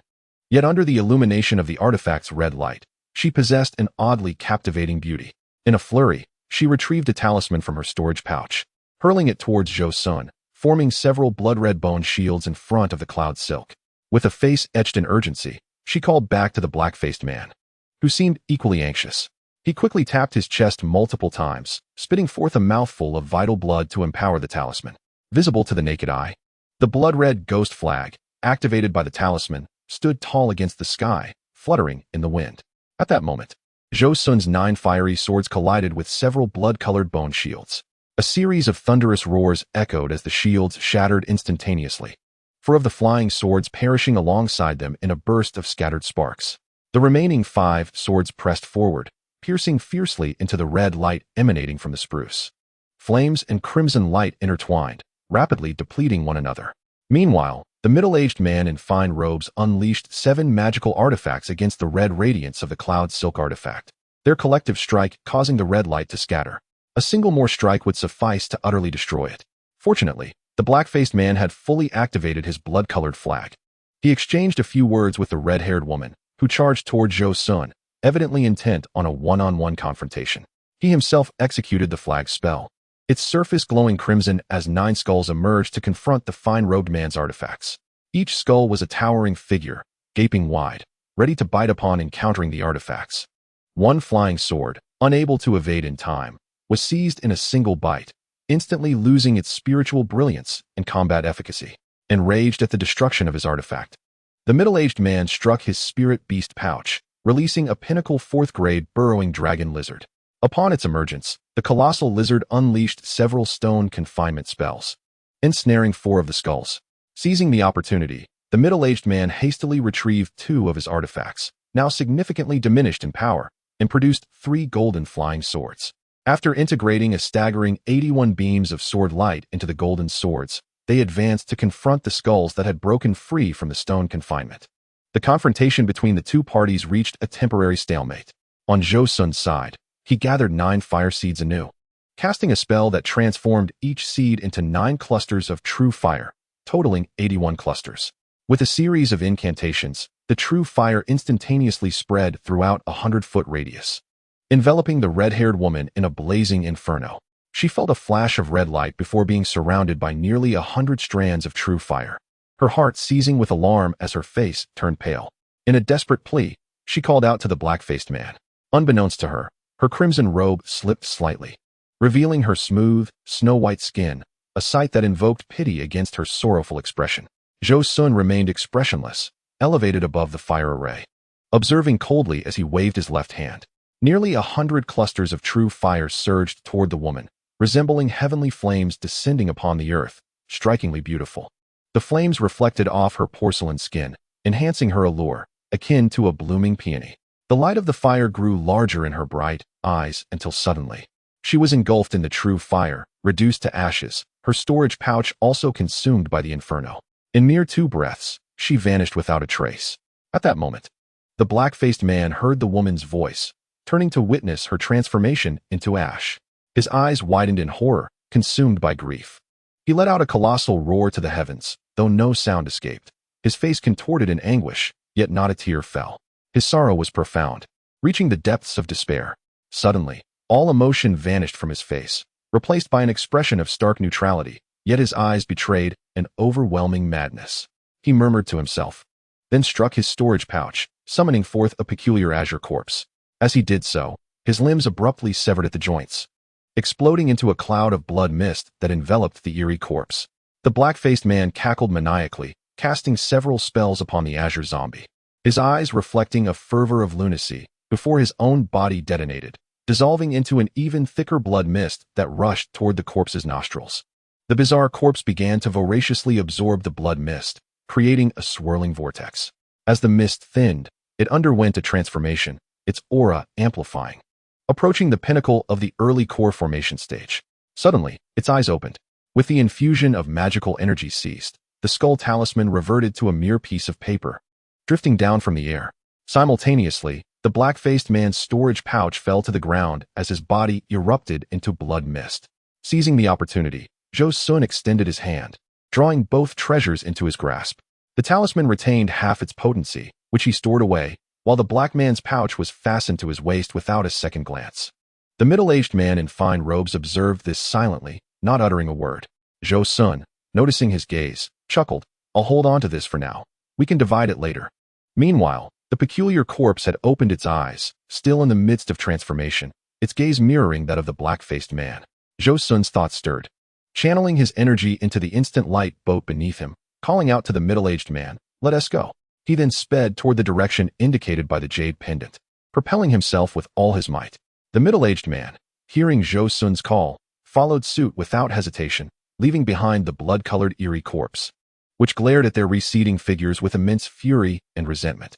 After flying for half a day, the two reached the outskirts of a prairie, finding a secluded spot to begin sifting through the spoils of their storage pouches. They emptied their pouches, creating a sizable heap. There were over 6,000 spirit stones, an unprecedented treasure for Zhou Xun, replenishing the stones expended in dealing with the demon crocodile. Aside from the spirit stones, the majority of the haul consisted of materials from demon beasts, all gathered from creatures of at least second-grade rank. By weight, It was equivalent to the remains of over a dozen demon beasts, indicating that the two had indeed battled their way through. However, there were no spirit herbs to be found. They must have been retained by the red-haired beauty. Regrettably, that storage pouch was reduced to ashes alongside her. It seemed prudent to avoid utilizing that secret technique for combat in the future. While its power was formidable, it left no spoils behind. Among the remaining items were several vials of pills, all dark or blood-red in hue, starkly contrasting with the pale and golden pills from Zhou Xun's pouch. It was evident they were concocted for practitioners of demonic or ghostly paths, and thus unsuitable for him, for he cultivated the orthodox arts of the Xianmen. Consuming such pills could easily lead to a dangerous descent into madness. A widely circulated tale from Tai Nan serves as a cautionary example. Approximately 3,000 years ago, the Lin family, the foremost cultivation clan of the Shi country, faced disaster when their ancestor, in the nascent infant stage, unwittingly obtained a demonic pill promising a breakthrough. Tempted by the prospect of forming an infant, he ingested the pill, only to succumb to madness during the process, resulting in a catastrophic self-detonation that obliterated not only himself but also the clan's residents, leaving only a few fortunate cultivators to escape. Henceforth, the Lin family fell into decline, ultimately becoming a third-rate clan, the subject of ridicule throughout Tai Nan. Beyond the pills, the remainder consisted of various demonic artifacts, none of which were of use to Zhou Xun. Yet, the most significant item was the jade pendant. After searching for some time without success, he was compelled to abandon the search, proceeding to the distribution of the treasures. Master Chun, let us divide these spirit stones and materials equally, and you shall receive all the remaining magical artifacts and medicinal pills. I only desire that half-damaged talisman of great power. The middle-aged man in the brocade robe nodded in agreement. After the allocation was complete, the two took a moment to recuperate before proceeding. As they ventured further, the vegetation gradually thinned, and the oppressive sensation of divine consciousness faded away. Simultaneously, the presence of demonic beasts began to increase, prompting the two to exercise utmost caution, foregoing their full-speed flight with magical artifacts in favor of a more cautious approach along the ground. After approximately half a day's travel, the foliage vanished entirely, revealing an endless expanse of rolling desert. The heat of the desert was palpable, distorting the air above. Occasional gusts of wind blew through, carrying with them a searing warmth. The middle-aged man in the brocade robe felt a sense of irritability, his magical energy momentarily stagnating, his brow furrowed. In contrast, Zhou Xun wore a look of delight, his demeanor radiant. He practiced fire-based cultivation techniques and was inherently a fire spirit body. In this place, he felt as though he were a fish in water. The flow of his magical energy and his recuperation occurred at a pace threefold faster than usual. This was merely the periphery, and he speculated that deeper within the desert, the effect could potentially double. Master Chun, let us continue onward, Zhou Xun urged, unable to contain his enthusiasm. Very well, the middle-aged man replied, though he was not entirely accustomed to the environment. However, this vast desert was an unavoidable path, and he had no choice but to press on. Zhou Xun summoned his genuine fire gourd, suspending it above his head as he proceeded, its faint red glow evident. If one looked closely, they could see wisps of weak red light being absorbed into the gourd. After traversing over 100 miles into the desert, Zhou Xun suddenly sensed fluctuations from his gourd. Alarmed, he realized this was the first time he had encountered such a phenomenon. The gourd autonomously flew from his storage pouch, hovering above him and absorbing something without his control. The middle-aged man in the brocade robe watched Zhou Xun with curiosity, wondering why he had summoned the magical artifact in this location. Zhou Xun could only laugh it off, using the pretext of refining the artifact to deflect the question. Indifferent to whether the man believed him, Zhou Xun's attention was now wholly captivated by the gourd. As the red light entered, he felt his cultivation subtly increasing, the speed exceeding that of his most concentrated meditative sessions by over tenfold. With a thought, he turned to the middle-aged man, saying, I sense that this place is beneficial for my cultivation. I must meditate for a while. With that, he halted, set up a formation, and began his training. The middle-aged man was taken aback but felt powerless to leave. With the jade pendant in Zhou Xun's possession, he had no choice but to wait. 3 days passed in this manner. When Zhou Xun emerged again, his magical fluctuations were significantly heightened, having reached the mid-foundation stage. Reflecting on his time spent cultivating here, he recalled sitting within the formation, channeling the true flame technique. The gourd had radiated brightly, with streams of red light pouring into it, causing his cultivation to soar as if propelled by a rocket. He continued his training for 3 days until the red light ceased its absorption. In those 3 days, He had achieved what would take an ordinary cultivator decades of arduous effort. Moreover, the genuine fire gourd had undergone notable transformations. First, its surface shimmered with a more potent spiritual light, indicating a marked improvement in quality. Second, the activation speed of the entire gourd as a magical artifact had increased by over 20%. Third, the 9 fire seeds within the gourd had become more powerful, greatly enhancing his overall strength. Congratulations, my friend Tian, on your remarkable advancement. At such a young age, you have already reached the mid-foundation stage, the middle-aged man remarked. Looking at Zhou Xun with a complex expression, he had spent over 140 years reaching the false Dan stage. And if he could not achieve the Dan stage within 50 years, he would face the inevitable end of his life. Master Chun, your praise is unwarranted. With your false Dan cultivation and the Yuyun's spiritual grass in your possession, I am certain we shall soon hear of your success in forming the Dan. Zhou Xun responded with modesty, though his words were sincere. The cultivator's hidden strengths were numerous, and even now, Zhou Xun had yet to fully grasp the extent of his true capabilities. With such a cultivator, alongside supportive spiritual herbs, forming the Dan was a highly probable outcome. The middle-aged man smiled at Zhou Xun's words, showing no dissent, indicating his unwavering confidence in this matter. After a brief exchange, they continued onward. As they ventured deeper, the oppressive heat intensified. The middle-aged man found it increasingly difficult to endure. He took out a water-light talisman from his storage pouch and activated it, enveloping himself in a translucent, shimmering shield.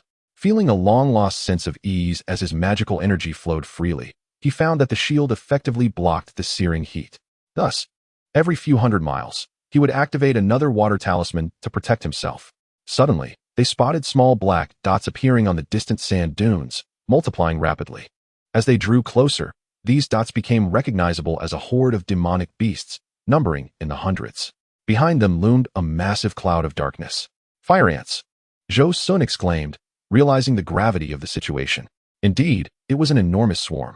When the fire ants first appeared, Zhou Xun was unable to identify the black flying insects, as fire ant-like spiritual insects were not uncommon in the cultivation world. Their appearances were nearly indistinguishable, and without specialized knowledge in insect control techniques, most individuals could not discern their differences. However, the capabilities and ferocity of different fire ant species varied immensely. Weaker fire ant swarms could easily be swept away by chi refining stage cultivators using ordinary artifacts, while more formidable ones would cause even foundation establishment stage cultivators to frown and retreat. Among the most fearsome were the iron fire ants, ranked 37th on the strange insect list, and the crystal ants, ranked 9th. The fire ants were a common species within the cultivation realm, often found near volcanic lava, congregating in swarms of thousands or even tens of thousands. Zhou Xun recognized their identity when he observed them launching suicidal attacks against the demonic beasts. Known for their vengeful nature, killing a single fire ant would leave a lingering scent on the perpetrator, prompting iron fire ants to relentlessly pursue them until death or until they escaped beyond a 1,000-mile radius, where the scent could no longer be detected. Therefore, even ordinary foundation establishment cultivators would prefer to avoid them, let alone this massive swarm of tens of thousands, which would pose a considerable challenge even for typical Dan stage cultivators. At that moment, the fire ant swarm had already caught up with the demonic beasts, the insect cloud descending upon them. The two quickly retreated on their magical artifacts, fleeing nearly 1,000 miles before finally stopping. Master Chun, there are simply too many fire ants here. We must find a way to circumvent them. Zhou Xun contemplated, pondering how to resolve this dilemma. Charging through was clearly impossible. Facing tens of thousands of fire ants head-on was akin to seeking death. Their only option was to avoid them. Fortunately, I had encountered information regarding the fire ants in the cave of the venerable Linghu. Although these fire ants are formidable, they possess a territorial nature, typically confining their activities to a radius of 500 miles around their nests. I can certainly take advantage of this characteristic. Based on the direction in which we encountered the demon beasts and the pursuit of the fire ants, we could roughly ascertain the location of their nest.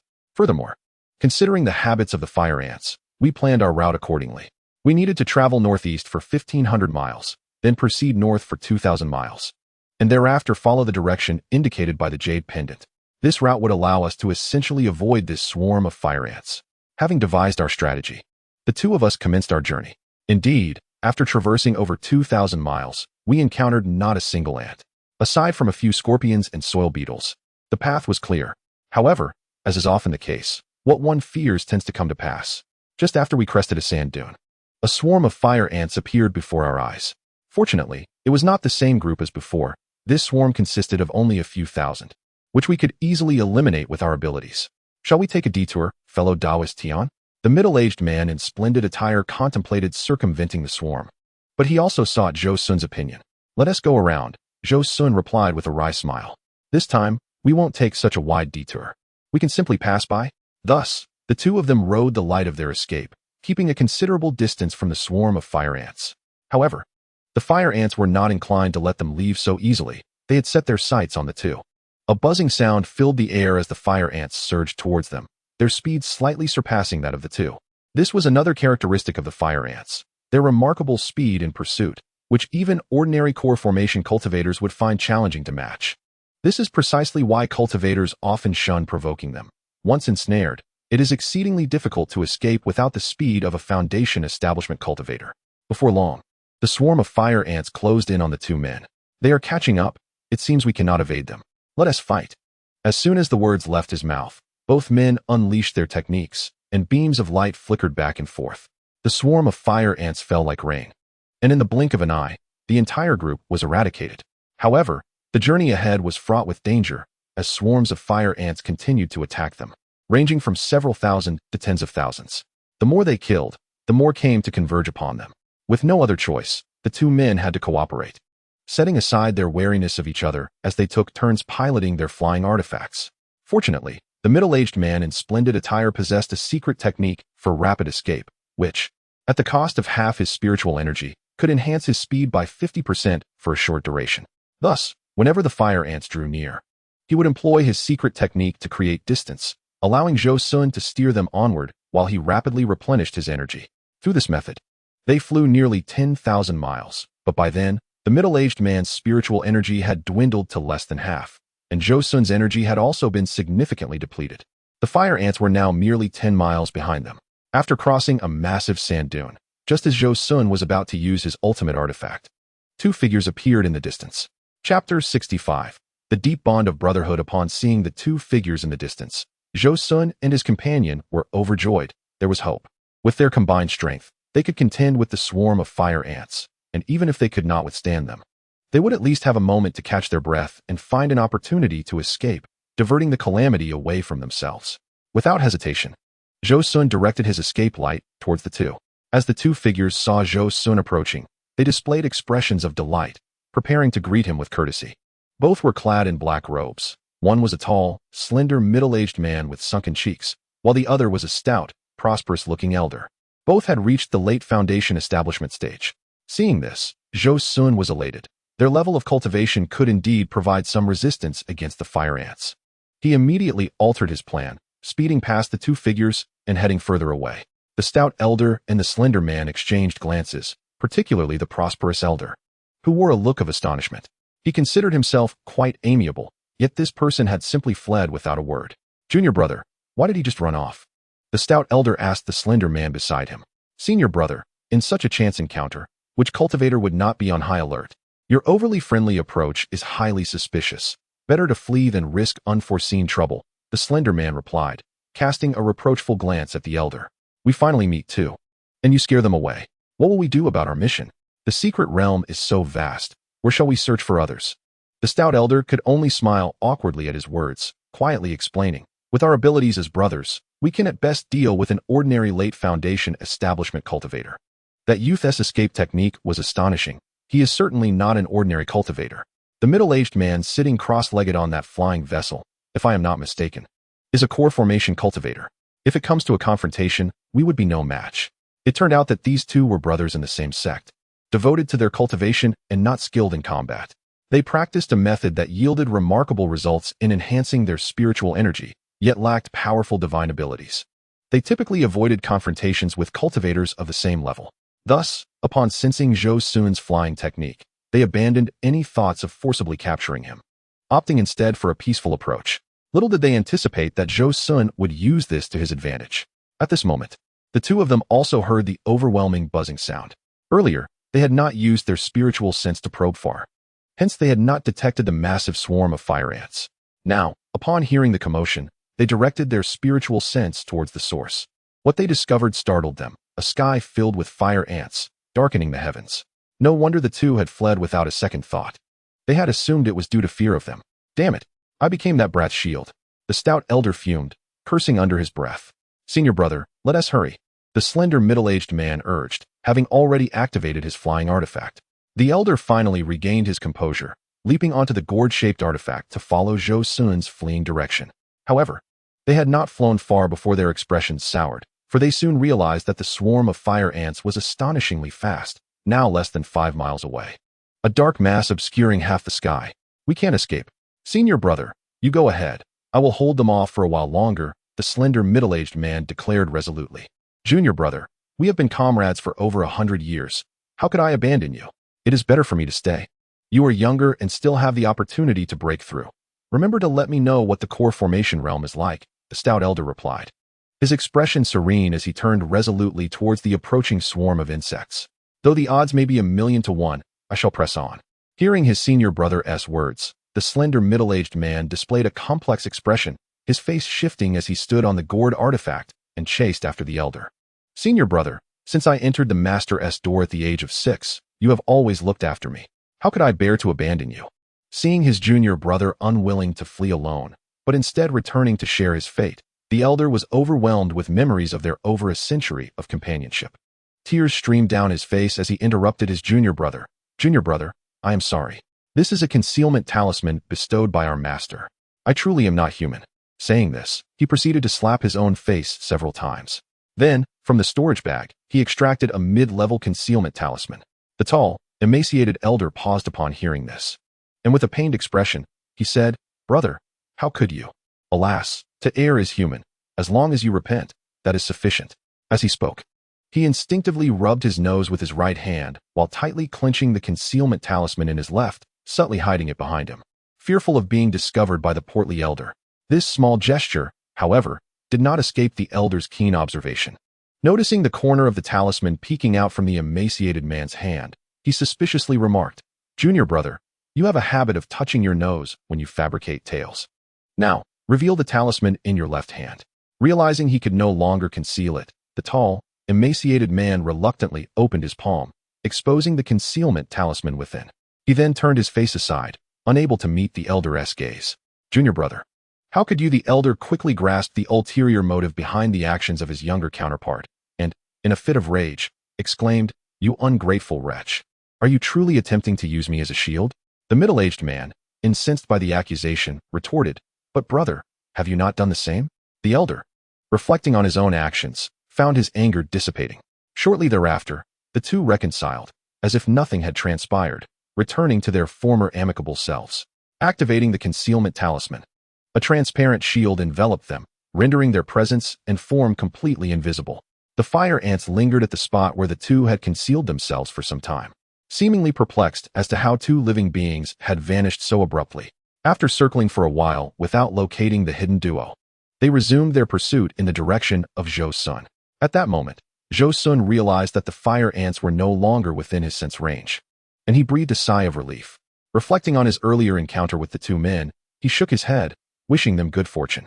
I can no longer sense that swarm of fire ants, the middle-aged man in fine attire declared joyfully. Previously, he had felt utterly despondent, believing he would not escape this time. I cannot sense them either, but unless we flee 1,000 miles away, they will always be able to catch up. Master Chun, you must quickly restore your magical power. We may need your secret art soon, he added, fully concentrating on the artifact beneath his feet. Meanwhile, several hundred miles ahead, 3 individuals were seated and resting. Suddenly, the young man dressed as a monk opened his eyes, revealing a gaze that was piercing and fierce. Chapter 66. Master Mingku Zhou Xun and his companion had temporarily evaded danger with the help of the brotherly duo. However, it was not long before the fire ants reappeared within their consciousness range. Yet, they remained unperturbed, for their senses indicated that 3 cultivators were ahead. How curious that we had not encountered any cultivators in the preceding days, and now, since entering the grasslands and reaching this desert, this marks our 3rd encounter. Zhou Xun mused. Nevertheless, their appearance at this moment seemed fortuitous, prompting him to employ the same strategy once again. The young monk, sensing Zhou Xun and his companion, clasped his hands together and softly intoned, Ba. He then soared into the air towards Zhou Xun and his companion. Zhou Xun felt a heavy spiritual pressure descending upon him, emanating from the young monk. Clad in a light yellow monk's robe, he appeared to be no older than 18 or 19. Yet the formidable spiritual pressure radiating from him suggested he was an extraordinary figure at the core formation stage. Early stage of core formation? No, at least mid-stage. Both Zhou Xun and his companion thought in astonishment, quickly feeling a surge of joy. They hurried forward to pay their respects. We greet the esteemed elder. The monk, however, did not linger, charging straight into the swarm of fire ants. Zhou Xun heard the monk's voice resonate in his mind. Do not be alarmed, young friends. Wait ahead while I handle these fire ants. Upon reaching the swarm, the monk uttered a Buddhist incantation, and a faint golden light suddenly enveloped his visage. He then brought his hands together, chanting in a rhythmic cadence, causing pale silver symbols to float from his robe. Concurrently, his skin began to shimmer with a faint golden hue, resembling a golden-skinned arhut descending from the heavens. He then plunged into the throng of fire ants, which quickly engulfed him. Observing this scene from afar, Zhou Xun and his companion could not help but admire the monk's bravery. Surely this elder will be unharmed. The middle-aged man in fine attire remarked with a solemn expression. Nonsense. Look at the radiance emanating from him. It must be a body-refining technique. Perhaps the swarm of fire ants cannot inflict any harm upon him. Zhou Xun also harbored doubts about the monk's ability to eradicate the swarm. Yet since he was willing to face the danger, they could not squander his goodwill. They resolved to make their escape swiftly. Just then, the young monk's voice echoed in their minds. You two should maintain a distance of 5 miles. I am about to unleash my divine powers to avoid injuring you. Feeling a sense of urgency, they hastily maneuvered their flying artifacts to retreat several miles, refraining from fleeing outright. At that moment, a roar akin to that of a lion reverberated through the air, with the sound waves cascading one after another. The two felt their magical power becoming somewhat disordered. It was indeed the young monk unleashing the Buddhist secret technique known as the lion's roar. Zhou Xun was positioned several miles away from the monk, yet the sound waves still possessed considerable force. The fire ants at the epicenter of the sound waves must have suffered even more. With a single roar, the fire ants plummeted to the ground as if it were raining, creating a significant gap in the previously dense cloud of insects. The monk unleashed this technique 4 times in succession, clearing a substantial portion of the swarm. Astonishingly, although the fire ants fell, they did not perish. Their breath still lingered, albeit faintly, as they were merely stunned into unconsciousness. The monk, observing this, appeared quite satisfied and clasped his hands together, exclaiming, "Well done, well done." He then swiftly flew back to Zhou Xun and his companion. Witnessing the monk's extraordinary abilities, the two felt an increasing sense of reverence. Esteemed elder, your compassion is remarkable. Under your powers, not a single insect was harmed. They were merely knocked down. Zhou Xun could not help but praise. You flatter me, young friend. I see that you are no more than 18, yet you possess mid-stage foundation establishment cultivation. Such talent is rare in this world, the young monk remarked, his eyes gleaming with admiration as he gazed at Zhou Xun, speaking with meaning. He then turned his attention to the middle-aged man in fine attire. You, my young friend, possess profound magical power and a solid foundation. It is several times that of an ordinary cultivator. I surmise that you are not far from the core formation stage. Zhou Xun, upon hearing the monk's words, cast a surprised glance at the middle-aged man. Pondering, the middle-aged man in fine attire appeared somewhat awkward and hurriedly waved his hand, saying, it is nothing, it is nothing. The monk refrained from further comment, placing his hand on Zhou Xun and his companion's shoulders. Rise, he commanded, and then he led the two towards the place where they had previously rested.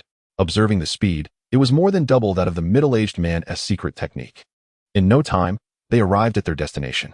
Upon the monk's return, the two individuals left behind rushed forward to pay their respects. Master Mingku, you have returned. One was in the late stage of foundation establishment, while the other was in the mid-stage. Master Mingku replied casually, then seated himself on the ground. Zhou Xun also found a spot to sit. Had it not been for this monk bringing him to this place, he would have likely been reluctant to come. Now, tell me about your backgrounds. Master Mingku sat upright, raising his gaze towards the middle-aged man in fine attire. You go first. Yes, I am Zhao Yuanji, a mere loose cultivator. I am immensely grateful for your assistance, esteemed elder. The middle-aged man replied with utmost respect, appearing earnest and sincere. From which realm of cultivation do you hail? The Great Jin, the Tiansha continent, or perhaps somewhere else? Master Ming Ku raised his eyes slightly, clearly dissatisfied with the previous response from the middle-aged man. I come from the southern heavenly realm, The young man in splendid attire replied with increasing respect. Oh, you must also be from the south, he remarked, turning his gaze towards Zhou Xun. Indeed, Zhou Xun affirmed. Exceptional talent, he continued, reaching out to grasp Zhou Xun's arm. Ah, it appears you possess a fire elemental spiritual root. No wonder you have attained such cultivation, he said in awe, his expression softening as he regarded Zhou Xun. Stay close to me, it will be safer here. Zhou Xun, hearing this, dared not refute and could only agree. Then I must trouble you, senior. Master Ming Ku nodded slightly and gestured for the others, saying, you should introduce yourselves to one another. After speaking, he closed his eyes. I am Wu Zhongtian, a loose cultivator from the Five Dragon Sea. This is my younger brother, Wu Jingtian. It is a pleasure to meet you both. The elderly man in gray, his hair and beard white, stepped forward to greet them politely. To think my brother is a cultivator with a spiritual root. I am truly envious, a hearty voice followed. Belonging to Wu Jingtian's robust brother. Zhou Xun reciprocated the politeness with warm pleasantries. You have two companions? Zhou Xun inquired, raising his voice slightly. Indeed. Those two friends are my senior brothers, both late-stage foundation establishment cultivators. One is tall and slender, while the other is quite portly, he chuckled. Inadvertently noticing two distant black dots soaring through the air, he pointed towards the sky behind Zhou Xun. Look, they are returning. Chapter 67. Reunion with senior brothers. Zhou Xun turned to glance behind him. Were those not the two late-stage foundation establishment cultivators he had encountered earlier? How could it be them? They had miraculously survived the swarm of fire ants. Zhou Xun was astonished. To think that he and the splendidly attired man struggled to protect themselves against the fiery onslaught, yet these two returned unscathed, their breathing steady. He could not help but marvel at the myriad wonders of the cultivation world, realizing that one should never underestimate the heroes of the realm. As he pondered, the two men approached Zhou Xun. It turned out that after using the concealment talisman, they had remained hidden for a full hour before emerging and heading back to their original resting place. As they landed and dispelled their escape light, they spotted Zhou Xun and the middle-aged man seated on the ground. Senior brother, are those not the two cultivators who attracted the fire ants? The tall, slender middle-aged man transmitted to his portly companion a look of indignation on his face. The plump elder recognized them as well. They must have been brought here by Master Ming Ku. They have their day now, he replied, a glimmer of schadenfreude in his eyes. Subsequently, he disregarded Zhou Xun and the other man, seeking a vacant spot to sit. The gray-haired elder, noticing the return of the two brothers, immediately approached them. Have you returned from your reconnaissance? Did you find anything of worth? He inquired. What could we possibly find? We merely encountered two ungrateful cultivators, the slender man retorted. Casting a glance at Zhou Xun, his words laced with sarcasm. The gray-haired elder, unaware of the underlying tension, reassured him, it's good that you are back. He then introduced Zhou Xun and the middle-aged man. These two are friends from the southern heavenly realm, with remarkable cultivation, brought here by Master Ming Ku. So they are from the south, he continued. Though their cultivation can be debated, their escape techniques are indeed impressive. He snorted disdainfully. Could it be that you know this gray-haired elder? He asked, sensing the tension in the air. I do, the slender man replied with a cold smirk. Thinking to himself that had it not been for these two, he and his brother would not be in such a predicament. A century-long camaraderie had now turned to estrangement. Meanwhile, Zhou Xun appeared unfazed, seemingly oblivious to the man's remarks. In truth, he felt quite awkward, having not anticipated encountering these two again. Believing they had perished amidst the swarm of fire ants, he chose to feign ignorance, closing his eyes to meditate. The middle-aged man, however, was adaptable. He immediately stood up and bowed deeply to the two brothers. Please do not take offense, my esteemed friends. The situation was dire, and having just met you, I could think of nothing but escape. If you are still upset, I sincerely apologize, he said, bowing once more. The gray-haired elder, intrigued by the unfolding drama, inquired, what transpired among you? The middle-aged man recounted how they encountered the fire ants, how they had no choice but to flee, and subsequently how they met the two brothers before deciding to retreat without warning, culminating in their meeting with Master Ming Ku. He detailed every aspect clearly and comprehensively. The portly elder added how he had been exceedingly amiable, while Zhou Xun and the middle-aged man had been cold and had diverted the danger, while his brother had struggled to return. Hearing this, the gray-haired elder understood that the brothers were merely attempting to fulfill Master Ming Ku's task. His eyes shifted as he reproached the middle-aged man. My friend, this is where you went wrong. Hu Daoist is truly kind-hearted. How could you not honor his goodwill? The middle-aged man repeatedly acknowledged his fault and continued to apologize to the two brothers. Seeing this, The gray-haired elder turned to counsel the brothers, Hu and Lin. This matter cannot be entirely blamed on Zhao. After all, you were strangers at the time. It was only natural to leave without hesitation. Besides, Zhao is genuinely apologizing. Let us consider this matter settled. As he spoke, he subtly gestured to the brothers when Zhou Xun and the middle-aged man were not looking. The portly elder nodded slightly, indicating his understanding. After a moment of feigned hesitation, he addressed the tall, slender man. Junior brother, since Wu has spoken, let us give him a chance and let this matter pass. After all, we have returned safe and sound. Upon hearing the elder and his brother's sentiments, the slender man nodded in agreement. The gray-haired elder was overjoyed, exclaiming, "Excellent, truly excellent." He then clapped his storage bag and produced a jar of spiritual wine, along with several white jade cups. This wine is brewed from 300-year-old clear source fruit. Its flavor is extraordinary, he said, revealing an expression of pure enjoyment. He filled all the cups, raised one towards Master Mingku, and respectfully asked, "Master, would you like to sample this clear source fruit brew?" Master Mingku waved his hand slightly, prompting the elder to bow and retreat. Returning to the group, he scanned the surroundings and proclaimed, "Today, let us celebrate our acquaintance with this wine." He raised his cup. "Then let us savor Brother Wu's spiritual wine together." The group toasted and shared the spiritual wine, behaving as if they were old friends. After a considerable time, Master Mingku opened his eyes. He surveyed the 6 individuals present, nodding in satisfaction. As the 6 individuals had assembled and the rest had sufficiently rested, we shall set forth. The tone of the speaker bore an undeniable authority. At this juncture, Zhou Xun and his companion were acutely aware that they had been abducted by the monk. However, the precise motives behind this abduction eluded them, though it was clear that the circumstances were far from favorable. Constrained by the monk's formidable prowess, they dared not voice their dissent, merely nodding in acquiescence. Master Mingku struck his storage pouch, summoning a white lotus platform beneath his feet. Subsequently, he raised a hand in a gesture of reverence, intoning a few Buddhist chants. The lotus platform expanded under the radiance of Buddhist light, eventually reaching an impressive size of over 10 zhang. As they ascended the lotus, each individual employed their methods to leap onto the white platform. Standing atop it, Zhou Xun divided his consciousness to observe this treasure. The fluctuations of its spiritual energy were several times more potent than that of the highest-grade magical artifacts, suggesting it was a treasure meant for cultivators at the core formation stage. Remarkably, this lotus platform was also a rare flying artifact. Its speed was astonishing, surpassing that of his own instant light boat by several folds. He pondered whether activating the inner core of that instant light sculpture would allow him to match the speed of the lotus platform. After half a day, they exited the desert and journeyed for another 2 days, arriving before a magnificent canyon. Chapter 68, The Canyon. This canyon resembled a celestial chasm, cleaving the world in two. Looking left and right, it stretched infinitely, extending towards the heavens, its distance unknown. Ahead, mist swirled, forming a sea of clouds, with sporadic stone peaks piercing through. These rugged formations were occasionally adorned with ancient, gnarled trees.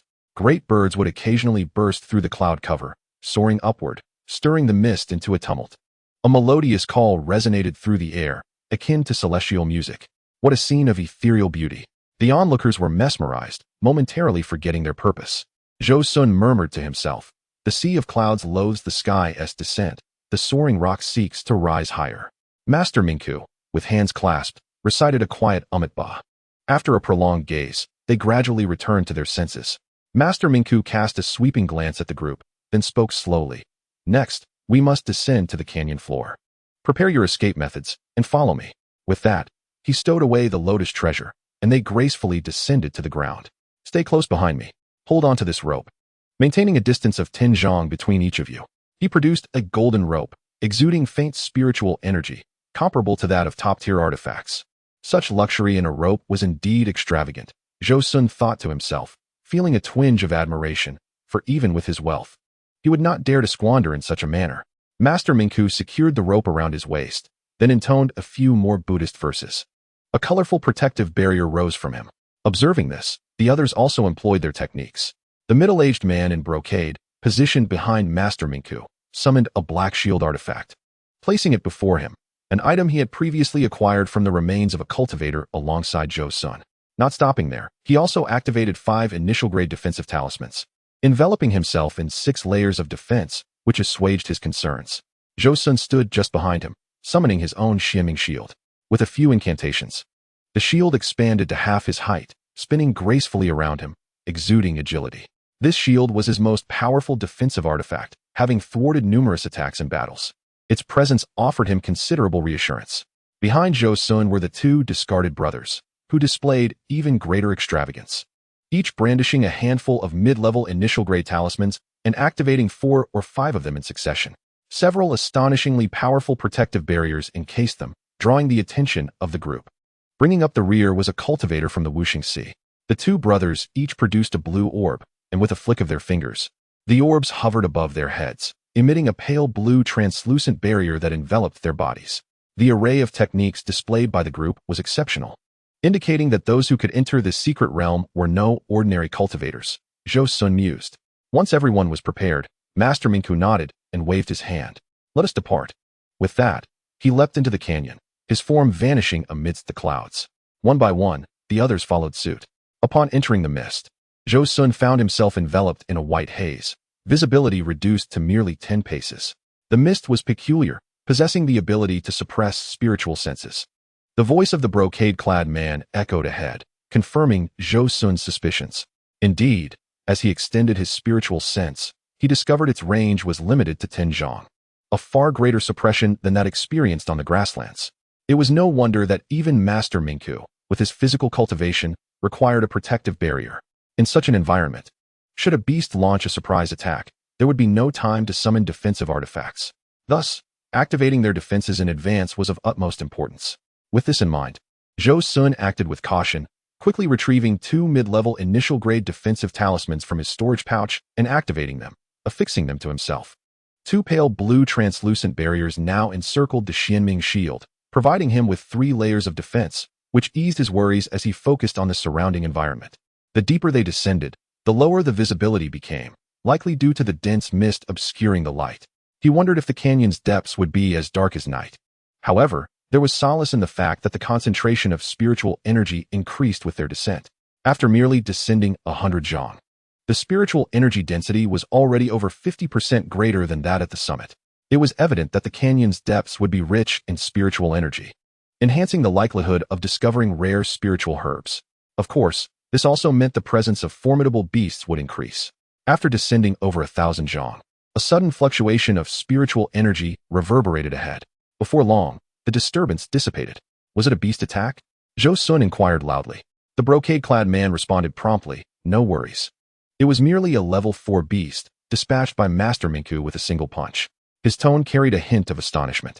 Earlier, a peak-level electric hawk had charged at Master Mingku, who, without employing any spells, simply used his physical strength to deliver a single blow, killing the beast instantly. Such prowess surpassed the middle-aged man's understanding of cultivators at the core formation stage. Zhou Xun, upon hearing this, was equally astonished. The monk's capabilities were indeed remarkable. Suddenly, a claw broke through the thick mist, appearing before Zhou Xun, crackling with blue electricity. It grew larger, striking the outermost pale blue barrier with a resounding thud, shattering it in a single blow. The claw then vanished back into the swirling mist. A peak-level electric hawk. Zhou Xun snorted, summoning the true fire gourd, coalescing 9 flames into a 3-foot-long blazing sword that hovered above him, poised for a lethal strike when the beast re-emerged. Perhaps the heavy spiritual pressure of the flying sword deterred it, for it did not reappear. Let us pause for a moment.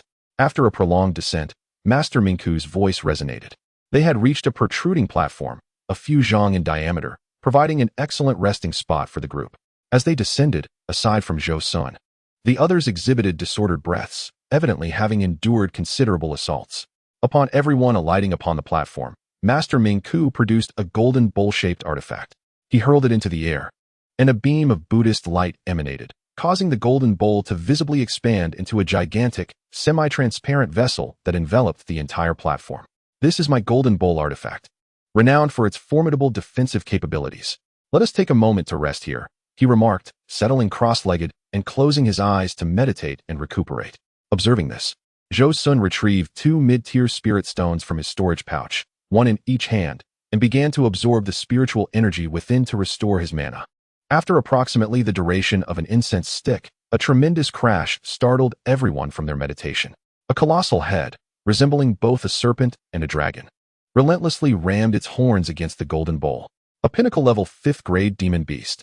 Chapter 69, Thunderbolt Dragon. Zhou Xun found himself positioned near the rim of the bowl. Upon opening his eyes, he was met with 2 basin-sized eyes fixated on him, radiating a bloodthirsty glint. The creature possessed a serpentine head adorned with horns, yet lacked the whiskers described in literature regarding the dragon-like creature, and its horns were merely half an inch tall. It was neither entirely serpent nor dragon. The head was comparable in size to the stone platform, its gaping maw revealing 2 razor-sharp fangs, each nearly a person's height, gleaming coldly. Its forked tongue flicked in and out, as if it intended to devour Zhou Xun whole. Startled, Zhou Xun felt a chill surge from his spine to the nape of his neck. They were mere feet apart. Zhou Xun's hair stood on end, instinctively yearning to flee. The Thunderbolt Dragon, a voice exclaimed, belonging to the gray-clad elder. The loud crash had awakened the others, who now gazed at the imposing beast before them. Their faces drained of color. A pinnacle-level 5th-grade Thunderbolt Dragon. Even those in the mid-stage of the core formation realm would struggle against it. The gray-clad elder added, "Brother Wu, do you recognize this demon beast?" The portly elder inquired hastily. Indeed, the gray-clad elder nodded, recounting the creature's origins. Legend has it that the Thunderbolt Dragon is a descendant of both the dragon and the Thunder Serpent, inherently possessing the formidable physique of a dragon while inheriting the Thunder Serpent's ability to command lightning. Is it not thus more powerful than an ordinary dragon? Zhou Xun interjected. Dragons are already formidable adversaries in the cultivation world, often capable of battling above their grade, 5th grade against 6th grade, and 6th grade against 7th grade. Thus, this pinnacle-level Thunderbolt Dragon could easily rival a mid-stage core formation cultivator. Furthermore, it possesses the ability to command lightning, and as you all know, among human cultivators, those who wield lightning are most feared. This beast is the most challenging of lightning attribute demon beasts, the gray-clad elder expounded, garnering the attention of Master Ming Ku as well, who seemed intent on listening. However, the gray-clad elder's enthusiasm waned, his expression turning grave. For the Thunderbolt Dragon's attacks grew increasingly ferocious, causing the golden bowl to sway ominously, as if on the verge of shattering. Understanding the concern reflected in the gazes directed at the inverted golden bowl, Master Ming Ku smiled gently and reassured. This golden bowl is an ancient treasure. Even a 7th-grade demon beast cannot breach its defenses, so you need not worry. As he spoke, a beam of Buddhist light struck the giant bowl, stabilizing its shimmering golden glow. The group collectively exhaled, relieved. Were it not for the Master's treasure, we would have perished at the jaws of the dragon. The portly elder bowed respectfully, expressing his admiration. Zhou Xun was equally astonished, realizing this was the fabled ancient treasure, crafted by ancient cultivators. Although such artifacts possess singular abilities, their power far surpasses that of contemporary ordinary treasures. The methods of ancient artifact refinement differ significantly from modern approaches, rendering them unable to be stored within one's body, necessitating their carriage as one would with a weapon. Master Ming Ku, unfazed by the accolades, turned to the gray-clad elder and said, "Please, continue your account of the Thunderbolt Dragon." "Certainly, Master," the elder replied promptly, resuming his narrative. "Observe the horns atop the demon dragon's head," he stated, gesturing towards the Thunderbolt Dragon. "Horns, Brother Wu? Are these truly horns? They barely measure half an inch. What purpose could they serve?" A tall, slender elder scrutinized the horns, finding it hard to consider them as true horns. "These horns are no ordinary matter." The gray-clad elder shot a glance at the slender elder before continuing. "It is said that these horns are the source of the Thunderbolt Dragon's ability to command lightning. When invoking lightning, the horns transform into blue-gold dragon-like appendages, exuding an imposing presence. After the lightning dissipates, the illusion fades, reverting to their original form. If we consider what Brother Wu has stated, these horns are indeed rare treasures." Master Ming Ku, deep in thought, then inquired of the gray-clad elder, "Is that so?" "Precisely," the elder responded, offering a slight bow. "The legendary Thunderbolt Spear, one of the top 10 artifacts of attack passed down in our 5-Dragon Sea, is forged from the 2 horns of a 9th-grade Thunderbolt Dragon." Upon hearing this, the elder surveyed the crowd, noticing their astonished expressions, which filled him with a sense of pride, and he continued. "It is said that artifacts forged from these horns are inherently capable of attracting and storing lightning, allowing them to release it instantaneously during combat." At this revelation, the crowd's eyes sparkled with intrigue. Even Master Ming Ku's gaze reflected a hint of fascination. If that is the case, a careless cultivator could very well meet their demise. The elegantly dressed middle-aged man remarked, raising his chin in astonishment. "What Zhao Daoist says is accurate. Our 5 dragons once faced 2 notorious evil cultivators who wielded artifacts forged from these horns. To suppress them, the righteous faction dispatched 6 core formation elders, including one in the late stage. Can you guess the outcome? The gray-clad elder posed mysteriously. Could they have returned empty-handed? Zhou Xun speculated, sensing the elder's demeanor. Not merely empty-handed. Of the 6 core formation cultivators who ventured forth, only one, adept in escape techniques, survived, while the other 5 fell to the hands of those 2 evil cultivators. According to the surviving elder, they cornered the 2 evil cultivators on an island, only for the latter to summon 2 conical artifacts, unleashing bolts of lightning wide enough to obliterate both the late-stage and mid-stage core formation elders. The crowd gasped in astonishment, recognizing the formidable power of the seemingly inconspicuous horns, which could even outmaneuver a late-stage core formation elder. The Thunderbolt Dragon is indeed formidable, yet it must possess vulnerabilities. Zhou Xun inquired. Its vulnerability lies in its relatively low intelligence, even inferior to some ordinary 5th-grade demon beasts. Therefore, with adequate preparation, it is not insurmountable. The gray-clad elder replied, pausing briefly before adding, however, for us, this beast is undeniably a pinnacle-level 5th-grade demon beast. Its scale armor boasts astonishing defensive capabilities. Even our artifacts may struggle to penetrate a single scale. He shook his head in resignation. He suddenly donned a flattering expression and turned to Master Mingku. Of course, if Master Mingku were to intervene, it would surely be a trivial matter to subdue it. Master Mingku, upon hearing the words of the elder in gray, did not refute. He evidently possessed immense confidence in his own abilities. He nodded slightly and inquired of the elder, young friend Wu, does this thunder serpent possess any other weaknesses? Hearing Master Mingku's question, the elder in gray smiled awkwardly and with a slight bow replied, for your knowledge, esteemed master. My understanding of this thunder serpent is limited to what I have shared. As it is a descendant of serpents, perhaps its weakness lies in its 7-inch spot. Though this is merely my conjecture. Master Mingku pondered for a moment, then retrieved a set of formation flags from his storage bag and distributed them among the group. The mist here was rather peculiar, possessing the ability to obstruct divine senses.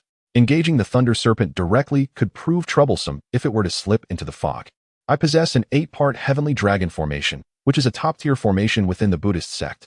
Although there are only 6 of you, and thus you cannot unleash its full potential, it should suffice to deal with this thunder serpent. Each of you will take a formation flag and place it within this 1,000 zhang space to disperse the mist. I shall then eliminate the serpent within this area. After distributing the flags and elucidating the key points of the formation, he assigned each individual their positions and withdrew the golden bowl artifact. Master Mingku raised one hand, chanting a Buddhist incantation as faint silver runes began to float from his body. Simultaneously, his complexion and skin began to transform into a pale golden hue. He then soared into the air, raising his golden fist high, exuding a formidable aura, and struck down upon the massive head of the thunder serpent. With a resounding crash, the colossal thunder serpent was sent reeling back, crashing into the thick mist, which began to churn violently. Zhou Xun witnessed this method of combat for the first time, finding it reminiscent of earthly martial artists engaging in physical confrontation. He surmised that the monk must have trained in body refinement techniques. The others, witnessing Master Mingku's prowess, were left utterly astonished. The middle-aged man in splendid attire remarked, to think Master Mingku could deliver such a powerful blow against a pinnacle level 5 thunder serpent. Although he had previously seen Master Mingku's methods amidst the fog, it was still astonishing to witness him engage in close combat with a formidable beast. It was said that body refinement techniques, when perfected, could render the body comparable to magical artifacts. The elder in gray, recalling something, began to introduce the technique to the others, expressing his admiration. Such abilities truly command respect, remarked the slender elder, his expression filled with yearning. Now that Master Mingku has engaged, we should not delay. Let us hasten to set up the formation and prevent this great serpent from escaping. The plump elder, noting that the others were captivated by Master Mingku's astonishing display, quickly urged them to focus on the task at hand. Regaining their composure, the group began to activate their defensive measures, following Master Mingku's previous instructions, leaping from the platform to their designated positions. As they commenced the arrangement of the formation, Master Mingku joined his hands together, intoning sacred sounds. Before long, several small tornadoes began to form, growing larger as he pointed forward. The towering tornadoes dispersed outward, stirring the mist and drawing it into their vortex, rendering the fog thinner and revealing the fleeting silhouette of the thunder serpent. Seeing this, Master Mingku commanded, Set the formation. At that moment, the individuals spread across the area realized that, due to the temporary thinning of the mist, their divine senses were less restricted, allowing them to communicate with one another. They simultaneously produced their formation flags and cast them forward. With a series of hand gestures, a protective barrier enveloping the 1,000 zhang space was formed. The middle-aged man in splendid attire uttered a series of peculiar notes, channeling his magical energy into the formation flag before him. As a tempest erupted within the formation, it blew the remaining mist outside.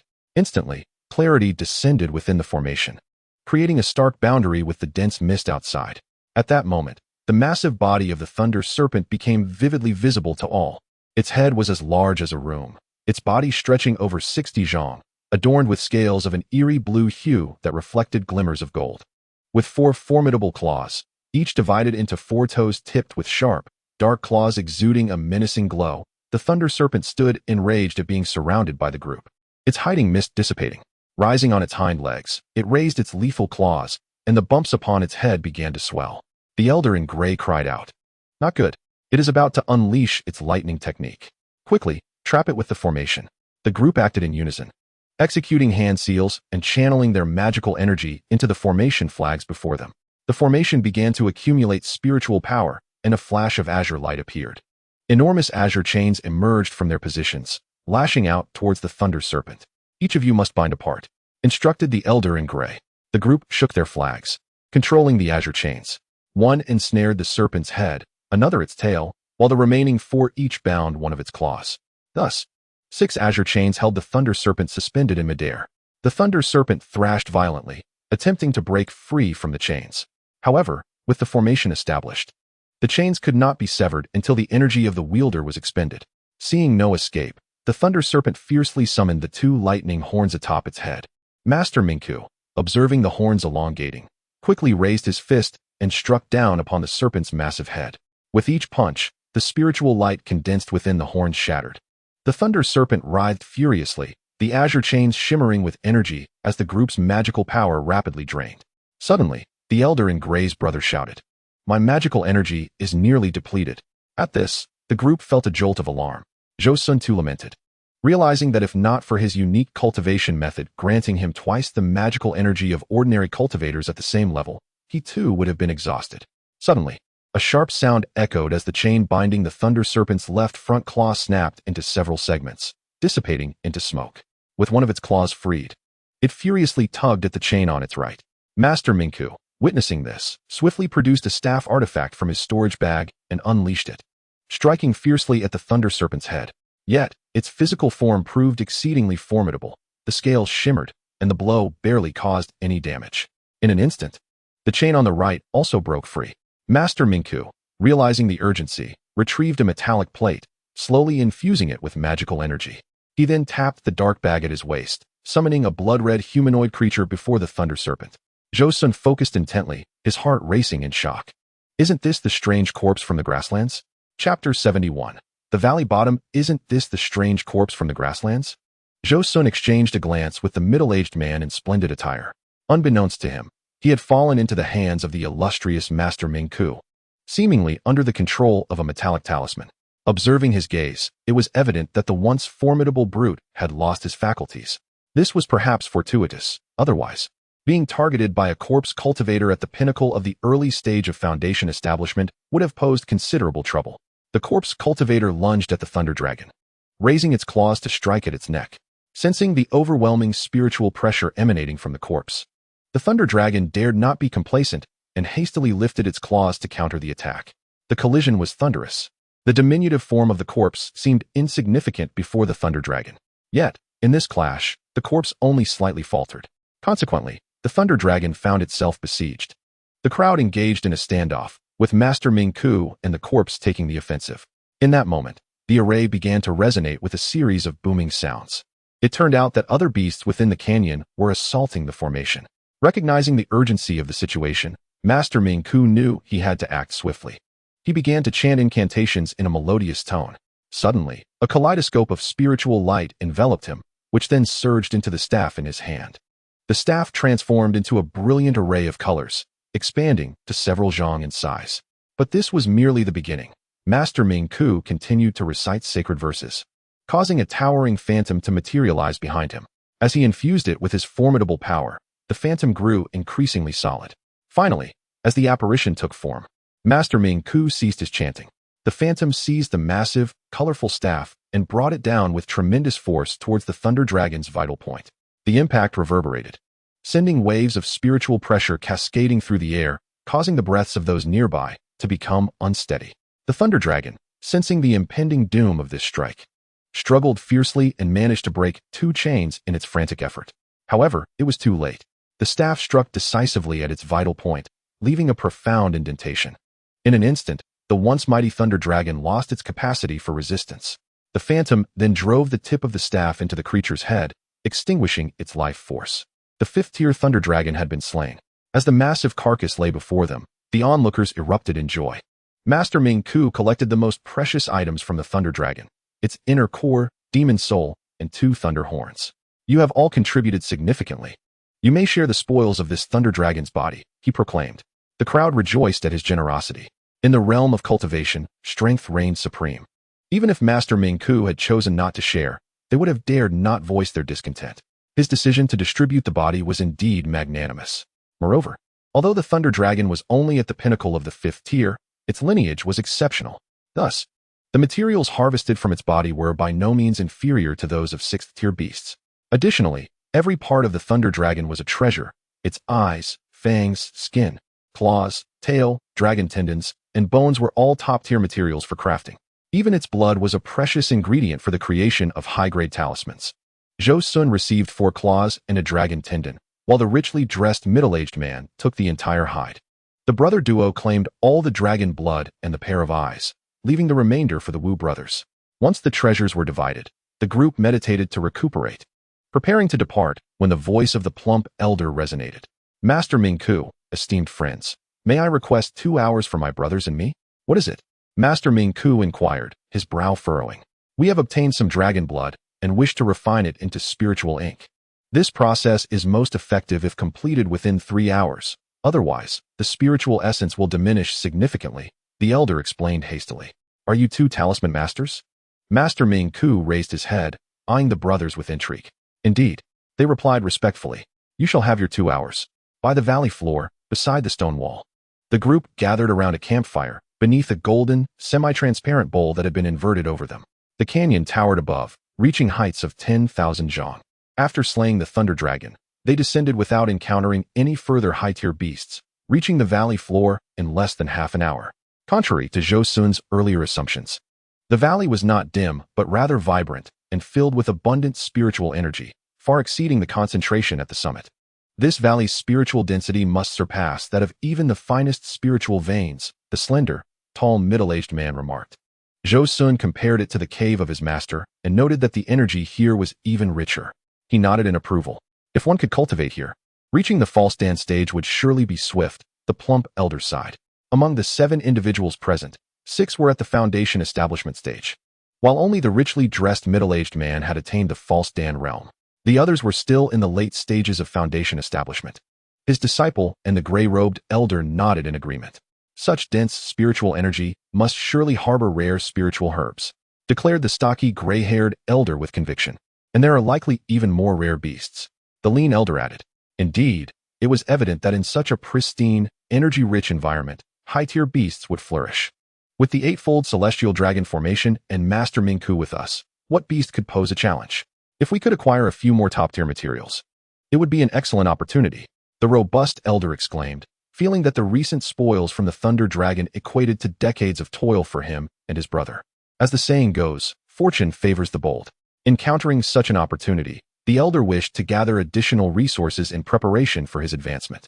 Furthermore, in this energy-rich locale, he might acquire herbs that would assist in forming Dan, allowing him to ascend to the ranks of high Dan cultivators and enjoy centuries of life. Hearing the stocky elder's words, the others nodded in agreement, recognizing the wisdom in his thoughts. After resting for several hours, the group continued their journey.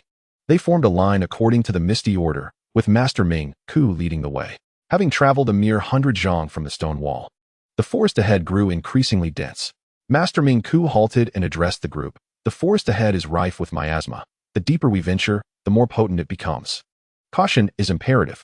Saying this, He summoned the corpse to lead the way. Taking heed, the others employed their respective abilities. At that moment, the plump elder produced several talismans and distributed them among the group. These are high-tier miasma avoidance talismans I have crafted, activated and affixed to your bodies. They will effectively prevent miasma from infiltrating. Zhou Xun and the others gratefully accepted the talismans and affixed them to themselves. As they entered the forest, the miasma avoidance talismans proved their worth. A gentle glow emanated from the talismans, keeping the toxic vapors at bay. Indeed, Brother Lin Dao's talisman crafting skills are profound. This miasma avoidance talisman is invaluable. Otherwise, I would have had to hold my breath to traverse this treacherous miasma forest. The gray-robed elder praised as he observed the barrier keeping the miasma at bay. Brother Wu, you flatter me. Talismans are merely a minor art. Were it not for the arduous path of solitary cultivation, one must master a skill to persevere. I would prefer to devote my time to cultivation.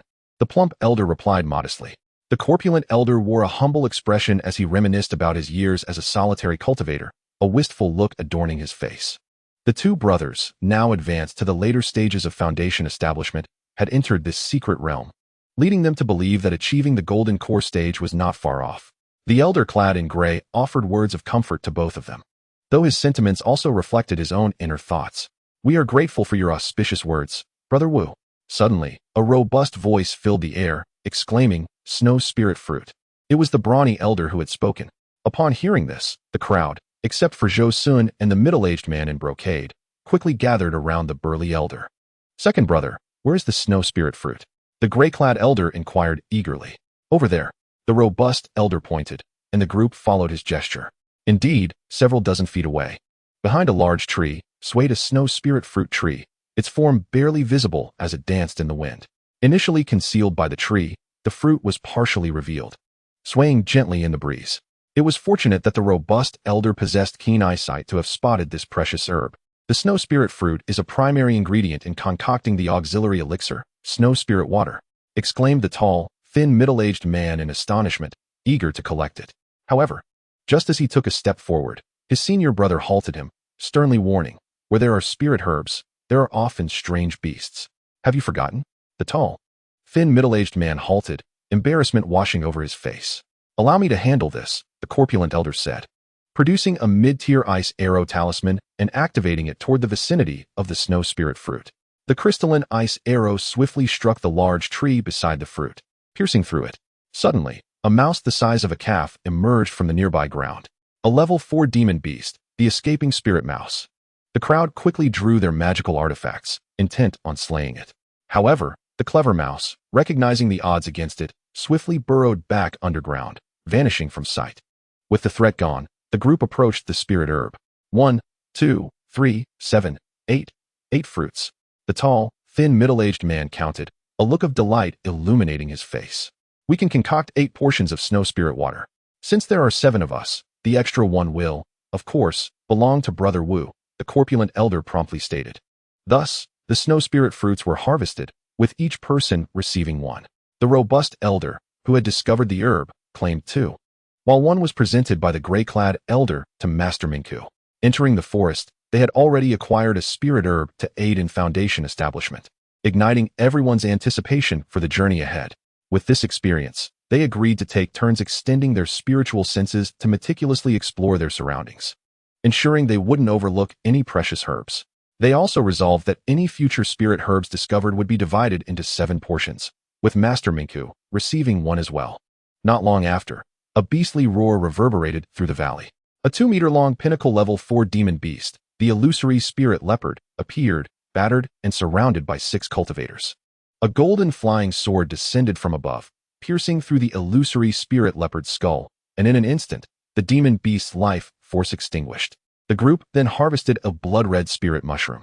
The blood spirit mushroom was one of the 3 primary materials for a certain elixir that could help break through the later stages of foundation establishment. Thus, along their journey, the group gathered dozens of rare spirit herbs, the most precious being a Yuling grass with a medicinal potency of 1,500 years. After an indeterminate amount of time, Master Minku led the group to a dirt slope. It seemed this slope was the purpose of their descent into the valley, everyone surmising. The slope was shrouded in mist, obscuring any view of its interior. Master Minku raised a hand and recited a few incantations, causing towering tornadoes to form and surge toward the slope. Just as the group expected the tornadoes to disperse the dense fog, they collided with a shimmering barrier. A formation. The dirt slope was merely an illusion conjured by a formation. In reality, there was no slope at all. There is indeed a formation here, the tall, thin elder remarked in astonishment. This indicates that someone has been here before. The middle-aged man in brocade added. Master Mingku retrieved a brown conical object from his storage bag. The formation breaking hammer. The gray-clad elder exclaimed. Brother Wu, do you recognize this treasure? The tall, thin elder inquired hastily. This item is called the formation breaking hammer. As the name implies, it is a magical artifact specifically for breaking formations. It is said that the highest grade formation breaking hammer can even dismantle sect-level formations. Though I wonder what grade this one is, the gray-clad elder pondered before raising his head to explain. Young friend Wu possesses extensive knowledge. This is indeed a formation breaking hammer, Master Mingku acknowledged with a nod of approval. He continued, if this hammer proves ineffective, we shall require the strength of all of you. The crowd responded affirmatively. Master, simply give your orders. Master Mingku tossed the formation breaking hammer into the air, followed by a series of incantations. The cone grew in size, becoming nearly 10 feet tall, spinning rapidly like a top. With a flick of his fingers, Master Mingku directed the cone toward the formation, the tip pressing against the barrier, relentlessly burrowing in. The barrier trembled violently, and just when the group thought it would shatter, the barrier glowed with several flashes of light, instantly returning to its original form. Seeing this, Master Mingku intensified his magical energy output and cast more incantations, causing the cone to spin with even greater ferocity. Yet, despite his efforts, the barrier remained unyielding. It appeared that the formation-breaking hammer could not breach the formation, prompting Master Mingku to retract it. He then addressed the group. It seems we still need your combined strength. He proceeded to assign tasks to each member. Master Mingku aimed to utilize the 8-part Heavenly Dragon Formation's power to break the formation. Zhou Xun and the others each took charge of a flag, one in each direction, while Master Mingku alone managed 2. Just as the group wondered why Master Mingku was responsible for 2 flags, a humanoid puppet flew out from his storage bag. It was the Avatar Puppet, a consumable external avatar with only 30% of the user's magical energy, and it could only be used 5 times before turning to dust. This allowed for 8 individuals to operate the formation, unleashing the full might of the 8-part Heavenly Dragon Formation. Thus, the 8 of them encircled the entire slope within the formation. Chapter 73. The remains of a monk at Master Mingku's command. Everyone sprang into action, waving their flags and casting incantations. Rays of brilliant light shot forth from the flags, converging above the slope and coalescing into a single entity. This was an offensive variation of the 8-part Heavenly Dragon Formation, harnessing the collective strength of the group. The longer it was maintained, the greater its potency. After a brief period, the flags ceased emitting light, and above the slope, a luminous sphere, several feet in diameter, brimming with immense spiritual pressure, took form. Such spiritual pressure, could it possibly belong to a Foundation establishment cultivator? The gray-clad elder gasped. At the very least, it must belong to a nascent soul cultivator. The tall, thin middle-aged man added, his face betraying signs of fear, clearly intimidated by the overwhelming spiritual pressure. Master Mingku, however, maintained a stoic demeanor, his gaze fixed on the barrier atop the slope, his expression betraying a tangle of emotions. He then waved the flag, and the luminous sphere plummeted toward the barrier with astonishing speed. In an instant, a blinding white light erupted, engulfing the slope, the barrier, and the luminous sphere, all vanishing without a trace. Zhou Xun pondered silently, realizing that he could hardly escape the impending light sphere unless he utilized the 1,000-mile cloud travel talisman before its formation was complete. Should he wait until it coalesced, even Master Mingku would likely be unable to evade its grasp. At that moment, he cast his gaze toward the earthen embankment, where, devoid of the array's concealment, the landscape below was laid bare. There, in the center of the ground, stood a towering azure stone, beside which lay a withered corpse. The remains, desiccated to a skeletal form and draped in a pale yellow monk's robe, bore an uncanny resemblance to that of Master Mingku. Master Mingku approached the corpse with a complex expression, his steps slow and deliberate. The onlookers, taken aback by the scene before them, held their breath in hushed astonishment, acutely aware that this cadaver likely held significant ties to Master Mingku. They feared that any noise might disturb him, thus they remained within a few dozen paces, observing in silence. At that moment, Master Mingku bowed his head slightly, his hands pressed together in prayer, murmuring softly, Zhou Xun discerned fragmented phrases reminiscent of junior brother and senior brother from the subtle movements of his lips. Subsequently, he settled into a meditative posture and began to chant sutras for the deceased. After a period equivalent to the burning of an incense stick, the rite was complete. He then searched the corpse and soon retrieved a storage pouch from within. A look of astonishment crossed his face as he extracted a jade slip from the pouch. Pressing it to his forehead, his consciousness probing within. His expression brightened further, evidently having acquired something remarkable, either a secret technique or a cultivation method, Zhou Xun speculated. After securing the storage pouch, Master Ming Ku meticulously arranged the monk's remains into a seated position.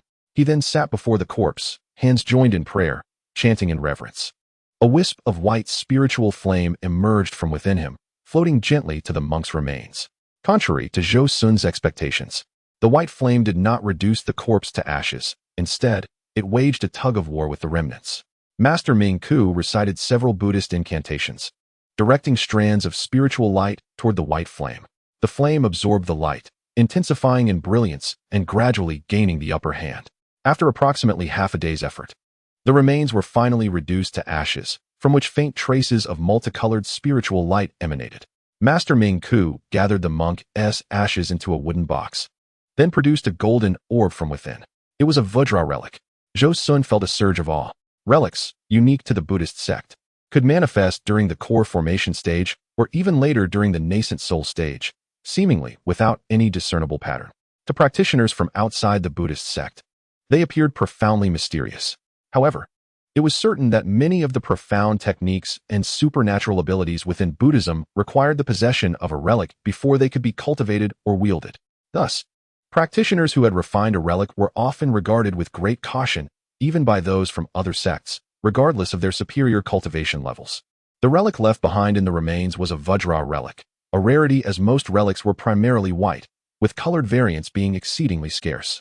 Only golden relics could be termed as Vajra relics, representing a particularly rare type. Practitioners who refined such relics typically held the esteemed position of Vajra protectors within the Buddhist hierarchy, enjoying a status of exceptional significance. It seemed this monk had been a prodigy of the Buddhist order before his untimely demise in this secret realm, instilling within Zhou Xun a profound respect for the ways of cultivation. With the Vajra relic in hand, Master Ming Ku's spirits soared. He summoned the group, and as they gathered around him, an unspoken understanding prevailed among them, with no one daring to mention the treasures he had acquired.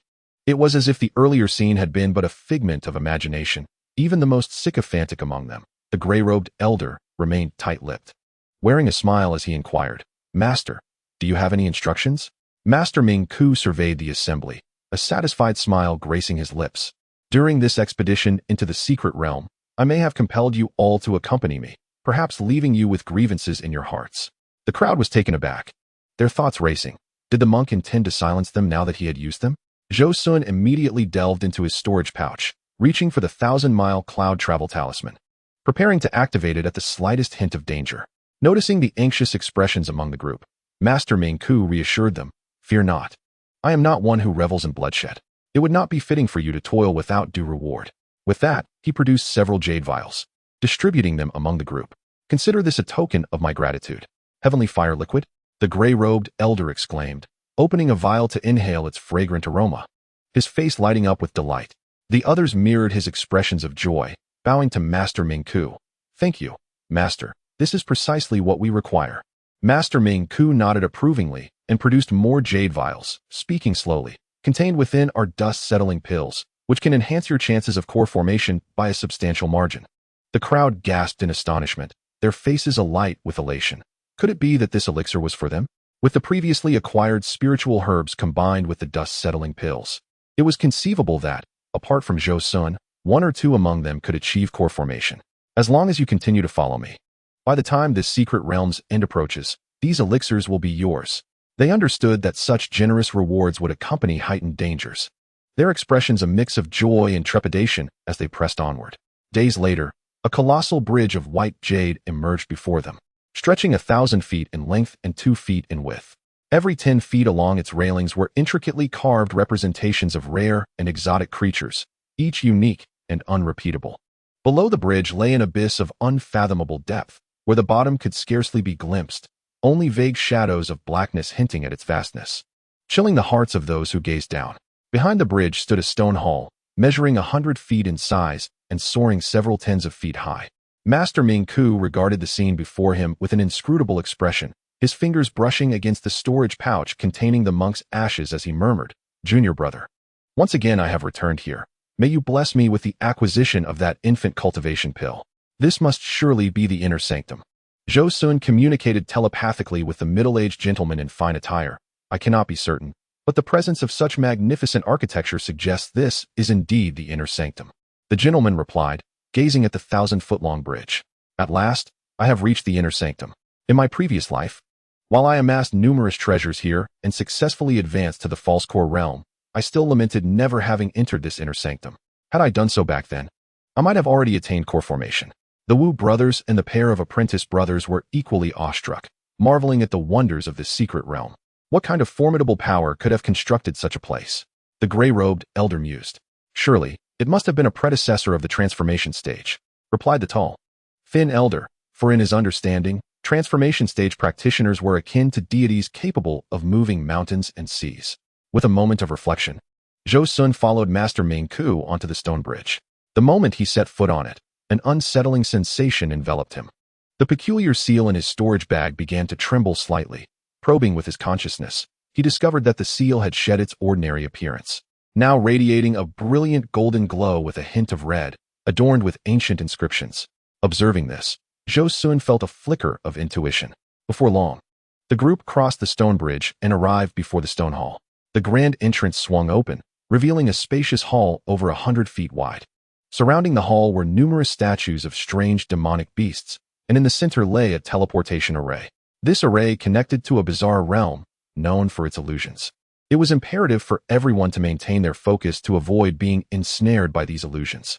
Should one become too deeply entranced, the consequences could range from disorientation to grave peril. If you possess any corresponding treasures, now is the time to employ them, Master Ming Ku advised, gesturing towards the teleportation array as he elaborated. He then retrieved several talismans from his storage bag and distributed them among the group. "Spirit-linking talismans," exclaimed the rotund elder as he examined one closely with astonishment. "Do you recognize this item?" inquired the elder clad in gray, his curiosity piqued. These spirit-linking talismans temporarily connect the spiritual energies of their users, ensuring against fragmentation when confronted with random teleportation barriers. However, the success rate is merely 50-50. The rotund elder pondered for a moment before explaining. "A 50-50 chance. Does that mean we are likely to scatter?" The burly elder's brow furrowed with concern. This secret realm is fraught with dangers, and facing it alone would be challenging, especially considering the illusions Master Ming Ku mentioned. "I lack the resolve to navigate this on my own." Noticing the burly elder's trepidation, Master Ming Ku reassured him, "Do not worry, my friend. These spirit-linking talismans are crafted by top-tier talisman masters, with a success rate exceeding 90%. Moreover, I have means to address the illusions." It seemed that Master Ming Ku had come prepared, and compelling the group to advance together was surely part of his strategy. Zhou Xun pondered the potential dangers that lay ahead, requiring him to lead several Foundation establishment cultivators. The group activated their spirit-linking talismans, affixing them to their bodies, and then stood together on the teleportation array. After a brief moment of disorientation, they found themselves in a peculiar space. The atmosphere was suffused with a dim yellow hue, devoid of vitality. "Beware of the illusions here," Master Ming Ku solemnly cautioned. As soon as Zhou Xun heard this, he realized that Master Ming Ku and the others had vanished, leaving him alone in the vastness. It dawned on him that he had fallen into an illusion. At that moment, Zhou Xun perceived himself as a newly crowned emperor, with the fate of all beings under his command. He commanded the winds and the rains, and none dared to oppose him. All were subservient to his will. However, he dismissed the notion of being merely a mortal ruler seeking to disturb his tranquility. With a flick of his wrist, he cast a spell, causing the illusion to dissipate. Upon breaking the illusion, Zhou Xun found himself in a lavishly adorned ancient chamber, complete with an intricately carved bed, a resplendent red quilt, and drapes that hung high on either side. Two beautiful maidens perched on the edge of the bed, adorned in phoenix crowns and vibrant red veils. Unable to contain his curiosity, Zhou Xun picked up a jade ruby from the table and gently lifted the veils, revealing two exquisite faces. One was Exine Rian, and the other, a fleeting acquaintance, was the red-clad senior sister Hong Fu. Gazing upon senior sister Hong Fu's youthful visage. He could not help but marvel at her beauty, renowned as the foremost female alchemist of the Yu Kingdom. Indeed, her youthful charm was unparalleled. After a moment of admiration, he waved his hand and cast another spell, shattering the illusion.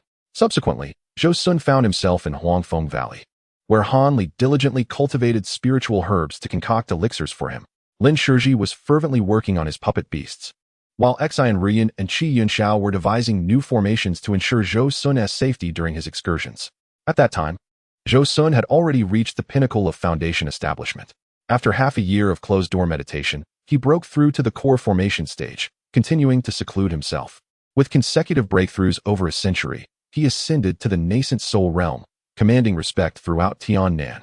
In the subsequent millennium, he advanced to the late stage of the transformation stage, ascending to the spirit realm and achieving the great ascendance. He successfully endured the tribulation and entered the true immortal state, becoming a preeminent power in the spirit realm, relishing boundless longevity. At this juncture, Zhou Xun resolved to awaken immediately. Casting a spell, he shattered the third illusion. Initially desiring to explore further realms, he found the experience concluded at the true immortal stage. Having not yet ascended, shaking his head, he returned to the space, observing the others still entrapped in their illusions, unable to extricate themselves. Only Master Ming Ku had awakened and was watching over them. Upon noticing Zhou Xun's return to consciousness, he praised, "Your fortitude is remarkable, young friend. To have escaped the illusion so swiftly. You flatter me, Master," Zhou Xun replied humbly. After a brief interval, only the richly adorned elder and the gray-clad elder emerged from their stupor. Observing this, Master Ming Ku shook his head and remarked, "Very well. I shall assist them once more." Chapter 75, Rewards. With that, Master Ming Ku produced the golden relic, casting several spells. The relic emanated a radiant spectrum of colors that enveloped the entranced disciples and the burly elder. In a short while, they awakened from their illusions, realizing they were the last to regain consciousness. "Brother, do not forget to thank Master Ming Ku. Had it not been for his intervention, you might have perished within." The gray-clad elder, witnessing his brother in a daze, hastened to remind him. The three who had just awakened finally grasped the situation and hurried to bow deeply to Master Ming Ku, exclaiming in unison, "Thank you for saving our lives, Master." Master Ming Ku waved his hand dismissively, adopting a nonchalant demeanor. "It's nothing, merely a trifling matter. Given more time, I am sure you all would have extricated yourselves from this first illusion." After some time to recuperate, the group regained their composure. Observing their readiness, Master Ming Ku instructed them to proceed. "All right, since everyone is awake, let us continue onward. Stay close to me." Master Ming Ku led the way, with Zhou Xun and the others following in the order they had established in the canyon. After a brief distance, they noticed a passageway to the northeast. Upon entering, Zhou Xun marveled at the spiraling flight of azure stone steps ascending before him. Proceeding cautiously, he climbed for what felt like the duration of a meal. Yet there was no sign of an end. Curiosity piqued. He wondered if the entrance to the second level was situated at such a lofty height. Noticing Master Ming Ku's calm demeanor, he suppressed his intrigue and continued to ascend the steps, unhurriedly making his way upward. After traversing approximately 100 feet, Zhou Xun finally glimpsed a glimmer of light, prompting him to quicken his pace with renewed energy. Indeed, after turning a corner, a stone chamber encompassing several dozen feet appeared before them. Peering inside, they saw a stone platform at the center, adorned with various elixir vials, all ensnared by intricate prohibitions. Zhou Xun speculated that this was the reward for navigating through the illusion. On either side of the chamber were teleportation arrays. The left one bore the inscription "Retreat," while the right one read "Advance." Zhou Xun conjectured that activating the retreat array would transport them out of this peculiar realm, while the advance array would lead them to the next level.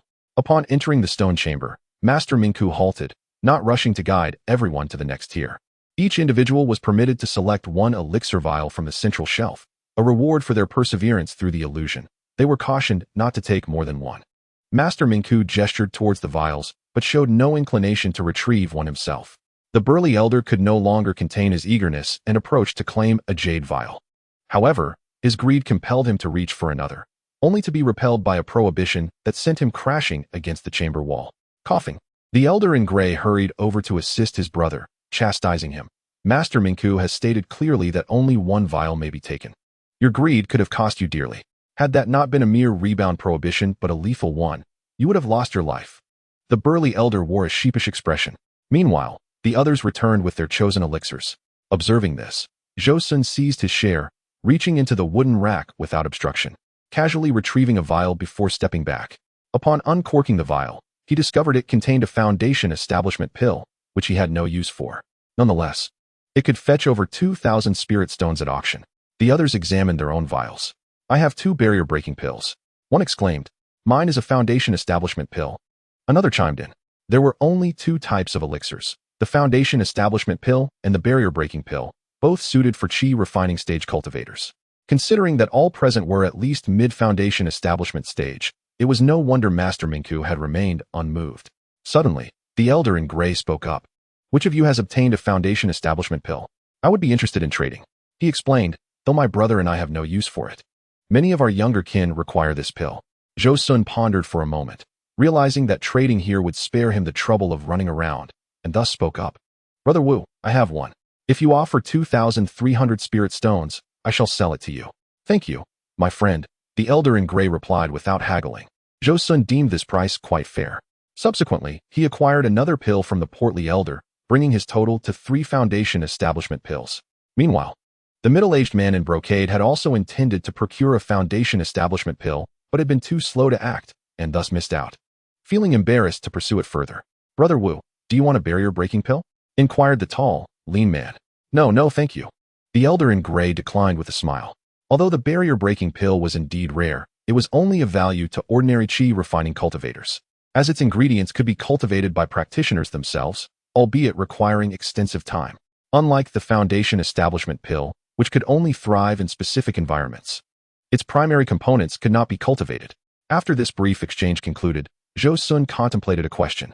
If the rewards for passing the first tier were elixirs urgently needed by chi refining cultivators, could it be inferred that the rewards for the second tier would consist of elixirs vital for advancing from foundation establishment to core formation? And for the third tier, would the elixirs facilitate breakthroughs to the nascent soul stage? Considering this, he seemed to grasp the reason Master Mingku had brought them all together. "Master, may I inquire whether the reward for passing the second tier consists of elixirs for breaking through to core formation?"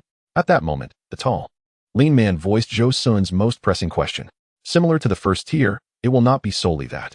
There will be elixirs of jade essence to assist in core formation, dust dispelling pills, as well as minor spirit source pills to enhance cultivation. Which ones you obtain will depend on your fortunes," Master Mingku answered candidly.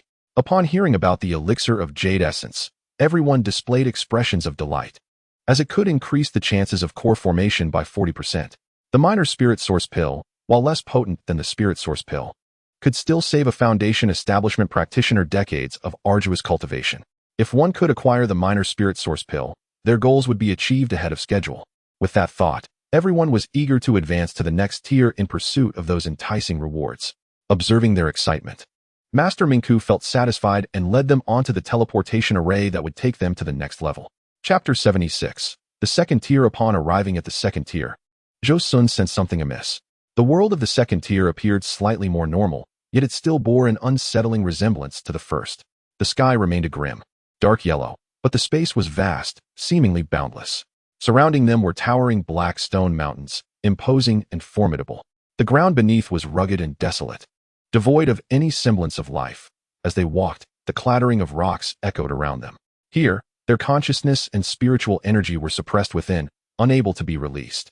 What kind of prohibition is this, so marvelously peculiar? Zhou Xun pondered.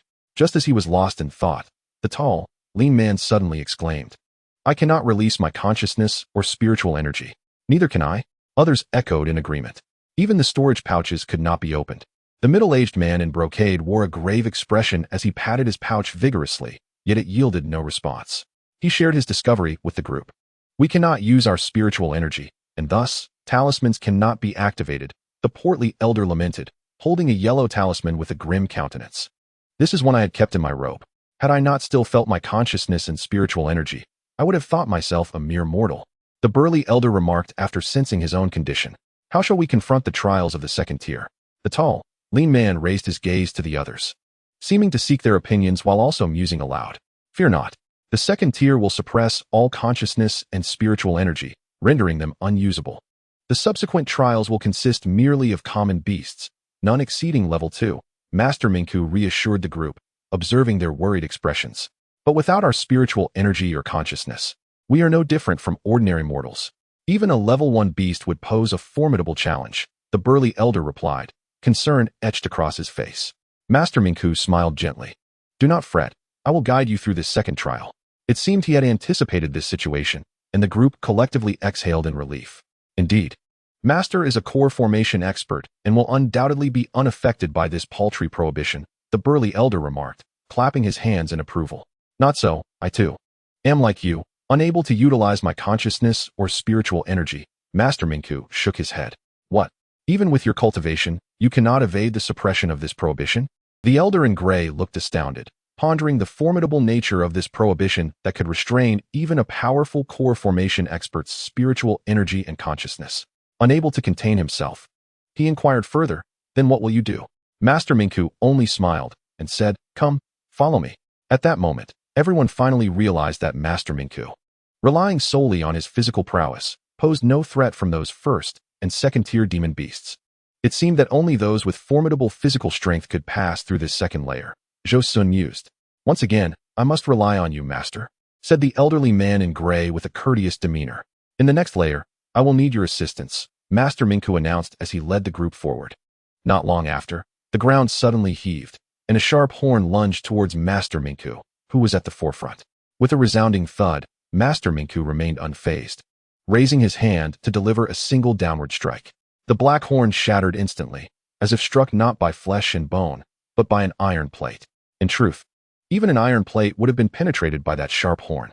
After the horn was crushed, a beast resembling a bull with dog-like features emerged from the ground, blood staining its shoulder. Its eyes glowed crimson, and steam billowed from its nostrils. Look at this beast, it's fuming with rage, the robust elder exclaimed, unable to contain his laughter at the creature's comical appearance. Upon hearing the elder's words, laughter erupted among the crowd, dispelling the previously tense atmosphere.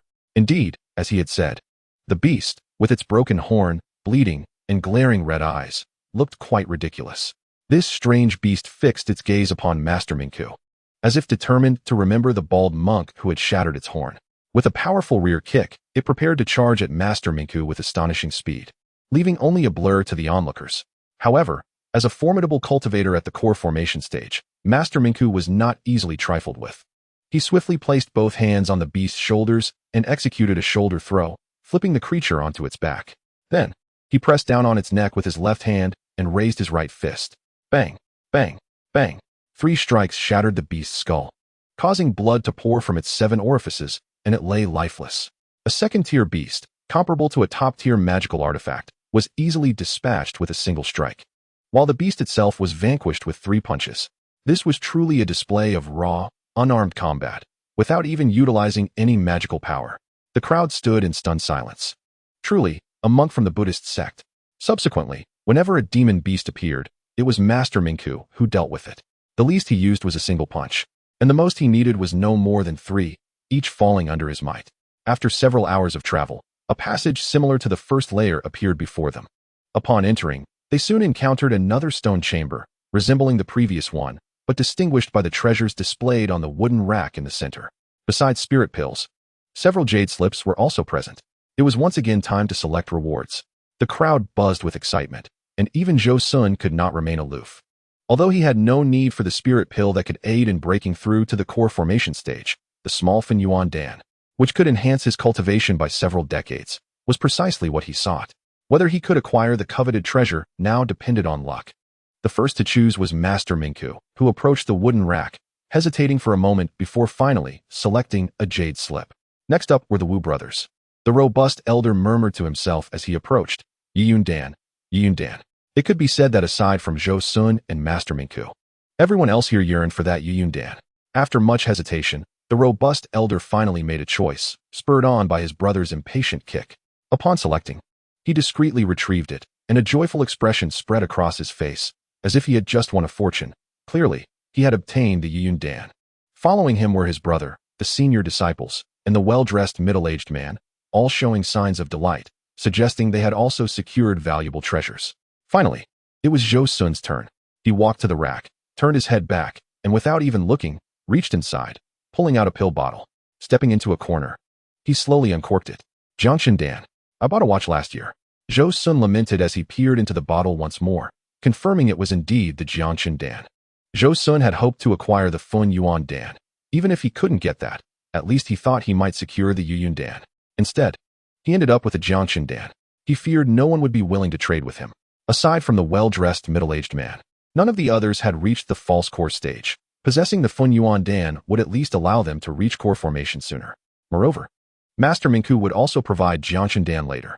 As for the well-dressed middle-aged man, with his family backing, he was even less likely to trade unless he failed in his core formation attempt, in which case he might consider exchanging it for a spirit herb. Nevertheless, Zhou Xun decided to make an attempt, so he called out, "Fellow friends, has anyone obtained the Fun Yuan Dan? I am willing to exchange my Jiangxin Dan." Upon hearing this, everyone turned to look at him. "Alas, I did not receive the Fun Yuan Dan. Otherwise, I would gladly trade with you," the elderly man in gray said with a regretful smile. Zhou Xun then looked around at the others, who all expressed their lack of the Fun Yuan Dan. Seeing this, Zhou Xun could only shake his head with a sigh. Master Mingku, noticing that everyone had collected their rewards, called them forward. "Everyone, the next layer we are heading to is the third layer. In this layer, I require your assistance with two matters. The first is to join me in forming the 8-part Heavenly Dragon formation for defense. You may not know, but the third layer is blocked by stone statues at the peak of the core formation stage. If it were only me, I could not pass through, so I need your help. The second matter is, should you find any spirit items that assist in the condensation of the infant, please hand them to me. I assure you, I will reward you handsomely." As he spoke, his tone carried the authority befitting a core formation cultivator, leaving no room for dissent. In truth, for the well-dressed middle-aged man and the robust elder, continuing to the third layer was not the best choice. They had already acquired sufficient spirit herbs for core formation, and returning directly would be optimal. Yet, who would dare to voice such objections at this moment? "Master, with your guidance, how could we have come this far and acquired so many spirit herbs for core formation?" The elderly man in gray said earnestly.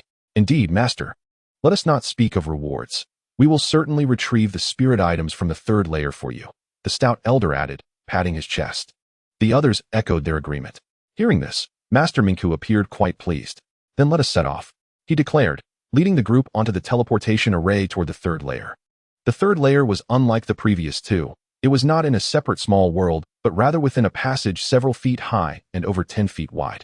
Upon entering this layer, Zhou Xun noticed that the peculiar seal glowed even more brightly. Could it be that this layer holds some secrets? Zhou Xun pondered. "Prepare the formation." Master Mingku's voice echoed. He swiftly took out a puppet from his storage bag, which flew into the air.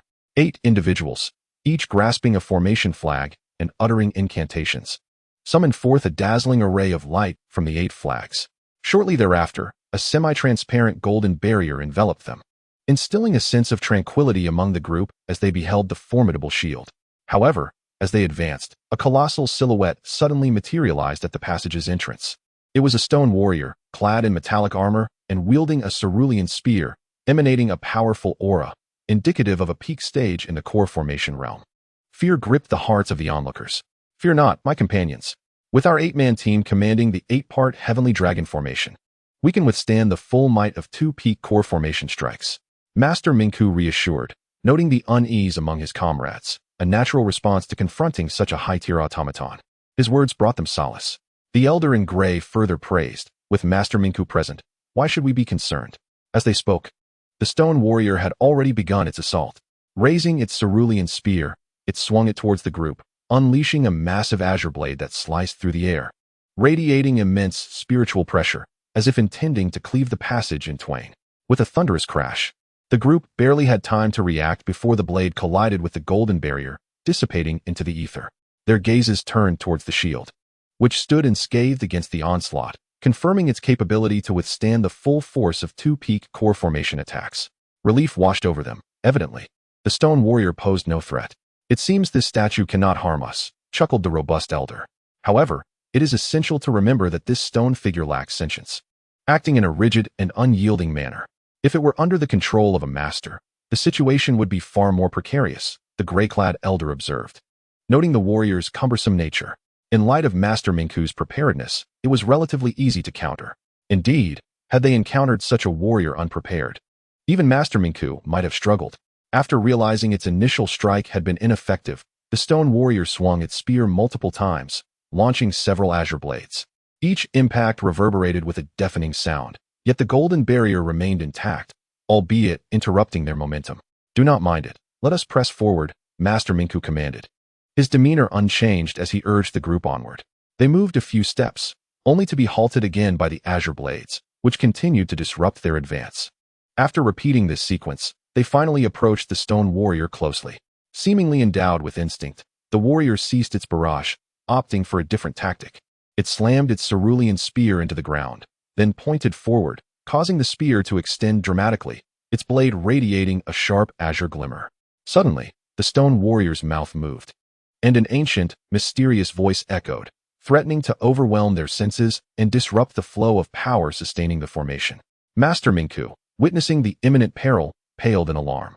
He quickly recited a sutra, brandishing a golden relic, exclaiming, "Awaken!" His voice resonated like a mighty bell, rousing the group from their daze. They realized they had nearly succumbed to the stone warrior's auditory assault, which possessed the ability to unleash sonic attacks. Chapter 78. A perilous escape. As the sonic attack proved ineffective, the stone warrior advanced, its heavy footsteps echoing down the corridor. Soon, it loomed before them, raising its cerulean spear for a decisive strike. The sheer force of its swing summoned a tempest, howling against the walls.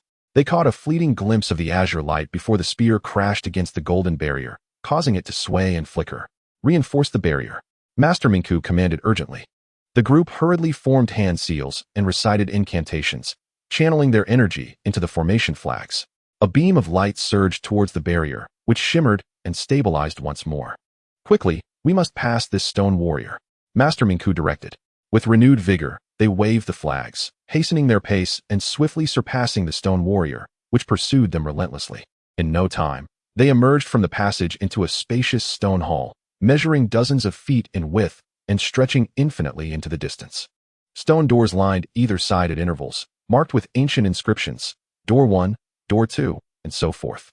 Suddenly, 3 towering figures approached from afar, 3 additional stone warriors. Panic ensued among the group, now facing formidable foes, each at the peak of the core formation realm. Even Master Minku could no longer remain composed. His expression was grave, dripping with tension. He pondered the unusual circumstance of encountering 4 stone warriors, recalling that his previous foray had only faced 1. Could it be that their larger party had summoned additional foes to block their path? It seemed his attempt at strategy had backfired. Had it been only 1, he might have managed to navigate through with his current prowess, but now, they had no choice but to fight tooth and nail.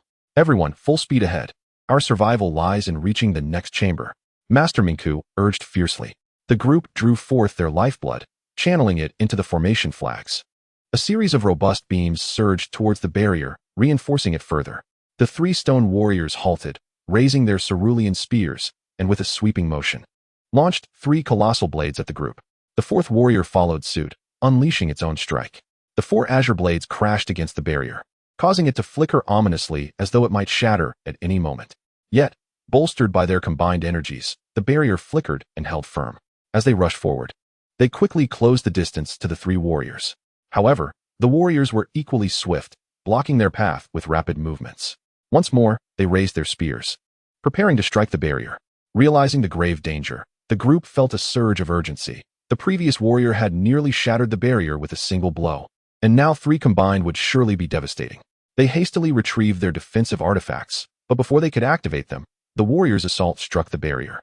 With 2 resounding crashes, the barrier fractured, and the final blow landed upon a slender, middle-aged man, obliterating him entirely.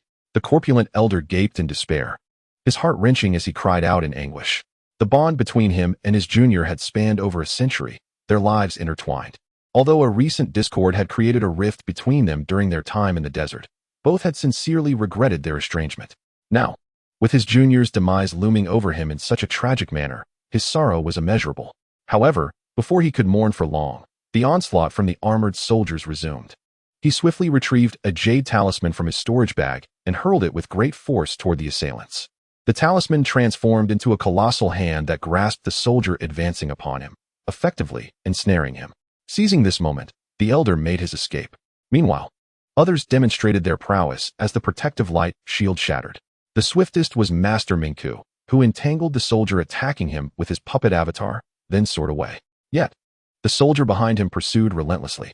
The Wu brothers activated a circular magical artifact to hasten their retreat, but one soldier had fixated on them, closing in rapidly. The middle-aged man in splendid attire found himself targeted as well, a massive blade hurtling toward him. Only Zhou Xun appeared to have been overlooked by the stone soldiers. As the strike descended, Zhou Xun contemplated many things. He recalled the peculiar seal in his storage bag, speculating it might serve as the key to the stone doors he had observed upon entering the chamber. Without hesitation, he took out the instant light boat and activated the 6th-level core of the instant light sculpture, propelling himself at incredible speed, covering over 100 zhang in an instant. He flew forward for several hundred zhang until he reached his destination. He quickly produced the peculiar seal and pressed it against the concave section of the stone door, which burst forth with radiant light and began to open slowly. Behind him, the corpulent elder had succumbed to grief, and the Wu brothers had perished. Master Mingku was bleeding profusely from his injuries, while the middle-aged man in splendid attire fared better, having reached a distance of just over 100 zhang from Zhou Xun, mere moments away from him. Upon witnessing Zhou Xun unlock the stone door, he rejoiced and called out, "Friend Tian, wait for me." Master Mingku also recognized Zhou Xun's actions and hastened toward him, sending a message, "Young friend, wait for me. I assure you I will repay you handsomely." At that moment, Zhou Xun had fully entered the stone door and, with an impassive expression, decisively slammed the door shut. As it began to close, both the middle-aged man and Master Mingku exerted themselves, desperately trying to escape. Yet, they were too late. Midway, Master Mingku was overtaken by 3 stone soldiers, their blue spears crashing down upon him, instantly bringing him to the ground, 3 immense wounds appearing on his body. His eyes widened, devoid of life. Had he not abandoned his defenses in his pursuit of Zhou Xun, he might not have fallen so swiftly, having still possessed several untapped measures. The middle-aged man, on the other hand, stood just outside the stone door, a breath away. If only he had arrived a moment sooner. He could have slipped through before the door sealed completely, but alas, he was delayed. Behind him, a stone soldier raised its blue spear high and brought it down with crushing force. Chapter 79. The fallen middle-aged man with a resounding thud.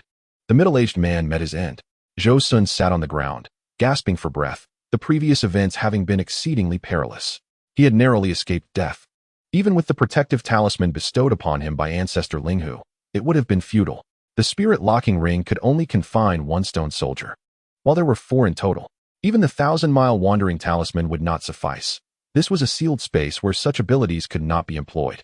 Fortunately, having entered this stone chamber, his safety was ensured for the time being. However, the fate of those outside appeared grim. Just before the door closed, he caught sight of Master Mingku's fall, and he surmised that the middle-aged man would not escape either. Shaking his head, he let out a soft sigh. Now he had the opportunity to survey the stone chamber. It was modest in size, merely a few zhang in diameter, appearing as though it had been hewn from a single block of stone. The ceiling was adorned with several moonstone shards, casting a gentle, white glow. The interior was devoid of furniture save for a wooden rack and a meditation mat. Upon the rack lay a jade slip, which Zhou Xun promptly took, pressed to his forehead, and delved into with his consciousness. This was a message left by the previous occupant of the chamber. It revealed that the trials they had undergone were part of the Secret Realm's test. Zhou Xun's seal served as proof of participation. Possessing this seal ensured survival during the trials. Even in the event of failure, it would prevent death, as had happened with Zhou Xun when he did not pass the illusion in the first layer, leading to his exit from the trial grounds. The same applied to the second and third layers. Without the seal, one faced an illegal trial, similar to the perilous experience Master Mingku had led them through. Although there were rewards for success, failure meant certain demise. Furthermore, the third layer provided each legitimate participant with a stone chamber for recuperation. Once the chamber sensed a cultivator's presence, it would activate a formation to channel spiritual energy within, enhancing its concentration to aid the trialists in meditation and recovery. The chamber was also equipped with spirit-nourishing jade, which helped replenish consciousness during the absorption of spiritual energy. Upon realizing this, Zhou Xun sensed the concentration of spiritual energy within the chamber. Indeed, it had risen. If the initial concentration was at 1, it had now escalated to over 12. After a while, the concentration continued to rise until it stabilized after half a day. At this point, the spiritual energy concentration was more than double that of ancestor Linghu's abode. Additionally, this energy possessed properties that nourished the consciousness. Seizing the moment, Zhou Xun retrieved the Great Transformation Sutra and began to comprehend the second layer. Initially, his cultivation of the first layer had progressed remarkably well, mastering it within mere months. This instilled a sense of confidence in him, recognizing his considerable aptitude for the Great Transformation Sutra. Thus, he felt optimistic about mastering the second layer, especially with the presence of spirit-nourishing jade, which would undoubtedly expedite his progress.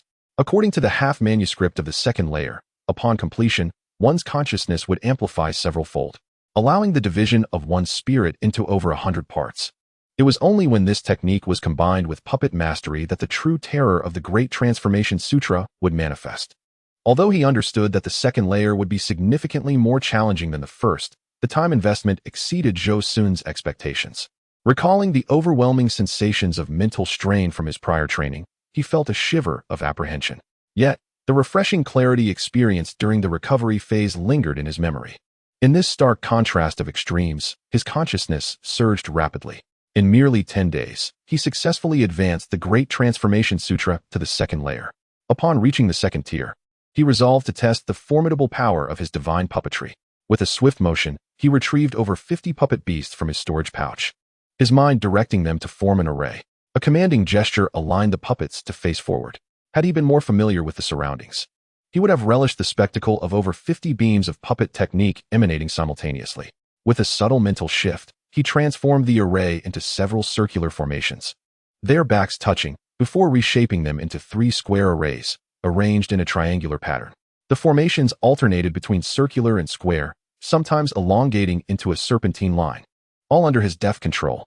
Indeed, at the second layer of the Great Transformation technique, manipulating these puppet beasts was a matter of effortless ease, he mused. Upon returning, he resolved to request his disciple, Lin, to craft several more Tier 3 puppets. This would undoubtedly elevate his combat prowess to new heights. Next, he produced his true fire gourd, conjuring 9 flames, and, through a series of incantations, transformed them into 81 blazing orbs of true fire. With the second layer of the Great Transformation technique at his disposal, he could now manipulate each flame with exquisite precision. He began experimenting with transforming each fire orb into fiery swords and, to his delight, succeeded. Each orb became a flying sword, signifying that he had mastered a secret technique typically reserved for those in the Golden Core stage, the fiery sword array. Armed with this array, he felt confident in challenging the middle-aged man in splendid garments. Reflecting on the fate of the splendidly clad man, he wondered about his condition. He had been inside for quite some time, and although he believed the man could not escape the pursuit of the stone warriors, seeing was believing. Thus, he resolved to venture outside. He doubted that the 4 stone warriors remained stationed outside, as they possessed no sentience, and according to the rules, with only himself present, there should be only 1 stone warrior to contend with. If that were the case, he could easily evade its grasp, especially given the protective seal he had acquired from the jade slip, which ensured his safety. Upon opening the stone door, he was met with the lifeless body of the splendidly clad man before him. Perhaps due to the peculiar nature of this place, the corpse showed only minimal signs of decay. His skull was shattered, rendering any semblance of a complete form unrecognizable, and blood pooled around him, now dried into dark stains. Approaching, Zhou Xun bent down and retrieved 2 storage pouches from the man's waist, along with 3 golden small swords lying on the ground. Following this, he cast a fireball upon the splendidly clad man, reducing him to ashes. Zhou Xun shook his head, lamenting how this cunning individual, despite his many hidden cards, had met such a simple demise. His gaze then shifted to the distant corpse of a monk. This was the remains of a high-level Golden Core practitioner, with a gleaming storage pouch still affixed to his waist. Zhou Xun hastened to the side of Master Mingku, observing the 3 large wounds in the monk's body. He surmised that these were the cause of his downfall. He collected Master Mingku's storage pouch and spirit beast pouch, casually casting a fireball upon his corpse. However, the fireball strangely ignited his clothing but failed to reduce his body to ashes. Truly, this monk, having practiced body refinement techniques, proved resistant to ordinary true fire. Zhou Xun had no choice but to retrieve a set of garments from the storage pouch to cover Master Mingku's head before departing. Next, he turned his attention to the Wu brothers and their companions. For individuals yielded 9 storage pouches, along with the 3 he had previously collected. This amounted to a total of 12 pouches. With such an abundance, Zhou Xun felt compelled to organize the spoils for safety's sake, returning to the stone chamber. Once inside, he eagerly sought out the monk's storage pouch and began rummaging through its contents, eventually discovering the metallic plate used to control the peculiar corpse he had encountered. After refining it, he summoned the peculiar corpse into the center of the stone chamber. Sensing the dense spiritual pressure emanating from the corpse, Zhou Xun could not suppress his joyous laughter. This was a corpse with the battle prowess of a golden core practitioner. With it, he could stand a chance against ordinary golden core cultivators. Thus, he felt he had attained a measure of self-preservation within the realms of cultivation. Having secured the corpse, Zhou Xun's thoughts turned to the elixirs his companions had acquired in the second layer, particularly seeking the coveted small yuan pills. He meticulously examined each storage pouch, retrieving every vial of elixir. Among them, he found foundation-building pills, dust-clearing pills, jade essence pills, and at last, the small yuan pills he so desired. He was thrilled to uncover one in the splendidly clad man's pouch and another in the pouch of the portly elder. In total, he had amassed 3 foundation-building pills, 4 mirror-breaking pills, 1 jade essence pill, 2 small yuan pills, and 10 dust-clearing pills, including those from Master Minku's collection. He chuckled to himself, realizing he had become a wholesale distributor of dust-clearing pills. Additionally, he had collected the thunder horn and inner core of the thunder dragon, the essence of the demon crocodile, and more. Regrettably, the 4th-tier spirit beast belonging to the splendidly clad man had been slain. Otherwise, he might have acquired a 5th-tier spirit beast in the near future. Zhou Xun then commenced the task of cataloging and organizing his spoils. First, he assessed the spiritual stones. The various foundation-building cultivators had yielded a modest amount. The splendidly clad man possessed a mere 1,000 spiritual stones, while the wealthiest among them, the elder in gray, had previously spent 300 spiritual stones on foundation-building pills from Zhou Xun, yet still retained over 13,000 stones in his pouch. Truly affluent, Zhou Xun mused. Collectively, they had gathered a total of 28,514 spiritual stones.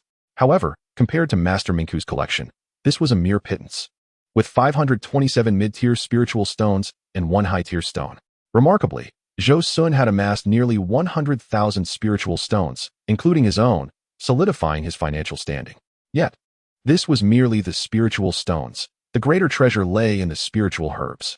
The total yield of spiritual herbs from their expedition amounted to several hundred varieties. If sold, they would easily fetch over 10,000 spiritual stones. Additionally, from Master Minku, he had secured 3 magical artifacts, 2 staffs, and a string of prayer beads. He surmised that one of the staffs belonged to his disciple.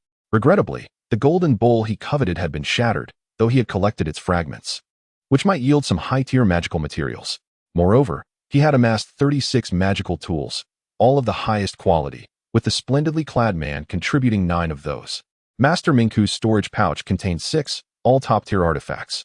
The remaining artifacts were acquired from the other 4 individuals. There were also hundreds of talismans, most of which had come from the 2 brothers, whom Zhou Xun had suspected to be talisman masters. He recalled how the portly elder had used a large hand talisman against the stone warriors, successfully immobilizing them for several moments. Numerous materials for refining weapons and several types of magical artifact materials filled his inventory, but he need not enumerate them all. Moreover, there were dozens of jade slips, encompassing a plethora of knowledge. Zhou Xun, lacking the time to meticulously sift through each one, decided to thoroughly examine them upon exiting the secret realm. After organizing all the treasures, he placed them within the storage bag of Master Minku. As for the markings on the storage bag, he harbored no concerns, for it was evident that Master Minku was not a cultivator from Tiannan. After a brief period of rest, Zhou Xun reopened the stone door. Upon stepping outside, he summoned the Shun Guangzhou and began to ascend slowly into the sky. Shortly thereafter, a stone statue warrior appeared before him, blocking his path.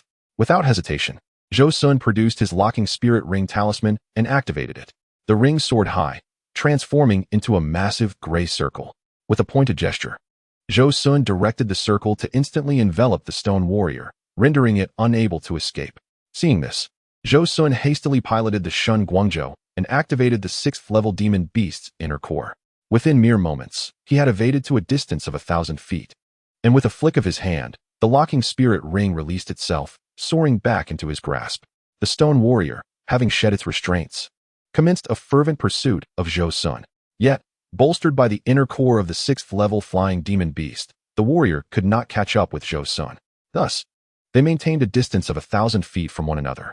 After a time equivalent to the burning of an incense stick, a stone chamber materialized before Zhou Xun. Without a moment's hesitation, he slipped inside. The stone warrior ceased its chase upon witnessing Zhou Xun enter the chamber. The interior of this chamber was largely similar to the previous one, featuring 2 teleportation arrays on either side and a wooden rack in the center. The rack held an array of colorful elixir vials and several artifacts, including a clock, a ruler, an inkstone, and a bell. Zhou Xun pondered for a long while, unable to reach a decision. Should he select an elixir or an artifact? The items present here were undoubtedly artifacts suitable for golden core cultivators, perhaps even ancient treasures. However, among the elixirs was a baby-nurturing pill that could enhance the chances of forming a nascent soul by 2.5 times, which would undoubtedly prove beneficial when he sought to condense his own nascent soul in the future. Yet, recalling the jade pendant within his storage bag, he realized he would have further opportunities to return to this secret realm, thus he need not rush. Moreover, with Han Li's small green vial and the 9-curve spirit ginseng from the Shutian Palace, he could concoct a breakthrough elixir for forming a nascent soul. Most importantly, his luck had been rather poor. He had failed to acquire the coveted small Fen Yuan Dan on the previous level, so it was wiser to pursue a more certain treasure this time. Resolving to take the ancient bell instead, he then stepped into the teleportation array. After waiting with peace of mind for several days, once the month had elapsed, the jade pendant brought him back to the desolate mountain where he had initially entered. Chapter 81. The Mingwang decision. Arriving at the desolate mountain, Zhou Xun gazed at the 2 jade pendants in his hand, now returned to their ordinary state. He retrieved a jade box, carefully placed the pendants inside, sealed it, and stored it in his storage bag for safekeeping. He planned to revisit this secret realm in 30 years' time. With that thought, he summoned his whale-headed stork and leaped onto its back, setting a course towards the Yuanwu kingdom. His intention was to bring Xian Rian and others into the Huangfeng Valley, leveraging its power to find a solution for the dragon Yinshuan body. Additionally, Qi Yunxiao would be able to evade the impending calamity, for his family had a profound lineage and considerable skill in artifact refinement. Meanwhile, Zhou Xun had amassed a multitude of materials for refining artifacts, which would be perfect for Qi Yunxiao to work with. Reclining on the back of the whale-headed stork, Zhou Xun watched as the mountain peaks receded beneath him. Since advancing to the pinnacle of the first tier, the stork's speed had increased significantly. However, compared to his own flight, it still felt relatively slow. It seemed he would need to find a way to help it advance to the second tier upon his return. He then began to examine the jade slips he had acquired. Taking one, he held it to his forehead and probed its contents with his consciousness.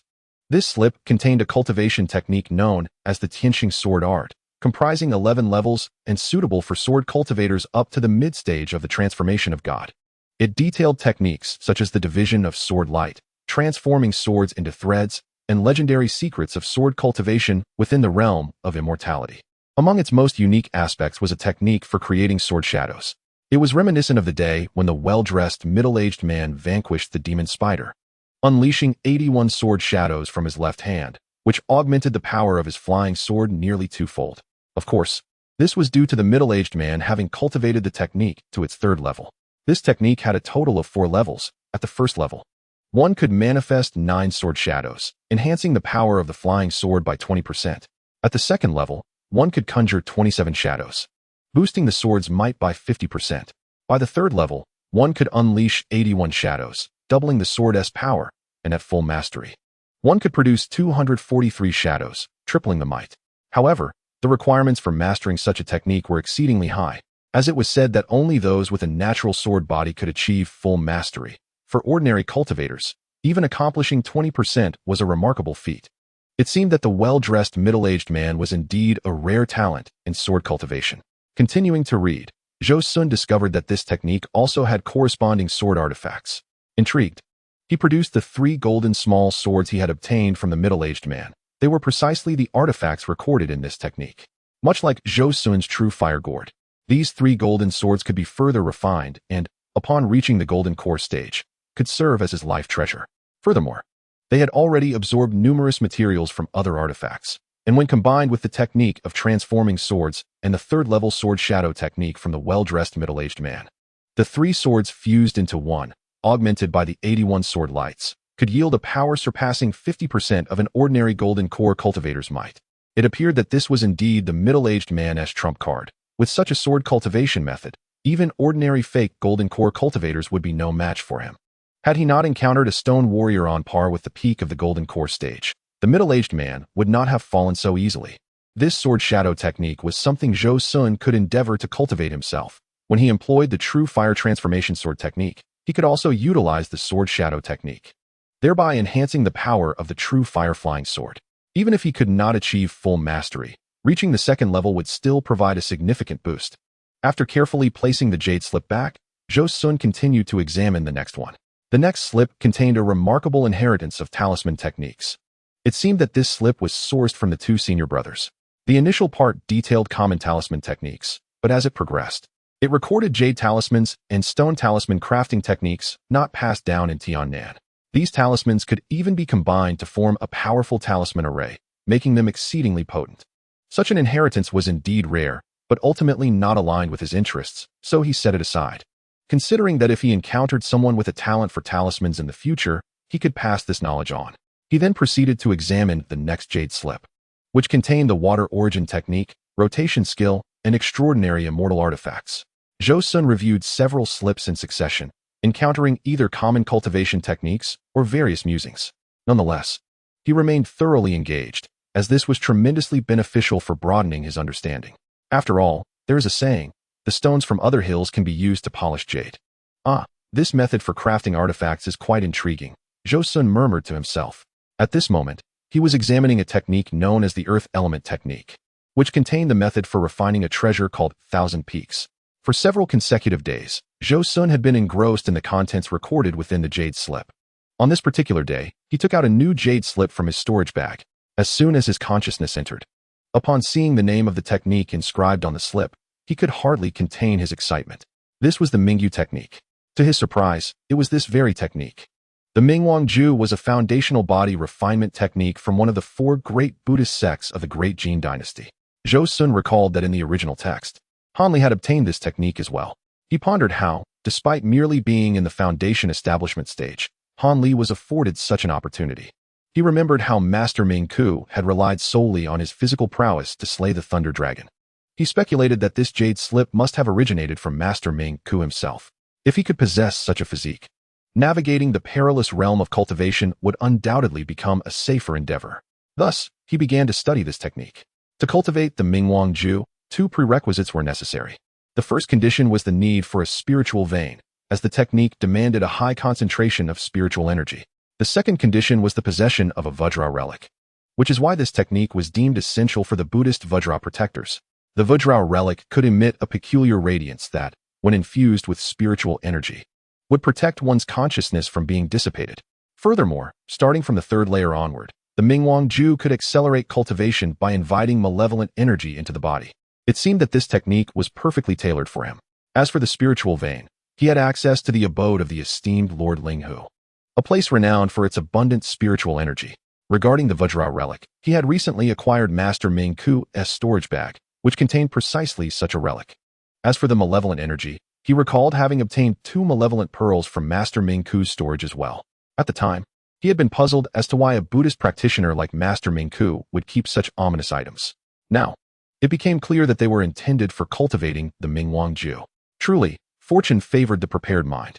It was impossible for him not to pursue the Mingwangju. Chapter 82. Sending Xian Rian into the valley resolute in his decision. Zhou Xun intended to escort Xian Rian and the others to Huangfeng Valley before entering seclusion to cultivate the Mingwangju. After all, in a few years, the demonic forces would invade.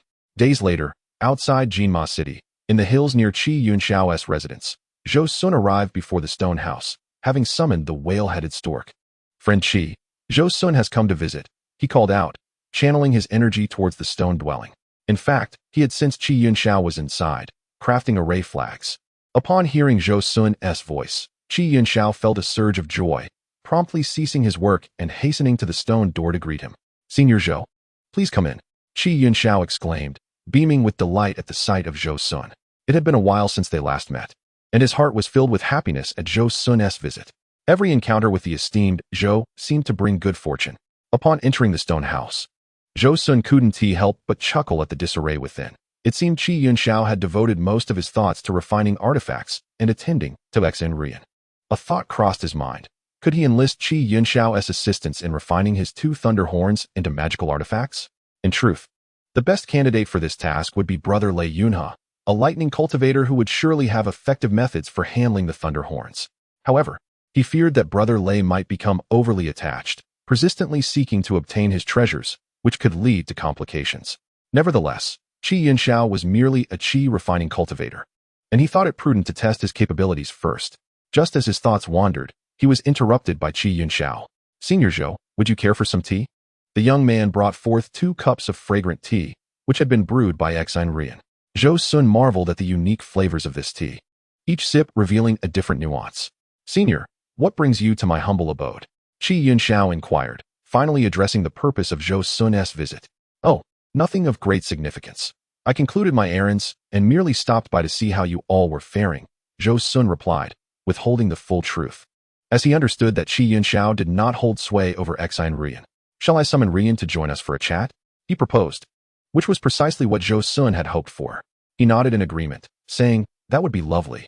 It has been a while since I've seen Taoist friend Xun. I would appreciate your assistance in that regard. Hearing this, Qi Yunxiao retrieved a communication talisman from his storage bag and whispered a few words before tossing it into the air, where it transformed into a streak of fire and soared away. In response, Zhou Xun clapped his storage bag, and a collection of materials from a second-tier demon spider appeared on the table: 8 spider legs, a pair of eyes, a spider shell, and a roll of spider silk. Friend Qi, these are materials I obtained from a second-tier demon spider. I wonder what kind of artifacts can be crafted from them. Qi Yunxiao gazed at the materials with growing excitement, his initial surprise transforming into fervor. Materials from a second-tier demon spider. These are rare indeed, he remarked, suppressing his eagerness. They are sufficient to serve as the primary material for a top-tier artifact. However, I cannot guarantee success if I attempt to refine them myself. Though Qi Yunxiao was undeniably eager for such exceptional materials, he candidly shared the reality of his capabilities. What if it were materials from a top-tier, first-level demon spider?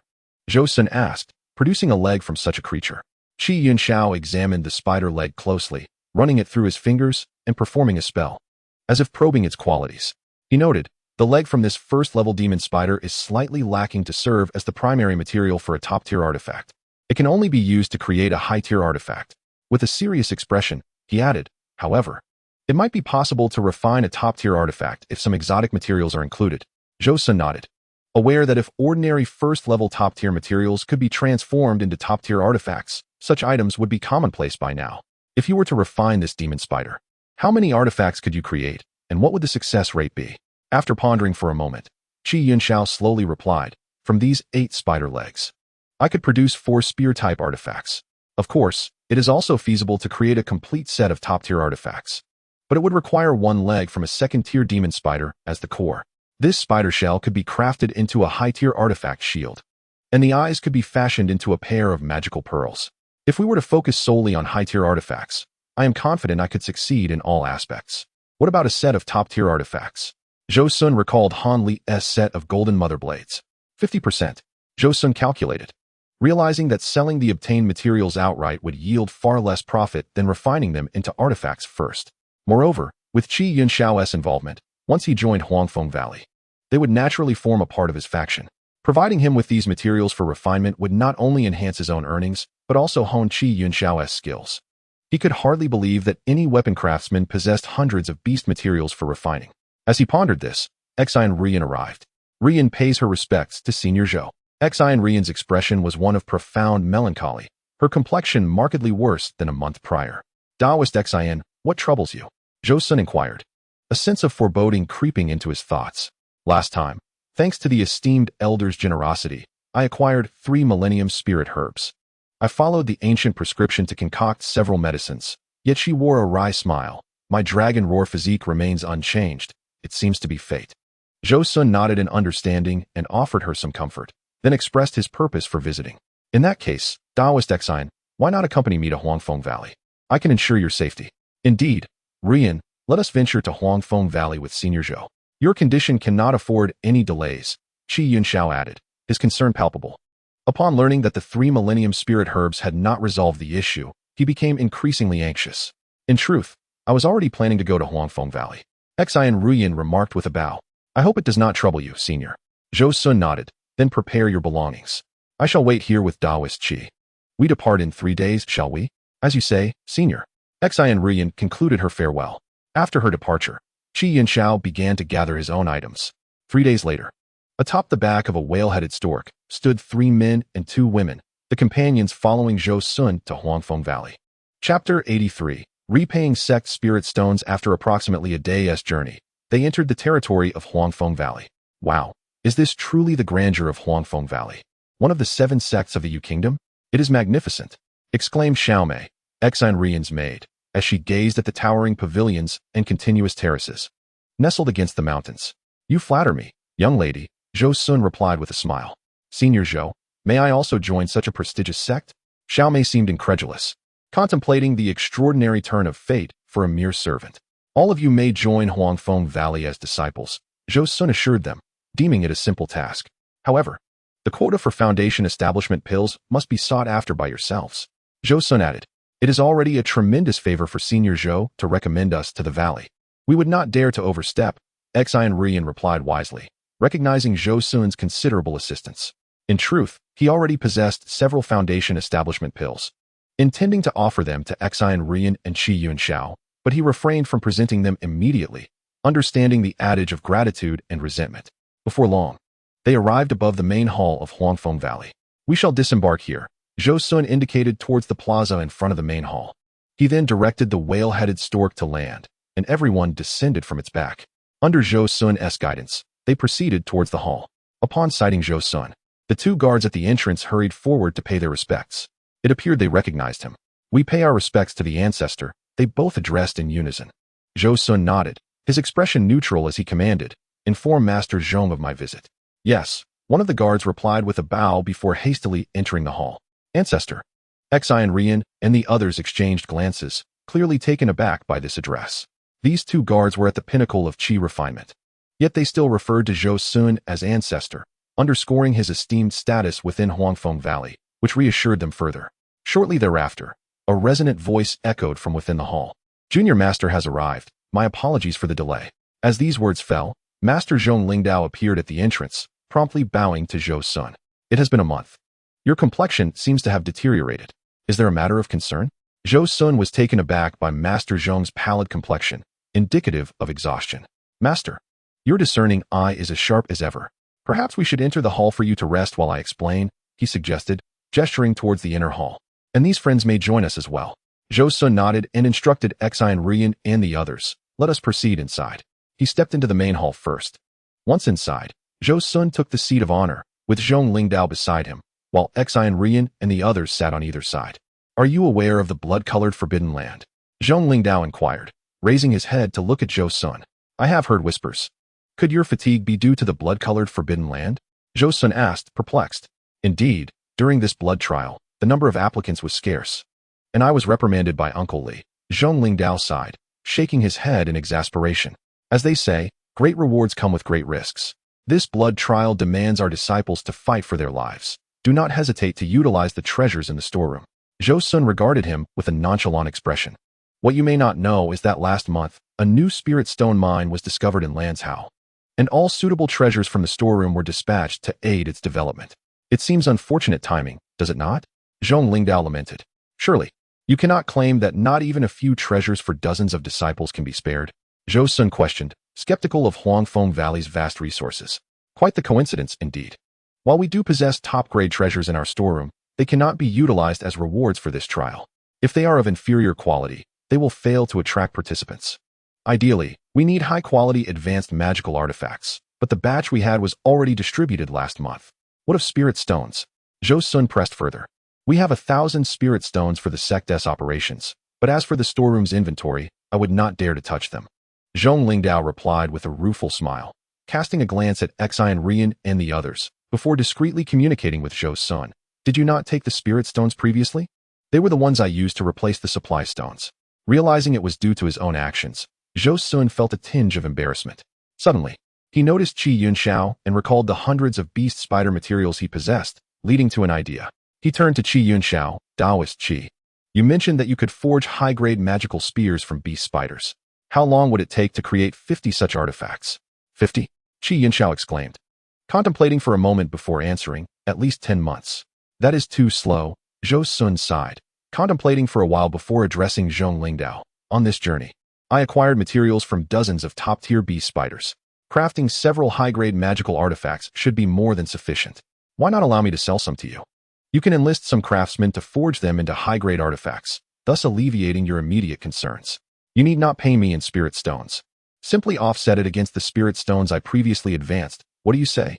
Zhong Lingdao was overjoyed by this proposition, rising to bow deeply to Zhou Xun. I thank you, master. He then inquired, what would be the spirit stone value of these beast spiders? Without answering, Zhou Xun produced a complete set of materials from a beast spider: 8 legs, a pair of eyes, a piece of carapace, and a roll of silk. Pointing to the materials of the demon spider before him, Zhou Xun remarked, this esteemed Taoist Qi is a hereditary craftsman. According to his words, these 8 spider legs can be refined into 4 high-grade spear artifacts, and a pair of eyeballs can yield a high-grade magic pearl. Moreover, this back armor can be fashioned into a high-grade defensive shield. Even this silk can be transformed into a transparent thread artifact. By this reckoning, we could create 7 high-grade artifacts, worth several hundred spirit stones. These materials, you value at 200 spirit stones each? How can that be? Zhong Lingdao expressed his reluctance. As he understood the market, considering the additional materials needed for crafting, the probability of failure, and the craftsman's labor fees, he found the price excessive. What do you propose then? How about 150 spirit stones each? Zhong Lingdao offered, aiming to avoid offending Zhou Xun too much while presenting what he deemed a fair price. Let us do this. I will provide you with 60 heads of first-level demon spiders, which should offset that cost, Zhou Xun suggested, calculating it to be 160 spirit stones each. After a moment of contemplation, Zhong Lingdao acquiesced, just as my esteemed uncle stated. Chapter 84. Recruiting Xianri and Zhou Xun retrieved 60 heads of first-level demon spider materials from his storage bag, completing the transaction with Zhong Lingdao. The latter took out a silver scroll from his own storage bag and began inscribing something upon it. Done. Our transaction is complete, Zhong Lingdao said, sighing in relief. He then turned to Zhou Xun and inquired, is there any other matter my uncle requires my assistance with today? Zhou Xun nodded, gesturing towards Xianri and her companions. During my travels, I encountered these Taoist friends with whom I found a wonderful rapport. They hold a great admiration for the illustrious Huangfeng Valley and wish to join. I would like to recommend them. Ah, I see, Zhong Lingdao replied, adopting a knowing expression. He then addressed Xianri and her companions. You are indeed fortunate to have my esteemed uncle's recommendation for entry. Xianri hastily bowed and replied, your words are too kind, senior. I am grateful for Senior Zhou's recognition, which allows me to join the Huangfeng Valley, a prestigious sect of cultivation. Zhong Lingdao nodded slightly and continued. Since these individuals are recommended by my uncle, they are undoubtedly trustworthy. I shall take them to test their spiritual roots and register their names. Please wait here for a moment. With that, he stood and approached Xianri and the others. You 4 follow me. I will take you to the side hall for the spiritual root testing. Thank you, Master. Xianri and her companions responded promptly, rising to follow. Zhou Xun, intrigued by the spiritual root qualifications of Xianri and her companions, stood as well and said, I too am interested in their qualifications. I shall accompany you. As they arrived at the side hall where spiritual roots were tested, it was the very place where Zhou Xun had undergone his own testing upon entering the sect. Xianri and her companions observed curiously the central spiritual root testing plate. This is the spiritual root testing plate. You will place your hands on the orb and slowly infuse it with your mana. When you feel a surge of energy entering your body, do not resist. The energy will circle back to the orb and reveal your spiritual root qualifications, Zhong Lingdao explained, gesturing towards the testing plate. Who will go first? I will. Qi Yunxiao volunteered, raising his hand. Go ahead, Zhong Lingdao encouraged, pointing to the orb. Qi Yunxiao placed his hands on the orb and slowly infused it with his mana. After a while, colors began to illuminate the plate: red, blue, and gold. He possesses fire, wood, and earth spiritual roots, with commendable qualifications. It was no small feat for someone in their early 20s to achieve such a level. He suspected Qi Yunxiao might possess true spiritual roots. Who is next? I shall go, Xianri said, stepping forward. Water and wood dual spiritual roots. Zhou Xun gazed at Xianri in astonishment. Dual spiritual roots were considered exceptional within Huangfeng Valley. Unfortunately, had she not been afflicted with the dragon's cry physique, she might have had a shot at forming her core. Next was Xiao Mei, who demonstrated 3 spiritual roots, a surprise given her current cultivation at the 6th level of Qi refining, which seemed rather low. Finally, there was Lin, the servant of Qi Yunxiao, who presented 4 spiritual roots. Zhou Xun had initially suspected he might possess 5, considering his age and only being at the 4th level of Qi refining. After testing the spiritual roots, the group returned to the main hall, where Zhong Lingdao summoned a disciple to bring forth a yellow scroll containing the list of Qi refining disciples, along with 4 storage bags. He meticulously recorded the information of Xian Rian and the others, completing their registration before handing them the storage bags. These are the items for your entry. Seeing the successful registration of Xian Rian and her companions filled Zhou Xun with joy. Remembering Xian Rian's dragon's cry physique, he pointed to her and inquired of Zhong Lingdao, esteemed nephew, this friend Xian is afflicted with the dragon's cry physique. A case of a male born in a female body. With your vast knowledge, do you possess any methods to treat this condition? Zhong Lingdao gazed at Xian Rian in astonishment. I never expected my nephew to possess such extraordinary spiritual root qualifications, only to be afflicted by such a condition. He sighed deeply, pondering for a while before his expression brightened with joy. The others noticed his change, and Zhou Xun could not help but ask, have you perhaps thought of something? Acknowledging Zhou Xun's inquiry, Zhong Lingdao nodded and slowly began. I once came across a description of the dragon's cry physique in an ancient text. It states that once someone with this physique begins to cultivate, their meridians will wither. The deeper the cultivation, the more rapidly they decay, ultimately leading to death. He displayed a deep sense of sorrow as he spoke. The others sighed in unison, with Qi Yunxiao expressing a profound sadness. However, the ancient text also mentioned that the purple Yin pill from the demonic path could alleviate this condition. The woman described in the text had relied on this pill to mitigate her symptoms and ultimately reached the mid-stage of foundation establishment. I believe that if Xian has access to this pill, there remains great hope for her foundation establishment. Upon hearing this, everyone collectively exhaled in relief. Lady, there is hope for you, Xiaomei exclaimed, embracing Xian Rian's arm with tears of joy. Indeed, with the purpleine pill, your condition can be cured. For Xian Rian and her companions, the prospect of reaching the foundation establishment stage was akin to curing the dragon's cry physique. Overwhelmed with joy, Xian Rian wept and deeply bowed to Zhong Lingdao, saying, your words, master, are akin to a rebirth for me. She then turned to Zhou Xun, bowing again. Without your assistance, I would likely have perished under this condition. Now, with hope in sight, I owe it all to your kindness. Zhou Xun waved his hand dismissively. It was but a small effort. With your innate talent, it would be a great pity for you to fall. Fortunately, my nephew possesses this valuable information. Turning to Zhong Lingdao, he continued, nephew, I trust you will take the necessary effort to procure the purpleine pill, given its origins in the demonic path. Rest assured, I shall assign a task to my disciples to ensure the purpleine pill reaches Xian as soon as possible, Zhong Lingdao promptly assured. I have no further matters. So I will take my leave. Farewell, esteemed uncle. With that, Zhou Xun led Xian Rian and her companions out of the great hall and into the plaza. Zhou Xun straightforwardly addressed a few individuals. You have effectively joined the Huangfeng Valley. I have brought you here for several reasons. Firstly, it is a pity to witness Taoist Xian Yi's exceptional talent in formations suffering misfortune due to her constitution. Secondly, I wish to recruit some talents for Huangfeng Valley. Lastly, I require capable individuals to assist me in managing certain affairs. Are you willing to join my faction?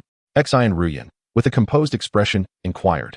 What responsibilities would joining your faction entail, and what benefits would we receive? You need only to diligently study formations and provide me with some powerful arrays. As for you, Taoist Qi, your role would involve crafting certain artifacts. Regarding the benefits, Zhou Xun paused for effect, then produced several jade vials from his storage bag and handed them to Xian Rian. Upon receiving the vials and uncorking one, Xian Rian gasped in astonishment. 4 broken mirror pills and 2 foundation establishment pills. Qi Yunxiao and the others, upon hearing the mention of foundation establishment pills, were rendered speechless. These were coveted treasures, the keys to advancing to the foundation establishment stage, most desired by Qi-refining cultivators. Suppressing her inner excitement, Xian Rian pondered for a moment before bowing respectfully to Zhou Xun, saying, given such generous gifts, we are willing to assist you. Zhou Xun nodded in acknowledgement. In that case, please follow me to my cave residence. Summoning a giant stork, he led the group towards his dwelling. Though it is called a cave, it occupies an entire mountain peak. Since you will be working under me, you may choose a spot on this mountain for your residence. The spiritual energy here is quite dense, which would greatly benefit your cultivation. Thank you, senior. The group expressed their gratitude. After dismounting from the stork and arriving at the entrance of the cave, Zhou Xun produced his token and opened a passage in the formation, leading everyone inside.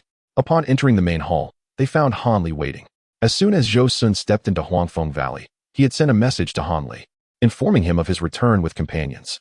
Brother Zhou, you have returned. Han Li greeted as he approached the group.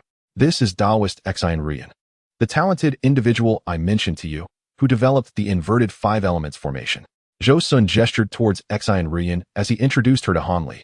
Han Li, recognizing her talent, bowed respectfully. Daoist Xian, I am Han Li. I have heard much about your prowess in formations. Han Daoist, you are too kind, Xian Rian replied.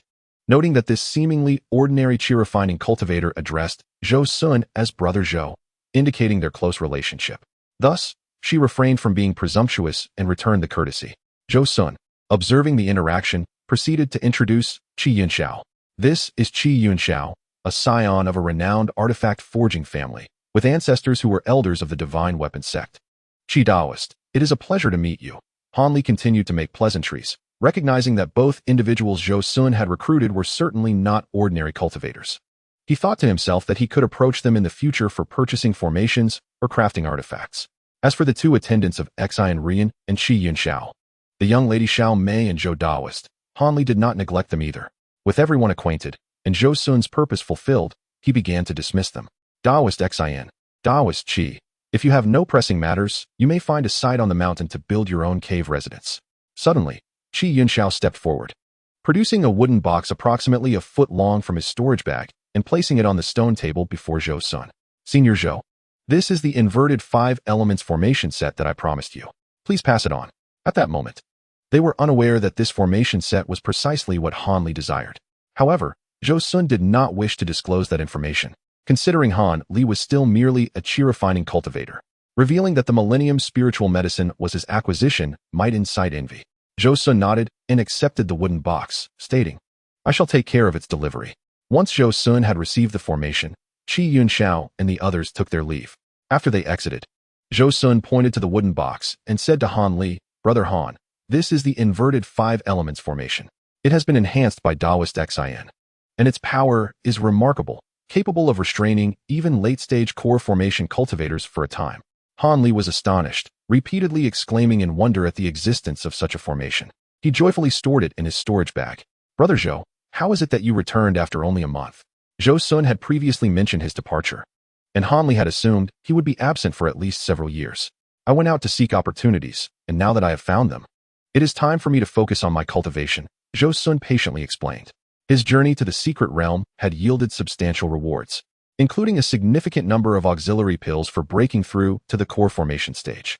He had decided to cultivate to the late foundation establishment stage before anything else. Initially, he had intended to present Han Li with several top-tier artifacts, but remembering the saying of favor received should be reciprocated, and considering that Han Li had encountered no dangers in the blood-forbidden land, he decided against it. Interpersonal relationships should not be one-sided. Mutual exchanges foster the best connections. He had already given Han Li too much, so he resolved to take it slow. However, there was no need to conceal the spiritual medicines he had acquired. Thus, amidst Han Li's astonished gaze, Zhou Xun produced over 100 varieties of spiritual herbs. What is this? Is that blue spirit grass? Blood spirit mushroom? Han Li stammered in disbelief, recognizing that he had found nearly all the required herbs for crafting foundation establishment pills. Such a pity there is no purple monkey flower. Han Li lamented, his expression one of disappointment. What is this spiritual herb? Han Li pointed to a type of mushroom with separated roots, sensing its rich spiritual energy. Zhou Xun wore a mysterious expression and teased, Brother Han, are you interested in forming a core? Han Li's heart stirred at the question, his eyes widening in disbelief as he stammered, is this related to core formation? Seeing his reaction, Zhou Xun burst into laughter, Brother Han, I have gone to great lengths for this. It is all for your benefit. Then, Zhou Xun paused, adopting a more serious tone. This particular spiritual herb is called Jade Essence Spirit Mushroom. Consuming it raw can increase one's core formation success rate by 30%. Han Li was taken aback, a wave of joy flooding his heart. A 30% increase in core formation success rate, especially since this was a spiritual herb, with his small green vial. Success in core formation seemed inevitable. Collaborating with Zhou Xun was indeed the wisest decision he had ever made. After all, he was still just a chi-refining cultivator, but had already booked his path to the core formation stage. The remainder was simply a matter of time. Once he entered the blood-forbidden land and found the purple monkey flower, everything would fall into place. However, Zhou Xun was not finished. By the way, by a stroke of luck, I also obtained the formula for the Jade Essence pill, which is made primarily from this spiritual herb. The Jade Essence pill can enhance the core formation success rate by 40%. Would you be interested? With that, Zhou Xun displayed a mischievous smile as he regarded Han Li. Han Li, upon witnessing this, bowed deeply and remarked, "Brother Zhou, you truly are a benefactor on my path of cultivation." Chapter 86. 8 years later the following day, after concluding his conversation with Han Li, Zhou Xun summoned Qi Yunxiao. Qi Yunxiao, along with his servant Zhou Xushan, had constructed a cave dwelling at the foot of the mountain. Shortly thereafter, Qi Yunxiao entered. "Friend Qi has arrived. Please take a seat." Zhou Xun gestured towards a stone bench before him. "Yes, Senior Zhou," Qi Yunxiao replied, sitting obediently. Zhou Xun then spoke directly to the point. "I have summoned you today for a matter that requires your assistance." Upon hearing this, Qi Yunxiao quickly acquiesced. "Senior, please command me." Zhou Xun retrieved a first-grade top-tier material from his storage bag, stating, "I am aware of your exceptional skills in crafting artifacts, and I possess a substantial quantity of spider demon materials that I need you to refine into magical tools." At the mention of crafting artifacts, Qi Yunxiao's eyes sparkled with enthusiasm. He had always harbored a deep passion for the art of refinement. Yet his lowly status and cultivation level had hindered his access to adequate materials. Now, Zhou Xun sought his expertise with such high-grade materials, which was precisely what he had longed for. He exclaimed joyfully, "Leave this matter to me. I will ensure it is refined to perfection." "How many materials do you possess? And what are your specific requirements?" Zhou Xun, with a firm pat on his storage bag, unreservedly laid out all the spider demon materials before Qi Yunxiao. "I have quite an abundance here. Over 40 first-grade demons, 6 second-grade demons, 4 third-grade demons, and 2 fourth-grade demons." Qi Yunxiao stood dumbfounded, gazing at the vast array of demon materials filling the entire hall, stammering, "So much material, Senior." How could noticing Qi Yunxiao's flustered expression, Zhou Xun interrupted. "Could it be that you are unable to refine these? You previously claimed you could craft top-tier artifacts." Taking a deep breath to suppress his excitement, Qi Yunxiao replied, "Senior Zhou, my cultivation is merely at the Qi refining stage, and without the true fire of a foundation establishment cultivator. I fear I cannot handle materials above the second grade. The Yulu Hall in Huangfeng Valley possesses earth fire. You may refine there." Zhou Xun had already considered the issue of flames. He planned to inform the hall's steward, ensuring Qi Yunxiao would have access to a dedicated earth fire room. Furthermore, he admitted, "I have not refined many top-tier artifacts, so I cannot guarantee a high success rate, especially with this much lineage of spider demon materials. However, as you grow more accustomed to the craft, your success rate will undoubtedly improve." Zhou Xun nodded, sharing the same thought. He intended for Qi Yunxiao to practice with the first and second-grade materials first, and once he gained proficiency, they would proceed to the third and fourth-grade demons. This approach would surely yield a number of exquisite top-tier magical tools. Later, he would present the fifth-grade demon and the thunder serpent materials for Qi Yunxiao to refine. With such an abundance of spider demon materials, feel free to refine at your leisure. I hope to nurture your skills in artifact crafting, Zhou Xun continued. After a moment of contemplation, he added, "Once you successfully transform all these spider materials into magical tools, I shall bestow upon you a foundation establishment pill." Qi Yunxiao's heart soared with joy. Not only would he gain ample materials for refinement, but he would also receive a foundation establishment pill. It was indeed a stroke of fortune, affirming the wisdom of his decision to follow Senior Zhou to Huangfeng Valley. "Please take these first and second-grade spider demons with you. Once you complete their refinement, we shall discuss the third and fourth-grade demons," Zhou Xun said, producing a sound transmission talisman and whispering a few words before handing it to Qi Yunxiao. "When you arrive at Yulu Hall, simply present this talisman to the steward. Also, these spirit stones are the rental fee for the earth fire room," he said, offering 5 mid-tier spirit stones to Qi Yunxiao. Gratefully accepting the spirit stones and the talisman, Qi Yunxiao stored the demon materials and took his leave. Once Qi Yunxiao departed, Zhou Xun prepared to enter seclusion. He entered his meditation chamber, closed the stone door, and enacted several prohibitions. Satisfied with the fortified entrance, he settled onto a mat woven from calming herbs. After a period of focused meditation, Zhou Xun sensed that his entire being had reached its peak condition. He then retrieved a milky white jade bottle, roughly the size of an infant's fist, from his storage bag. Removing the cork, he poured out a small core elixir and slowly ingested it. Before long, he felt a rich surge of spiritual energy emanating from his stomach, coursing along the walls of his abdomen and radiating throughout his body. Zhou Xun promptly activated the Crimson Flame True technique to refine this potent energy. Thus, 3 years passed. Zhou Xun finally broke through to the later stage of foundation establishment. However, he had only refined half of the elixir. He continued to refine the pill, and by the 6th year, he had completely absorbed it. After 2 additional years of cultivation, he found himself nearing the peak of foundation establishment. This time, he had secluded himself for a total of 8 years, during which numerous events unfolded. In the first year, Han Li participated in the blood-forbidden land. Thanks to Zhou Xun's influence, Han Li entered as a formidable adept at the 13th layer of Qi refinement, experiencing a far smoother journey than in the original narrative. Upon his return, he became the individual in Huangfeng Valley who acquired the most spiritual herbs and successfully enrolled under Li Huayuan. Due to his connection with Zhou Xun, Li Huayuan directly accepted him as a personal disciple. Subsequently, with the spiritual herbs Zhou Xun had brought back, the preparation time was significantly reduced, enabling him to successfully establish his foundation within a year, 2 years ahead of the timeline in the original story. After achieving foundation establishment, he visited Zhou Xun, who gifted him the remaining small core elixir. Han Li then bid farewell to Zhou Xun and carved out his own cave dwelling at the original story's location. As for Qi Yunxiao, by the 3rd year, he had completed the refinement of all the spider demon materials, successfully crafting 23 sets of top-tier offensive artifacts, 4 top-tier defensive artifacts, and over 90 high-tier artifacts.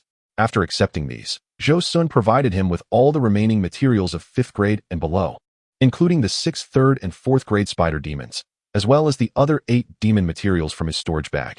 He also bestowed upon him a substantial amount of Qi refinement stage pills, recognizing that Qi Yunxiao's current cultivation level would soon limit his usefulness.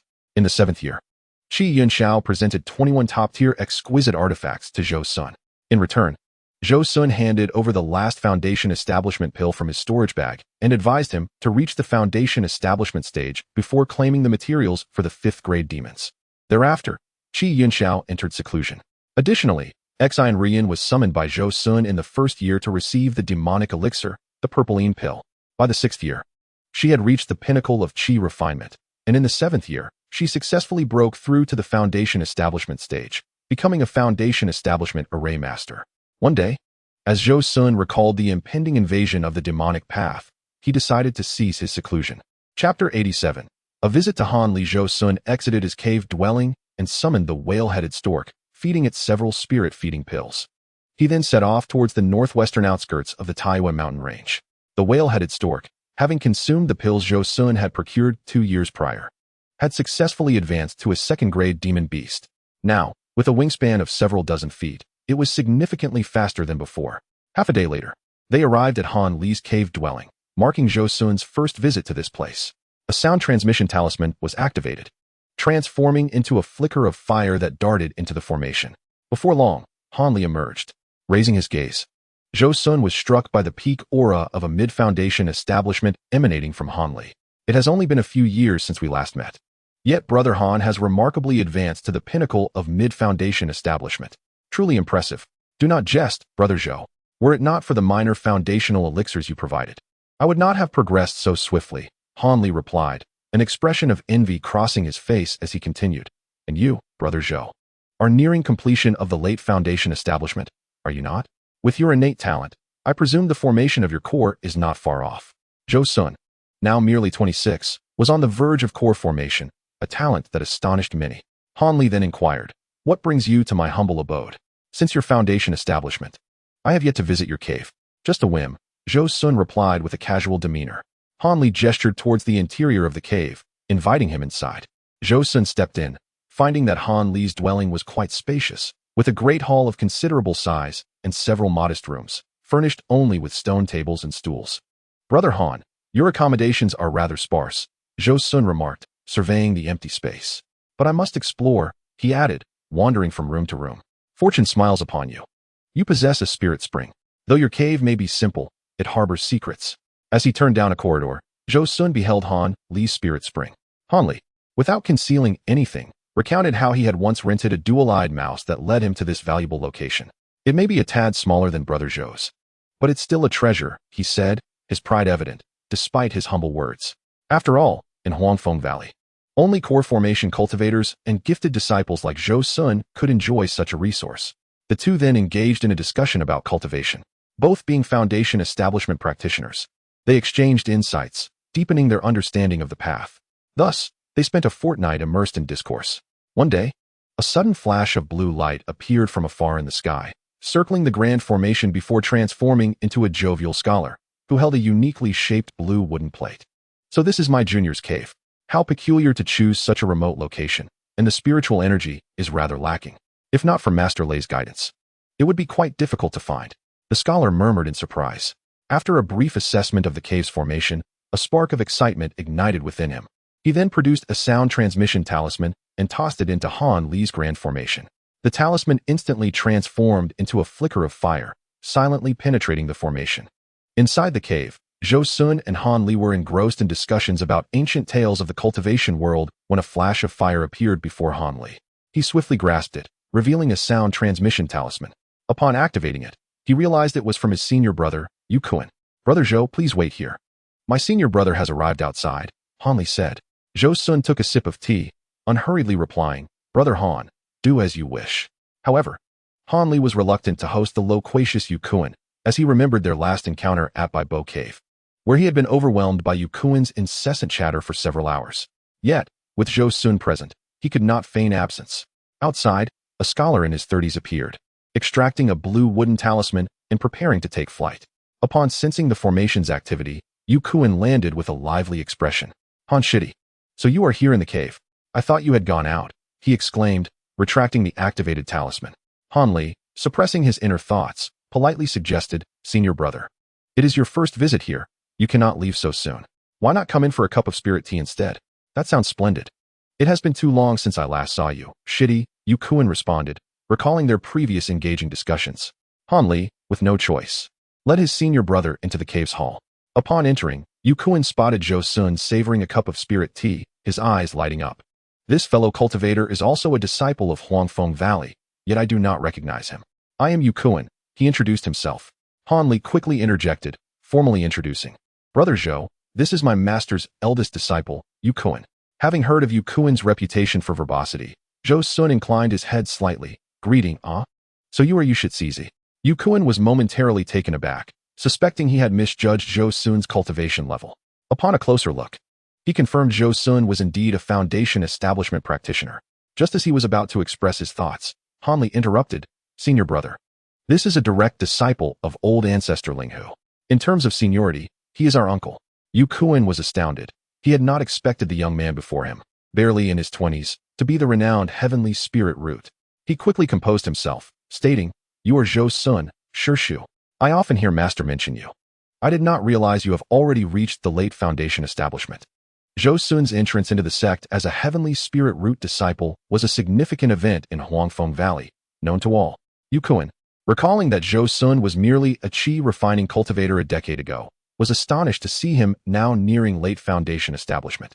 As Xun pondered this, he instinctively activated his heavenly eye technique to scrutinize Han Li, only to be taken aback further. "Han Shidi, how have you reached the peak of mid-foundation establishment? I recall you had only been cultivating for about 6 years." Han Li, not one to conceal the truth, revealed, "It is all thanks to the foundational elixirs provided by Brother Zhou. They have saved me decades of arduous training." "The foundational elixirs?" Xun inquired, momentarily caught off guard by Han Li's reference to Zhou Xun. "Indeed," Han Li elucidated, "this small fragment of the Yuan Dan is an ancient spirit elixir, capable of saving foundational cultivators decades of arduous training.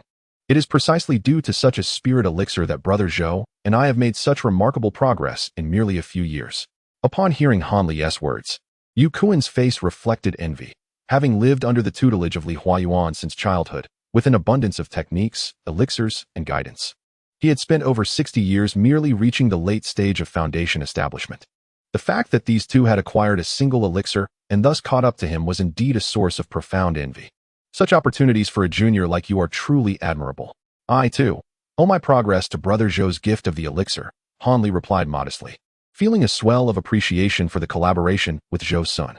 At that moment, Xun noticed Han Li's address for Zhou Xun and quickly inquired, "Junior brother, why do you refer to Uncle Zhou as Brother Zhou? That seems quite illogical." Zhou Xun then interjected, "Dear nephew, you may not be aware, but my acquaintance with Brother Han began in humble circumstances, and he has shown me great kindness. Though we are not brothers by blood, our bond surpasses that of brotherhood." Hearing Zhou Xun's words filled Han Li with warmth, affirming in his heart that Brother Zhou genuinely regarded him as a brother. Xun's envy deepened. To be able to address a nascent soul disciple like Zhou Xun as a brother surely came with numerous advantages. Even that single fragment of the Yuan Dan was worth its weight in gold. He then sincerely remarked, The brotherly bond between senior Zhou and junior brother Han is truly moving. The conversation continued for a while, but Yu Kuan, feeling the weight of Zhou Xun's status, struggled to suppress his loquacious nature, which left him feeling quite uncomfortable. Thus, he proposed his departure. Junior brother Han, I apologize for the prolonged intrusion. I must take my leave and not forget the summons from our master. Farewell, Uncle Zhou. With that, he prepared to leave. Zhou Xun called out to him, Nephew Yu, hold on a moment, and then turned to Han Li, Brother Han, since Brother Li has called for you, why not accompany me to Bai Bo Cave? I have yet to visit him there, and it would be a good opportunity for us to go together. Han Li found this suggestion agreeable, and thus the three departed the cave. As Yu Kuan and Han Li prepared to summon their flying artifacts, Zhou Xun stopped them. Why not ride upon my whale-headed stork? It will allow us to converse more comfortably. With that, he summoned his whale-headed stork, now a second-tier spirit beast, a majestic bird towering a foot high with gray feathers. Yu Kuan gasped in astonishment. This spirit beast is already at the second tier, isn't it? My master, Li Huayuan, possesses a fourth-tier silver-armored horned python. I have always desired a flying spirit beast, yet those above the second tier are exceedingly rare, especially flying ones. First-tier beasts are more common, but their slow speed renders them less than useful. Zhou Xun, having just recently advanced, smiled as he tossed a spirit-feeding pill to the whale-headed stork. After some time, they arrived at a peak in the eastern part of the Tai Nan Mountain range, before the hidden Bai Bo Cave of Li Huayuan. It was a secluded paradise, lush with verdant mountains and clear waters. Standing before a magnificent waterfall at the foot of the peak, Yu Kuan produced a token from his robe and cast a spell upon it, causing the token to emit a blue light that struck the water curtain, revealing a large opening in its midst. Uncle Zhou, please enter first. Yu Kuan gestured toward the opening. Zhou Xun stepped forward without hesitation, followed by Han Li and Yu Kuan. Upon entering through the water curtain, they were greeted by a stunning natural valley, abundant with the sounds of birds and fragrant flowers, crystal clear waters, and delightful little creatures frolicking about. What is this? Zhou Xun exclaimed in surprise. Could it be that Li Huayuan had a penchant for keeping small pets? Haha. Were you not surprised, Uncle Zhou? It's not just you. Every guest who enters here is taken aback. However, these little creatures are not raised by master, but rather are treasures of the mistress. Yu Kuan chuckled, revealing his true self upon returning to Bai Bo Cave. At that moment, a handsome young man in his 20s, with rosy lips and white teeth, appeared before them. Before Yu Kuan could introduce him, the young man scanned the group with indifference, pointing to Han Li, and stated, Senior brother, this must be junior brother Han, as master has asked me to wait for you here. Please follow me. Wu Xian then turned sharply without awaiting a response, leaving the group in a state of perplexity. Yu Kuan felt a wave of embarrassment wash over him and explained to Zhou Xun and Han Li, Uncle Zhou, junior brother Han, this is my sixth junior brother, Wu Xian. He often carries this icy demeanor. I apologize for his rudeness. Zhou Xun merely huffed softly, choosing not to respond. Thus, the group proceeded to the reception hall. Inside, 3 individuals were seated, with 2 others standing nearby. The seated figures were Li Huayuan and his wife, along with a woman in red, appearing to be in her 30s. Possessing a striking beauty albeit with a cold demeanor that hinted at an unusual aura for a cultivator. Li Huayuan seemed to be engaged in conversation with her, exuding great respect. Standing beside them were his 4th disciple, Song Meng, and a young girl of about 18 or 19, also clad in red, who bore a striking resemblance to the woman. Upon hearing Zhou Xun and the others enter, the occupants of the hall turned their attention toward them. The seated figures quickly recognized Zhou Xun at the back and rose to their feet. Li Huayuan greeted Zhou Xun with a warm smile, while the woman in red softened her icy expression, offering a hint of a smile. Junior brother Zhou, what a pleasure to have you here. You truly brighten my humble abode, Li Huayuan exclaimed with a hearty laugh as he approached Zhou Xun. Senior brother Li, sister Hongfu. Zhou Xun acknowledged with a bow toward the 2 golden core cultivators. Junior brother, both Hongfu and Li Huayuan returned the gesture. It's your first visit to Bai Bo Cave, so do stay a while, Li Huayuan said, taking Zhou Xun by the arm and leading him toward a seat. He then pointed to another beautiful woman, around 27 or 28, introducing her. This is my partner, sister-in-law. Zhou Xun bowed in greeting. There is no need for such formality. The woman replied with a gentle smile, her voice soft and melodious, evoking the grace of a woman from a water town. Zhou Xun noted her gentleness, recognizing that Li Huayuan was indeed fortunate. Shinner, come and greet your Uncle Zhou, Hongfu instructed a 17 or 18-year-old girl in red. The girl blinked her large eyes and approached Zhou Xun, slightly bowing in respect. Junior sister Dong, Xian greets Uncle Zhou. Zhou Xun nodded in acknowledgement. At that moment, Wu Xian, having overheard his master's attitude toward Zhou Xun, realized that this striking young man was indeed the direct disciple of the venerable Linghu, recalling his earlier rudeness. Anxiety surged within him as he contemplated whether to apologize. After several changes of expression, he finally steeled himself, stepped out from the crowd, and approached Zhou Xun, bowing deeply. Junior, nephew Wu Xian, I failed to recognize you earlier and was remiss in my manners.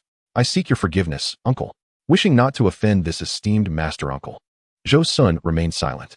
Just then, Li Huayuan's voice resonated with authority, chastising, wretched disciple, what have you done to slight your master Zhou? Quickly, apologize to your uncle. At that moment, Yu Kuan perceptively poured a cup of spirit tea and presented it to Wu Xian. Wu Xian accepted the tea, bowed deeply to Zhou Xun, raised the cup above his head, and proclaimed, I, the disciple, am blind to the greatness of my master, deserving of the gravest punishment.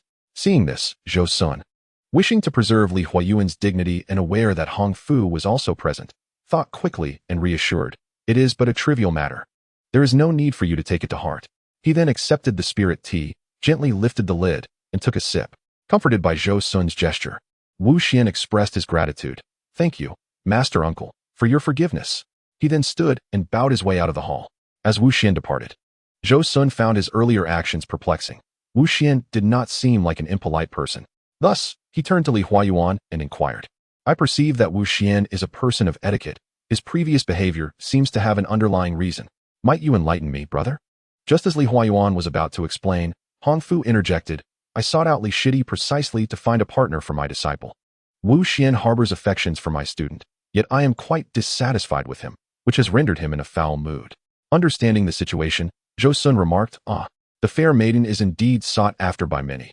It is only natural that Wu Shidi feels disheartened by his unfulfilled desires. Suddenly, Zhou Xun cast a knowing glance at Han Li, a playful expression crossing his face, and continued, you summoned this young fellow Han Li for this very matter. Did you not? Han Li, hearing himself referred to in such a manner, felt a slight twitch of his face, silently protesting.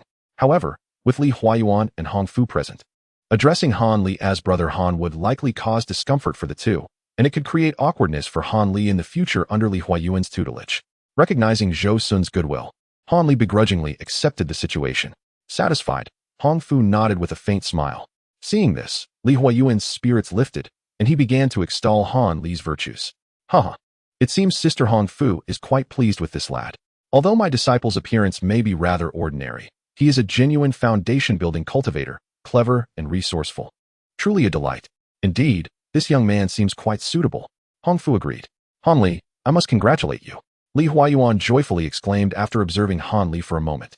Han Li's heart sank at the unexpected comment, recalling the name Dong Xiener, which reminded him of the incident involving Brother Lu. During that fateful night, Brother Lu had mentioned both Dong Xiener and the name of Hong Fu's revered ancestor. Could it be that the infamous woman he had heard of was this very girl?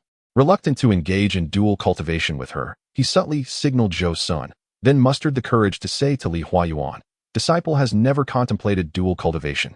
This is rather sudden. Moreover, there are many male cultivators in Huangfeng Valley whose looks and talents far surpass mine. Surely, I am not the only candidate. Upon hearing Han Li's words, Li Huayuan's expression darkened, ready to respond. But Zhou Xun quickly discerned Han Li's intentions and interjected, brotherly, perhaps Han Li has his reasons. Why not discuss this matter further in private? Li Huayuan, noticing Han Li's unusual demeanor, agreed. He then led Han Li into an adjoining private chamber, accompanied by his partner.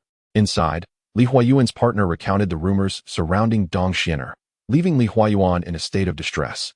After all, if his disciple were to be bound to a woman of such ill repute, it would greatly tarnish his own reputation, something Li Huayuan valued immensely. Ultimately, he resolved to speak candidly with Hong Fu to see if this engagement could be averted. Shortly thereafter, the three returned to the hall, where Li Huayuan dismissed all the disciples. The hall was left with only Li Huayuan and his partner, Zhou Xun, and Hong Fu. Recognizing the nature of their discussion, Zhou Xun discreetly excused himself. Days later, Hong Fu and Li Huayuan bid farewell to Han Li and Dong Xiener. On that day in the hall, the couple awkwardly approached Sister Hong Fu to discuss their disciple's change of heart. To their astonishment, the usually temperamental sister simply sighed and agreed, much to their delight. However, Hong Fu set forth a condition, requesting that Han Li accompany Dong Xiener on a journey to attend the recent treasure contest hosted by the Yin family. This treasure contest, organized by the foremost family in the Xianghua cultivation realm, the Yin family, invited disciples from nearby nations to gather and forge alliances with various foundation-building cultivators. They would showcase the legendary treasure, the Qian Kuan Tower, as the grand prize, alongside other rare artifacts and elixirs. Consequently, many invited foundation-building cultivators sent their strongest disciples to participate, as the allure of the Qian Kuan Tower was irresistible even to them. Having learned of this from Han Li, Zhou Xun resolved to visit the Yin family fortress himself. Chapter 90. Arrival at Yinling Fortress. The Yin family, the premier clan of Xianghua, found its roots in the unremarkable Linzhou, known for its modest size and average population, a truly middling place. Qingtian City, a typical small town in Linzhou, boasted little beyond the scenic Yinliang Mountain, lacking any notable features or specialties that the locals could boast about. The family's stronghold, Yinling Fortress, was nestled within this very mountain.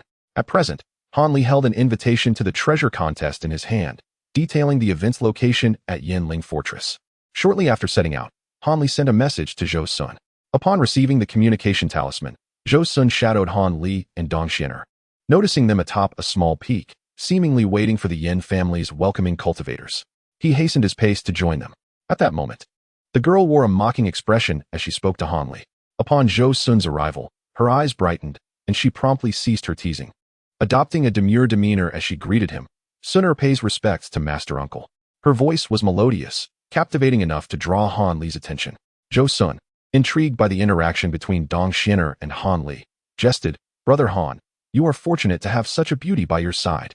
Han Li glanced at Dong Xianer, recalling recent events, and nearly rolled his eyes in exasperation. Meanwhile, seeing that Zhou Xun did not assume an air of superiority, Dong Xianer sighed in relief. Observing Zhou Xun's handsome features and his advanced cultivation level, she felt a flutter in her heart, her eyes sparkling as she sweetly remarked, "Master Uncle, please do not tease Suner." Upon hearing this, Zhou Xun immediately straightened his face, adopting the demeanor of a senior disciple, and declared, "Impudence! How can you present yourself in such a manner? This is not befitting of a foundation establishment cultivator from Huangfeng Valley. If you were to behave like this in Yinling Fortress, I would surely have a serious discussion with senior sister Hongfu." Dong Suner, recalling the admonitions from Master Hongfu before their departure, was instantly intimidated into silence, dutifully falling to the back and refraining from further speech. Han Li observed this and chuckled softly, then turned to Zhou Xun and inquired, "Brother Zhou, are you also interested in this treasure-seeking conference? Surely, the treasures here would not pique your interest?" Zhou Xun laughed heartily, replying, "I have been cooped up in Huangfeng Valley for too long. I needed to venture out for a change of scenery. Since Yinling Fortress is hosting such lively festivities, how could I not come and take a look?" Suddenly, Zhou Xun seemed to recall something and advised Han Li and the young woman, "Please do not reveal my identity later. Simply refer to me as senior brother. Is that acceptable, Brother Han, Sister Dong?" Han Li, amused by this, teased, "Certainly, senior brother Zhou. By the way, senior brother, we all require an invitation to enter Yinling Fortress. How did you manage to gain entry?" Han Li was not particularly interested in the treasure conference, and thought that if Zhou Xun lacked an invitation, he would gladly relinquish his own to him and return home instead. Even if Li Huayuan were to find out, he would likely remain silent, respecting Zhou Xun's status. However, Zhou Xun pulled an invitation from his bosom, waving it in the air. "I came prepared." Han Li was somewhat surprised. Both he and Dong Suner had received their invitations from Li Huayuan and Hongfu, yet Zhou Xun had acquired his from elsewhere. He asked, puzzled, "Brother Zhou, where did you obtain this?" Zhou Xun smiled mysteriously and explained, "The Yinling Fortress is hosting this treasure-seeking conference and has sent invitations to all the Golden Core cultivators of the various sects in the Yu Kingdom. I received this invitation from Brother Lei Yunhe." Han Li nodded, falling silent. After some time, two dark specks suddenly appeared in the western sky above the mountains, gradually revealing two enormous two-headed eagles approaching. These were the double-headed hawks that Han Li had seen at the Tai Nan conference, upon which sat a man and a woman. "I sincerely apologize for the wait. I am Yin Yu, and this is my younger sister Yinling, sent to escort you to Yinling Fortress." As the double-headed hawk landed atop the peak, the duo promptly dismounted. The young man, upon steadying himself, immediately expressed his apologies. Zhou Xun waved his hand dismissively, saying nonchalantly, "No worries, just lead the way, and we shall follow." Hearing Zhou Xun's magnanimity, Yin Yu heaved a sigh of relief. However, as if recalling something, he added with some regret, "Before we proceed, I must inspect your invitations. I hope you do not mind." Zhou Xun nodded, and promptly presented the invitation from Lei Yunhe, while Han Li and Dong Suner also produced their invitations. After examining the 3 invitations, Yan Yu's demeanor shifted to one of courtesy. Esteemed friends from Huangfeng Valley. Your invitations are in order. Let us proceed. He returned the invitations to Zhou Xun and the others. The 5 of them then took to the skies, heading toward the direction of the Yin siblings. After flying several dozen miles, they arrived at a location nestled between 2 small peaks and came to a halt. At this moment, Yan Yu produced a token-like object from his belongings, grasping it tightly while channeling his spiritual energy into it. Suddenly, the token emitted a brilliant golden light that shot forth into the void ahead. The previously empty space was illuminated, revealing a dazzling display of 5-colored light. Once the 5-colored brilliance dissipated, a magnificent ancient castle emerged between the once barren mountain ridges. Surrounding the castle were towering walls reaching 30 to 40 feet high, within which lay countless grand, ancient structures. Welcome to our Yin family's Yinling fortress, esteemed friends from Huangfeng Valley. Yan Yu suddenly adopted a solemn expression and spoke respectfully. Zhou Xun smiled and was about to respond when he noticed 2 men in differing attire floating on a platform resembling a martial arts arena at the castle's edge.